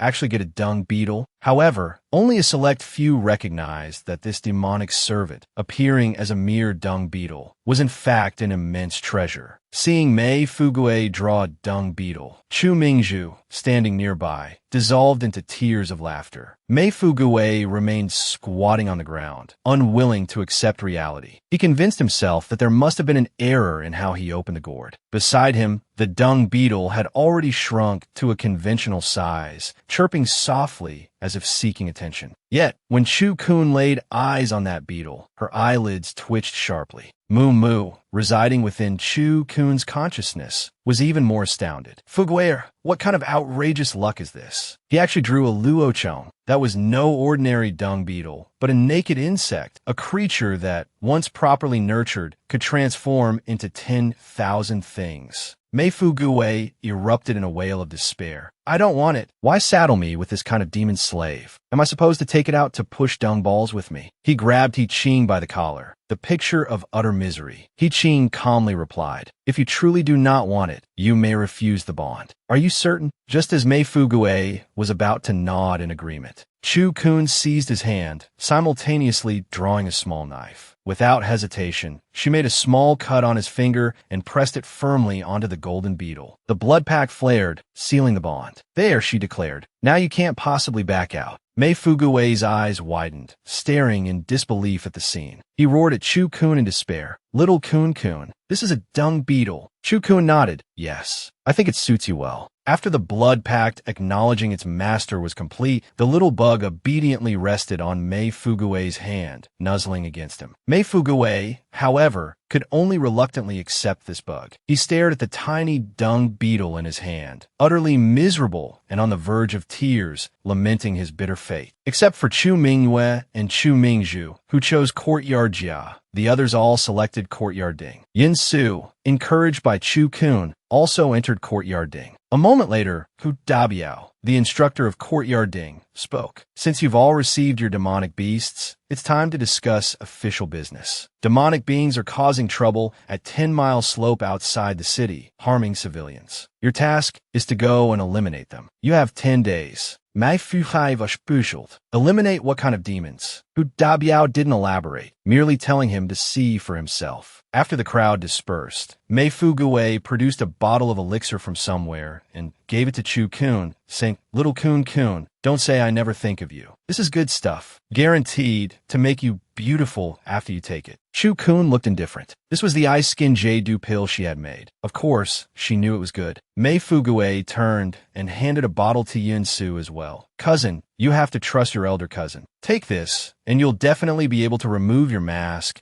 and stun those superficial little darlings who only care about looks. Yin Su stared at the bottle for a moment. His appearance didn't need such things at all. He then directly took out the elixir and fed it into Cece's mouth. Cece looked utterly content. Yummy, yummy. Baby wants more. Chu Kun turned her head to look at Yin Su. Being so good to my little fox. Can I interpret this as loving me, loving my dog? Before Yin Su could argue, his expression suddenly changed drastically. He quickly warned Chu Kun, be careful. In an instant, a powerful pressure surged directly towards Chu Kun. Caught completely off guard, Chu Kun felt a sharp pain in her chest and spurted out a mouthful of blood. The demoness suffered a sneak attack, humiliated in public. That person even cursed her son as a little beast in front of the Demon Emperor and threatened to kill the fox cub. The Demon Emperor used his powerful abilities to protect his wife and cub. Just before leaving the Demon Suppression Division, a tremendous pressure suddenly struck Chu Kun. Caught off guard, Chu Kun coughed up a mouthful of blood. Mumu quickly supported her. Mei Fuguei and Yin Su were also beside her, asking in unison if Chu Kun was injured. At this moment, a figure walked in through the latticed door. The newcomer wore warrior attire. His triangular eyes glinted fiercely, staring menacingly at Chu Kun. He Qing roared, Su Wu, this is my Demon Suppression Division. You are not allowed to act presumptuously here. Su Wu glanced at He Qing and said with a smile, Commander, he misunderstands. How would this Su dare cause trouble in the Demon Suppression Division? I was merely greeting a junior. Mu reminded Chu Kun. Su Wu is Su Tianxi's sworn brother and also a retainer of the Grand General's mansion. His strength is in the upper 1,000-rank realm. Chu Kun wiped the blood from the corner of her mouth and smiled. Ah, so it's General Su Wu. The Grand General's mansion truly stands united. The younger one gets imprisoned, and an older one immediately comes forward. Su Wu looked at Chu Kun disdainfully, mocking, indeed sharp-tongued. But no matter how sharp your tongue is, it's useless. To live long, one must rely on strength. He then leaned close to Chu Kun's ear and threatened her. So what if you have the Chu family bloodline? Killing you is easier than crushing an ant. Chu Kun retorted sarcastically with a mocking expression. Is that so? Cece, on her shoulder, bristled, wishing desperately it could speak human words in public, only managing to squeak and chatter while spitting at Su Wu. The killing intent in Su Wu's eyes intensified. He declared publicly, only members of the Chu Imperial clan can kill other Chu members. But it was never said that a lowly beast cannot be killed. Commandery Princess, you'd better take good care of this little beast. Chu Kun's eyes were devoid of any emotion. Mu was already trembling with rage. Su Wu hadn't noticed that Yin Su, standing nearby, had an expression that had turned utterly glacial. He Qing, conversely, calmed down. This Su Wu actually dared to bully the young lord right under his nose. The lord must surely harbor killing intent now. Su Wu turned, sneered, and said, this general came today under imperial command. The Demon Suppression Division is vast. For my sworn brother Tianxi, whom you deem beneath you, let me tell you, His Majesty has already cleared my sworn brother's name. With that, he laughed heartily and walked towards the door. Just as he was about to leave, Chu Kun stopped him.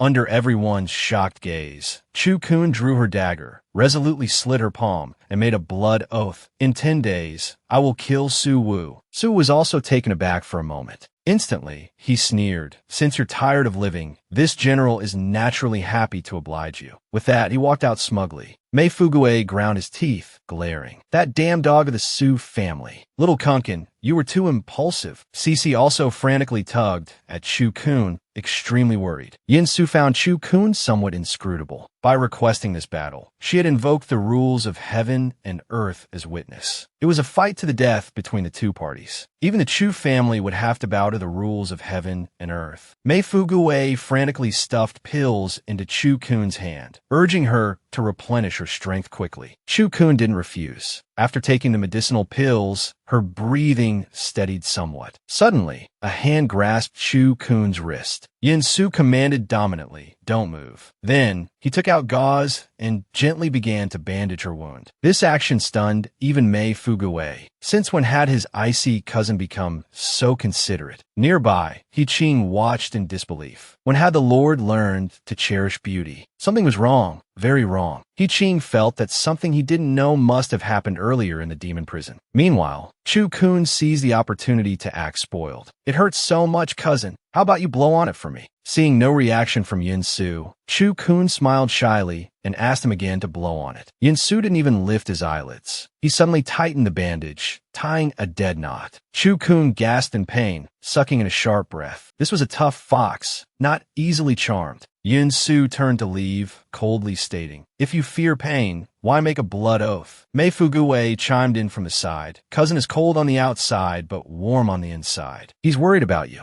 Chu Kun chuckled. I can feel his love. Mei Fugue looked slightly awkward. While it might not be love, the mood shifted. Listening to Su Wu, it seems Su Tianxi was released without charge. That's utterly unjust. But Chu Kun had already made up her mind. She and Su Wu, along with Su Tianxi, were now locked in a feud until death. Watching Chu Kun and Mei Fugue walk out, He Qing couldn't help but remark, this little princess lacks composure, daring to make a blood oath with Su Wu. He Qing knew Chu Kun was peculiar, adding, not necessarily. Besides, it wasn't certain that Su Wu would even survive 10 days. Just as Chu Kun stepped out of the Demon Suppression Division's gate, Su Wu, who was just preparing to mount his horse, was suddenly struck by a terrifying pressure descending from the sky, aimed directly at him. Caught off guard, Su Wu spat out a mouthful of blood. He tumbled ignominiously to the ground like a dog eating filth, even rolling over once. Chu Kun and Mei Fuguwei, having just exited, witnessed Su Wu's pathetic state. Chu Kun couldn't resist a sarcastic remark. Truly, the heavens are unpredictable, and misfortune can strike at any time. Su Wu was furious, trying to stand up, but the strange pressure reappeared, pinning him down completely, unable to move an inch. Su Wu understood instantly. Who else could act within the Demon Suppression Division? Who else possessed the power to crush him like this? He roared, "Dichen, you've gone too far." His demonists had been bullied right under his nose. The Demon Emperor acted, powerfully protecting his wife, forcing the offender to kneel directly before her. Just moments before, Su Wu had arrogantly used his pressure to make Chu Kun vomit blood. The next moment, he was knocked off his horse right at the entrance of the Demon Suppression Division, forced to kneel before Chu Kun like a stray dog. He Ching was also greatly shocked. He hadn't expected the Lord to strike Su Wu down like this right at the division's entrance, specifically timing it for when Chu Kun had just stepped out. Su Wu, of course, knew who was responsible. He raged, "Dichun, you've gone too far." Chu Kun's expression flickered slightly. It was the Imperial Preceptor who had acted. At this moment, He Ching also walked out from the Demon Suppression Division, smiling. He informed Su Wu, "My lord is merely greeting you.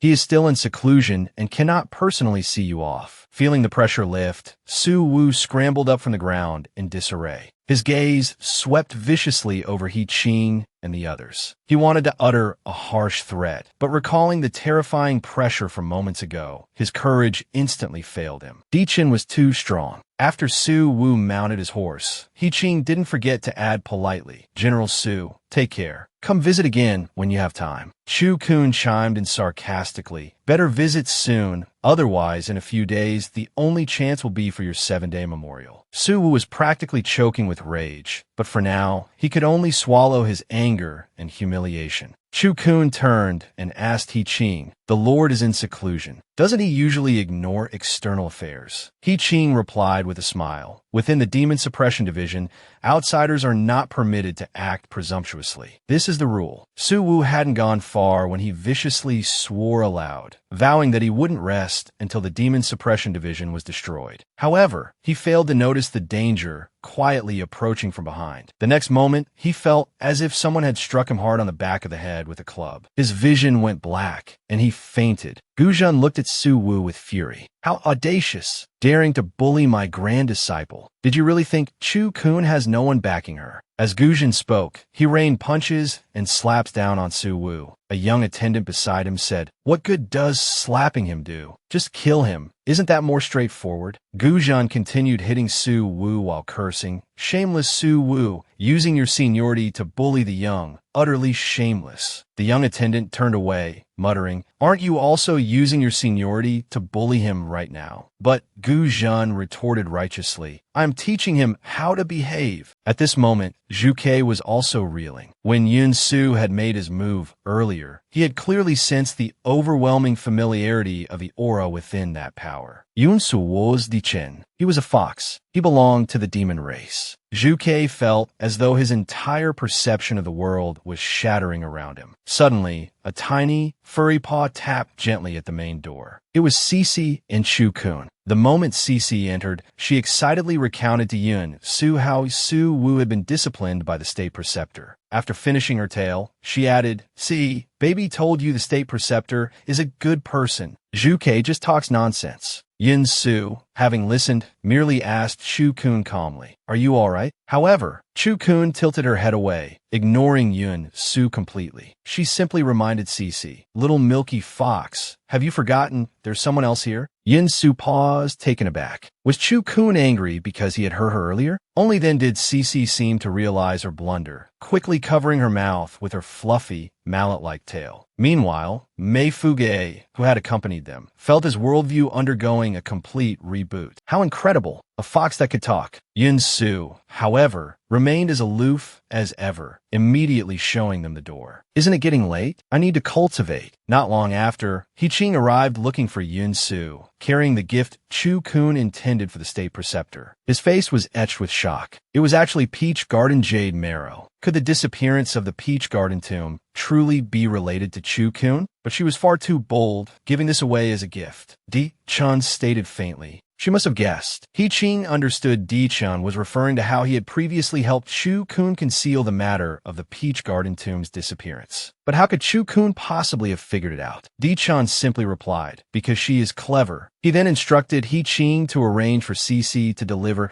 the heavenly net jade fruit to Chu-kun. The she-devil seized her sister by the throat, lifting her clear off the ground. With her other hand, she snatched the hairpin adorning the girl's head. Without hesitation, she aimed directly for her sister's eye. A blood-curdling scream ripped through the entire Marquis mansion. Just minutes before, Chu-kun had been affectionately stroking Cece, nestled in her arms. Cece explained to Chu-kun, "Daddy appeared in a dream while baby was underground, telling me to bring the heavenly net jade fruit to big sister." Upon receiving the fruit, Chu-kun took Cece and prepared to leave, intending to meet up with Yun-Su and the others. She hadn't walked far from her room when she saw Xie Fei blocking her path, staring intently. Her gaze was a venomous mix of malice and excitement. Xie Fei sneered coldly. "I heard you're set for a life-and-death battle with General Su-Wu. But don't you worry. Once you're dead, I'll personally collect your corpse and hang it from the city tower for everyone in the capital to see." Chu-kun paused, lost in thought for a moment. Suddenly, a chilling tone entered her voice. I knew something was missing. Seeing the dangerous shift in Chu-kun's demeanor, Xie Fei stumbled backward in fright. Before her, Chu-kun advanced slowly, like an avenging specter. "Xie Fei,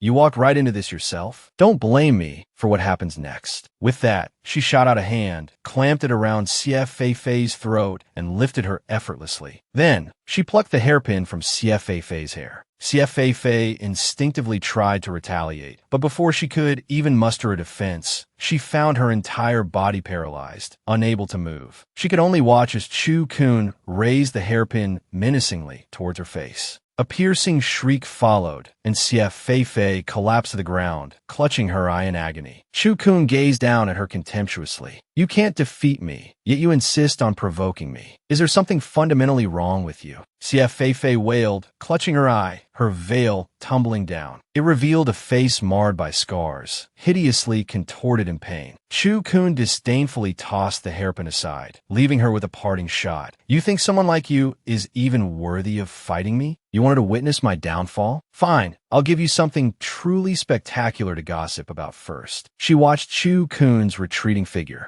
Xie Fei, utterly powerless, could only scream curses after her, wishing Chu-kun a horrible death. Before leaving, Cece added her own insult, spitting emphatically towards Xie Fei. Tui, bad woman." Seeing a fox actually talk sent Xie Fei completely over the edge. She clutched her head, shrieking, "Demon! Demon!" Hearing the screams, Wang Shi rushed to the scene immediately. Her heart ached seeing her daughter's state. Her face hadn't even fully healed, and now one of her eyes was blinded. Xie Fei trembled violently from the pain, collapsing into Wang Shi's arms, sobbing uncontrollably and demanding her mother avenge her. Yet a faint, chilling smile touched Wang Shi's lips. Recently, a new elixir has appeared, the Ice Skin Jade Dew Pill. It's said to completely transform one's appearance. Mother will definitely find it for you. And once Chu-kun dies in a few days, Mother will have her left eye gouged out and transplanted for you. After leaving the Marquis mansion, Chu-kun turned to Cece, asking curiously,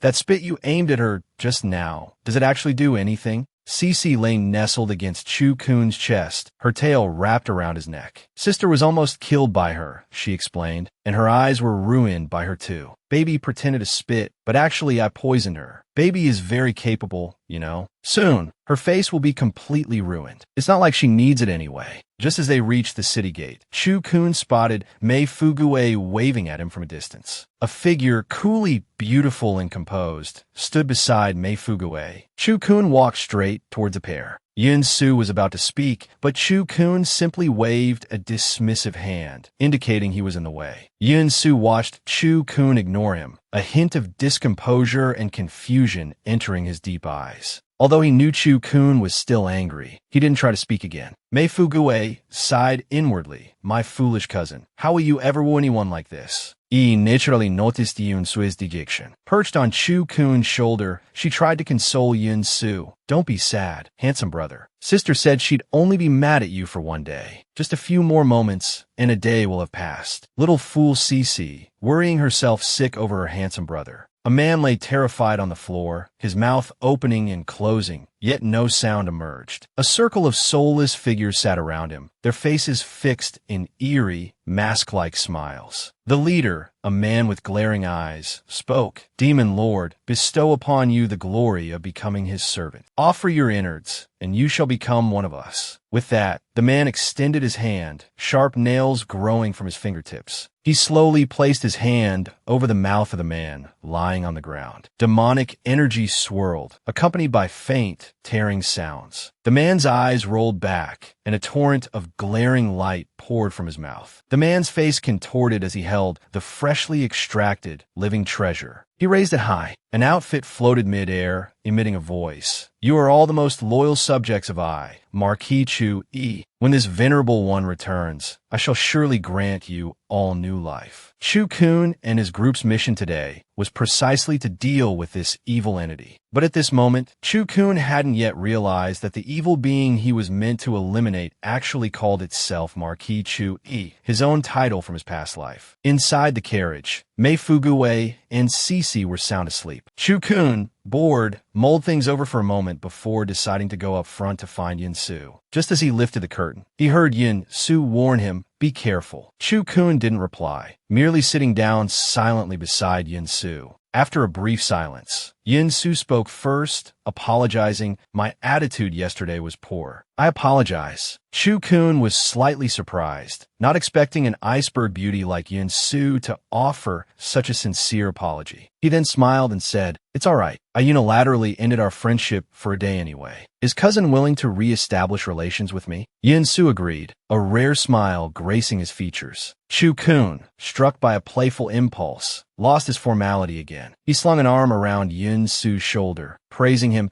Cousin truly is a good cousin. Yin Su's expression instantly turned cold again as he called him glib-tongued. Unexpectedly, Chu Kun grew bolder. But does cousin know I'm glib-tongued? Could it be you've stolen a kiss? One teased, the other rebuffed, creating an atmosphere quite like flirtatious banter. Soon after, the carriage rolled into the village. The oncoming wind carried a foul stench. Mei Fugue gagged, covering his mouth. Good heavens, this smell is more potent than the pills I refine. Chu Kun glanced sideways at Mei Fugue. You're being modest. Yun Su was visibly tense. The demon race inherently possessed a keen sense of smell, making such a place genuine torture. Suddenly, a person ran over, asking, My lords, are you here to exterminate demons? The three turned to look. Two beggar-like figures stared at them expectantly. Wonderful. We've finally been waiting for you. Mei Fugue was a bit confused. How did you know we were coming? The younger beggar was momentarily stunned by the question. The older beggar, namely Ergu, hadn't thought that far ahead. Bowing and scraping, he said, We've already found the rat demon's lair. We were just waiting for you lords to take action. Chu Kun instantly felt suspicious. Ah, demons. These creatures favored feasting on corpses. Wherever rat demons appeared, piles of bodies were the norm. Yet the people in this village seemed perfectly alive. This was contradictory. Ergu produced a cage, pointing at the large rat inside. This is the rat demon we caught. My lord just needs to kill it. Chu Kun glanced down, remarking teasingly, My, what a big one. Mei Fugue looked at the beggar and said, Are you stupid, or am I? This rodent is just a bit plump. You call it demon. Ergu explained with a smile, But it is a demon, my lord. Mei Fugue pointed at the rat, incensed. If this is a demon, then my backyard is a den of monsters. The little beggar pointed a finger. Their den was over there. Chu Kun and the other two followed the direction the little beggar pointed. It was a thatched hut with its door tightly shut. Both Yun-Su and Chu-kun sensed it. There truly was a demonic aura emanating from that direction. The female demon head struck again, showing no mercy to those who provoked her. With just 2 sentences, she forced her opponent to kneel on the ground and slap their own face. Just as Chu-kun and Yun-Su were about to investigate the thatched hut emitting the demonic aura, a familiar voice suddenly came from behind them. "Fancy seeing you 3 here." Turning around, they saw Chu Mingzhu and Chu Mingyue leading the way, followed by a man and a woman, both from collateral branches of the family. After Chu-kun exchanged a few dismissive words with Chu Mingzhu, Chu Mingyue cut straight to the point. "Princess, let's get down to business." Chu-kun gave a faint hum of agreement. "It seems our missions align." With that, she pointed towards the cage in Liurgu's hand. "This must be the demon, right?" Chu Mingzhu looked furious. "You actually believe the nonsense these villagers spout? Just now, a little beggar caught a caterpillar, claimed it was a demon, and demanded a reward from us. Do we look that easy to fool?" Mei Fuguei turned and glared fiercely at Liurgu. "Tell us, what are you really up to?" Seeing things were turning sour, Liurgu and the little beggar dropped the cage and bolted, vanishing as quickly as oil on a hot pan. Just as Chu Mingzhu was about to order someone to capture them, Chu-kun stopped her. Neither Liurgu nor the little beggar was lying. They were just following convention. After all, anyone who comes here, pretends to expel the demon, can then go cultivate in the demon domain for a day. After speaking, Chu-kun pointed towards the nearby, thatched hut radiating demonic aura. "That hut is the place we should be going." Chu Mingzhu also sensed a strong demonic aura. Chu-kun beckoned everyone to go take a look together. However, Ji-sun, who had followed Chu Mingyue and Chu Mingzhu, suddenly spoke up, telling Chu-kun to walk ahead. Mei Fuguei bristled. "Why should little Kun go first? Why don't you go?" Ji-sun looked disdainful. "Ning Meng and I are your seniors. Naturally, you must listen to me." Ning Meng added, "If you don't like it, go complain to the state preceptor. With guts like these, you still dare challenge General Suwu? You really think you're something, don't you?" Beside them, Yun-Su was momentarily speechless, a flicker of barely concealed anger crossing his face. Chu-kun casually picked at her ear and drawled, "Your mouths really stink. Did you just finish eating crap?" Ji-sun and Ning Meng's expressions changed drastically. "Who are you saying ate?" Before they could erupt, the surrounding spiritual energy fluctuated violently. Chu-kun's voice suddenly pierced the air like a demonic command. "Kneel." The moment the word left her lips, Ning Meng and Ji-sun simultaneously collapsed to their knees. Spiritual power pressed down on them relentlessly, rendering their bodies unresponsive to their own commands. Their faces turned deathly pale. How is this possible? Chu-kun's spiritual power was clearly below theirs. Even Chu Mingyue and Chu Mingzhu were taken aback. Ji-sun roared furiously. "Chu-kun, don't take this too far." Chu-kun smiled, devoid of any warmth. "Such pretty mouths. What a pity it would be to smash them." The two were shocked again. Facing Chu-kun, Ji-sun and Ning Meng were utterly powerless. Their hands began moving uncontrollably, striking their own faces. Chu-kun let out a cold snort, turned, and beckoned the others to leave with her. After the 5 of them departed,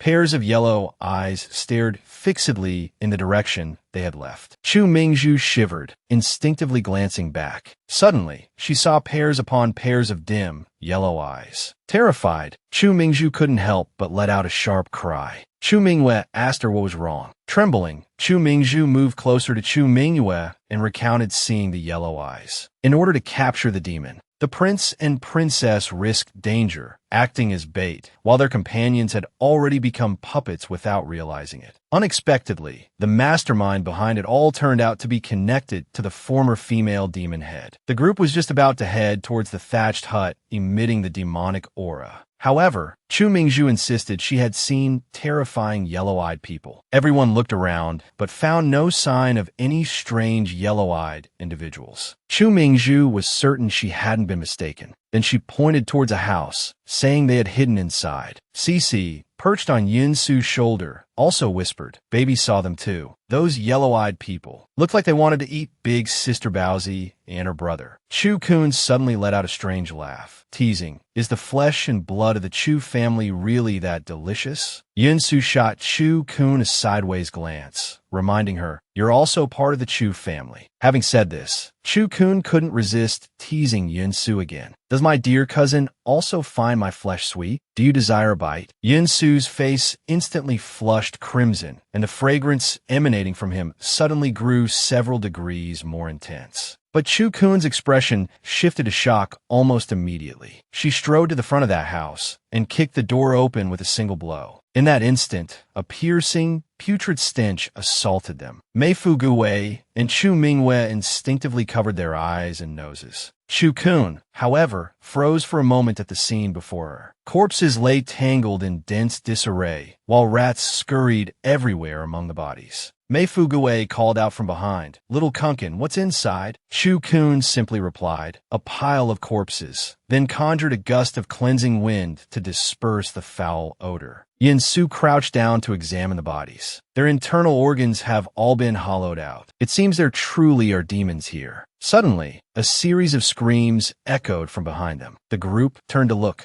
Ji-sun and Ning-meng were sprinting towards them frantically, screaming, "Help me," as they ran. As the two drew closer, Mei Fu-gue couldn't help but pinch his nose. "God's the stench. Did you two fall into a cesspit?" Ji-sun stammered in panic. "Those yellow-eyed people. They threw yellow mud at us." Yin-su, however, murmured softly, "What clings to them isn't yellow mud. It's flesh and blood." Now, even Chu Mingzhu was puzzled. What she clearly saw on the pair was yellow mud. Chu-kun performed a spell, shattering the illusion. Only then did the others see clearly. The substance clinging to Ji-sun and Ning-meng was indeed gore. Mei Fu-gue was bewildered. Could it be those yellow-eyed people are the demons? Chu-kun mused thoughtfully. Even if they aren't demons, they certainly can't be human anymore. Chu Mingwe suggested that Ji-sun and Ning-meng should return to the Demon Suppression Division first, but Ji-sun flatly refused. The pair resolutely stated they wouldn't leave, though their motives remained unclear. Chu-kun paid them no mind, beginning to analyze the current situation on her own. Yellow eyes, mud, and sand. It sounds very much like the characteristics of a certain type of demon. Yin-su picked up Chu-kun's train of thought, the Diangue. Cece didn't understand. "What's a Diangue?" Yin-su explained to the group. The Diangue can use demonic arts to replace a human's internal organs with soil. The victim becomes a puppet, controlled by the Diangue. At this, Ji-sun and Ning-meng's expressions grew visibly tense. Chu-kun shot the pair a sideways glance, adding, "Diangue aren't particularly powerful in themselves, but the demonic arts they employ are rather troublesome to deal with." With that, she called Chu Mingzhu and Chu Mingwe over, saying she had something to discuss with them. Chu-kun put her arms around the siblings, whispering conspiratorially. Mei Fu-gue sidled closer, straining his ears to eavesdrop. So, Chu-kun's ultimate plan was to use Chu Mingzhu and Chu Mingwe as bait. Chu Mingwe hesitated for a moment. "Isn't that a bit too risky?" But Chu-kun just gave a wicked grin. "How can you catch the tiger cub without entering the tiger's den?" Seeing Chu-kun's expression, a chill ran down the spines of both brother and sister, cold sweat beading on their foreheads. Deep night fell, silent save for the cawing of crows. Chu Mingwe and Chu Mingzhu strolled through the village. Chu Mingzhu trembled, whispering, "I'm a little scared." Chu Mingwe took her hand, offering a few words of comfort. Suddenly, a voice sounded beside them. "Your Highness, Princess." The siblings jumped, startled into hugging each other tightly in fright. Focusing their eyes, they saw the newcomers were none other than Ji-sun and Ning-meng. Ji-sun announced, "We've discovered the demon's tracks."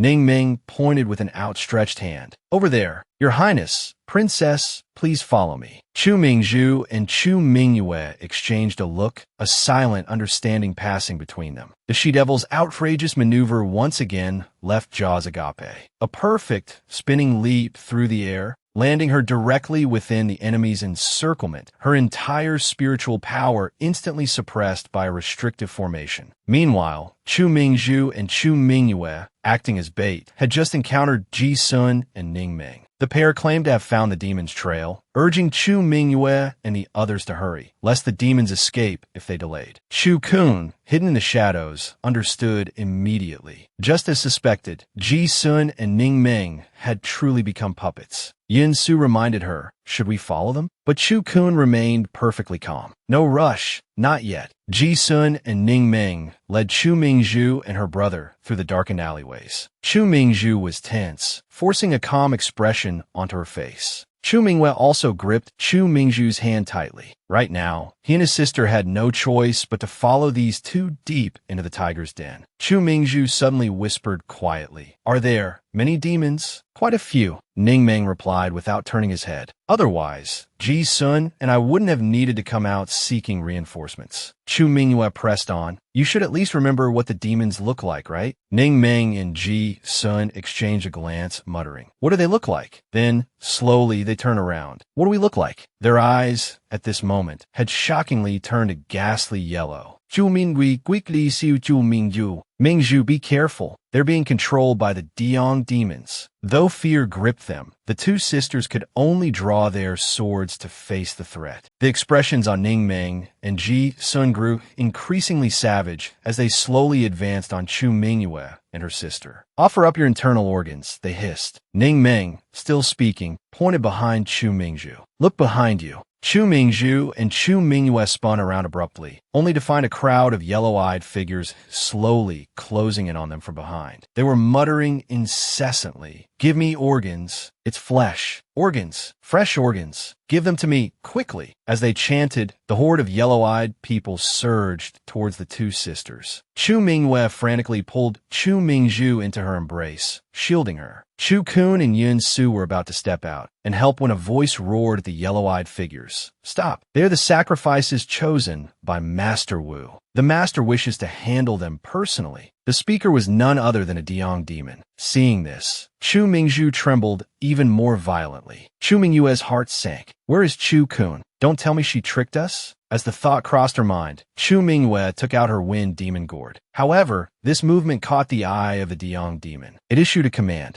"Have the yellow-eyed one seal Chu Mingyue's demon slave." Instantly, the yellow-eyed figures formed a tight circle surrounding the two sisters. All of them formed hand seals in unison, chanting an incantation. By Master Wu's command, demon spirits halt. In that moment, both Chu Mingju and Chu Mingyue discovered their wind demon gourds could no longer be opened. Their demon slaves had been firmly sealed by this group of yellow-eyed people. Meanwhile, Chu Kun continued her clandestine observation from a distance. Mumu, however, was perplexed. Isn't that the Master's spirit sealing art? How does this group of yellow-eyed people know how to use it? Chu Kun also felt a strange, unsettling premonition.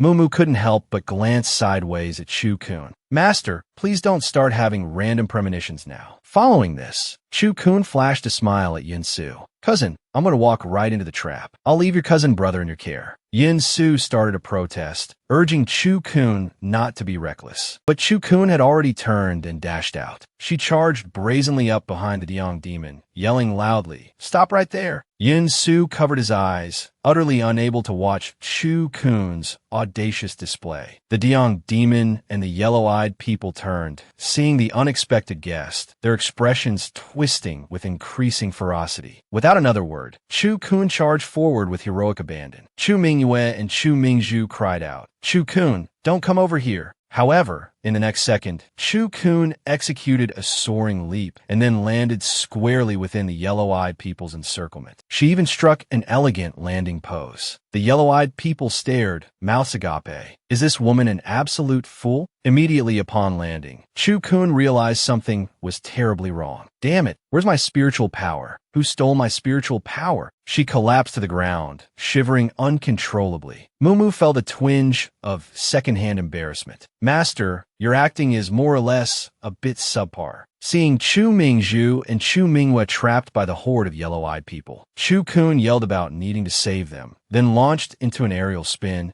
landing perfectly within the enemy's formation. Her entire spiritual power instantly bound. She put on a show, collapsing to the ground, trembling pitifully. Chu Mingju couldn't help but curse. "Chu Kun, are you an idiot? What did you jump in here for?" "They used a demonic art to seal our spiritual power." Chu Kun adopted a look of utter heartbreak. Shameless demon spawn, to resort to such despicable, underhanded methods. The Diong demon leader flew into a rage. Still dare to curse us? Charge! Kill her! Chu-kun retorted. We're all members of the Chu family. Why do those two get taken alive while I have to die? The Deong demon looked utterly bewildered. You're also from the Chu family? Chu-kun put on a fawning expression. Yes. I'm also part of the Chu imperial clan. You see. Nearby, Chu Mingzhu and Chu Minghua looked on helplessly, mentally cursing Chu-kun. What a liability. And just like that, the Diangue bound Chu-kun and the other two together and carried them off. Chu Mingzhu and Chu Minghua cried out in misery, but Chu-kun wore a wide grin, even shooting Yin Su, who was hidden in the shadows, a look. See how clever I am, she seemed to say. Just like that, I've infiltrated the enemy's ranks. Cece, hiding nearby, saw Chu-kun being captured and grew frantic, scratching her head and ears, yelling for brother Xiangxiang to quickly save her sister. But Yin Su calmly stated that he didn't need saving. This cold indifference infuriated Cece. She burst into tears, scolding, Brother Xiangxiang, you big meanie, baby doesn't like you anymore. With that, she struggled free from Yin Su and ran off on her own.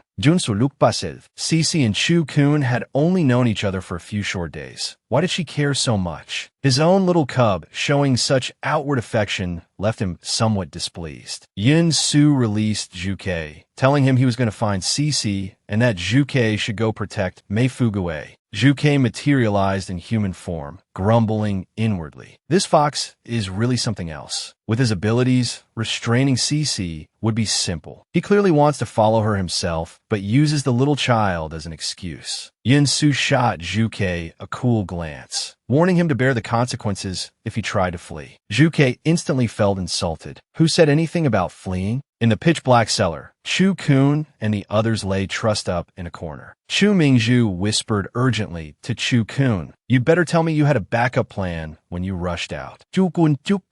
Backup plan? What backup plan? Chu Mingzhu stared incredulously at Chu-kun. Don't tell me you simply came here to die. Chu-kun's eyes gleamed. I was just purely curious. Who is the master of this Huangyan dog? Chu Mingyue also looked inquisitive, lowering her voice to ask Chu-kun, what exactly are you planning? An ignorant little demon borrows the name of a demoness to slaughter innocents, unexpectedly capturing this venerable one as a sacrifice. Chu Iho reveals his true, imposing form, crushing his opponent without even needing to lift a finger. After Chu-kun and the others were seized by the Diangue, they were thrown into the cellar. Chu Mingzhu felt that Chu-kun walking into the trap must have been part of a plan. Chu Mingyue also quietly asked Chu-kun what she intended to do. But Chu-kun made no secret of it, stating bluntly, I came to save you. Hearing this, the Diangue looked defiant. You think you can escape once you're before my master? In a moment, I'll get you first. Chu-kun's gaze turned profound as she asked the Diangue, we are all sacrifices, so why specifically choose members of the Chu family? The Chu siblings were also curious. Why had the master the Diangue spoke of targeted the Chu family? The Diangue cackled coldly. The Chu family shares a blood feud with my master. Your flesh and blood are the finest offerings for his return. Chu-kun's smile grew stranger. The paper illusions you used earlier, were they also taught by that master? The Diangue smirked proudly. Naturally, the masterless demonic spirit is born of heaven, destined to overturn this world. Chu-kun sneered dismissively. What kind of demonic spirit always collapses in a cellar? If you aren't embarrassed, I feel ashamed for you. The Diangue flew into a rage, kicking Chu-kun to the ground. The master despises Chu Iho. How dare you insult him? Chu-kun's smile gradually faded as she mumbled, Chu Iho. The Chu siblings looked as if they'd heard the world's greatest joke, both speaking up mockingly. A dead man is going to overturn the world of the living? Are you kidding a ghost? However, no sooner had the words left their mouths than a powerful shockwave surged forward, striking Chu Mingzhu and her sister directly. The two spat out blood, their faces paling. Seeing this, the Diangue immediately adopted a reverent posture. Master, you have awakened. From the ground, the pool of blood gradually took shape, slowly coalescing into a humanoid form. I am Chu Iho. Who dares speak of my demise? Not only the human ants witnessed this scene, even Chu Mingzhu and Chu Mingyue broke out in a cold sweat. The armor it wore, it truly was Chu Iho's former Jinyu Zi armor. But Chu-kun's expression grew increasingly troubled. She looked up, regarding the figure with a smile that wasn't quite a smile. "You're a Chuiho?" she asked. "Ridiculous. Utterly ridiculous." The blood figure sneered. "You Chu descendants are just as arrogant as your ancestors. But once I devour you, I will obtain your skins." The Chu siblings' faces fell. "It's over. It seems we really will meet our end here." Yet Chu Kun remained unhurried, still provoking the blood figure. "So, you want to seize a physical body? Is it because you have no face, no skin, no body of your own?"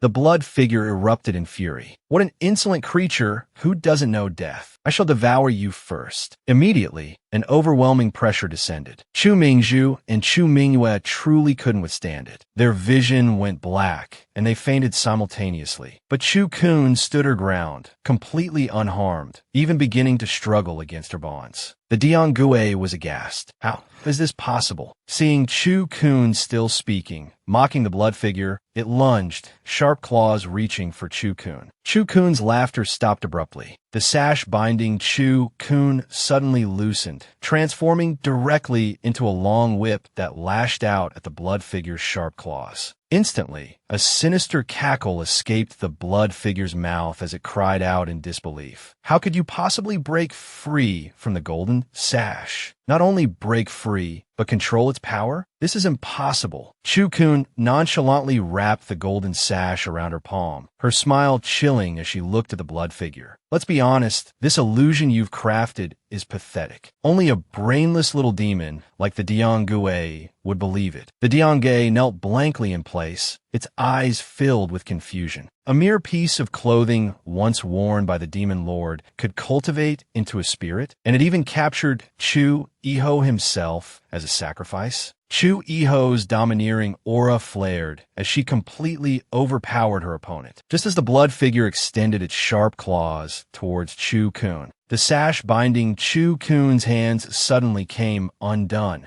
transforming into a long whip that lashed towards the blood figure. The blood figure stared at Chu Kun in terror. How could you break free from a golden sash and even control it? Chu Kun whipped the blood figure again and again. She beat it until it covered its head, scurrying away in panic. Even the Diangue began to question its own reality. Was Chu Iho truly this weak? Chu Kun retracted the whip with a cold sneer. "Do you really not recognize who I am?" The blood figure grabbed Chu Kun's neck, attempting to resist, but Chu Kun remained unmoved. An icy voice echoed softly. "You truly are full of surprises, little one. I never expected that a ragged robe I once wore could cultivate into a spirit." Only then did the blood figure realize that the Chu Kun before it was its master from years ago, Chu Iho. Before the spirit could react, Mumu's peach garden vines wrapped tightly around it. Now, the spirit was even more certain. The woman before it truly was Chu Iho. It immediately changed its tune, beginning to profess loyalty. "Master, it's me, your little robe spirit. Everything I've done was to await your return." Mumu sneered from the side. "This tattered robe is full of lies." Chu Kun was also furious. "Committing evil in my name and claiming it's for my sake? Do you hear yourself? Is it something a sentient being would say?" The spirit hastily knelt, crying injustice. If the 8 great demon lords were still alive, they too would slaughter these humans to avenge you. Chu Kun's smile vanished abruptly. Mumu's heart skipped a beat. This idiot just had to touch the master's sore spot. In the next second, fury blazed in Chu Kun's eyes. "They would never commit atrocities against the common people in my name. You dare compare yourself to them? Jin Luzi, what do you think you are?" Overwhelmed by Chu Kun's demonic pressure, Jin Luzi trembled uncontrollably, constantly apologizing and begging for forgiveness. But the decisive Chu Kun would never let it go. Just as Chu Kun prepared to strike, Jin Luzi shouted loudly, "Master, don't you want to see the Hanlong demon lord again?" "Ju Kun Bao Se." "You mean Geo Jialong?" Jin Luzi stammered, trembling. "He's still alive, and only I know where he is." Mumu retorted angrily, "Don't try to deceive the master. If you really knew Geo Jialong's whereabouts, why wouldn't you be by his side? Why hide in this refugee village?" Chu Kun's anger intensified as she stared coldly at Jin Luzi. "You abandoned him, didn't you?" Seeing Jin Luzi hesitate, unable to answer,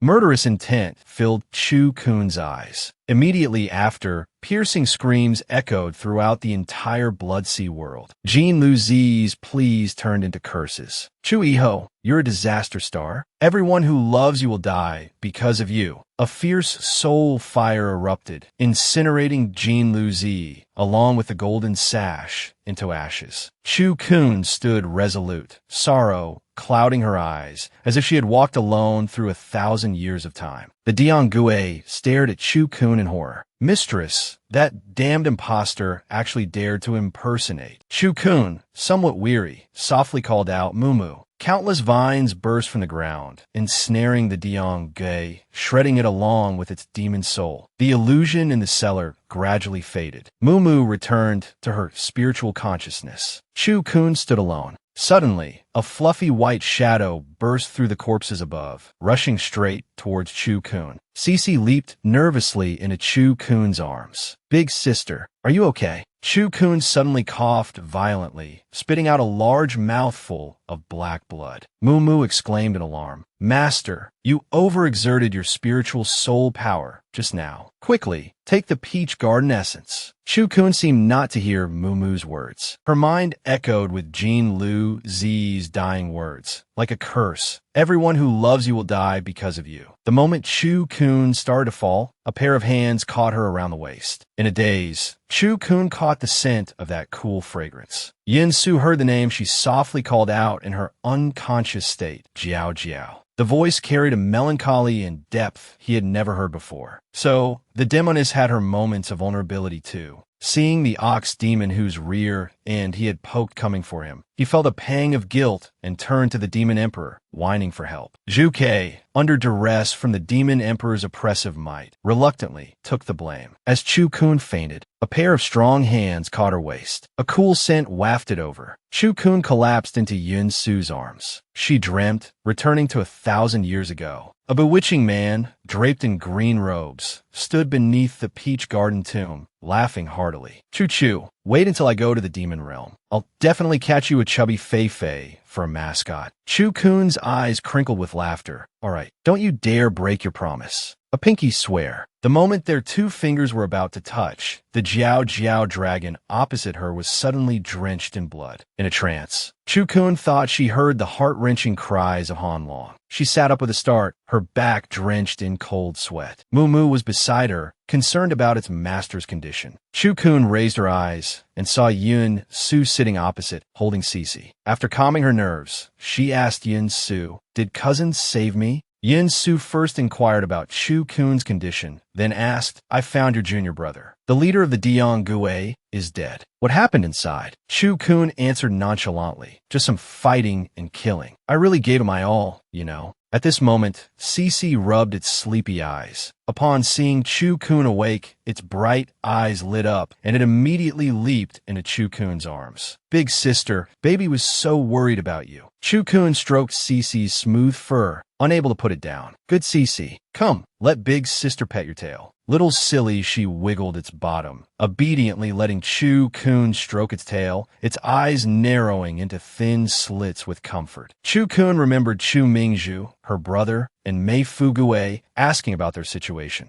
Yin Su said that the Chu Mingzhu siblings were still unconscious. As for Mei Fugue, she should probably go out and see for herself. Chu Kun was slightly puzzled. She opened the carriage curtain to check the situation. The sight that met her eyes made Chu Kun freeze for a moment. Mei Fugue, barely clothed, lunged towards Chu Kun. Chu Kun hastily shouted, "Stop! How did you end up like this?" Mei Fugue looked indignant. "Isn't it because of that bald chicken? He and your demon slave Fei got into a huge fight." Chu Kun was again puzzled, wondering why those two would fight. Just then, a gruff female voice sounded out. "I suspect it was him who poked but in the demon prison." Zhu Ke, hiding behind Yin Su, retorted, "It wasn't me. I would never do something so despicable." Mumu felt embarrassed even for Chu Kun. Chu Kun also realized where the problem lay, but still comforted Mumu. "Just a small scene, don't panic." Big Sister Nyo walked up to Chu Kun, stating seriously, "I remember you." Chu Kun played dumb. "Big Sister, how could you know me? This is clearly our first meeting." Big Sister Nyo leaned closer to Chu-kun. It was you, the pretty boy wearing a mask, and the bald chicken who let the imprisoned demons escape. One of you three poked my butt. Yin-su looked helpless. Chu-kun felt a surge of guilt. Juke had been wrongly accused, but didn't dare speak up. Seeing the weapon still in her hand, Chu-kun quickly sidled up to Yin-su, handing him the peach garden scepter. "Cousin, hold this for me a moment. My muscles are weak." Yin-su's eyes showed surprise, but his voice held a hint of amusement as he asked Chu-kun, "Where's your conscience?" Chu-kun smiled and replied, "Eaten by a fox." Seeing Chu-kun blatantly trying to make him the scapegoat, Yin-su still took the scepter. The moment it was in his hand, he sensed something was wrong. This staff was actually the Peach Garden wood? Yin-su was puzzled. What exactly happened back then on Peach Garden Mountain? How did the Peach Garden would end up in her hands? He wondered if the wood spirit within this Peach Garden wood was still present. Yin-su subconsciously brushed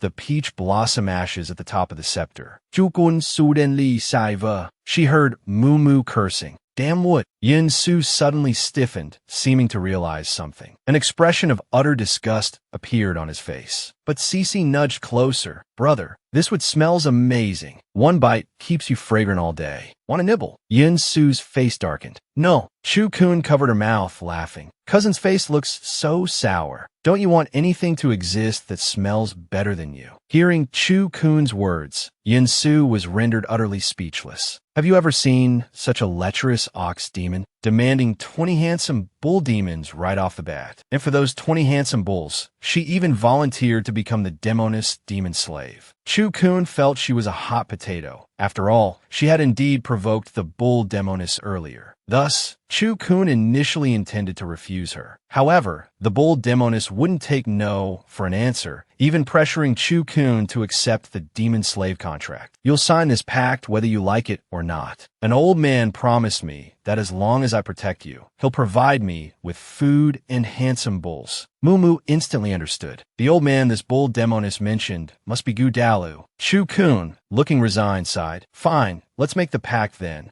After the blood pact was sealed, Chu-kun instructed the bull demoness to restrain her demonic aura in the future, so no one could discern her true form. The bull demoness agreed nonchalantly, her mind already wandering to those 20 handsome bulls. When Chu-kun asked for her name, the bull demoness boisterously replied, "I'm called Nyo." The words hung in the air, leaving Chu-kun stunned for what felt like 1,000 years. Few things could render Chu-iho speechless. Mei Fugue couldn't help but chuckle, while Juke and Cece burst into uncontrollable laughter. The bull demoness looked utterly bewildered, dark lines forming on her forehead. Chu-kun decided on the spot, "From now on, your name will be Nyodawa." The bull demoness seemed quite pleased. "What a fine name!" With the serious business concluded, Mei Fugue rubbed his rumbling stomach and demanded they go home to eat. The group boarded the carriage once more, heading towards the city. Just as Chu-kun and the others left the refugee village, a merchant caravan pulled up at the village entrance. Inside the leading carriage, occasional coughs could be heard. Presently, a gaunt man descended from the carriage. Though clad in gorgeous, flowing green robes, his sickly aura seemed to overwhelm the vibrant color, lending him a kind of fragile, fragmented beauty. Accompanied by 2 maidservants, the man walked towards the room where Jean Luzi had previously been. As he approached, the man suddenly remarked with a hint of confusion, "The aura on that tattered robe has vanished." Meanwhile, Chu-kun's group was still en route in their carriage. Several of them sat listlessly inside. Mei Fugue had fallen asleep, leaning against Moo. Chu-kun glanced sideways at Yin-su, an idea sparking in her mind. She subtly shifted closer, leaning against Yin-su's side. Shamelessly, she murmured, "Fugue, this carriage is getting a bit crowded, wouldn't you say, cousin?" Yin-su's face flushed slightly. "Don't lean so close," he requested. Chu-kun, however, not only didn't move away but edged even nearer, whispering into his ear, "Yin-su, you're not actually in the demon race's heat cycle, are are you? And the fragrance you emit when you're in heat is very strange. Do you have some hidden ailment? The cool fragrance emanating from Yun Su intensified. Chu-kun had hit the mark. Seeing Yun Su's reaction, Chu-kun knew her guess was correct. Yun Su admitted, it's a hidden ailment left from being harmed by someone years ago. I haven't found a cure. Chu-kun stroked her chin thoughtfully. Your symptoms resemble the soul-stealing shadow curse. This was the first time Yun Su had heard the term. He couldn't help asking, soul-stealing shadow? What is that? Chu-kun explained, it's a type of goo sorcery embedded within the soul, specifically targeting attractive members of the demon race. Generally, there are no reactions after the goo is implanted, unless one engages in that act with someone, causing their blood and chi to merge and their souls to intertwine. Yun Su, observing Chu-kun's mischievous expression, asked, what's the cure? Chu-kun stated chillingly, kill the other person. An abrupt silence fell over the carriage. Yun Su's mind, however, was in turmoil. His recent loss of control could only mean one thing. Not only had he been afflicted with the soul-stealing shadow, but someone had also secretly slept with him. Crucially, he had no idea who that person was.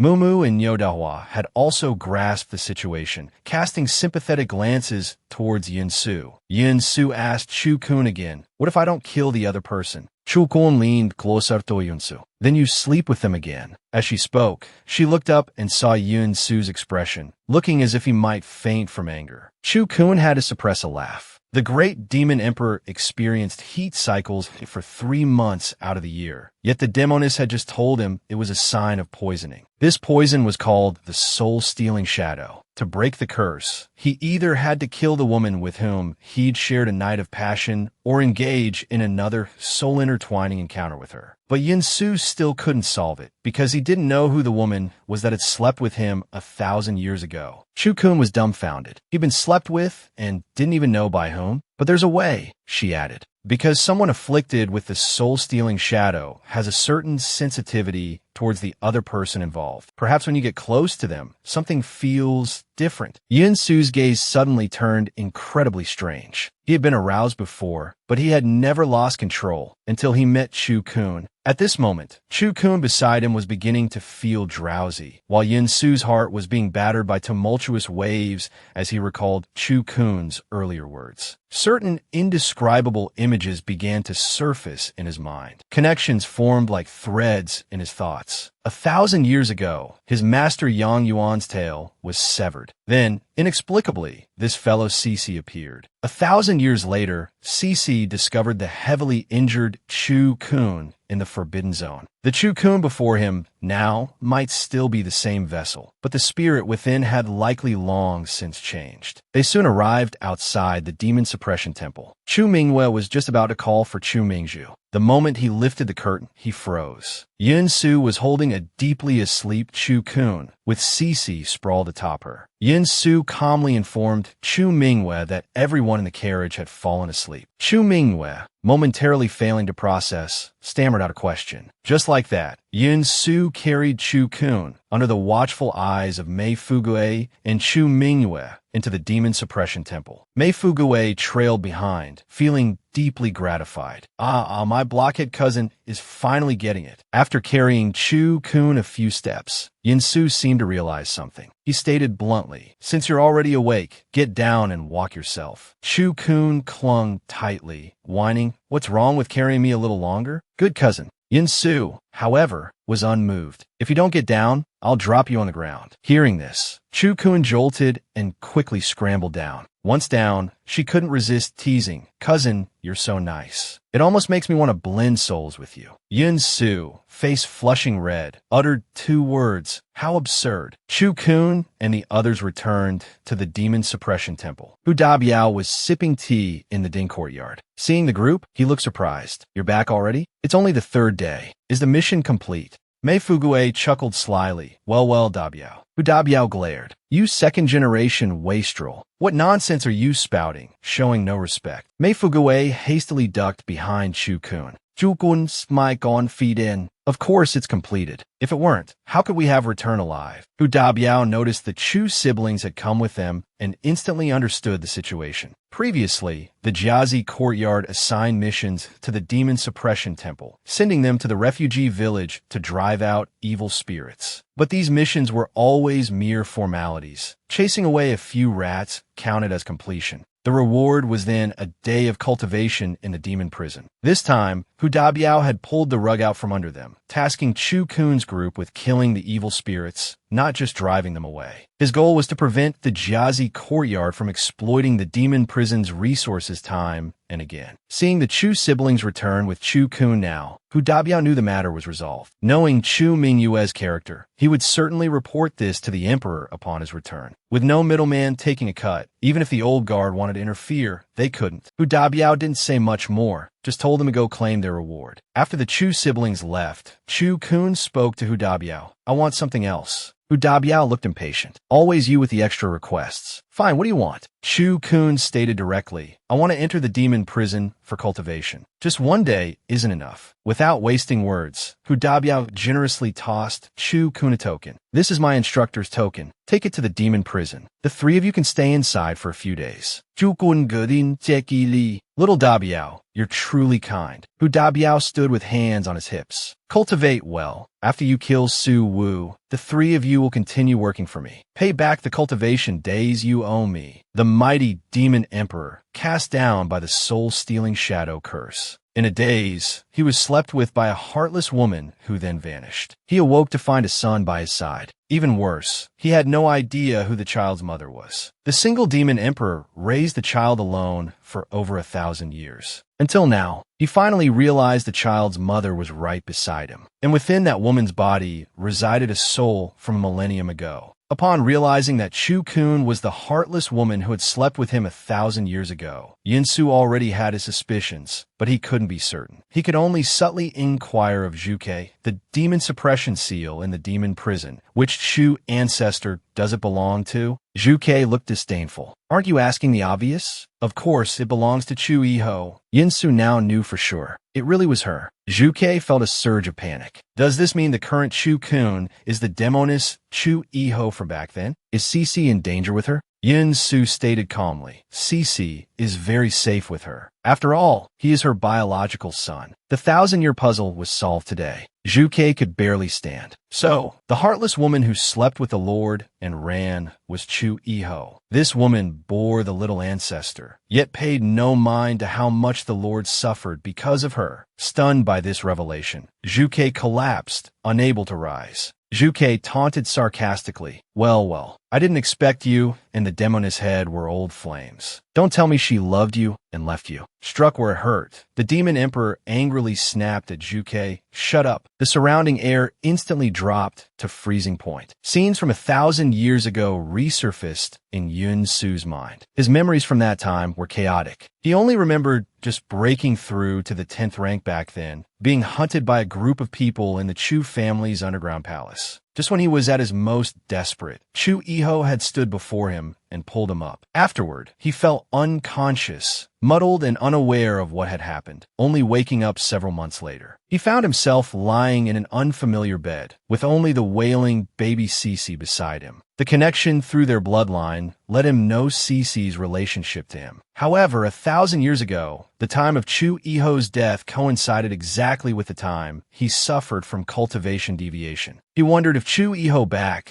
then had also been harmed by the Chu family. One day, Chu Kun and Mei Fugue were about to enter the demon prison through Tingxua Tower. Just as they reached the entrance, they were stopped by 2 demon suppression guards. Halt! Unofficial personnel are not qualified to enter the demon prison. Mei Fugue couldn't help but question which rule or regulation states that unofficial personnel cannot enter the demon prison. The 2 demon suppression guards stood tall, emboldened by their position. Mere unofficial personnel dare to question a green robe? Careful, or I'll give you a taste of hardship. At this moment, a voice drifted over. My, what imposing authority. The newcomer was Qian Ke. Seeing Qian Ke, the two demon suppression guards hastily knelt. "What wind brings you here, sir?" Qian Ke's tone was laced with sarcasm. "I wouldn't dare accept such courtesy. You're already making such significant decisions on behalf of the demon suppression temple. How could I dare accept your bow?" The two kneeling men hurriedly admitted their mistake. Qian Ke gave them two choices: receive 80 lashes or leave the demon suppression temple. Cold sweat dripped from the two guards. They decisively chose to take the lashes. After stating their choice, they scrambled away to receive their punishment. Having resolved the situation for Chu Kun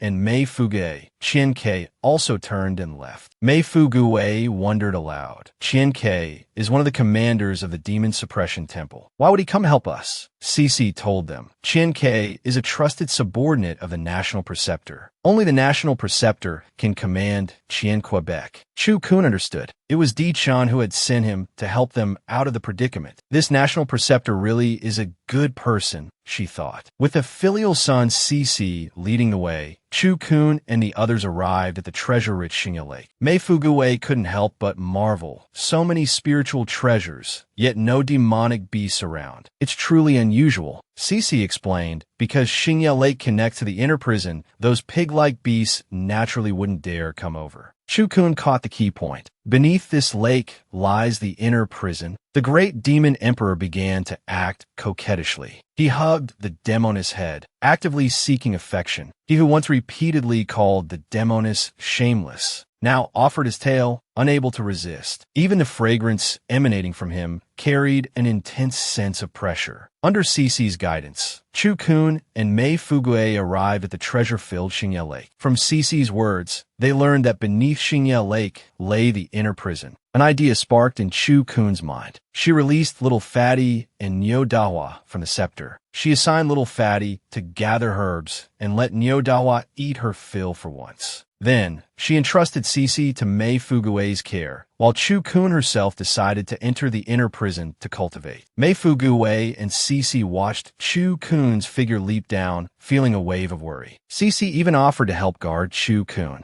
Mei Fugue, however, reassured Cici, "Don't worry. Who is little Kunkin? She'll definitely be fine." Just then, Yinsu happened to arrive. Cici quickly pointed at Xingye Lake and told Yinsu, "Big sister went down the lake to cultivate. Baby is worried." Yinsu handed Cici a large candy, telling him not to worry. He would personally go down to guard Chu Kun. With that said, he threw out a talisman, and the lake water instantly parted down the middle. Mei Fuhai Vastund. His sworn younger brother actually possessed such a skill. In the malevolent domain at the bottom of Xingye Lake, Chu Kun drew qi into her body, continuously tempering her entire being. Yinsu had already quietly positioned himself behind Chu Kun. He looked slightly shocked. In this world, there's actually a human who dares to cultivate the undying King Ming art. This cultivation technique is tyrannical. Although it possesses the power to obliterate everything in its path, the process of cultivating it is far too perilous and arduous. Even the Yao clan wouldn't attempt it lightly. Truly, it's just like you. Chu Iho. Yinsu, lost in a trance, once again recalled 1,000 years ago, that woman who had charged into Qingqiu, alone and undaunted. That battle had been utterly exhilarating. She had astonished him. The name Chu Iho became etched into his mind. At this moment, Yinsu's fingers had already landed atop Chu Kun's head. Surging demonic power poured into Chu Kun's body. Chu Kun forcibly absorbed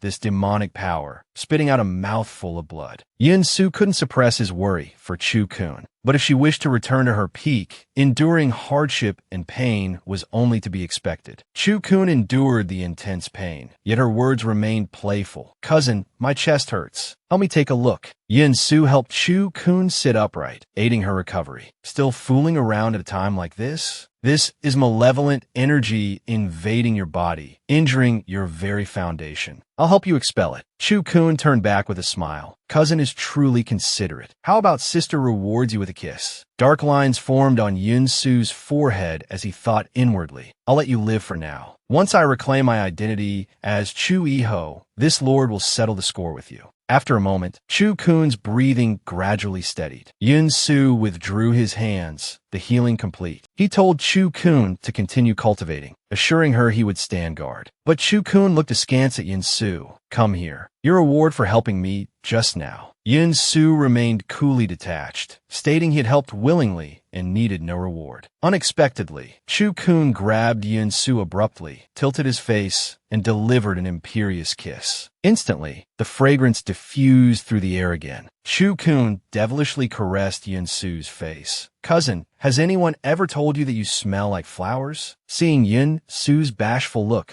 Chu-kun covered her mouth. Heavens, cousin, was that your first kiss just now? Yun-su uttered 2 words. It wasn't. Her teasing concluded. Chu-kun laughed heartily, saying she was going to cultivate. Thank you for guarding me. Unexpectedly, as she turned, Yun-su suddenly grasped her hand. Chu-kun's eye twitched, slightly surprised. Usually, this fox avoided her like the plague, yet now he was actively reaching out to her. She tried to pull away, but Yun-su held her hand tightly, refusing to let go, even telling her to continue kissing. Simultaneously, the fox's large tail unfurled. Yun-su guided Chu-kun's hand onto his tail, saying, "My soul-bewitching charm has inadvertently flared up. Princess, please help me." Chu-kun felt the fragrance emanating from Yun-su intensify, even carrying an indescribable sense of pressure. Mumu is going to explode. Master, this fox is trying to seduce you. Chu-kun mentally soothed Mumu. Stay calm, don't panic. Cousin shouldn't be this kind of fox. But at this moment, Chu-kun couldn't quite figure out Yun-su's scheme. The Yun-su before her drew closer and closer, pressing, his breath growing increasingly hot. Is the princess unwilling? One, a female devil who had charmed countless handsome men and demons across the realms. The other, a cunning and flirtatious male fox demon. 2 titans, each with their own agenda, teasing the other.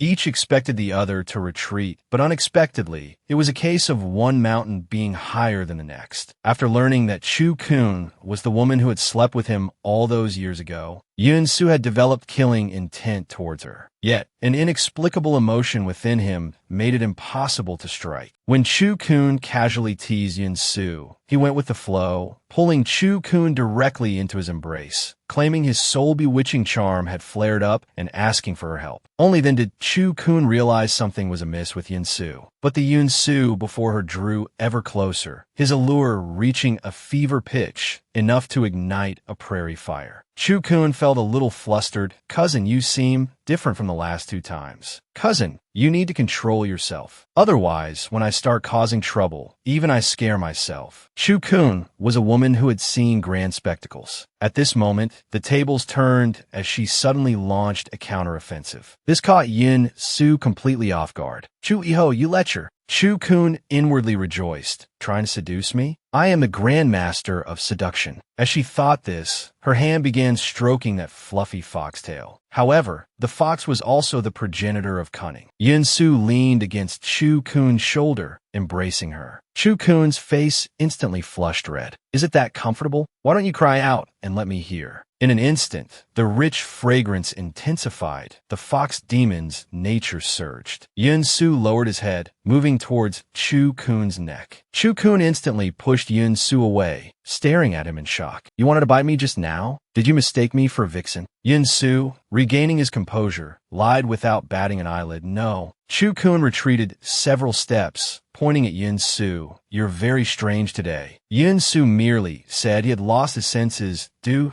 to overwhelming anger. Chu-kun grinned playfully. Is it because of that soul-bewitching charm incident? Finished speaking, she casually patted Yun-su's shoulder again. I'll let the past go. Looking up, you're still so muddled. Yun-su pulled Chu-kun into his arms again, asking her, if it were you, could you let it go? Chu-kun shook her head. If it were me, I'd definitely torture the other party thoroughly. Yun-su was speechless. Then why are you advising me to let it go? Chu-kun stated, her face showing no blush nor her heart skipping a beat. I have double standards. Rest assured, a good fox doesn't leave revenge unsought. I'll help you eliminate such a lawless woman. Yun-su nun tayes natse lingrid on tiukun. You'll help me? Chukun godin non chalen. That's right. Aren't we friends? Yun-su suppressed the murderous intent in his heart and offered a faint smile. All right, it's settled then. You've just broken through. Continue cultivating to stabilize your realm. Just as Yin Su finished speaking and was about to turn and leave, Chu Kun called out to him from behind. The moment he turned back, Chu Kun stuffed something into his mouth. The peach essence melted in his mouth, releasing a fragrant aroma thick with vibrant life force. Yin Su looked at Chu Kun with a complex expression, asking knowingly, "What did you just give me?" Chu Kun casually replied, "A small spiritual remedy. Thank you for using your demonic power to help me back then." A strange feeling stirred in Yin Su's heart. He couldn't see through her. Chu Kun appeared frivolous, unruly, and heartless, yet she never seemed to shortchange those around her. Would such a person truly use the soul-sealing incantation out of selfish desire?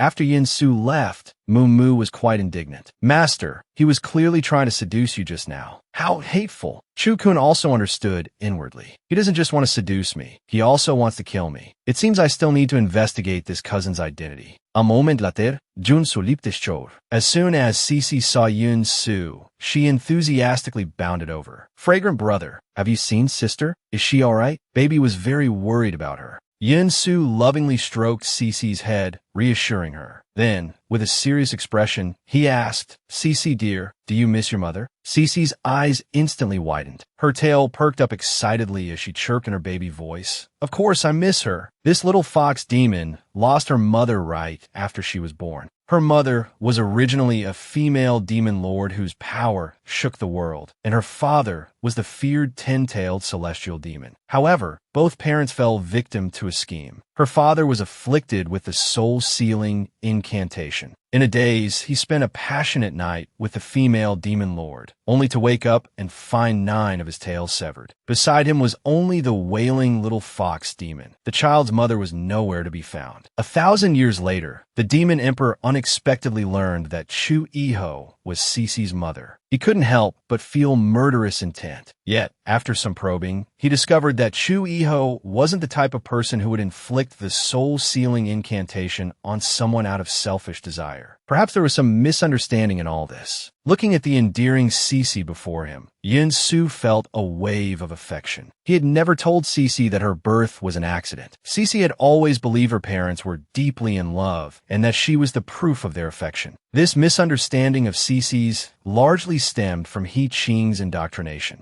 The next day, Yin Su had already taken on the appearance of Di Chun. To uncover the truth about Chu Iho from 1,000 years ago, he went to the Shumi Pavilion to search for records. The records concerning Chu Iho were simple. Mother unknown, fate humble, no given name recorded. Zhu Ke materialized, his gaze dark as he stared at Di Chun. "What do you intend to do to Chu Iho? Don't think I don't know you harbor killing intent towards her." Di Chun turned back faintly. "So what if I do?" Zhu Ke grew anxious. The Chu family wronged the demon emperor and the demon race. But Chu Iho never owed the demon race anything. When she was alive, humans and demons never truly came to blows. Di Chun naturally understood these points. Seeing Di Chun's attitude, Zhu Ke guessed most of it. "You want to kill her not because she is Chu Iho, but because she abandoned you." Di Chun calmly put down the scroll and asked Zhu Ke, "How much do you know about Chu Iho's past?" Chu Iho is not her real name. What is her real name? Zhu Ke only knew that Chu Iho was the youngest daughter of the Tianqi emperor. Because she ranked 13th, people in the palace called her Chu Shisan.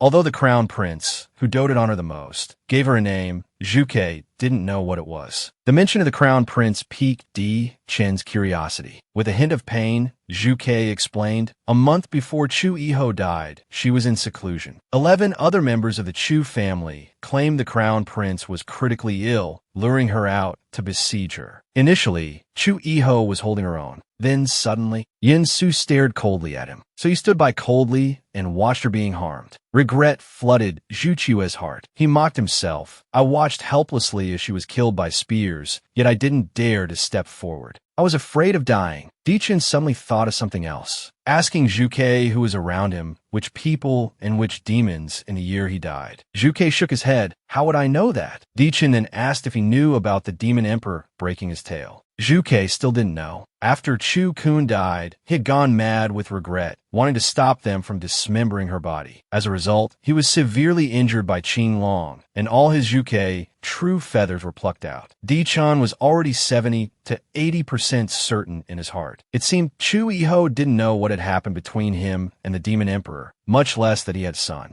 Unable to bully the female devil head, the man actually cried and called for his brother to help. He had intended to mock the female devil head's luck with the opposite sex, but was instead counterattacked until not even dregs remained. Returning from the demon realm, Mei Fugue asked Chu Kun, "Are you alright for the competition with Su Wu tomorrow?" Chu Kun wiped away her sweat and snorted coldly. Su Wu will undoubtedly die. Hearing this, Mei Fugue felt reassured and planned to go home to sleep and conserve his energy. He hadn't walked more than a few meters when a basin of bright red, pungent black dog blood was splashed towards him. Chu Kun's eyes were sharp and her hands quick. She pulled Mei Fugue aside. The one who threw the dog blood was none other than Su Tianxi's younger brother, Su Fei. At this moment, he stood with two followers, looking provocatively at Chu Kun and Mei Fugue. Mei Fugue didn't mince words. "Su Fei, you piece of trash who wouldn't even spare his own page boy. How dare you still swagger around town?" Hearing this, Su Fei instantly flew into a rage. He lifted another bucket of dog blood, intending to splash it again. Chu Kun directly cast a spell, rebounding it. That bucket of dog blood, without a single drop spared, splashed all over Su Fei and his two followers. Mei Fugue stood aside, laughing so hard he couldn't close his mouth. Left with no other option, Su Fei actually started crying and calling for his brother. "Gidge, he's bullying me." At this moment, a voice rang out, "Chu Kun, how audacious you are." Xie Fei walked over, arm in arm with Su Tianxi. Chu Kun glanced sideways and snorted, "Humph. And who might this be? Turns out it's you two adulterous pair." Su Tianxi wore a mocking expression. "Chu Kun, you disrespect elders and your father, and even ruthlessly attacked your own younger sister. Marquis, Xie has already decided to sever father-daughter ties with you." Chu Kun pretended to be alarmed, saying, "What? Father wants to sever ties with me?" Seeing Chu Kun's expression, Su Tianxi and the other two revealed satisfied looks. Xie Fei added another blow. "This is the consequence for someone like you." Unexpectedly, Chu Kun's demeanor shifted entirely. "That's exactly what I was hoping for." Now, it was Xie Fei's turn to be stunned. "What do you mean by that?"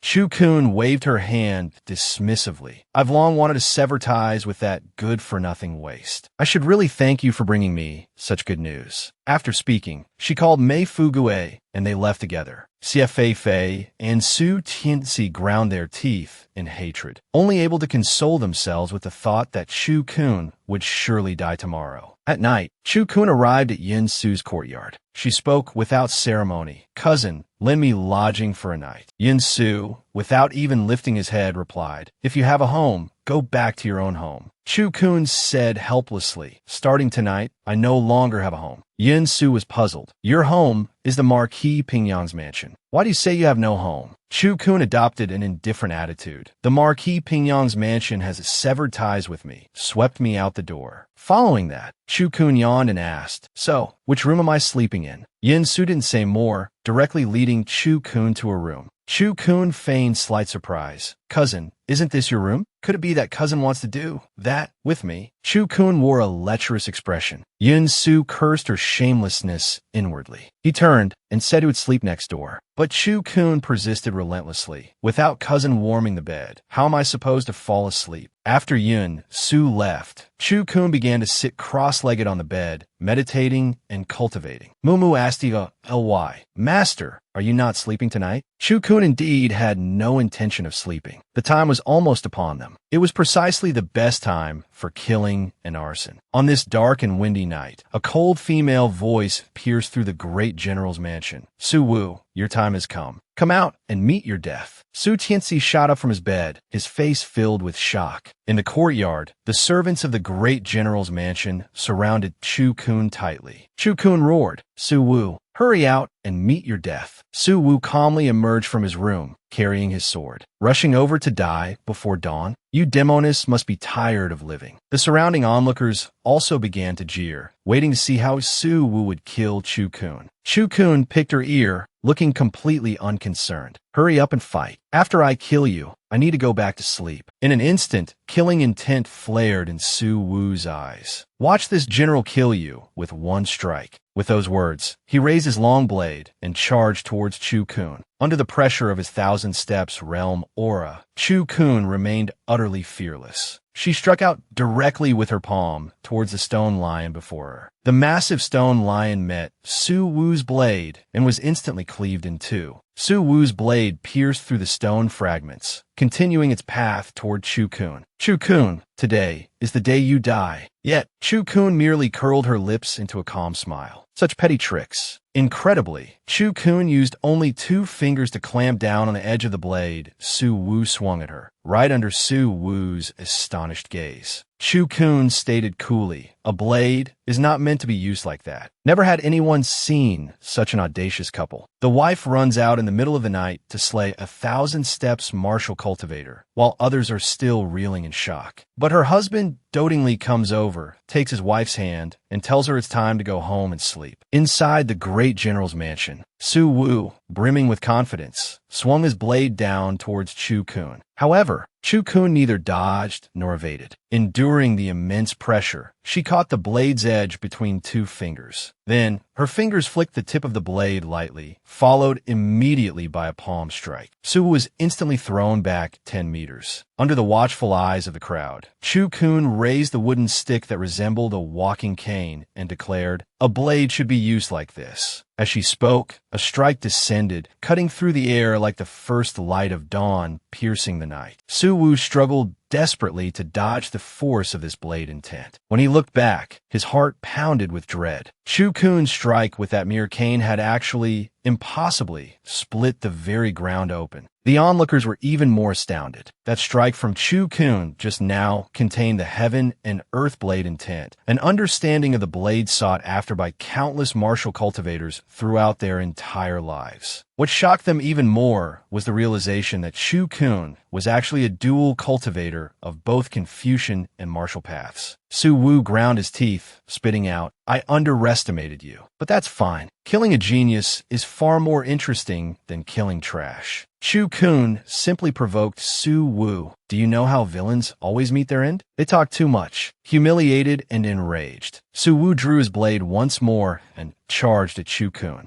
This time, she met the attack head-on with her own body, extending an arm to block directly. With a resounding clang, the long blade struck Chu Kun's arm, sending sparks flying. It tore through her sleeve but failed to leave even the slightest mark on her skin. Su Wu was profoundly shocked. Yet, Chu Kun pressed forward relentlessly. In the next instant, Chu Kun threw a punch. This fist, crackling with spiritual energy, struck Su Wu squarely over the heart. Su Wu coughed up a mouthful of blood. He was instantly sent flying by the force of Chu Kun's punch. Su Tianxi and Xie Feifei were utterly aghast. At that moment, Su Wu lay motionless on the ground. The servants began to murmur amongst themselves, "The young master, he seems dead." Su Tianxi snapped back to his senses and yelled at Chu Kun, "My brother was a military official holding rank. How dare you kill him? His Majesty will not spare you." Chu Kun adopted an attitude of complete indifference. "It will be best if His Majesty doesn't spare me. If I can attract his attention, I couldn't wish for anything better." Su Tianxi was rendered speechless. Just then, Xie Feifei had servants carry over a coffin. Chu Kun mocked her with a sarcastic tone. "Oh, you've even prepared the coffin for me already." Hearing her voice, Xie Feifei and Xie Jun were greatly startled. "You're not dead." Chu Kun pointed towards Su Wu on the ground. "I won't be needing this coffin. Perhaps General Su could use it. However, today it was Su Wu who died. I wonder, will heavenly retribution descend upon the Marquis when Yuan's mansion tomorrow?" Xie Jun and Xie Feifei found it utterly unbelievable. Chu Kun had actually defeated Su Wu. But Xie Feifei immediately turned her accusations towards Chu Kun again. "What are you so proud of? You only won by a fluke. If anything happens to the Marquis' mansion, it will definitely be because of your curse." Chu Kun smiled faintly. "Is that so? Then let me ask you, Xie Feifei, Did you, or did you not, conspire with Su Tianxi to harm me? If you lie, may heavenly retribution strike you down instantly. Xie Fei was terrified to her core, yet she stubbornly retorted, I did not. It was clearly you who. However, before Xie Fei could finish her sentence, a bolt of lightning descended from the heavens and struck her. Chu Kun pointed gleefully at Xie Fei. See, struck by heavenly retribution. Suddenly, Yin Su called Chu Kun's name from the side. In full view of everyone, Chu Kun sidled up to Yin Su, acting coquettishly. Weren't you not coming to see me, Lillian Doggy? And Yin Su, in a gesture staking his claim, decisively pulled Chu Kun's hand into his. It's late. Let's go home and sleep. The female devil teased the demon emperor once more. Unexpectedly, this time, she had ignited a spark. The demon emperor, his face etched with desire, pulled her forcefully closer.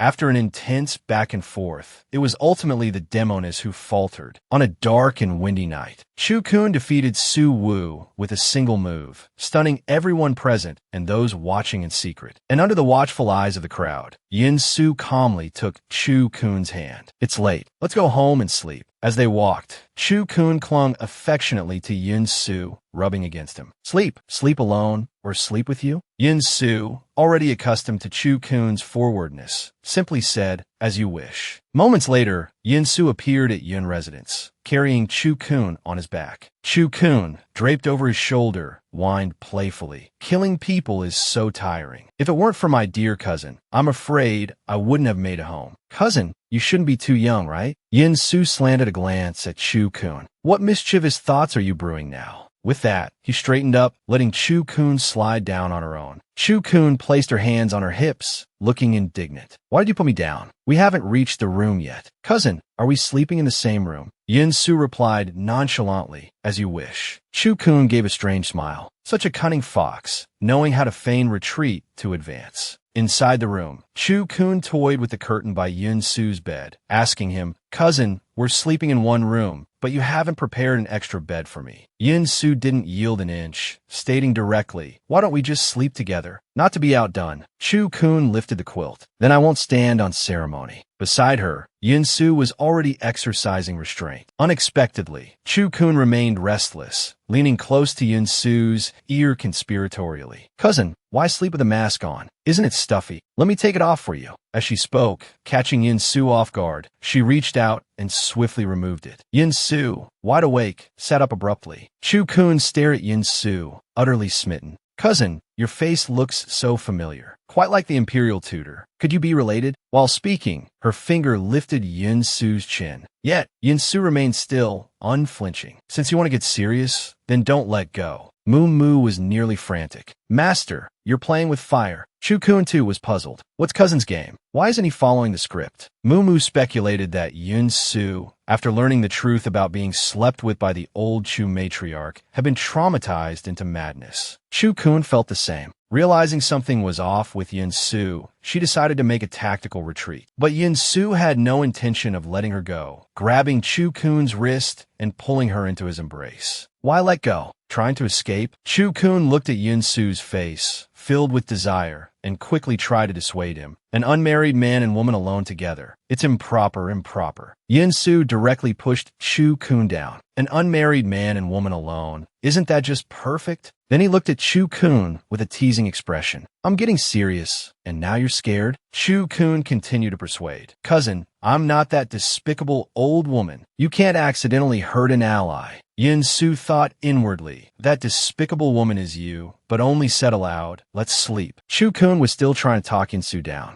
But Yin Su remained unmoved, leaning closer and closer. Chu Kun tried to struggle, but Yin Su gave her no further chance to object. After a moment that felt suffocating, seeing the clothes on her body about to become undone, Chu Kun finally realized the joke had gone too far. After pondering for a few seconds, Chu Kun struck Yin Su's chin with her palm. Stop it, dear cousin. When I said sleep, I meant simply sleeping. Not this. Anyway, I'll sleep next door. Saying this, Chu-kun hastily straightened her clothes and headed out. From behind her, Yin-su coolly remarked, "So you're all talk." Instantly, Chu-kun's competitive spirit flared up again. "It's not that I won't sleep with you. I just don't like men who are too forward." Now it was Yin-su's turn to be speechless. The demoness, fresh from killing someone, came home to flirt with her husband. In her single strike that killed the Qian rank Su, Wu had left the entire royal city sleepless overnight. The Marquis's mansion, in particular, was in utter chaos. Early the next morning, Siejun arrived bearing a large bag of gifts as a tribute for Eunuch Li, asking him to put in a good word for him before His Majesty. Eunuch Li, however, looked disdainful. I reminded you before, His Majesty has never forgotten Chu-kun, and the Princess Commandant has never forgotten that this is the eldest princess's mansion. Siejun's face turned deathly pale, the tribute in his hands nearly causing him to kneel on the spot. Eunuch Li personally stood up to relay His Majesty's verbal decree. If the Marquis cannot invite the Princess Commandant back, then he should take his family and find another place to live. However, once you leave this eldest princess's mansion, the Marquis will naturally no longer be the Marquis. As soon as the words fell, Siejun collapsed onto the ground. Having spoken, Eunuch Li departed with his attendants. As he left, he didn't forget to leave a parting remark. The calligraphy on the plaque is wrong. That's not how the characters for Eldest Princess's Mansion are written. With a flick of his horsetail whisk, the Marquis's mansion plaque crashed to the ground. After Eunuch Li left, Mrs. Wang ran over, crying and complaining, saying Chu-kun had destroyed one of Xie Feifei's eyes, demanding Siejun seek justice for their daughter. Siejun slapped Mrs. Wang across the face, telling her to shut up. If it weren't for you, you foolish woman, mistreating Chu-kun, how could she have turned against the Marquis's mansion? After venting his anger on Mrs. Wang, Siejun wore an expression of utter heartbreak. Chu-kun, my own daughter. Meanwhile, the Chu-kun in question was contentedly munching on an apple. As she ate, her thoughts drifted to Jiao Jiao. Long Mu Mu comforted her. The divination indicated Jiao Jiao Long is still alive. We will definitely find him. Now that we've entered the town demon division, the next step is to infiltrate the Privy Council Pavilion. There must be records about our companions inside. Chu-kun began pondering a foolproof method to enter the Privy Council Pavilion. Mumu knew she planned to use the soul-chasing technique and couldn't help but advise, with your current strength, using such a forbidden technique will injure you. Chu-kun, however, looked nonchalant. It's just an injury. It won't kill me. Compared to what you all sacrificed for me, what's a little injury? A moment later, Mei Fuguei scurried in. Little Kunkin, did you need to talk to me about something? Chu-kun wanted Mei Fuguei's help in finding some information. Mei Fuguei, feeling bound by duty, told her to ask away. Chu-kun wanted to know the whereabouts of the 2 Zhulong treasure pearls belonging to the Chu family and the imperial clan. Mei Fuguei had indeed heard about this. It was said that an ancestor of the imperial clan had slain an evil-doing Zhulong.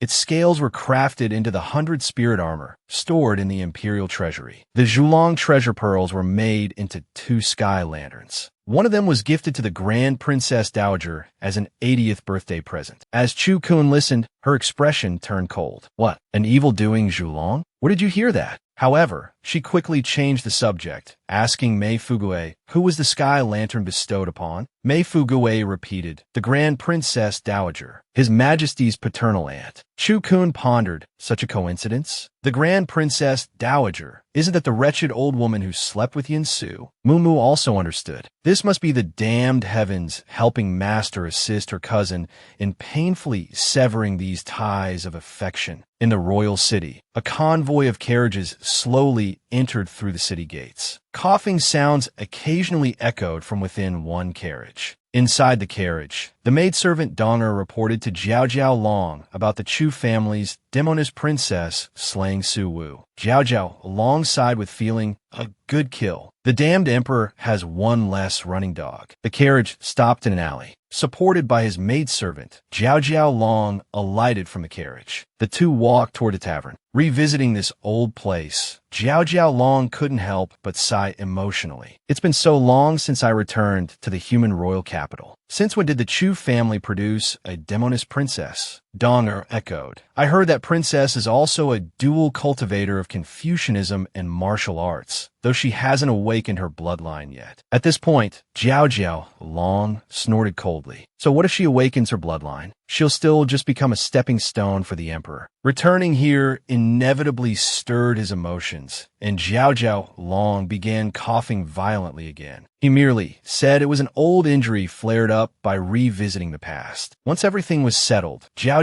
Long told his maidservant to go rest. He stood by the window himself, sensing the direction of the forbidden zone, a gentle smile gracing his lips. Chu, I've come to marry you. Wait for me. The 80-year-old scummy old woman indulged in revelry night after night, surrounded by countless handsome men. But she set her improper sights on the demon emperor. Unexpectedly, a stunningly handsome man appeared before her, making her eyes light up. In the Yun residence, Chu Kun kicked open Yunsu's door. Cece and Juke, huddled together, jumped in fright. Chu Kun stared strangely at Juke. Well, you bald chicken. You don't even spare a child. Cece tugged at Chu Kun's clothes, hastily explaining, I was bullying the bald chicken. It serves him right for bad-mouthing me before. Chu Kun lovingly picked Cece up, asking where Yunsu was. Cece didn't know either, only saying Yunsu had gone out early in the morning, seemingly in a bad mood. Chu Kun turned to press Juke, but Juke didn't know either. Yunsu hadn't bothered to pay Juke any attention lately. Chu Kun muttered to herself, looks like the soul-devouring shadow hit him hard. It would be unjustifiable if that old hag from the Chu family doesn't die. Juke was instantly stunned. Who are you calling a scummy old woman? Chu Kun didn't mince words, stating directly that the emperor's aunt had once slept with Yunsu. Juke was speechless. How could Chu Kun mistake the Grand Princess Dowager for the Chu family scummy woman who slept with Yunsu? That Chu family scummy woman was clearly herself. Chu Kun didn't waste any more words. She turned to leave. Juke felt a little worried inwardly and couldn't help asking where she was going. Chu Kun didn't give him a pleasant look either, saying without turning her head, none of your business. This, however, made Cece giggle. Big sister is so mischievous. Juke looked slightly awkward, stubbornly saying he was afraid Chu Kun would cause trouble. Chu Kun vito sarcastio, that it won't involve you.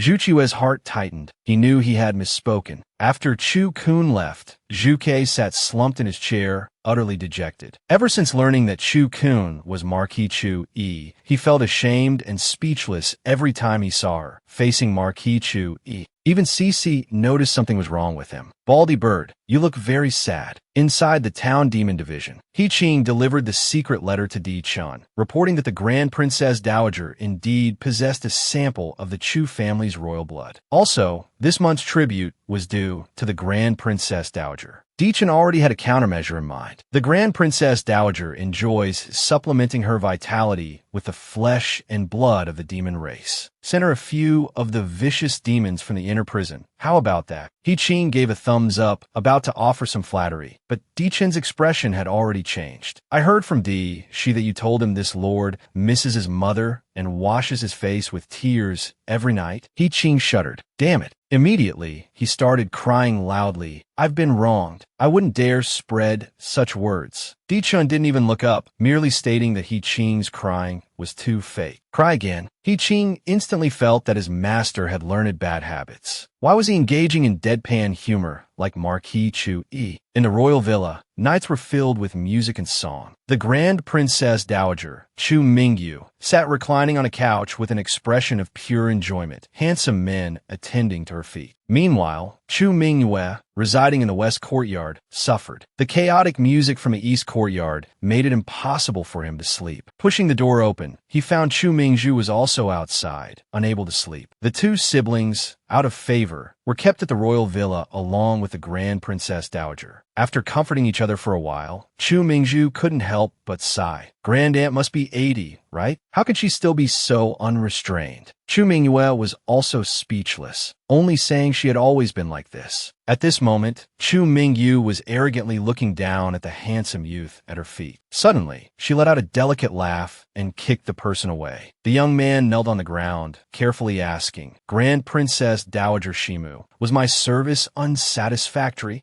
Chu Mingyu looked indifferent. Your face isn't bad, but unfortunately, it becomes boring after looking at it for too long. Having said that, she ordered him dragged away, chopped up, and used as flower fertilizer. The youth was instantly terrified and dragged away. Chu Mingyu sighed nonchalantly. It's always these common, vulgar types. Dichen's appearance is still the one that pleases my heart the most. The attendant beside her broke out in a cold sweat, thinking inwardly, "My lady, you really dare to think such things." But outwardly, they said flatteringly, "Today, a musician arrived at the villa. His looks and bearing, compared to the state preceptor, are even superior." Chu Mingyu's interest was instantly piqued. She hurriedly ordered the person brought in. The man had captivating eyes, draped in white gauze and green robes, ethereal as if floating. It seemed all the colors of the world gathered on that face. The faint color of his lips subdued the richness, and his sickly aura gave rise to a kind of fragmented beauty. Chu Mingyu was instantly stunned. Truly a beauty. "Come here, let me have a good look." The man lowered his eyes obediently. "This humble one, Lu Qiao, greets the Grand Princess Dowager." The 80-year-old indulged in nightly revelries, surrounded by countless handsome men. Yet, she didn't know that with the arrival of this man in green, the seemingly peaceful royal city began to brew a great storm, and her arrogant self would soon meet her end. Inside the royal villa, Chu Mingyu lifted Zhao Jiaolong's chin and said, "From now on, you belong to me." Zhao Jiaolong responded obediently. Simultaneously, outside the royal villa, Chu Kun found Niu Dahua, asking him to use his earth-burrowing skill to take her into the royal villa without being discovered. Niu Dahua readily agreed, and immediately swept Chu Kun up in a princess carry. "Here we go." The next second, the two vanished into the earth. Music still drifted from the east courtyard.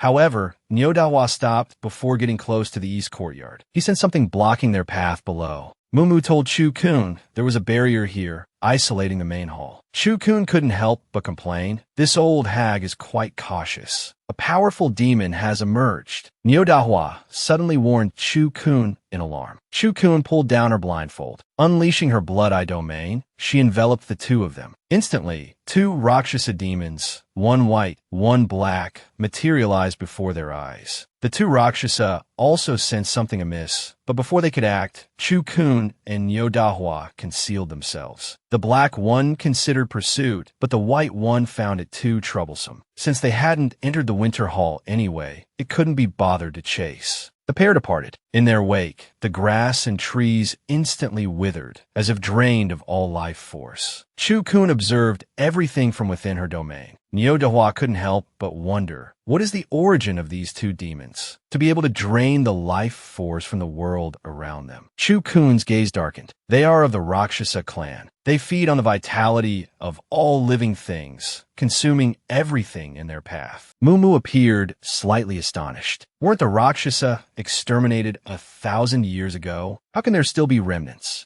A calculation formed in Chu Kun's mind. It seems this Grand Princess Dowager is far from simple. Niu Dahua suddenly recalled seeing these two Rakshasa demons decades ago in the demon clan's inner prison. Back then, the town demon division was quite different from how it is now. Chu Kun's thoughts stirred. How different? Niu Dahua spoke with a grave expression. More demons die now. Man-eating evil demons die the fastest. Those powerful demons whose bodies can be used for medicine, or by the human race for refining pills and artifacts, died the most miserably. Chu Kun employed a technique, lifting them off the ground within the barrier, and continued asking, "Is it because of Di-chun?" Niu Dahua said, "Di-chun is terrifying. In the eyes of the demon race, he's a butcher. Anyway, I definitely don't want to cross him." Chu Kun felt that the Di-chun she knew didn't seem like that. Although she had only known the man for a mere year, she too was unwilling to oppose Di-chun. Having said that, Chu Kun yawned. "Let's retreat for today. We'll discuss this another time." Niu Dahua was naturally pleased. He was eager to get back to grazing. Chu Kun waved him off, telling him to report immediately if anything arose. After Niu Dahua left, Mumu couldn't help but sigh, descendants of the Chu family actually keeping Rakshasa demons by their side. How utterly ridiculous. Chu-kun also sneered, Rakshasa feed on humans. How many people must be killed to raise such evil demons? Those two Rakshasa just now reeked of bloodlust. Horns are almost sprouting from their foreheads. A cold sweat broke out on Mumu. For Rakshasa demons to grow horns, they must have consumed at least tens of thousands of people. This Grand Princess Dowager was truly formidable. Yet, beneath Chu-kun's calm exterior simmered killing intent and fury. That abomination, she will pay for this later. Meanwhile, in the east courtyard, Zhao Zhao Long played the qin, her fingers dancing over the strings. Chu Mingyu watched her, his eyes filled with fiery passion.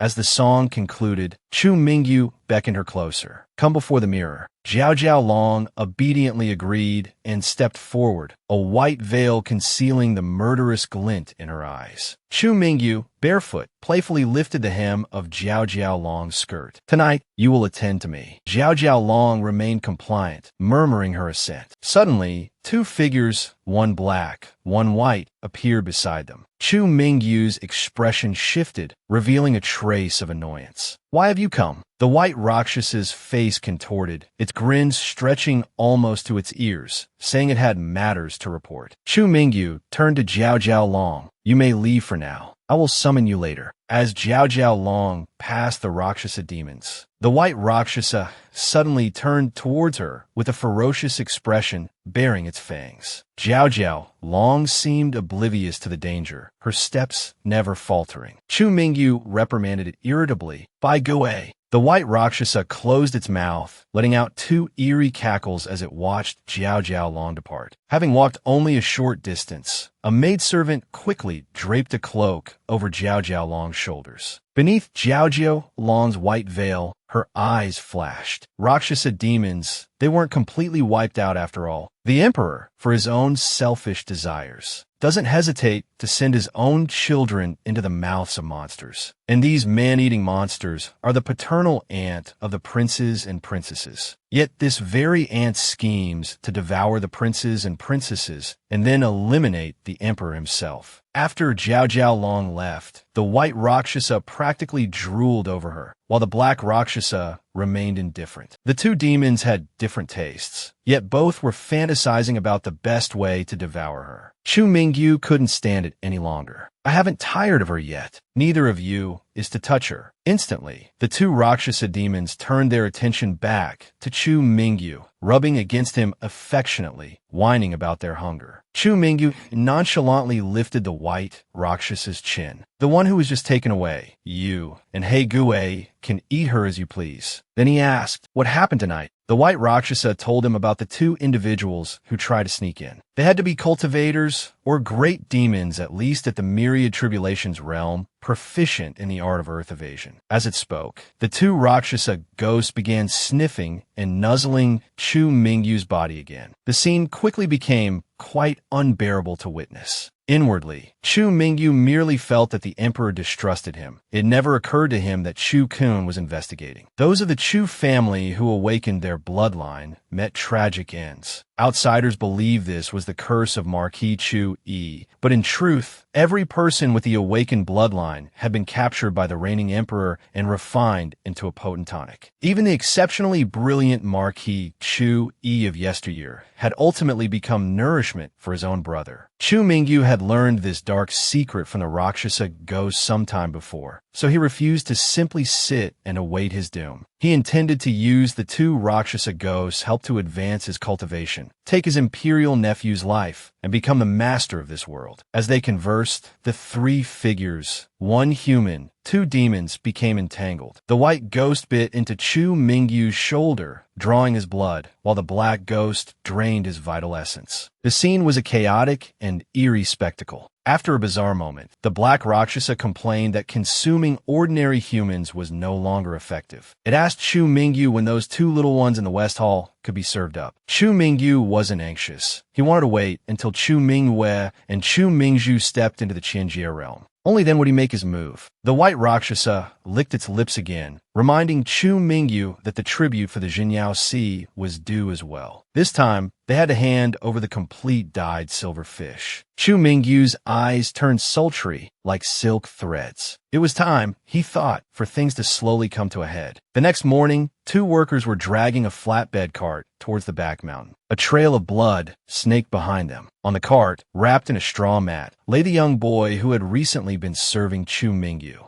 As the 2 workers walked, they muttered, "This is the 38th one this month. Said it's for flower fertilizer, but you dig anywhere in the courtyard and hit bones. Can't even plant anything anymore." Hiding in the shadows, Chu Kun witnessed the scene unfold. He also sensed a heavy aura of death clinging to the 2 workers. Their time was likely short. Chu Kun narrowed his eyes and sneered inwardly. Having aided in so many evil deeds, escaping retribution is naturally impossible. Chu Kun used a branch to lift a corner of the straw mat for a look. The thick stench of blood made Mumu instantly clamp a hand over their nose. Seeing the corpse, Chu Kun was also startled. What a truly miserable death. Immediately after, with a flick of his fingertips, he intercepted a wisp of residual blood feigning demonic power from the corpse. "It really is from those 2 Rakshasa ghosts," he confirmed. 38 people devoured in just half a month. With appetites this large, ordinary humans probably can't satisfy them anymore. Chu Kun suddenly turned his head and asked Mumu, "Were Chu Mingyue and her siblings sent to the royal villa by coincidence, or did someone intentionally serve them up as a meal for that old woman?" A chill went down Mumu's spine. If it was intentional, the only one with the authority to do so would be their own imperial father. Chu Kun let out a cold snort. This Chu family tradition of cruelty, ingratitude, and turning on one's own kin is truly carved into their bones. That female devil could clearly resolve matters with a mere thought, yet she insisted on stuffing the person into a sack and beating them relentlessly. She even called the prince and princess to join the beating. Ostensibly, this made them offend someone, but in reality, she was saving the pair. Just as Yin Su and Chu Kun were about to head out, Mei Fugue came rushing over in a panic. Yin Su quickly pulled Chu Kun into his arms. His wife couldn't be bumped into by others. Mei Fugue couldn't stop in time and slammed directly into the wall. According to Mei Fugue, the Grand Princess's managing eunuch had found Qian Ke at Tongming, demanding he hand over the dyed silver fish. The 2 were currently arguing heatedly. Chu Kun's interest was instantly piqued. "Let's go take a look." Inside the tea house, Eunuch Fu was relentless, stating that the Grand Princess required the dyed silver fish as an offering for her birthday celebration, and the Jinyao Si absolutely had to hand it over. Qian Ke, eating nonchalantly, countered dismissively, "The Ran Inu truly did escape. The Jinyao Si can't just conjure one out of thin air." This was clearly a line meant to fool idiots, and naturally, Eunuch Fu didn't believe it. The Ran Inu already had its 4 legs chopped off. How could it possibly escape? Qian Ke calmly replied, "Eunuch Fu, do you know how General Suwu died? He came to the Jinyao Si, causing trouble, displeased the state preceptor,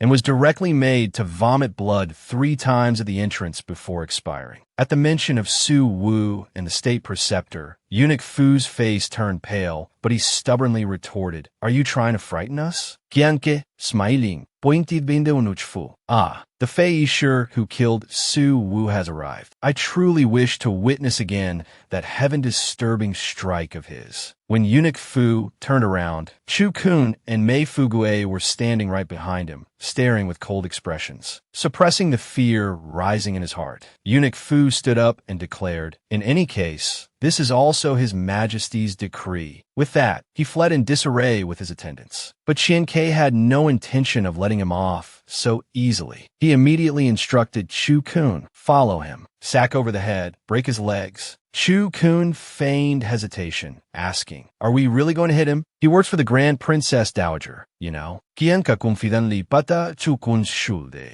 "Go on. I'll take responsibility if anything happens." Chu Kun didn't waste words. After all, this was something he wanted to do too. Mei Fugue followed closely behind, never one to shy away from stirring up trouble. He certainly wouldn't miss this. As Eunuch Fu walked out of the Jinyao Si, his face was etched with indignation. "Dam Jinyao Si, triateningme." He turned back, about to instruct his two servants on what to say upon their return. Unexpectedly, a sack was thrown over his head. Chu-kun and Mei-fugue were thoroughly enjoying themselves, beating him. You wanted dyed silver fish, didn't you? Still want it? Do you? Mid-beating, they suddenly heard someone calling them from behind. Chu Mingyue and Chu Mingju stared, utterly bewildered, at the scene. What were you doing? Chu-kun and Mei-fugue didn't hold back, directly handing the clubs they were holding to the siblings. Chu Mingyue and his sister were confused. What is this for? Chu-kun pointed at the sack on the ground. It's Commander Chien-Kei's mission. Just hit him, that's all. Chu Mingyue didn't understand, but since it was Commander Chien-Kei's mission, he had to perform well. Without hesitation, the prince and princess raised their clubs and struck with great effort. Chu-kun's action was actually meant to protect Chu Mingyue and his sister. This way, the feud between the old Grand Princess Dowager and these two children was firmly established. If the two little fools were to die in the royal villa, the prime suspect would be Chu Mingyu. Let's see if he still dares to make a move. After a while, Chu Mingju stopped, her hand sore. Chu Mingyue stopped hitting as well. Anymore, and the person might actually die. Only then did the person inside the sack get a chance to speak. Fourth prince, fifth princess, why must you beat this old servant? Chu Mingyue and his sister were instantly shocked. That voice, it was Eunuch Fu from their grand-aunt's side. They had beaten the Grand Princess Dowager's man. Would they face repercussions upon returning?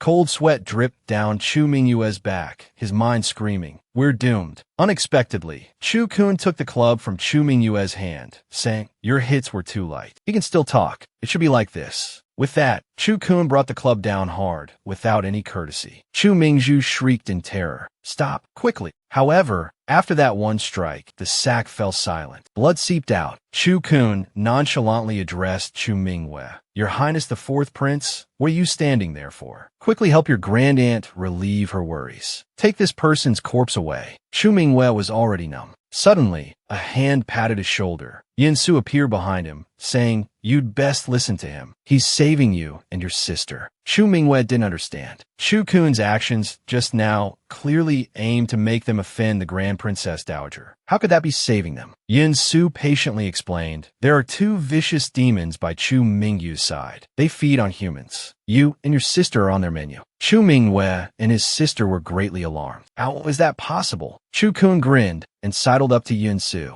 As expected, cousin knows everything. Chu Mingju asked Chu-kun incredulously, "Is it true?" Chu-kun stated bluntly, "What's impossible about it? How can the flesh and blood of ordinary people compare to the sweetness of the Chu family? Didn't you experience it in the refugee village?" Chu Mingyue and his sister were instantly speechless. A moment later, the two carried Eunuch Fu's body, walking towards the Jinyao Sea with heavy hearts. Chu-kun was still behind them, muttering, "Commander Chien-Kei said he's to be fed to the demonic beasts." The demonic woman declared her love for another man right in front of her husband, even saying her husband had peculiar tastes. The dignified demon emperor, treated this way, was utterly helpless. What could he do? It was his own wife. Of course, he had to dote on her. Having dealt with Eunuch Fu, Chu Mingyue and Chu Mingju carried the body back, looking utterly dejected. Today's events had once again overturned their worldview, and they couldn't quite recover just yet. Back at the Jinyao Sea, Eunuch Fu was unceremoniously dumped in front of Hu Dabiao. Hu Dabiao stared at the sack for a long moment before asking, "Is he dead?" Chu-kun narrowed his eyes and said, "Half dead." Chu Mingju, her brother, and Mei-fugue all turned to look sharply at Chu-kun. "Not dead." Chu-kun wore a mischievous expression. "Well, one must leave some leeway when dealing with people, right? I showed mercy." Hu Dabiao also knew that the missing people in the city might be related to the Grand Princess Dowager, and this eunuch was an important witness. He couldn't be let go, but he couldn't die either. Chu-kun understood. This Dabiao knew quite a lot. It seemed this mission was deliberately handed to them. Hu Dabiao's expression remained unchanged. "It involves the imperial family. Of course, I had to find someone stubborn enough." Chu-kun looked meaningfully at Hu Dabiao for a moment, then asked again, "Dabiao, why exactly did you secretly release members of the demon clan?" Hu Dabiao had been demoted to the Ding courtyard precisely because of this incident. Yet, he remained defiant, declaring he acted to protect the common people, not to serve as a beast of burden for the powerful and noble. Slaying demons was for maintaining peace, but some demons were no different from ordinary humans. Hearing this, Chu Kun and Yun Su felt a growing admiration for Hu Dabiao. Chu Kun didn't hold back her praise. Dabiao, I truly find myself liking you more and more. We'll go right now and sort this out for you. Yun Su immediately grew jealous, directly asking Chu Kun, does the word like mean so little to you? Chu Kun, oblivious to Yun Su's subtle feelings, replied that she genuinely liked Hu Dabiao. What an interesting person he is. Yun Su was left speechless.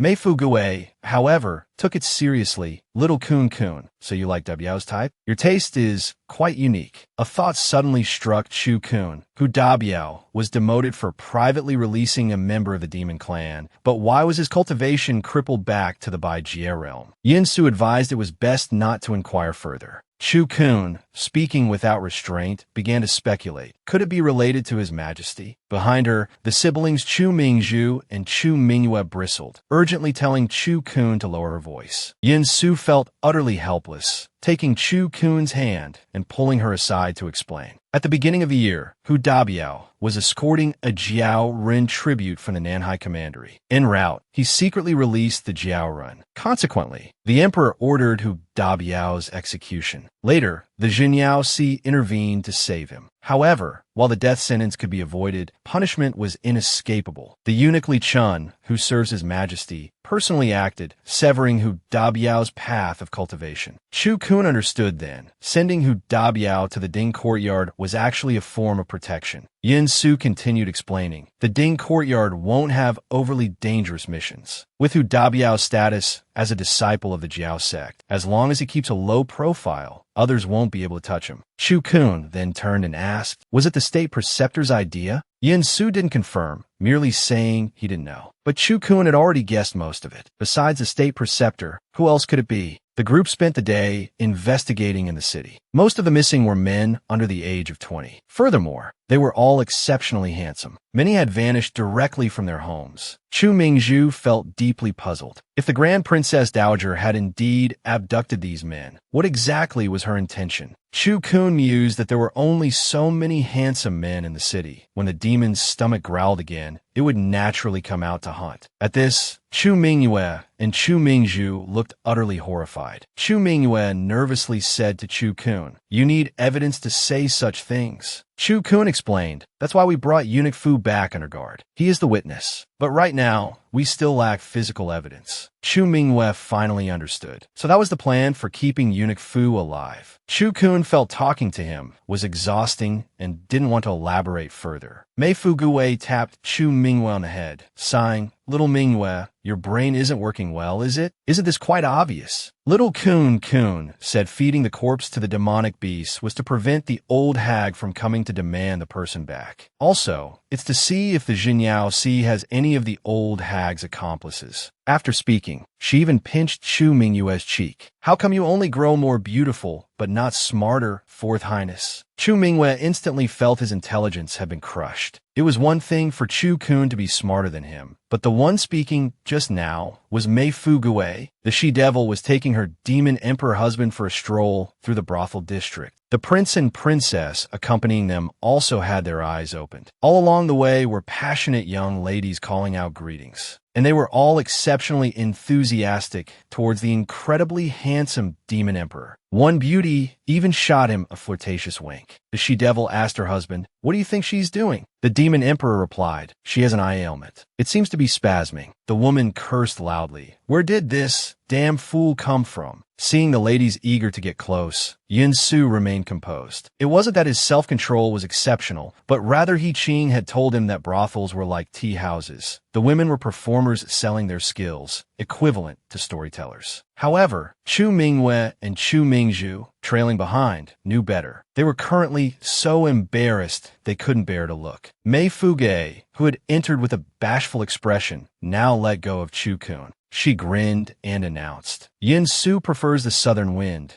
dear sisters, so don't waste your efforts on him. Yin Su was stunned. Beside them, however, came sighs of disappointment from the women. Chu Kun had never seen Yin Su look so foolish and couldn't help but burst into laughter. Interesting. My cousin is truly interesting. Although Yin Su was being teased, seeing his wife so happy made him happy too. Chu Kun then told Yin Su with a look of mock shock. The brothels are filled with female demons who devour men without spitting out the bones. They especially love handsome young men like you, who look good enough to eat. Boys must learn to protect themselves when they're out. Cousin, stay close to me. After passing through the flower streets and willow lanes, the group arrived beneath a building known as the 13th floor. There's the aura of a Rakshasa demon here. At that moment, someone upstairs noticed Chu Kun. They couldn't help but mutter amongst themselves. How did that authority figure from Jinyao Si get here? We must inform the master. Inside the royal villa, Jiao Jiaolong had just finished playing the qin. A butterfly flew in and landed on his fingertip. News that people from Jinyao Si had gone to the 13th floor reached Jiao Jiaolong as well. It seems the time to act is now. He rose, removing his eye patch. His intense, wild features were veiled in frost. In an instant, his figure vanished from the room. At this time, Chu Minghua was taking a light rest. Suddenly, a butterfly flew in. The nearby attending maid yawned and drifted into a deep sleep. A hand clamped down on Chu Minghua's neck. He tried to open his eyes, but his consciousness was locked within a nightmare. He couldn't break free. Jiao Jiaolong's chilling voice echoed. Chu bloodline, where have you hidden it? Chu Minghua's face had turned a purplish red, like liver. Within his spiritual consciousness, he saw a figure and roared, asking who it was, why they had trapped him. However, he only heard the other party's low growls. Where is the blood seal? Suddenly, a brilliant light flared from Chu Minghua's chest. It was the bamboo dragon's tomb. In reality, Jiao Jiaolong, who was strangling Chu Minghua, abruptly released his grip, a mocking expression surfacing on his face. His own eye, gouged out 1,000 years ago, had become a magical artifact for the Chu family. Now, it even harmed him while protecting its owner. Since it's such an unruly, cursed eye, perhaps it's better to destroy it than let it benefit the enemy. Suddenly, a sense of crisis washed over him. He reluctantly withdrew his hand, his figure vanishing from the room. Only then did Chu Minghua slowly regain consciousness. He gasped heavily for air. He Luosha's figure appeared in the room, informing Chu Minghua of the scent of a powerful demon. Chu Minghua slapped He Luosha across the face. If you had returned even a moment later, this prince's life would have been forfeit. He Luosha's gaze fell upon the pearl-like artifact. With this bamboo dragon's tomb, even a myriad realm grand demon couldn't take your life. Chu Minghua was still puzzled. He knew this powerful demon was after the Chu family blood seal, but the protective barrier hadn't been broken. How did it slip in? He Luosha gave a sinister smile. Slipping in?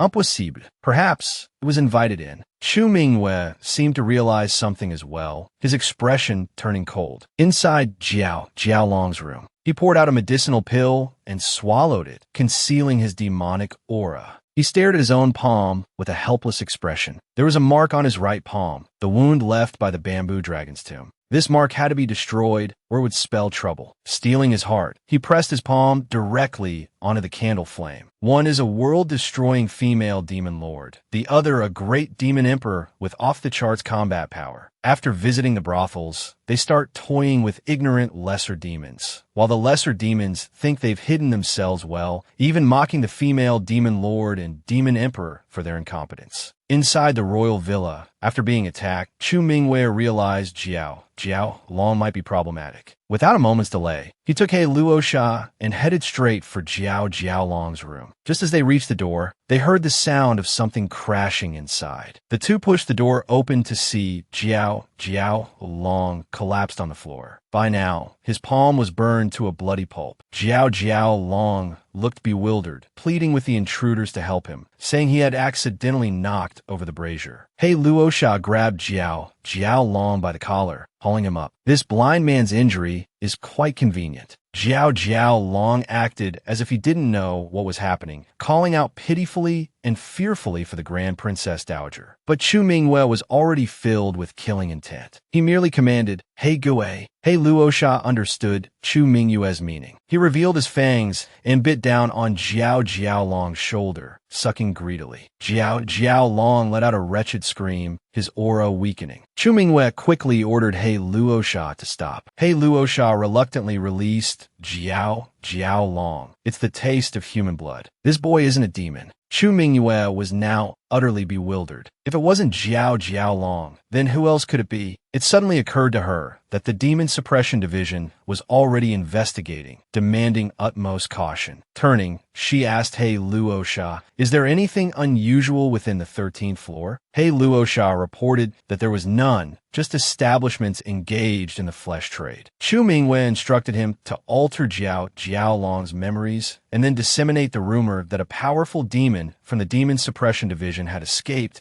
and was rampaging through the city, devouring people. Furthermore, they needed to find a way to eliminate Eunuch Fu. After all, having fallen into the hands of the Demon Suppression Division, he might inevitably reveal things he shouldn't. At this point, Chu Mingwe asked He Luosha again, "Who from the Demon Suppression Division went?" He Luosha replied dismissively, "It was the girl who struck down Su Wu." A sense of foreboding washed over Chu Mingwe. That girl, that was Chu Kun. Bai Gui needed to return immediately. Jiao Jiao Long, lying on the ground, caught a familiar name from their conversation, Chu Kun. And at that very moment, Chu Kun and her group had just arrived at the 13th floor. Chu Kun struck the floor with her scepter and announced loudly, "Demon Suppression Division business. Everyone assemble on the first floor. Non-compliance will result in detention." People trickled down from the upper floors, their faces etched with annoyance. Murmurs spread through the crowd. Some were astonished. Why would the Demon Suppression Division conduct business here? Others grumbled with dissatisfaction. In the dead of night, truly disturbing one's pleasure. The manager hastily emerged to greet the officers, asking, "My lords, could there be some misunderstanding?" Chu Kun stated bluntly that a man-eating demon was hiding inside. If they didn't want trouble, they should cooperate honestly. Mu informed Chu Kun, "A ghost slipped away just now. The remaining one has completely concealed its aura. I can find it, but it will expose my presence." A calm smile touched Chu Kun's lips. Inwardly, she felt no urgency. Everyone wore expressions of bewilderment. Voices of discontent grew louder within the crowd. After all, they had been summoned downstairs just as things were getting started. Someone, feeling uneasy, warned the others, "Better say less. These are people from the Demon Suppression Division." Meanwhile, Bai Luosha was hiding within the crowd, watching Chu Kun with cynical amusement, inwardly cursing them for their ignorance and audacity. He confidently believed he wouldn't be discovered.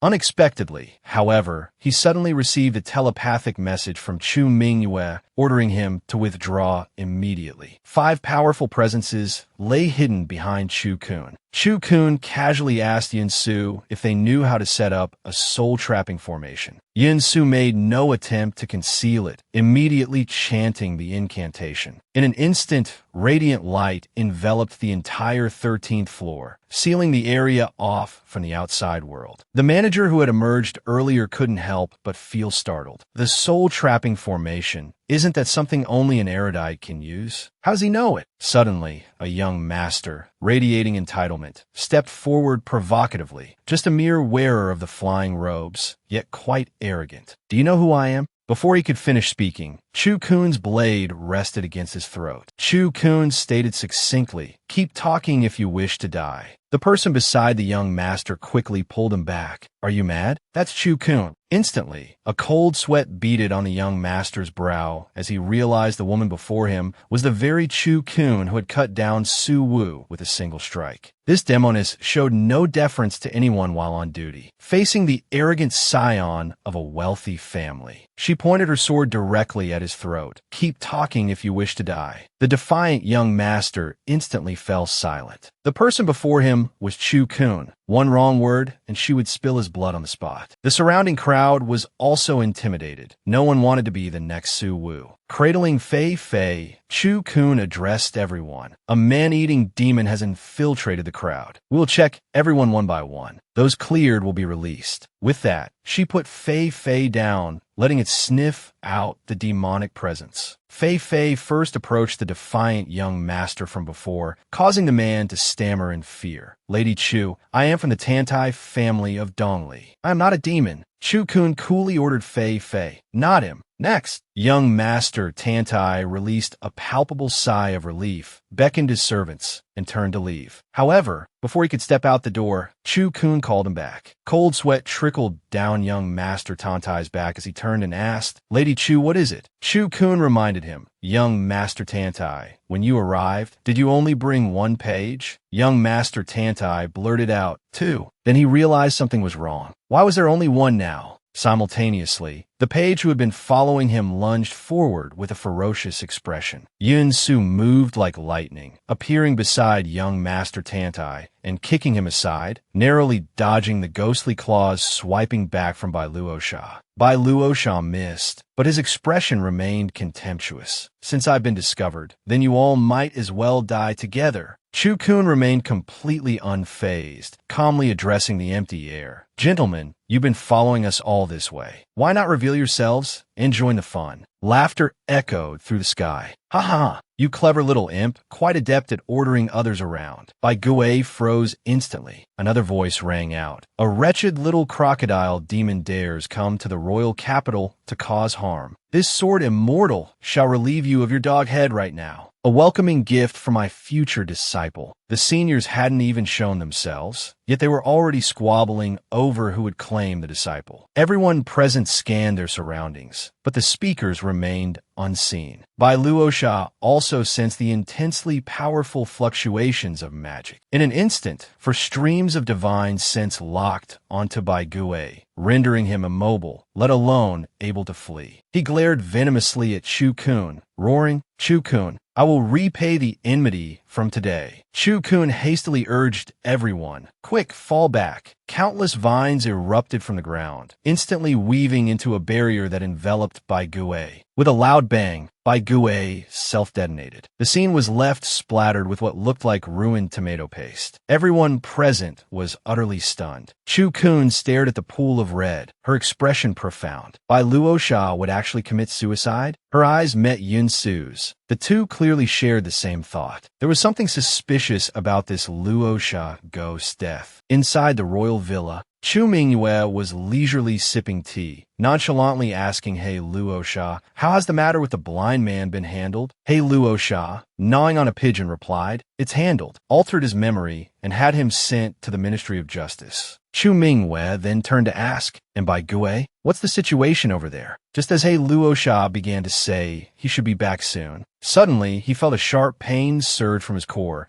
followed immediately by him clutching his head and crouching on the ground. The next second, a bulge slowly swelled on He Luosha's neck. It was exceedingly bizarre. Even Chu Mingyue recoiled several steps in alarm. Bai Luosha's head emerged from a bulge. His face contorted with fury. He ground out through clenched teeth his vow to kill Chu Kun. At this moment, a carriage was making its way towards the Ministry of Justice. Lying inside was Jiao Jiaolong. Earlier, Chu Mingyue's utterance of the name, Chu Kun, had sent tremors through his heart. Could someone in this generation of the Chu family truly bear that name? He reconsidered. Even if the name was the same, so what? Chu Chu is already dead. At this thought, Jiao Jiaolong couldn't help but shed tears. To live like a dog for 1,000 years, even in death. I must complete what was left unfinished back then. Chu Chu, wait for me. I will kill them all for you, and then I will come to join you. 4 peak martial path experts vied for a single disciple, all desiring to become the female devil's master. Yet the female devil spoke with righteousness, each word piercing hearts. You few wish to be my masters? Following Bai Gue's self-detonation, 4 figures appeared in perfect unison within the hall. Zhu Wu Wang looked slightly awkward. Truly, none had expected this Luosha ghost to actually self-destruct. It wasn't that the seniors lacked the ability to prevent Bai Gue's self-destruction. Rather, They had wanted to probe whether Chu Kun still held any hidden cards. However, such petty calculations could hardly escape Chu Kun's eyes. Before Chu Mingzhu and Chu Mingyue even had a chance to greet the seniors, Chu Kun, appearing too frail to stand, collapsed into Yun Su's embrace behind them. Chu Mingzhu and the other turned back, slightly puzzled, only to witness Chu Kun giving Mei Fugue a sly wink. Coopérate, Fugier. A single glance was all it took for Mei Fugue to understand instantly. Time to put on a show. Without the slightest hesitation, he bit his tongue, clutched his heart, and sprayed out a mouthful of blood. Then he crumpled to the ground, groaning, "I'm grievously wounded. The power of this demon's self-detonation is terrifying." Chu Kun also looked up towards Yun Su, her voice trembling as she lamented, "I never expected it either. Even with the four esteemed seniors joining forces, that wicked demon could still manage to self-destruct." Within her divine soul, Mu Mu grumbled indignantly. "These four old masters are completely useless. If Master hadn't used the wood spirit barrier to ensnare Bai Gue, that wave of self-destruction would likely have wiped out everyone on this 13th floor." Chu Kun was merely putting on an act for the old man. She hadn't intended to kill the Luo Sha, maintaining some wariness towards Chu Mingyue after all. Inwardly, Chu Kun wore a cunning smirk. Next time, they might not be so hesitant to intervene. Outwardly, however, she looked towards Yun Su with tearful eyes. "Cousin, you must have suffered internal injuries too. Your hand is trembling so violently." Yun Su, resigned, could only go along with the current. "Yes, I am injured." Chu Kun continued in a mournful tone. "This has truly brought us great harm. Even the four esteemed seniors couldn't subdue him."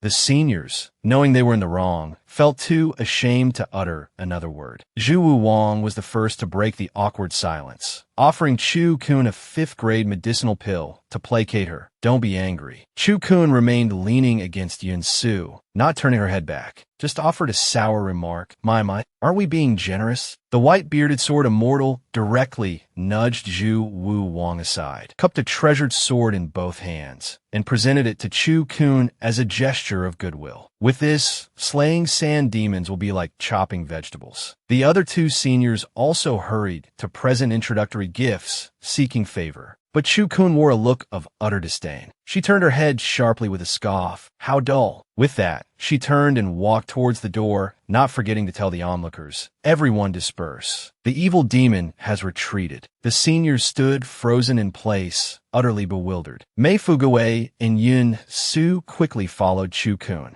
heading out the door. After Chu Kun left, the old masters discussed amongst themselves. That display just now was indeed rather humiliating. That girl must be genuinely angry. Chu Kun's group hadn't gone far when the seniors caught up. Zhu Wu Wang got straight to the point. "Lass, would you be willing to become my disciple?" Chu Kun, of course, knew their intentions and immediately refused. Zhu Wu Wang, unwilling to give up, tried to press further, but Chu Kun remained utterly blunt. "There are standards for becoming my master. Forgive my bluntness, but none of you quite measure up." Hearing this, the seniors' faces darkened slightly. They were already the pinnacle of martial arts in this royal capital. If they weren't worthy, who was? Besides, wasn't this girl afraid of offending all four of them with such words? Old Eagle Ghost, however, chuckled, "Arrogant enough. This old man likes it." Chu Kun then started using the matter of Bai Gue against them. "You're all so powerful, yet you let a mere hungry ghost self-detonate right under your noses?" The seniors were instantly struck dumb. They heard Chu Kun continue. "Will you try and test if I had any more trump cards?" The men didn't deny it, lowering their heads in affirmation. "Yes." But Chu Kun, with an air of righteousness, questioned them back. "Were the four of you testing me, your humble servant? What if I couldn't withstand the force of that evil demon's self-detonation?" The evil demon was right there. It should have been swiftly executed. Instead, you neglected public duty for private reasons. Moreover, that man-eating demon's accomplice is still at large. Yet the four of you have the leisure to discuss taking disciples. Chu Kun's words left the seniors too embarrassed to even lift their heads. Mei Fuguwei fanned the flames from the side. Little Kun Kun is truly such a good person. The surrounding commoners couldn't help but be moved. Our lives are lives too. Chu Kun turned away with a cold snort. No wonder Grand Scholar Gu could cultivate such a vast righteous spirit. If he were here today, he certainly wouldn't have allowed innocent civilians to be implicated. This martial path is still inferior to the Confucian path. It might as well not be cultivated. Chu Kun's every word pierced their hearts. Her speech spurred the seniors, who immediately declared they would definitely drag out that evil demon's accomplice. We'll show you the power of martial cultivation. Such dignified peak martial path experts told they weren't good enough by a young woman. Little did they know, the woman before them was the world-destroying female demon lord from 1,000 years ago. And at this moment, the female demon lord was merely using a goading tactic to force their hand. Upon hearing Chu Kun say the martial path was inferior to the Confucian path, the old men puffed up with indignation, guaranteeing they would absolutely root out the evil demon's accomplice. We'll show you the might of the martial path. Chu Kun turned her head, continuing her provocation. Talk is cheaper than action. The shameless old Mei Fuguwei also chimed in. I hate braggarts the most. What about you, cousin? Yin Su played along with their act. Me too. After walking some distance, Yin Su looked at Chu Kun, his eyes full of amusement. Tricked a few more free labors. Chu Kun gave a sly smile. It'd be a waste not to slaughter a sheep that walks right up to your door. Chu Mingyue suddenly asked Chu Kun, how did you know that Hungry Ghost was hiding inside the page boy's body? Chu Kun lied without batting an eye. Fei Fei told me. This piqued Chu Mingzhu's curiosity. Fei Fei has that kind of ability? Chu Kun continued, face straight, heart steady, determine fortune, attract good luck, believe in Fei Fei for eternal life. Yin Su couldn't bear to watch and looked away, cursing inwardly. Chu Iho's mouth, a deceiving ghost. Chu Kun continued. Fei Fei also told me that the evil demon isn't completely dead yet. Chu Mingyue and Chu Mingzhu instantly felt their hair stand on end. Not completely dead? Chu Kun pondered Chu Mingyue's next move. Even if Bai Luosha was truly dead, He Luosha was still around. Knowing that his demon slave had met with trouble, Chu Mingyue would definitely not just sit and wait for doom. She turned and asked Yin Su, cousin, you're familiar with Chu Mingyue.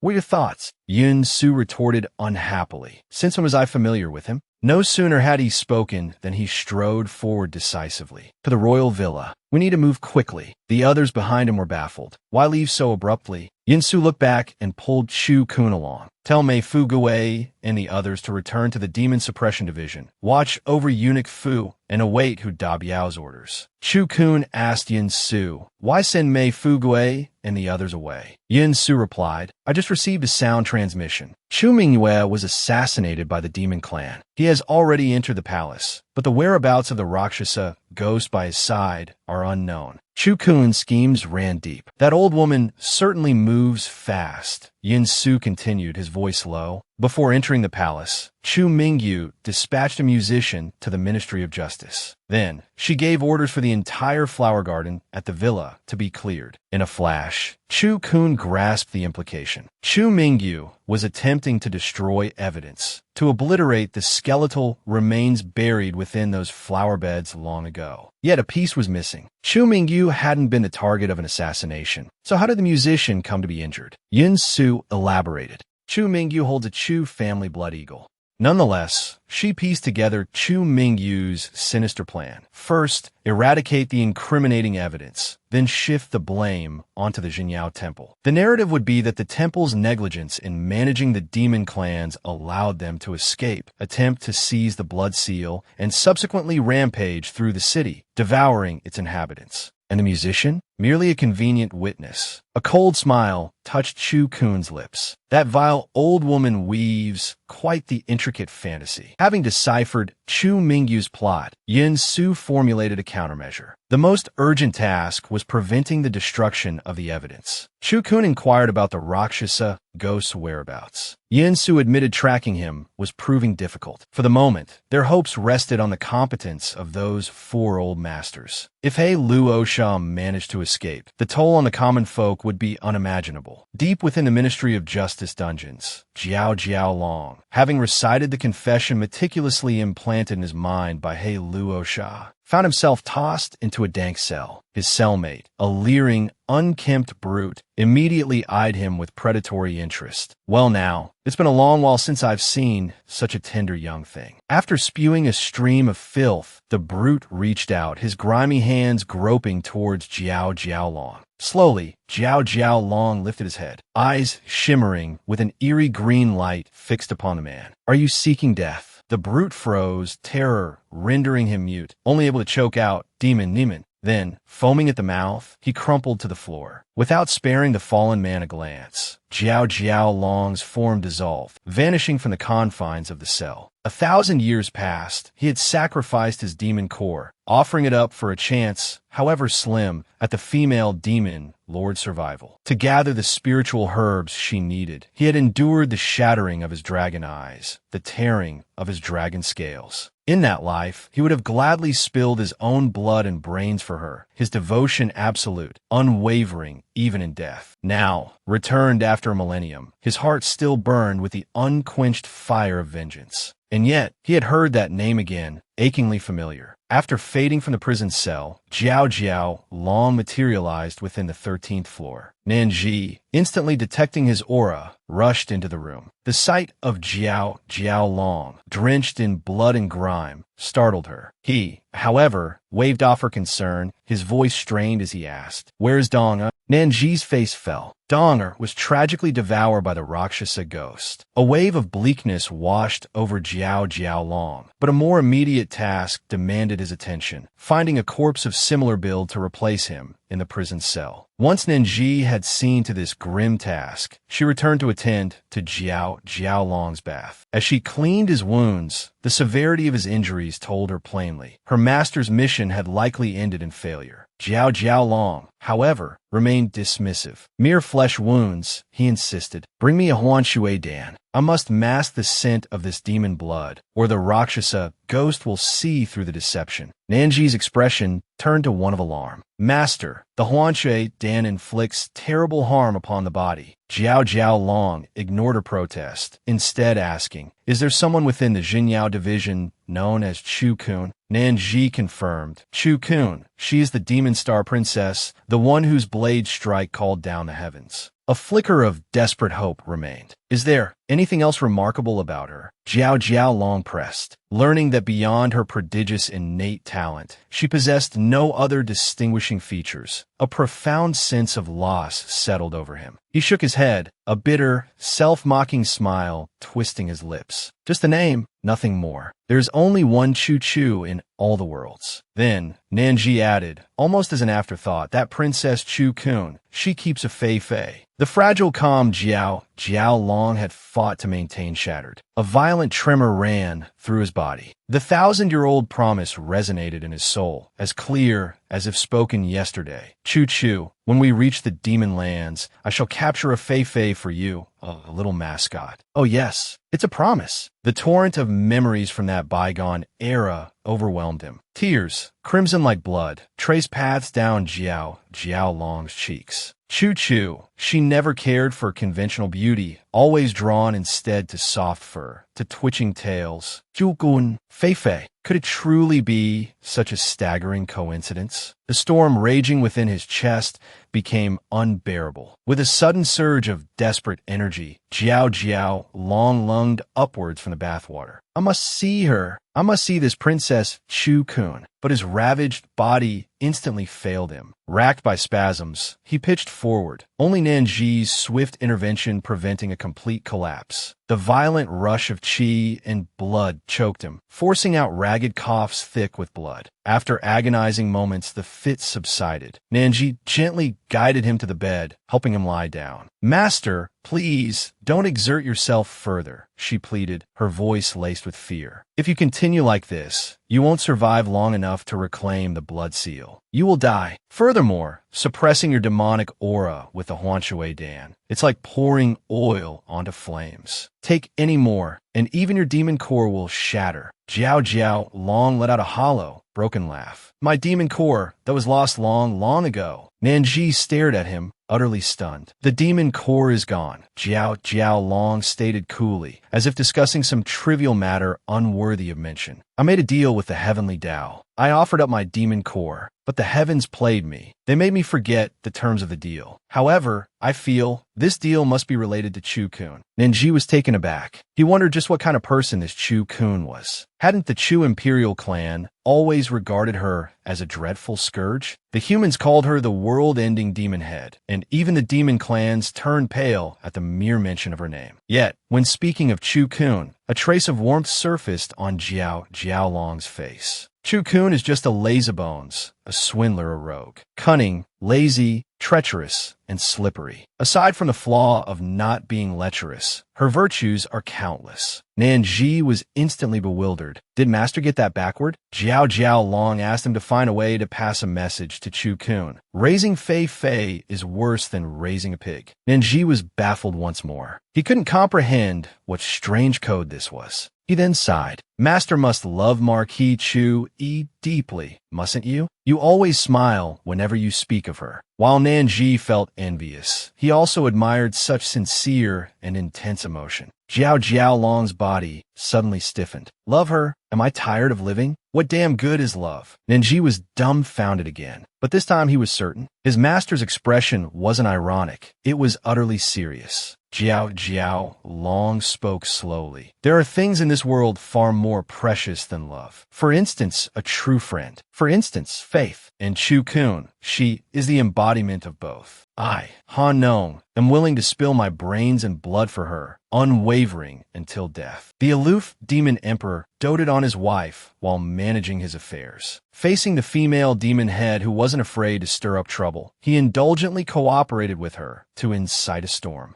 Within the royal villa, the Black Rakshasa was long gone. Chu-kun violently shoved open the main gate, entering as if it were deserted territory. Just as she was about to step inside, Yin-su warned her, "Hold on, there's a barrier here." With that, he directly cast a spell, and the barrier before them shattered instantly. Chu-kun couldn't help but give a thumbs up. Amazing, cousin. That old hag's barrier, you broke it so easily? Yin-su explained. Chu Mingyu and the Rakshasa ghost aren't here. Naturally, the barrier is easy to break. At that moment, Chu Mingyu's guards discovered them and tried to prevent Chu-kun and Yin-su from entering the courtyard. In Chu-kun's eyes, this group wasn't even worth chopping down. She had no intention of dealing with them. She directly asked Yin-su, "Cousin, lend me an east wind, how about it?" Yuneshu met Chu-kun's gaze. He hesitated. He knew Chu-kun wanted to blow this matter wide open, making it known to every citizen in the capital. Seeing Yin-su remain silent, Chu-kun suddenly started acting cute, asking expectantly, "Pretty please? Cousin." How could Yin-su resist his wife acting spoiled? A ripple disturbed his calm heart, and he immediately agreed. Following that, with one hand forming an array and the other pinching seals, he commanded, "Seal the gods of the four directions. Hear my command, seal and bind." Instantly, a great wind swept across the sky, and the barrier generated by the talismans enveloped Chu-kun and Yin-su, protecting them from the disturbance. The guards were astonished. This kid's cultivation isn't high. How can he summon the seal of God's command? However, before they could ponder further, Chu-kun initiated her next move. The corner of her lip curled into a mocking smile. Trying to destroy the evidence? Digging pits one by one is too much trouble. Why don't I give you a hand?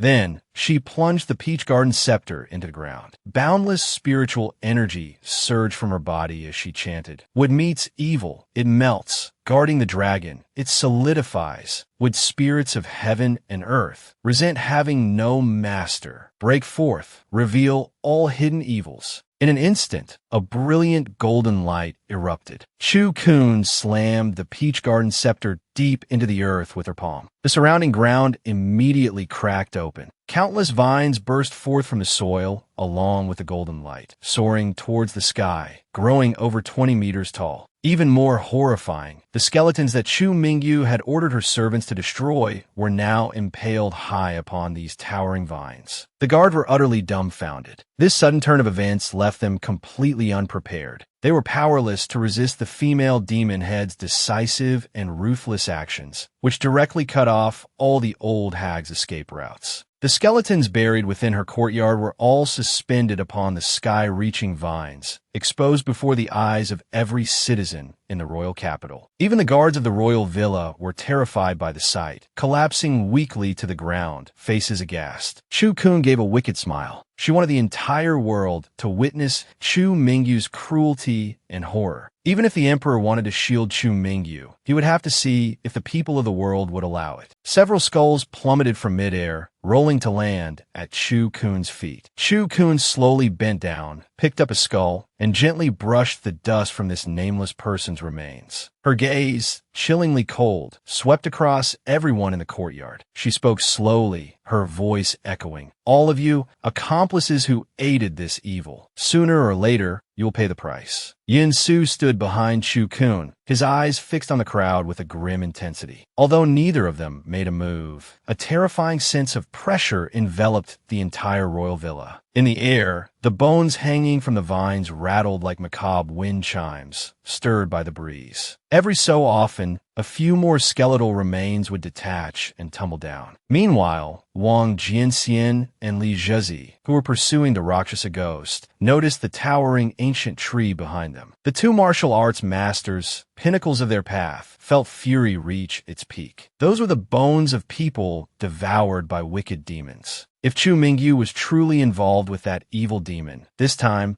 death was inescapable for him. Yet, in the next moment, Wang Jianxian began to worry. Could Chu Kun handle this alone? Li Zhizi reassured him. Zhuwu Wang, an old eagle ghost, have already joined the fray. Guzhen won't stand idly by either. They will help Chu Kun. The two decided to focus on capturing the Rakshasa ghost first. After all, if they couldn't even catch this one ghost, their reputations would be utterly ruined. Outside the Tianwu gate of the imperial city, Chu Mingyu stared at the colossal tree draped in skeletons, a chill running through his entire body. He had already planned everything, meticulously preparing to shift the blame onto the Jinyao temple. He was so close to succeeding. Who could have caused such a massive disturbance now? Behind him, Li Gonggong reminded him, only someone with elemental abilities can command plant from afar. Among those with such power, currently, I fear it could only be the little princess, Chu Kun. Disbelief washed over Chu Mingyu's face. Chu Kun was clearly on the 13th floor. How could she possibly have reached the royal villa so quickly? This tactic, pulling the rug out from under him, was both vicious and ruthless. Li Gonggong prompted him again. Your Majesty is waiting. We should hurry inside. Cold sweat beaded on Chu Mingyu's brow. With such a huge incident unfolding, Gu Zhen and the others certainly wouldn't ignore it. They would likely be entering the palace soon as well. As if reading his thoughts, Li Gonggong added, Zhuwu Wang and Elder Ghost are already in the hall. Grand Tutor Gu should be arriving shortly. Chu Mingyu's anxiety intensified. Knowing Gu Zhen's temper, he wouldn't hesitate to act against him, even in the emperor's presence. Suddenly, a plan formed in his mind. He turned to Li Gonggong. There is something I haven't yet told His Majesty. Li Gonggong turned back, intrigued, a glint of cold light flashing in his narrowed eyes. Chu Mingyu extended a hand, saying, I have awakened my bloodline power. Gonggong will understand once you check. Li Gonggong grasped his wrist. A thread of spiritual energy pierced through, causing the eunuch's eyelids to flutter in slight surprise. Then, a sinister, eerie smile spread across his face. Grand Princess, you are very clever. His Majesty will surely be pleased. Chu Mingyu managed to force a difficult smile. This move was undoubtedly a desperate measure, like a gecko shedding its tail to escape. He had concealed the awakening of his bloodline for so many years, never imagining it would ultimately come to this. But now, his only gamble was to reveal his awakened bloodline, willingly offering himself as a stepping stone for Emperor Yuan-di. Inside the Tianan Hall, the moment Chu Mingyu entered, he felt two intensely cold gazes lock onto him. They shot toward him like arrows. It was Zhuwu Wang, an old eagle ghost. Without preamble, the two began accusing him of raising evil demons and bringing disaster upon the populace. The skeletons beneath the royal villa were the undeniable proof. Chu Mingyu dropped to his knees with a thud, his face a mask of sincerity as he pleaded his innocence, claiming an evil demon had broken into the royal villa, attempting to steal the Chu family bloodline. Zhu Wu Wang was incandescent with rage. So many skeletons buried beneath the royal villa. That ancient tree is the best evidence. Chu Mingyu offered no rebuttal, merely continuing to cry out about the injustice, begging His Majesty for clear judgment. At this moment, Li Gonggong tiptoed to Emperor Yuan Di's side and whispered a few words in his ear. A faint smile touched Chu Mingyu's lips. He was certain the emperor would protect him. He didn't believe Yuan Di wouldn't need him, this stepping stone. Just as expected, the way Emperor Yuan Di looked at Chu Mingyu changed. The killing intent vanished completely. After clearing his throat twice, he asked Chu Mingyu, "You claim an evil demon was stealing bloodline. Do you have proof?" Chu Mingyu my confident. "Yes, Your Majesty. There's a witness. I have already had them sent to the Ministry of Justice." The demonists had driven the old hag into a corner. Forced into desperation, the old hag revealed the awakening of her bloodline, willingly becoming the emperor's stepping stone to preserve her life. Unexpectedly, due to Jiao Jiaolong's intervention, the situation was spiraling further out of control. Facing the accusations of Zhu Wu Wang and Old Eagle Ghost, Chu Mingyu not only flatly denied everything, but also deflected the blame onto the Jinyao Temple, and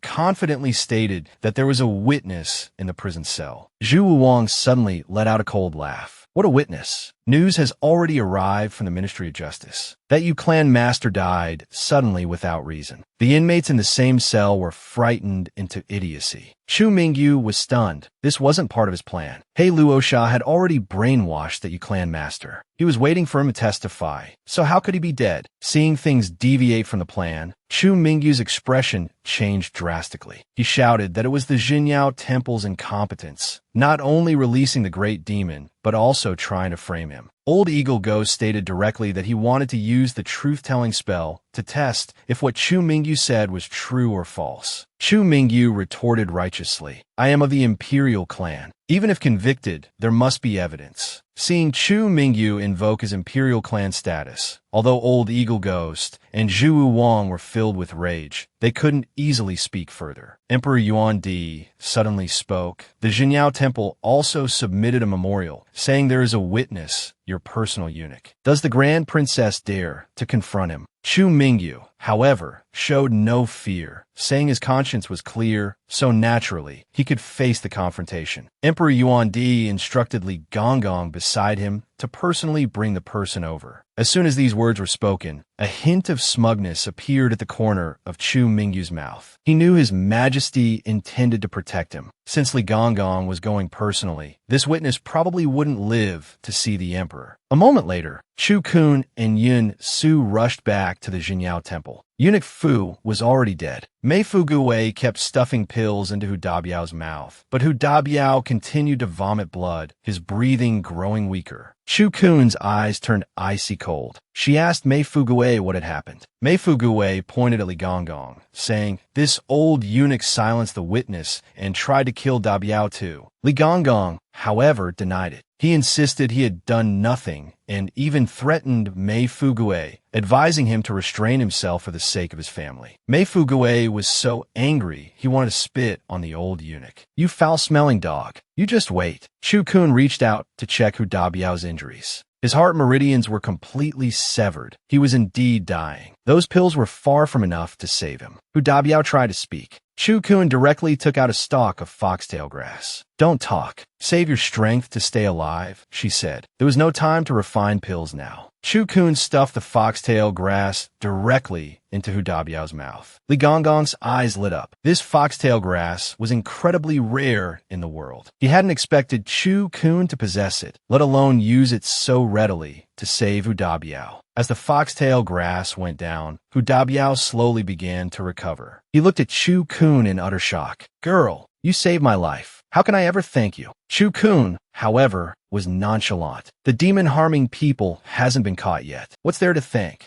Li Gonggong couldn't resist sneering from the side. "County Lord, giving such a precious foxtail grass to a useless person? What a waste of a heavenly treasure." Chu Kun retorted sharply. "It's my property. I'll give it to whomever I please. Are you managing everything from east to west, even how mules pull carts and fart?" Li Gonggong's face instantly darkened. He cursed inwardly at Chu Kun for insulting him so blatantly. Mei Fuguwei naturally had to add fuel to the fire, mocking him. You've lost your ears. If you don't meddle even more, won't you just die of frustration? Li Gonggong became even more furious. Young Master Mei, you're courting death. As he spoke, Li Gonggong moved to strike Mei Fuguwei. Chu Kun immediately stepped in front of Mei Fuguwei. What does Li Gonggong intend to do? Plan to kill a third person here in the Jinyao Temple. Li Gonggong suppressed the fury in his heart, forcing a smile that didn't reach his eyes. I was merely following orders to apprehend someone. Who knew that Eunuch Fu would die upon hearing he was to face the emperor? As for Hu Dabiao, he was already a condemned man. He was disrespectful towards me. Receiving a palm strike from me was his own fault. At this moment, Qian Ke walked over with a fake smile. Well said, his own fault. If I hadn't intervened in time, Li Gonggong wouldn't have stopped at just teaching Hu Dabiao a lesson, would he? Everyone turned their gazes towards Li Gonggong.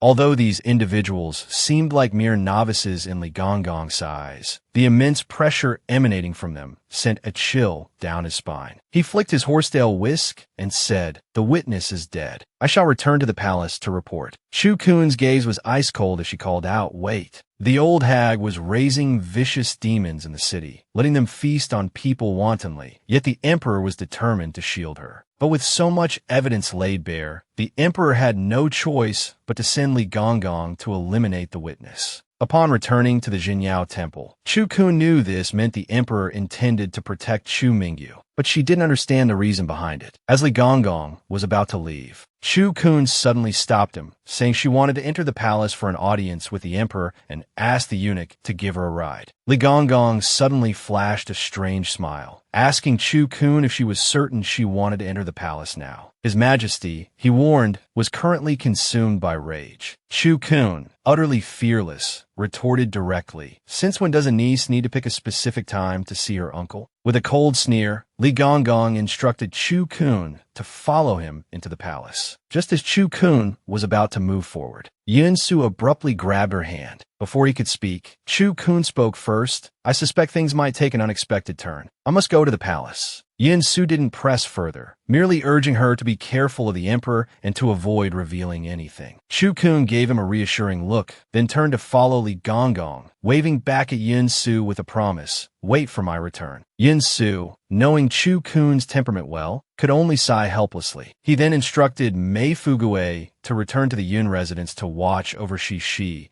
and to tell the Chu siblings to stay put at the Jinyao Temple and not enter the palace. After speaking, he turned to Qian Ke, signaling him not to speak. Qian Ke pouted, reluctantly acknowledging the command. Qian Ke actually held Yun Su in high regard. If Yi Qing hadn't constantly intervened, he would have long since tried to recruit Yun Su into his own ranks. Yin Su led him to a secluded spot where no one else was around and cast a barrier spell. Just as Qian Ke was wondering what was happening, the Yin Su before him suddenly transformed into the appearance of Dichun. Dichun spoke with icy coldness. "To actually let someone succeed within the Jinyao Temple, you truly live up to your title as commander." Qian Ke's knees buckled, and he dropped to the ground with a thud. His youthful face showed only despair as he pleaded for his master's forgiveness, though inwardly he cursed his master for playing dirty, using an alternate identity like this. Not long after leaving the Jinyao Temple, Chu Kun kept feeling as though someone was following her. Yet, whenever she turned to look, there was nothing but empty air. Mu Mu also sensed the follower, but noted that the person had already hidden themselves. Chu Kun instructed Mu Mu to ignore them and, once inside the palace, not to communicate with her via spiritual connection. Since Yun Su had warned her to be careful, it surely wasn't without reason. It seemed this trip to the Imperial Palace was fraught with danger. Li Gonggong had already entered the carriage first, lifting the curtain and raising an eyebrow at Chu Kun, saying, "Princess, please." Chu Kun eyed the carriage disdainfully, then vaulted onto her horse instead. Her words remained sharp. "I wouldn't sit in a carriage used by someone who's neither man nor woman." Li Gonggong, unable to vent his anger elsewhere, could only shout, "Return to the palace." After the carriage departed, Nanji finally stepped out from under a distant archway. With Li Gonggong present earlier, he hadn't been able to speak. But why on earth was Chu Kun entering the palace at this particular moment? Upon arriving at the Imperial Palace, Chu Kun followed behind Li Gonggong, pondering as she walked. Even the revelation of the 10,000 corpses wasn't enough to make the emperor kill Chu Mingyu. he still intended to shield him. Could it be that Chu Mingyu possessed something the emperor coveted? Perhaps Chu Mingyu had awakened his bloodline? A look of understanding dawned on Chu Kun's face. It seemed Chu Mingyu had chosen the path of sacrificing the tail to save the lizard. Having figured this out, Chu Kun couldn't help but chuckle aloud. This method of self-preservation was truly a Chu family tradition. Hearing the laughter, Li Gonggong, walking ahead, couldn't resist turning back to remark, "Princess,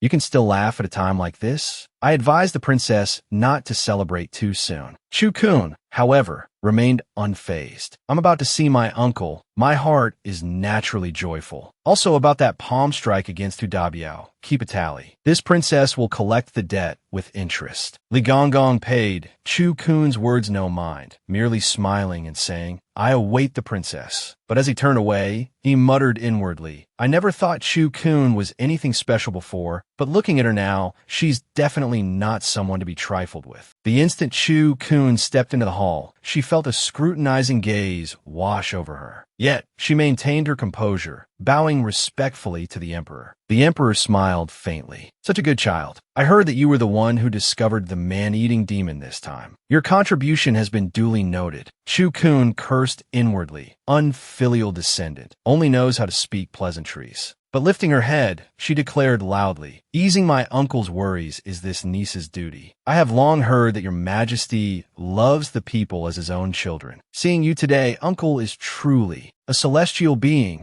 A stream of flattering compliments flowed forth. The emperor was stunned. Old Eagle Ghost and Zhu Wuwang were also stunned. What kind of tactic was this? Beside them, Chu Mingyu wore a look of resentment. If it weren't for Chu Kun, he wouldn't be in this predicament now. After finishing her barrage of flattery, Chu Kun's gaze shifted sideways, locking onto Chu Mingyu. She then pointed at him and shouted, "Why are you still standing? Kneel down and confess your crimes to His Majesty and the world." Chu Mingyu was momentarily caught off guard. Then they heard Chu Kun continue, "Your niece is willing to share your burdens, Uncle Emperor. Let me execute this vile ant for you." The crowd was stunned by the female devil's audacious move. One moment, she was showering the emperor with effusive praise, laying the groundwork. The next, she declared her intention to relieve His Majesty's worries, vowing to slay the old demoness. Having spoken, she reached out to Zhu Wuwang for his blade. Without a word, Zhu Wuwang handed it over. Chu Kun raised the blade and swung towards Chu Mingyu. "Vida aunt prépare tout dit." Chu Mingyu turned pale with fright, never expecting Chu Kun's layered schemes would culminate in an attempt on her life. She couldn't help but cry out, "Your Majesty, save me!" Just as Chu Kun brought the blade down towards Chu Mingyu, Emperor Yuandi's voice rang out, "Chu Kun, we shall handle this matter personally. You may stand down for now." His voice carried a subtle pressure, forcefully preventing Chu Kun from bringing the blade down. Chu Kun scoffed inwardly. "So he's afraid the cooked duck might fly away, is he?" Turning, she smiled playfully. "It was your niece who was inconsiderate. Such a vile ant deserves the punishment of 1,000 cuts. Otherwise, it's difficult to appease the people's anger." Zhu Wuwang couldn't help but marvel. This girl's got nerve, daring to play mind games with His Majesty in public. Old Eagle Ghost also mused silently. This preemptive strike is indeed ruthless. This girl's tongue. Emperor Yuandi's face showed both shock and coolness. For a moment, he seemed at a loss for words. At this moment, Guzhen walked in from outside. This old subject feels that Princess Chu Kun speaks rightly. Merely killing this vile ant is insufficient to quell the people's outrage. Guzhen radiated an aura of righteousness the moment he appeared. Emperor Yuandi hesitated, his expression growing colder. Chu Mingyu knelt again, crying out about being wronged. She then turned and yelled at Li Chun, "Eunuch Li, where's the witness you brought?" "Everything requires evidence, doesn't it?" Before Eunuch Li could reply, Chu Kun spoke first. "The witness has already been killed by Eunuch Li. But isn't getting evidence simple?" Chu Kun sna. Chu Mingyu suddenly felt something was amiss. She didn't know what crooked idea Chu Kun was hatching now. They heard Chu Kun say, "Grand Tutor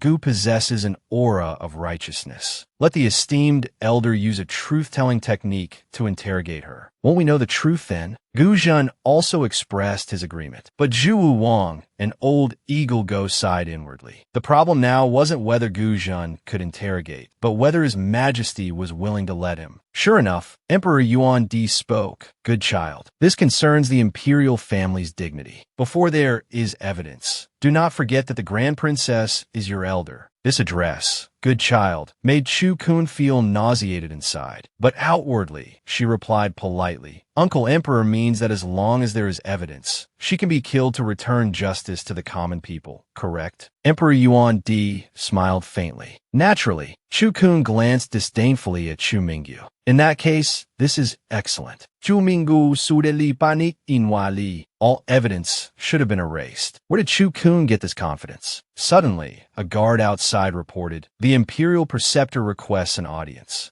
Emperor Yuan Di's expression became profound and inscrutable, but he could only permit him entry. Zhu Wang felt slightly puzzled. Isn't Di Chun in seclusion? Why has he come at this time? Chu Kun and Gu Zhen remained composed. A tall, slender figure walked in from outside. His cool, handsome face was untouched by dust, like cold snow in a land of Jimir. Jimia, Ji-mate can mean nirvana. Ji-mit-drgi could be a place of tranquility or desolation, devoid of any worldly warmth. The aloof demon emperor acted decisively, taking out the emperor's confidant right before his eyes. This series of actions stunned everyone. Even the female devil couldn't help but exclaim, impressive. Yet, not only did the emperor not blame him, he even berated Eunuch Li for bringing it upon himself. Just as Chu Kun and the emperor were at a stalemate, Di Chun suddenly requested an audience. After symbolically paying respects to His Majesty, the emperor asked with confusion why Di Chun had come out of seclusion early. Di Chun glanced coldly at Li Chun and said he needed to handle a personal grudge. Without waiting for Emperor Yuan Di's permission, Di Chun walked straight towards Eunuch Li, not sparing Chu Kun a single glance the entire time. Li Chun's expression changed drastically, trembling under the pressure of Di Chun's aura. Di Chun looked down at him condescendingly and asked, which hand did you use to injure my people at the Jinyao Bureau? Cold sweat dripped down Li Chun's face as he stammered, I'm Imperial Preceptor. Di Chun's eyes instantly darkened. Not answering? Then let's just cripple both. As he spoke, spiritual energy gathered, twisting towards Li Chun like an irresistible force. Both his arms were wrenched upwards, twisting at horrifying angles with two sickening cracks. After letting out several agonizing screams, Li Chun grit his teeth against the pain and said, Imperial Preceptor, this servant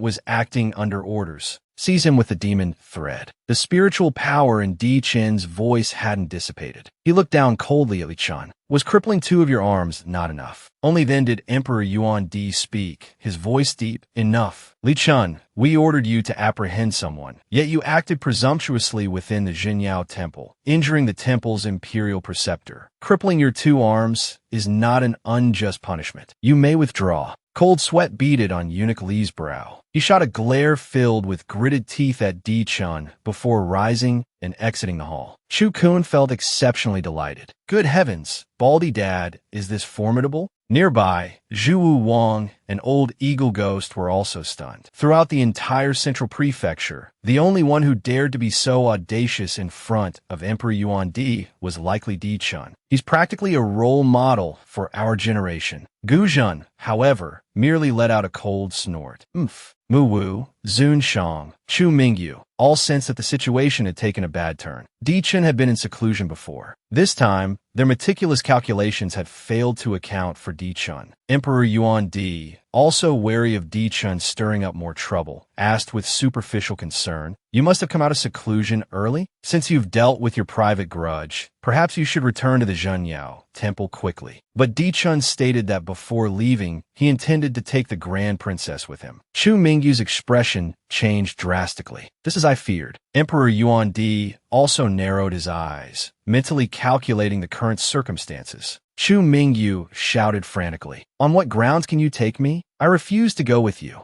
Di Chun spoke coldly. The Grand Princess is implicated in the demon disaster. Before the truth is ascertained, it is only right that the Jinyao Temple detains her. Emperor Yuan tried to support Chu Mingyu, saying, "Currently, there is neither human witness nor material evidence. Perhaps the Grand Princess has been wrongly accused." Di Chen's voice remained devoid of ripples, yet his reasoning was sound. "Your Majesty may not be aware. Wang Jianxian, an elderly, pursued that evil demon in the capital city. It caused quite a stir, known to everyone. That evil demon, holding the Chu family's blood seal, fled into the Forbidden Zone. Chu Kun hadn't expected the Rakshasa ghost to have actually gone into the Forbidden Zone. Emperor Yuan's expression shifted as well. That evil demon actually escaped into the Forbidden Zone? Di Chun seized the opportunity to request the other blood seal from His Majesty, stating he needed to dispatch personnel into the Forbidden Zone to slay the demon. Chu Kun now understood. The other blood seal was actually with Emperor Yuan.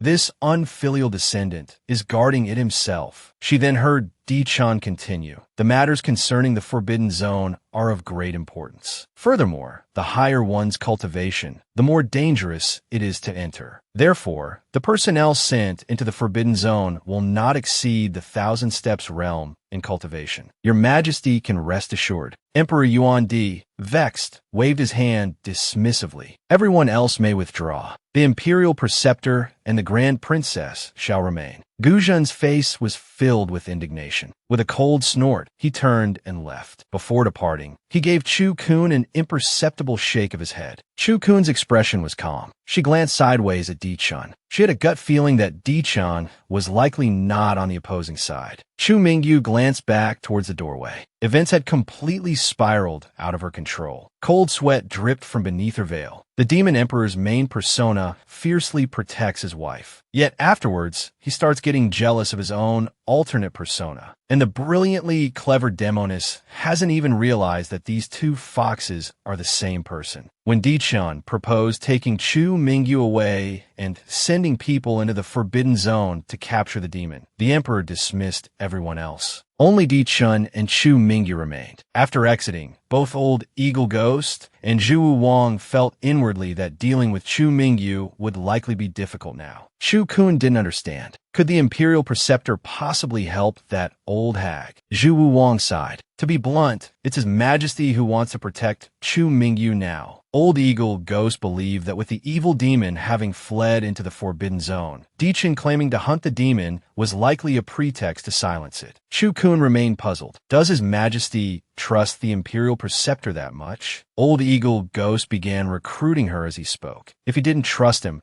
how could he possibly hand over the Jinyao Temple to him? My dear disciple, you should leave the Jinyao Temple as soon as possible. Seeing Old Eagle Ghost gain the upper hand verbally, Zhu Wang refused to be outdone. Disciple, it's still better to come to the Chilling Sky Academy. It doesn't have all the twists and turns of the Jinyao Temple. Chu Kun naturally understood the implication behind their words. Two old men vying for one disciple, yet quick to claim the advantage first. She suddenly stopped. She said she still had matters to attend to and wouldn't accompany the two seniors. The two old men couldn't resist adding another word of caution. Be careful. Chu Kun walked to a deserted area. With a flicker, she appeared atop the palace wall. Emperor Yuan's reaction was truly unsurprising. However, Di Chen's appearance did catch her quite by surprise. She couldn't help but marvel that Fox Yun Su is truly cunning, finding such a capable helper in the Imperial Preceptor. Looks like my dear cousin wasn't telling the whole truth again, truly hiding his depths. Why get back? I'll definitely pluck you bald. As Chu Kun flitted across the rooftops along the city wall, Di Chun suddenly couldn't help but blurt out, reminding him to be careful. Chu Kun's foot paused midair before landing steadily on the ground. As for Di Chun, having subconsciously cried out Xiao Xing, he too was momentarily stunned. Chu Kun verbally paid her respects to the Imperial Preceptor, but inwardly, she felt this preceptor was somewhat dense. Di Chun merely stated coolly for Chu Kun to accompany him out of the palace. Chu Kun readily agreed. As they walked, she asked the Imperial Preceptor how His Majesty had dealt with that old Demoness, Chu Mingyu. Di Chun informed her directly. Chu Mingyu had been handed over to Ding Ziyuan for custody.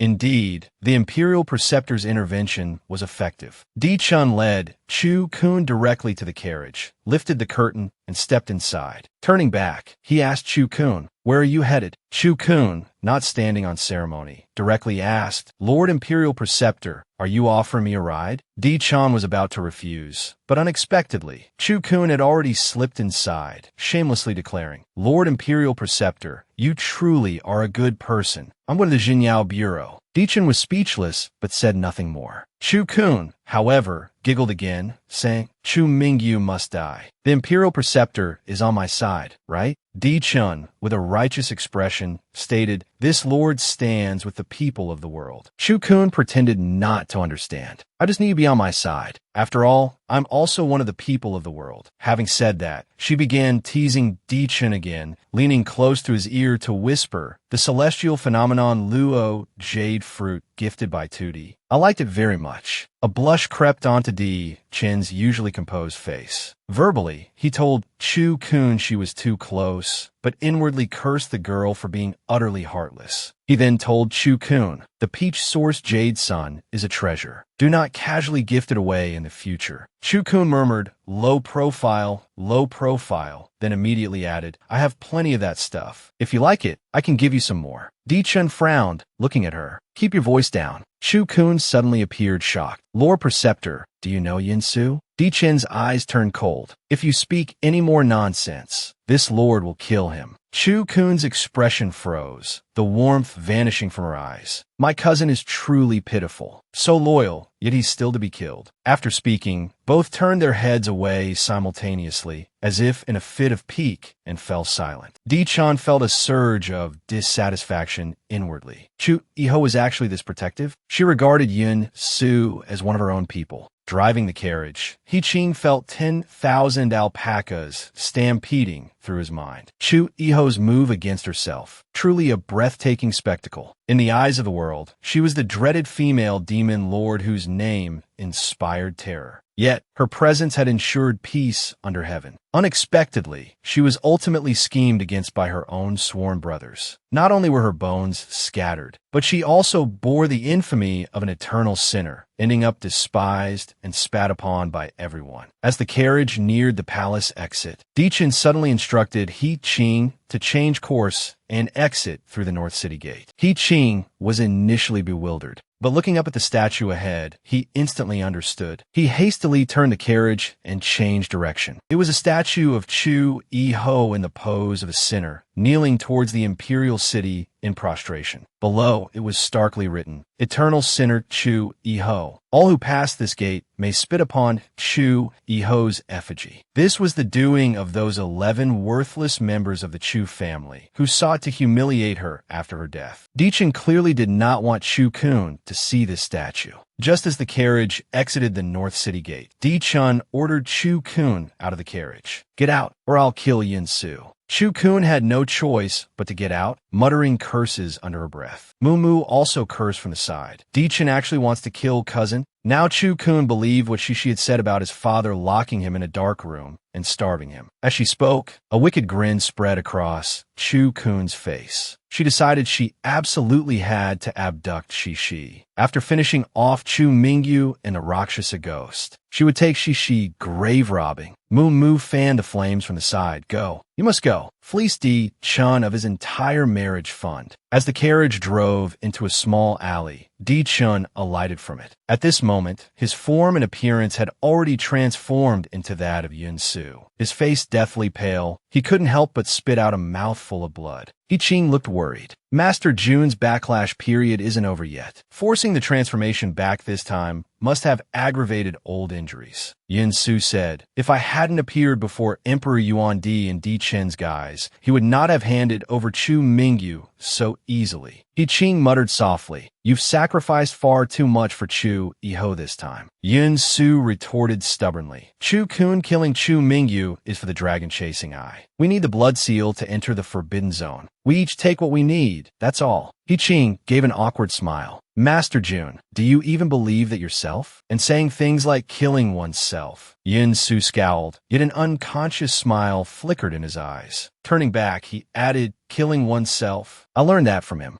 He Ching, that 1,000-year-old bachelor, naturally wouldn't understand such games couples play. He could only wonder, was this the legendary husband leads, wife follows? Yin Su, feigning nonchalance, strolled along the path Chu Kun would inevitably take back to the Jinyao temple. Sure enough, it wasn't long before he heard Chu Kun calling his name from behind. Seeing Yin Su, Chu Kun's face lit up with a smile. Drawing near, he leaned closer to Yin Su, sniffing the air around him. Yin Su was baffled. He only heard Chu Kun ask, "Are you injured?" Junsun chalantli riplaid. No. Chu Kun directly stuffed a medicinal pill into his mouth. "I can smell blood on you, and you still say no? Be good and take it." Afterward, he directly grabbed Yin Su's hand and started walking towards the side. Yin Su, utterly confused, asked him what he intended to do. Chu Kun dragged Yin Su to a secluded spot where no one was around and abruptly pinned him against the wall. "You sly fox, not a single truthful word comes out of your mouth. Is Deechin your master?" Yin Su stated flatly, "No." Chu Kun wasn't convinced. Then why would he help us? A sudden warmth stirred deep within Yin Su's heart. The word us, it sounded rather pleasant. Without batting an eyelid, Yin Su lied. A transaction. He wants the ancient dragon flower. I want the tail of the demon emperor. Chu Kun suddenly asked again, "Your injury, was it his doing?" Yin Su was taken aback, not expecting Chu Kun to misunderstand things this way. Chu Kun sneered, half mockingly, "Cousin, you'd better watch out. If you die, I certainly won't avenge you." Yin Su gave a faint sound of acknowledgement. A stubborn thought suddenly flared in his mind. He desperately wanted an answer. "Why are you angry that I'm injured?" Chu Kun glanced at him, puzzled. How could you ask such a stupid question? Suddenly, Chu Kun sensed something. He turned his head and sharply demanded, "Who's there? Show yourself." A small child clad in white with white hair tore through space, appearing before them. "Greetings, Lord Chu. I am Bai Lily, old man Gu Zhan's demon servant." He had come to relay Gu Zhan's words. If Chu Kun went to the Forbidden Zone, he must remember to protect himself above all. Gu Zhan would handle Chu Mingyu. "Chu Kun's my confidant. Grand Master doesn't need to intervene. I already have a plan.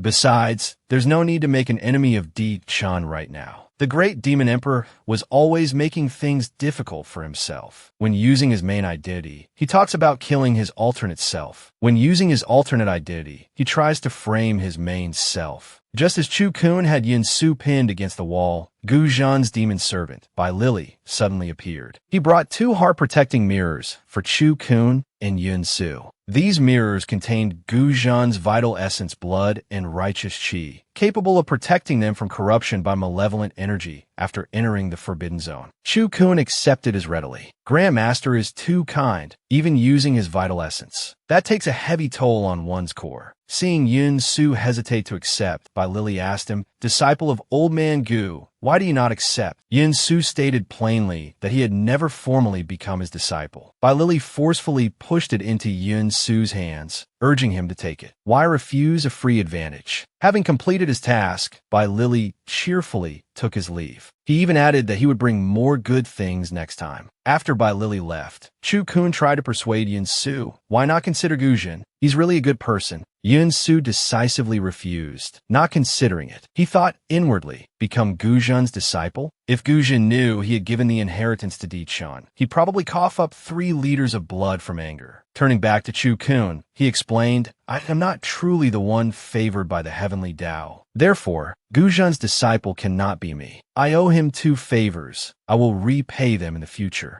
As he spoke, he took Chu Kun's hand. "Let's head back to the Jinyao Temple first. Di Chan will soon send people into the Forbidden Zone. We don't have much time left." Chu Kun's eyes darkened. "Yes, there isn't much time left for me." Yin Su understood his meaning. He intended to kill Chu Mingyu before going to the Forbidden Zone. Chu Kun suddenly asked Yin Su, "Tell me, if I kill Chu Mingyu, what will Di Chin do?" Yin Su thought inwardly, "He won't do much. He brought her back specifically for you to kill anyway." But outwardly, he only said, "Then kill her. She deserves to die anyway." A smirk touched Chu Kun's lips. Oh, killing her is certain. But before that, I need to retrieve something. The eyes of the Jiao Jiao dragon. That wretched old woman doesn't deserve them. Speaking of wretched women, Chu Kun suddenly remembered something else. If Chu Mingyu is killed, cousin Xiao Huning will be broken, won't it? But Yin Su's gaze suddenly drifted. After Chu Mingyu dies, who should carry the blame for the Xiao Huning? Just as Chu Kun and Yin Su returned to the Jinyao Bureau, Mei Fuguwei ran towards them, throwing his arms around both. Cousin, little Kunkin, you're finally back. Cece, too, stared with wide, aggrieved eyes. Bad sister, you actually left me behind. Chu Kun quickly soothed Cece, reaching out to pat her head. Mei Fuguwei informed Chu Kun. Chu Mingyu is locked up in the Ding courtyard prison cell. I just don't know why His Majesty hasn't killed him. Chu Kun waved a hand dismissively. Ask cousin about it. I need to make a trip to the prison first. Cece pouted. Sister, you're awful. Leaving me again? After Chu Kun left, Mei Fuguwei asked Yin Su, what's the situation? Yin Su simply replied, it's unclear. Mei Fuguwei blurted out tactlessly, is His Majesty out of his mind? Jun Suiko, probably. Mei Fuguwei guessed. Little Kunkin is in such a hurry. Did she go to kill Chu Mingyu? Should we prepare? Coordinate with her from the inside. Yin Su lifted Cece from Mei Fuguwei's shoulder. The scapegoat is already chosen. Mei Fuguwei was completely bewildered. Who?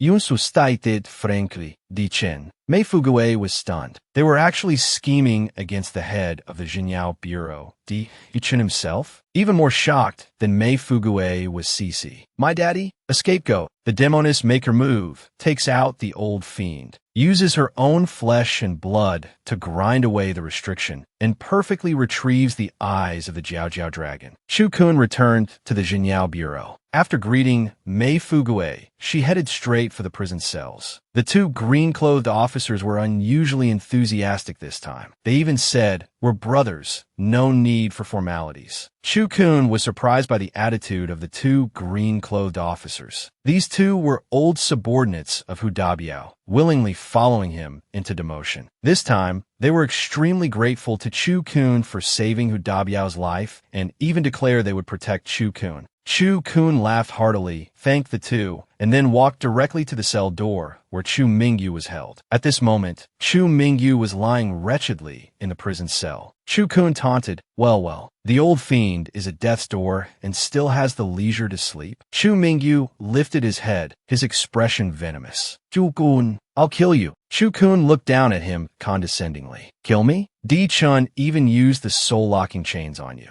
You're like a cripple now. Saying this, she grabbed Chu Mingyu's neck. I could crush you like an ant. Fear filled Chu Mingyu's eyes. You dare lay a hand on me? His Majesty will never let you go. Chu Kun slapped him hard across the face. Watch me. The slap carried spiritual energy. Half of Chu Mingyu's face swelled instantly. He cursed, Chu Kun, you evil creature, you'll die a horrible death. Chu Kun, fuming, said, my hand hurts, but that felt good. Moo reminded Chu Kun, the Jiao Jiao dragon's eyes are still on this old fiend. Chu Kun also saw it. That bunch of trash from the Chu family had actually refined the dragon eye into a protective artifact. Chu Kun found it utterly ironic. If the Jiao Jiao dragon knew its own eyes were protecting this old fiend, it would probably be angry enough to crush its own eyeballs. She composed herself and removed her eye patch, revealing the soul-devouring blood eye. Chu Mingyu, your time has come. Chu Mingyu scrambled backward in terror. You can't kill me. His Majesty will never let you go. As soon as the words left his mouth, Chu Mingyu let out a blood-curdling scream. His soul trembled violently, and in the next second, he lost consciousness. Chu Kun stared intently at the Dragon Eye Pearl. Jiao Jiao, I've come to take back what's yours. With that, she reached directly for the pearl on Chu Mingyu's neck. Green smoke rose from the Dragon Eye Pearl. Chu Kun felt her flesh searing as if on a hot iron plate, the smell of burning spreading. Gritting her teeth against the pain, she used her own flesh and blood to grind away the restriction on the Dragon Eye. Only this way could she avoid damaging the eye itself. Moo shouted, Master, you mustn't. Cold sweat dripped down Chu Kun's deathly pale face. She reassured Moo, it's all right. A moment later, the restriction was completely worn away. Chu Kun looked as though she had been pulled from water, cold sweat soaking her clothes. Only then did Chu-kun open her palm. Inside lay a perfectly intact dragon eye. Moo, my hand is sweaty. Help me put the dragon eye away safely. Just as she finished speaking, a slit opened in her right palm and swallowed the dragon eye. Only then did Chu-kun seem to collapse from exhaustion, slumping to the ground. She had finally retrieved the dragon eye, intact. Jiao Long should be pleased now, right?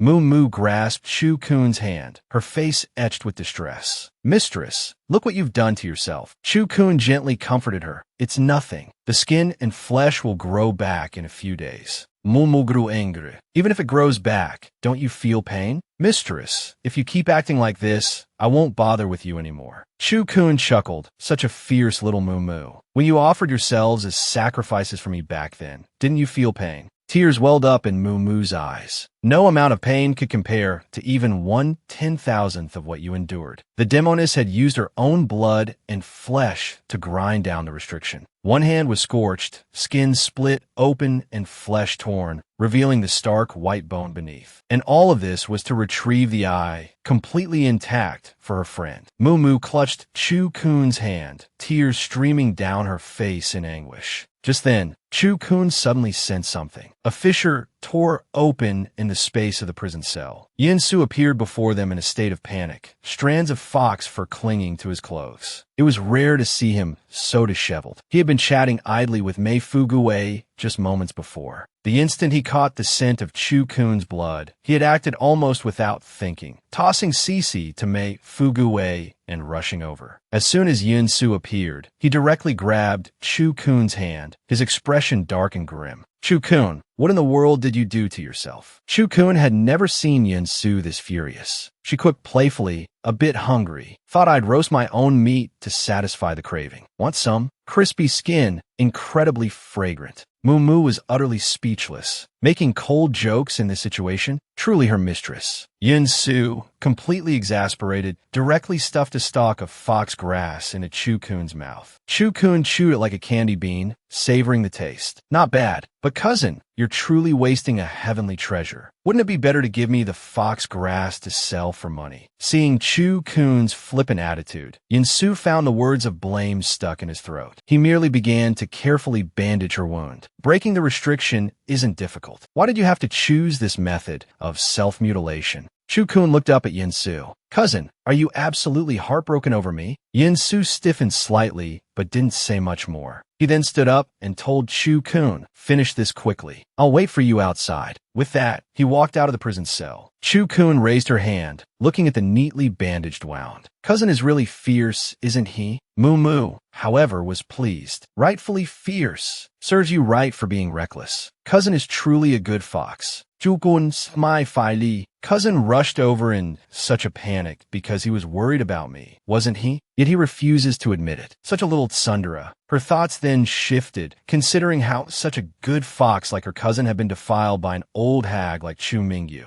Chu-kun viciously kicked the nearby Chu Mingyu twice more. The old demoness must die. But if I kill her here in the Jinyao Bureau, it will definitely be traced back to me. Need a scapegoat? Moo asked, should we pin on Di-chun? Chu-kun mused that although Di-chun was a dog, he had helped them before. As she spoke, an idea sparked. Reaching out, she wiped away Chu Mingyu's memories related to her within this imperial prison cell. Chu-kun already had a plan. This trip into the Forbidden Zone would be a perfect opportunity to dig up something useful. Such a plump piece of meat, like Chu Mingyu, needed to be properly seasoned before being sent over to UND. She could also use this old woman to verify something. Mumu looked slightly puzzled. Is there something suspicious about UND? Chu-kun stroked her chin thoughtfully. It seems UND possesses the power of my soul, devouring blood eye. Ever since Chu-kun had revived, she had been wondering why she only had one blood eye left. Could it be that after her previous death, those 11 good-for-nothings had stolen a portion of her soul, devouring blood eye's power? And perhaps they had even managed to pass it down? Moo gasped in shock, unable to stop herself from cursing. Those damned bloodsuckers. Chu-kun gazed at Chu Mingyu, stating coldly. To uncover the truth behind this old woman is the perfect bait. On the 13th floor, Lanji was apologizing to Jiao Jiao Long. Your subordinate was incompetent. I truly could not get close to Chu-kun. Currently, there's always a powerful expert of the human race by Chu-kun's side. Moreover, Di-chun has also come out of seclusion. Therefore, I dared not rashly approach the Jinyao Bureau. Jiao Jiao Long paused upon hearing Di-chun's name. I hear this man is Yuandi's most trusted hero. Lanji continued. However, there is one piece of good news. The Rakshasa ghost escaped into the Forbidden Zone carrying the blood seal. Di-chun will also dispatch people to the Forbidden Zone tomorrow to capture the Rakshasa ghost. Chu-kun will be going as well. Jiao Jiao Long ceased his movements. This time, he would enter the Forbidden Zone personally. Lanji expressed concern for Jiao Jiao Long's physical condition, but Jiao Jiao Long only spoke of not loving her then, because there were too many coincidences surrounding Chu-kun. He had to figure it out. The wooden house on Taiyuan Mountain, Fei Fei the dual cultivator. These factors linked to Chu Iho had all appeared with Chu-kun. The next day, the Jinyao Bureau selected a batch of demon suppression envoys to head to the Forbidden Zone. Ding Courtyard assigned 3 individuals, Chu-kun, Yun-su, and Mei Fuguwei. The remaining dozen or so were all from Jiazi Courtyard. The leader from Jiazi Courtyard was Wang Xizhou, Instructor Wang. He arranged for Ding Courtyard to be the vanguard, with Jiazi Courtyard bringing up the rear. Everyone looked at the trio of Chu-kun, Yun-su, and Mei Fuguwei with a hint of sympathy. Mei Fuguwei remarked, Instructor Wang seems quite self-aware. Everyone knows Jiazi Courtyard would be a garbage dump without us. Wang Xizhou glared furiously. Was that what I freaking meant? Mei Fuguwei looked dismissive. Close enough. Chu-kun nudged Mei Fuguwei from his side. Why are you blurting out the harsh truth? You're gonna make these kids depressed. What if they start crying for us to save them once we enter the Forbidden Zone? At this, the faces of the Jiazi Courtyard members twisted further with anger, their features contorted. Wang Xizhou couldn't bear it any longer and pulled rank. Enough nonsense. Let's move out immediately. And so, the group set off towards the Forbidden Zone. The Forbidden Zone. To enter is to face death. Inside lies the burial ground of the female demon head. Merely standing at the entrance caused one's heart to palpitate. But the female demon head, currently disguised, had another purpose for venturing forth this time. On the way to the Forbidden Zone, Mei Fuguwei finally found a chance to ask Chu-kun how she had injured her hand. Chu-kun glanced nonchalantly at her bandaged palm. She claimed she dreamt of roasting crispy pork belly last night and accidentally roasted her own hand. Tears of sympathy welled up in Mei Fuguwei's eyes, dripping from the corners of his mouth. Did you put chili powder on it? Yin-su simply thought Mei Fuguwei must be seriously deranged and shot him a sharp glare. Mei Fuguwei couldn't help but shiver. Cousin is so fierce. Chu-kun smiled, looking at Yin-su. She raised her hand and began to act spoiled. My hand probably won't be able to move for a long time. If only someone would blow on it and chant pain, pain, fly away, it would be all better. Yin-su didn't lift his eyes, merely muttering, Didn't you hear enough last night? Mei Fuguwei instantly became agitated. What did you two do to me last night? Cece, perched on Yin-su's shoulder, also gave a start. Yesterday, it was Cece who felt sorry for Sister Chu-kun and kept holding her hand, chanting pain, pain, fly away. Chu-kun touched her chin, chuckling mischievously. Oh ho, so cousin was eavesdropping on little silly Cece and me chatting last night. Cece also wagged its large tail, saying, Brother, you're naughty. Caught between the two of them, Yin-su felt utterly exasperated. He couldn't help but think inwardly. This mother and child pair are truly cast from the same mold. After a short while, the group arrived at the entrance to the Forbidden Zone. Even before entering, they could feel the dense, demonic energy. The demon suppression envoys murmured amongst themselves, acknowledging its known terror, but finding it even more dreadful than expected. Mei Fuguwei and Chu-kun, however, were quite calm, cracking melon seeds and chatting. It's so pitch black. Little Kunkin, do you think there might be ghosts down there? Chu-kun replied without hesitation, Perhaps. Aren't Chu-iho's arms and legs said to be down there? The more the two talked, the more animated they became. Before she could utter Chu-iho, a crowd of people cut her off. Shut your mouth, quickly. A demon suppression envoy whispered nervously. This is the burial ground of that female demon head. Aren't you afraid of summoning her by saying her name? Of course, Chu-kun wasn't afraid. She was Chu-iho herself. Right now, she merely spat out a melon seed husk nonchalantly, saying, "Tiske, this is K. I'm absolutely terrified." Then, completely unexpectedly, she yelled into the darkness, "Chu-iho, I call your name. Do you dare to answer?" The echo reverberated through the empty, forbidden zone. The group of demon suppression envoys behind them were so scared their souls nearly flew out of their bodies. Chu-kun casually pointed towards the darkness. "See? She doesn't dare to answer." Yin-su, standing behind her, was utterly speechless. "So old, yet still so mischievous?" Wang Sizhou spoke up. "You three, go down and scout the path yourselves. If you're looking to die, don't drag others down with you." Chu-kun retorted without missing a beat. "Then why are you wasting time? Hurry up and use the blood seal to open the restriction." Wang Sizhou felt a surge of fury, but could only curse inwardly. This damned Chu-kun. Then he took out the Chu clan blood seal, activating it with spiritual energy. In an instant, the ground beneath their feet began to tremble. A solemn and chilling aura rushed up from below. The various demon suppression envoys were thrown into a panic. The female demon had entered the forbidden zone. Demons danced in chaotic revelry. At the entrance, Jiao Jiaolong had already quietly blended into the crowd, her eyes filled with killing intent as she stared at the people cursing Chu-kun. After the forbidden zone opened, that sinister chill rushed up from below. Others instinctively recoiled, yet Chu-kun looked down nonchalantly. Wang Sizhou impatiently urged Chu-kun and the other two to hurry down. Without further ado, Chu-kun grabbed Yin-su and Mei Fuguei and jumped straight down. Wang Sizhou harbored a cautious thought. Let Chu-kun's group go first to satiate whatever lurked below. He instructed the people behind him to wait half a shurchun before descending. Murmurs rippled through the crowd again, mostly about the female demon head below. Unlucky, disgusting. However, they failed to notice a figure had already quietly slipped into their midst. A murderous glint flashed in Jiao Jiaolong's eyes. Chu-chu is not a female demon head. Mei Fuguei, having jumped down, let out a series of shrieks. Suddenly, a large tail clamped over his mouth. Cici, looking displeased, pounded on Mei Fuguei. "Brother Fuguei, you're so loud. You're bothering baby." Chu-kun told Mei Fuguei this wasn't like jumping off a cliff. Once the forbidden zone opened, the blood seal transported them directly inside. Under normal circumstances, jumping down would certainly mean falling to one's death. Mei Fuguei felt a chill run down his spine, unable to resist complaining. "It's quite cold down here in this forbidden zone." The next second,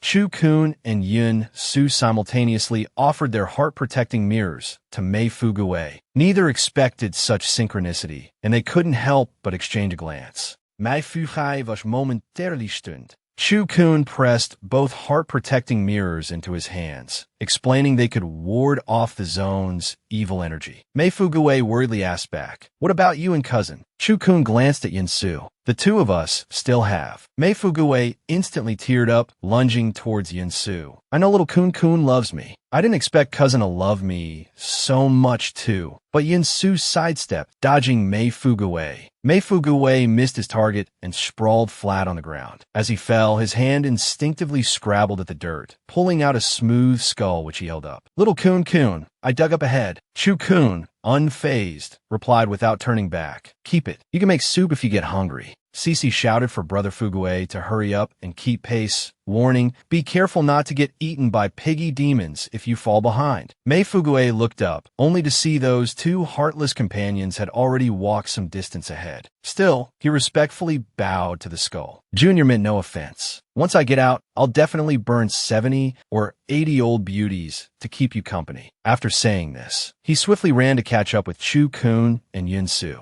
Meanwhile, the skull he had placed back on the ground slowly turned. A faint red glow flickered within its empty eye sockets as it watched the direction Mei Fuguei had left, emitting a few soft clack, clack, clack sounds. Then, the skull began to roll across the ground, slowly following the path the three had taken.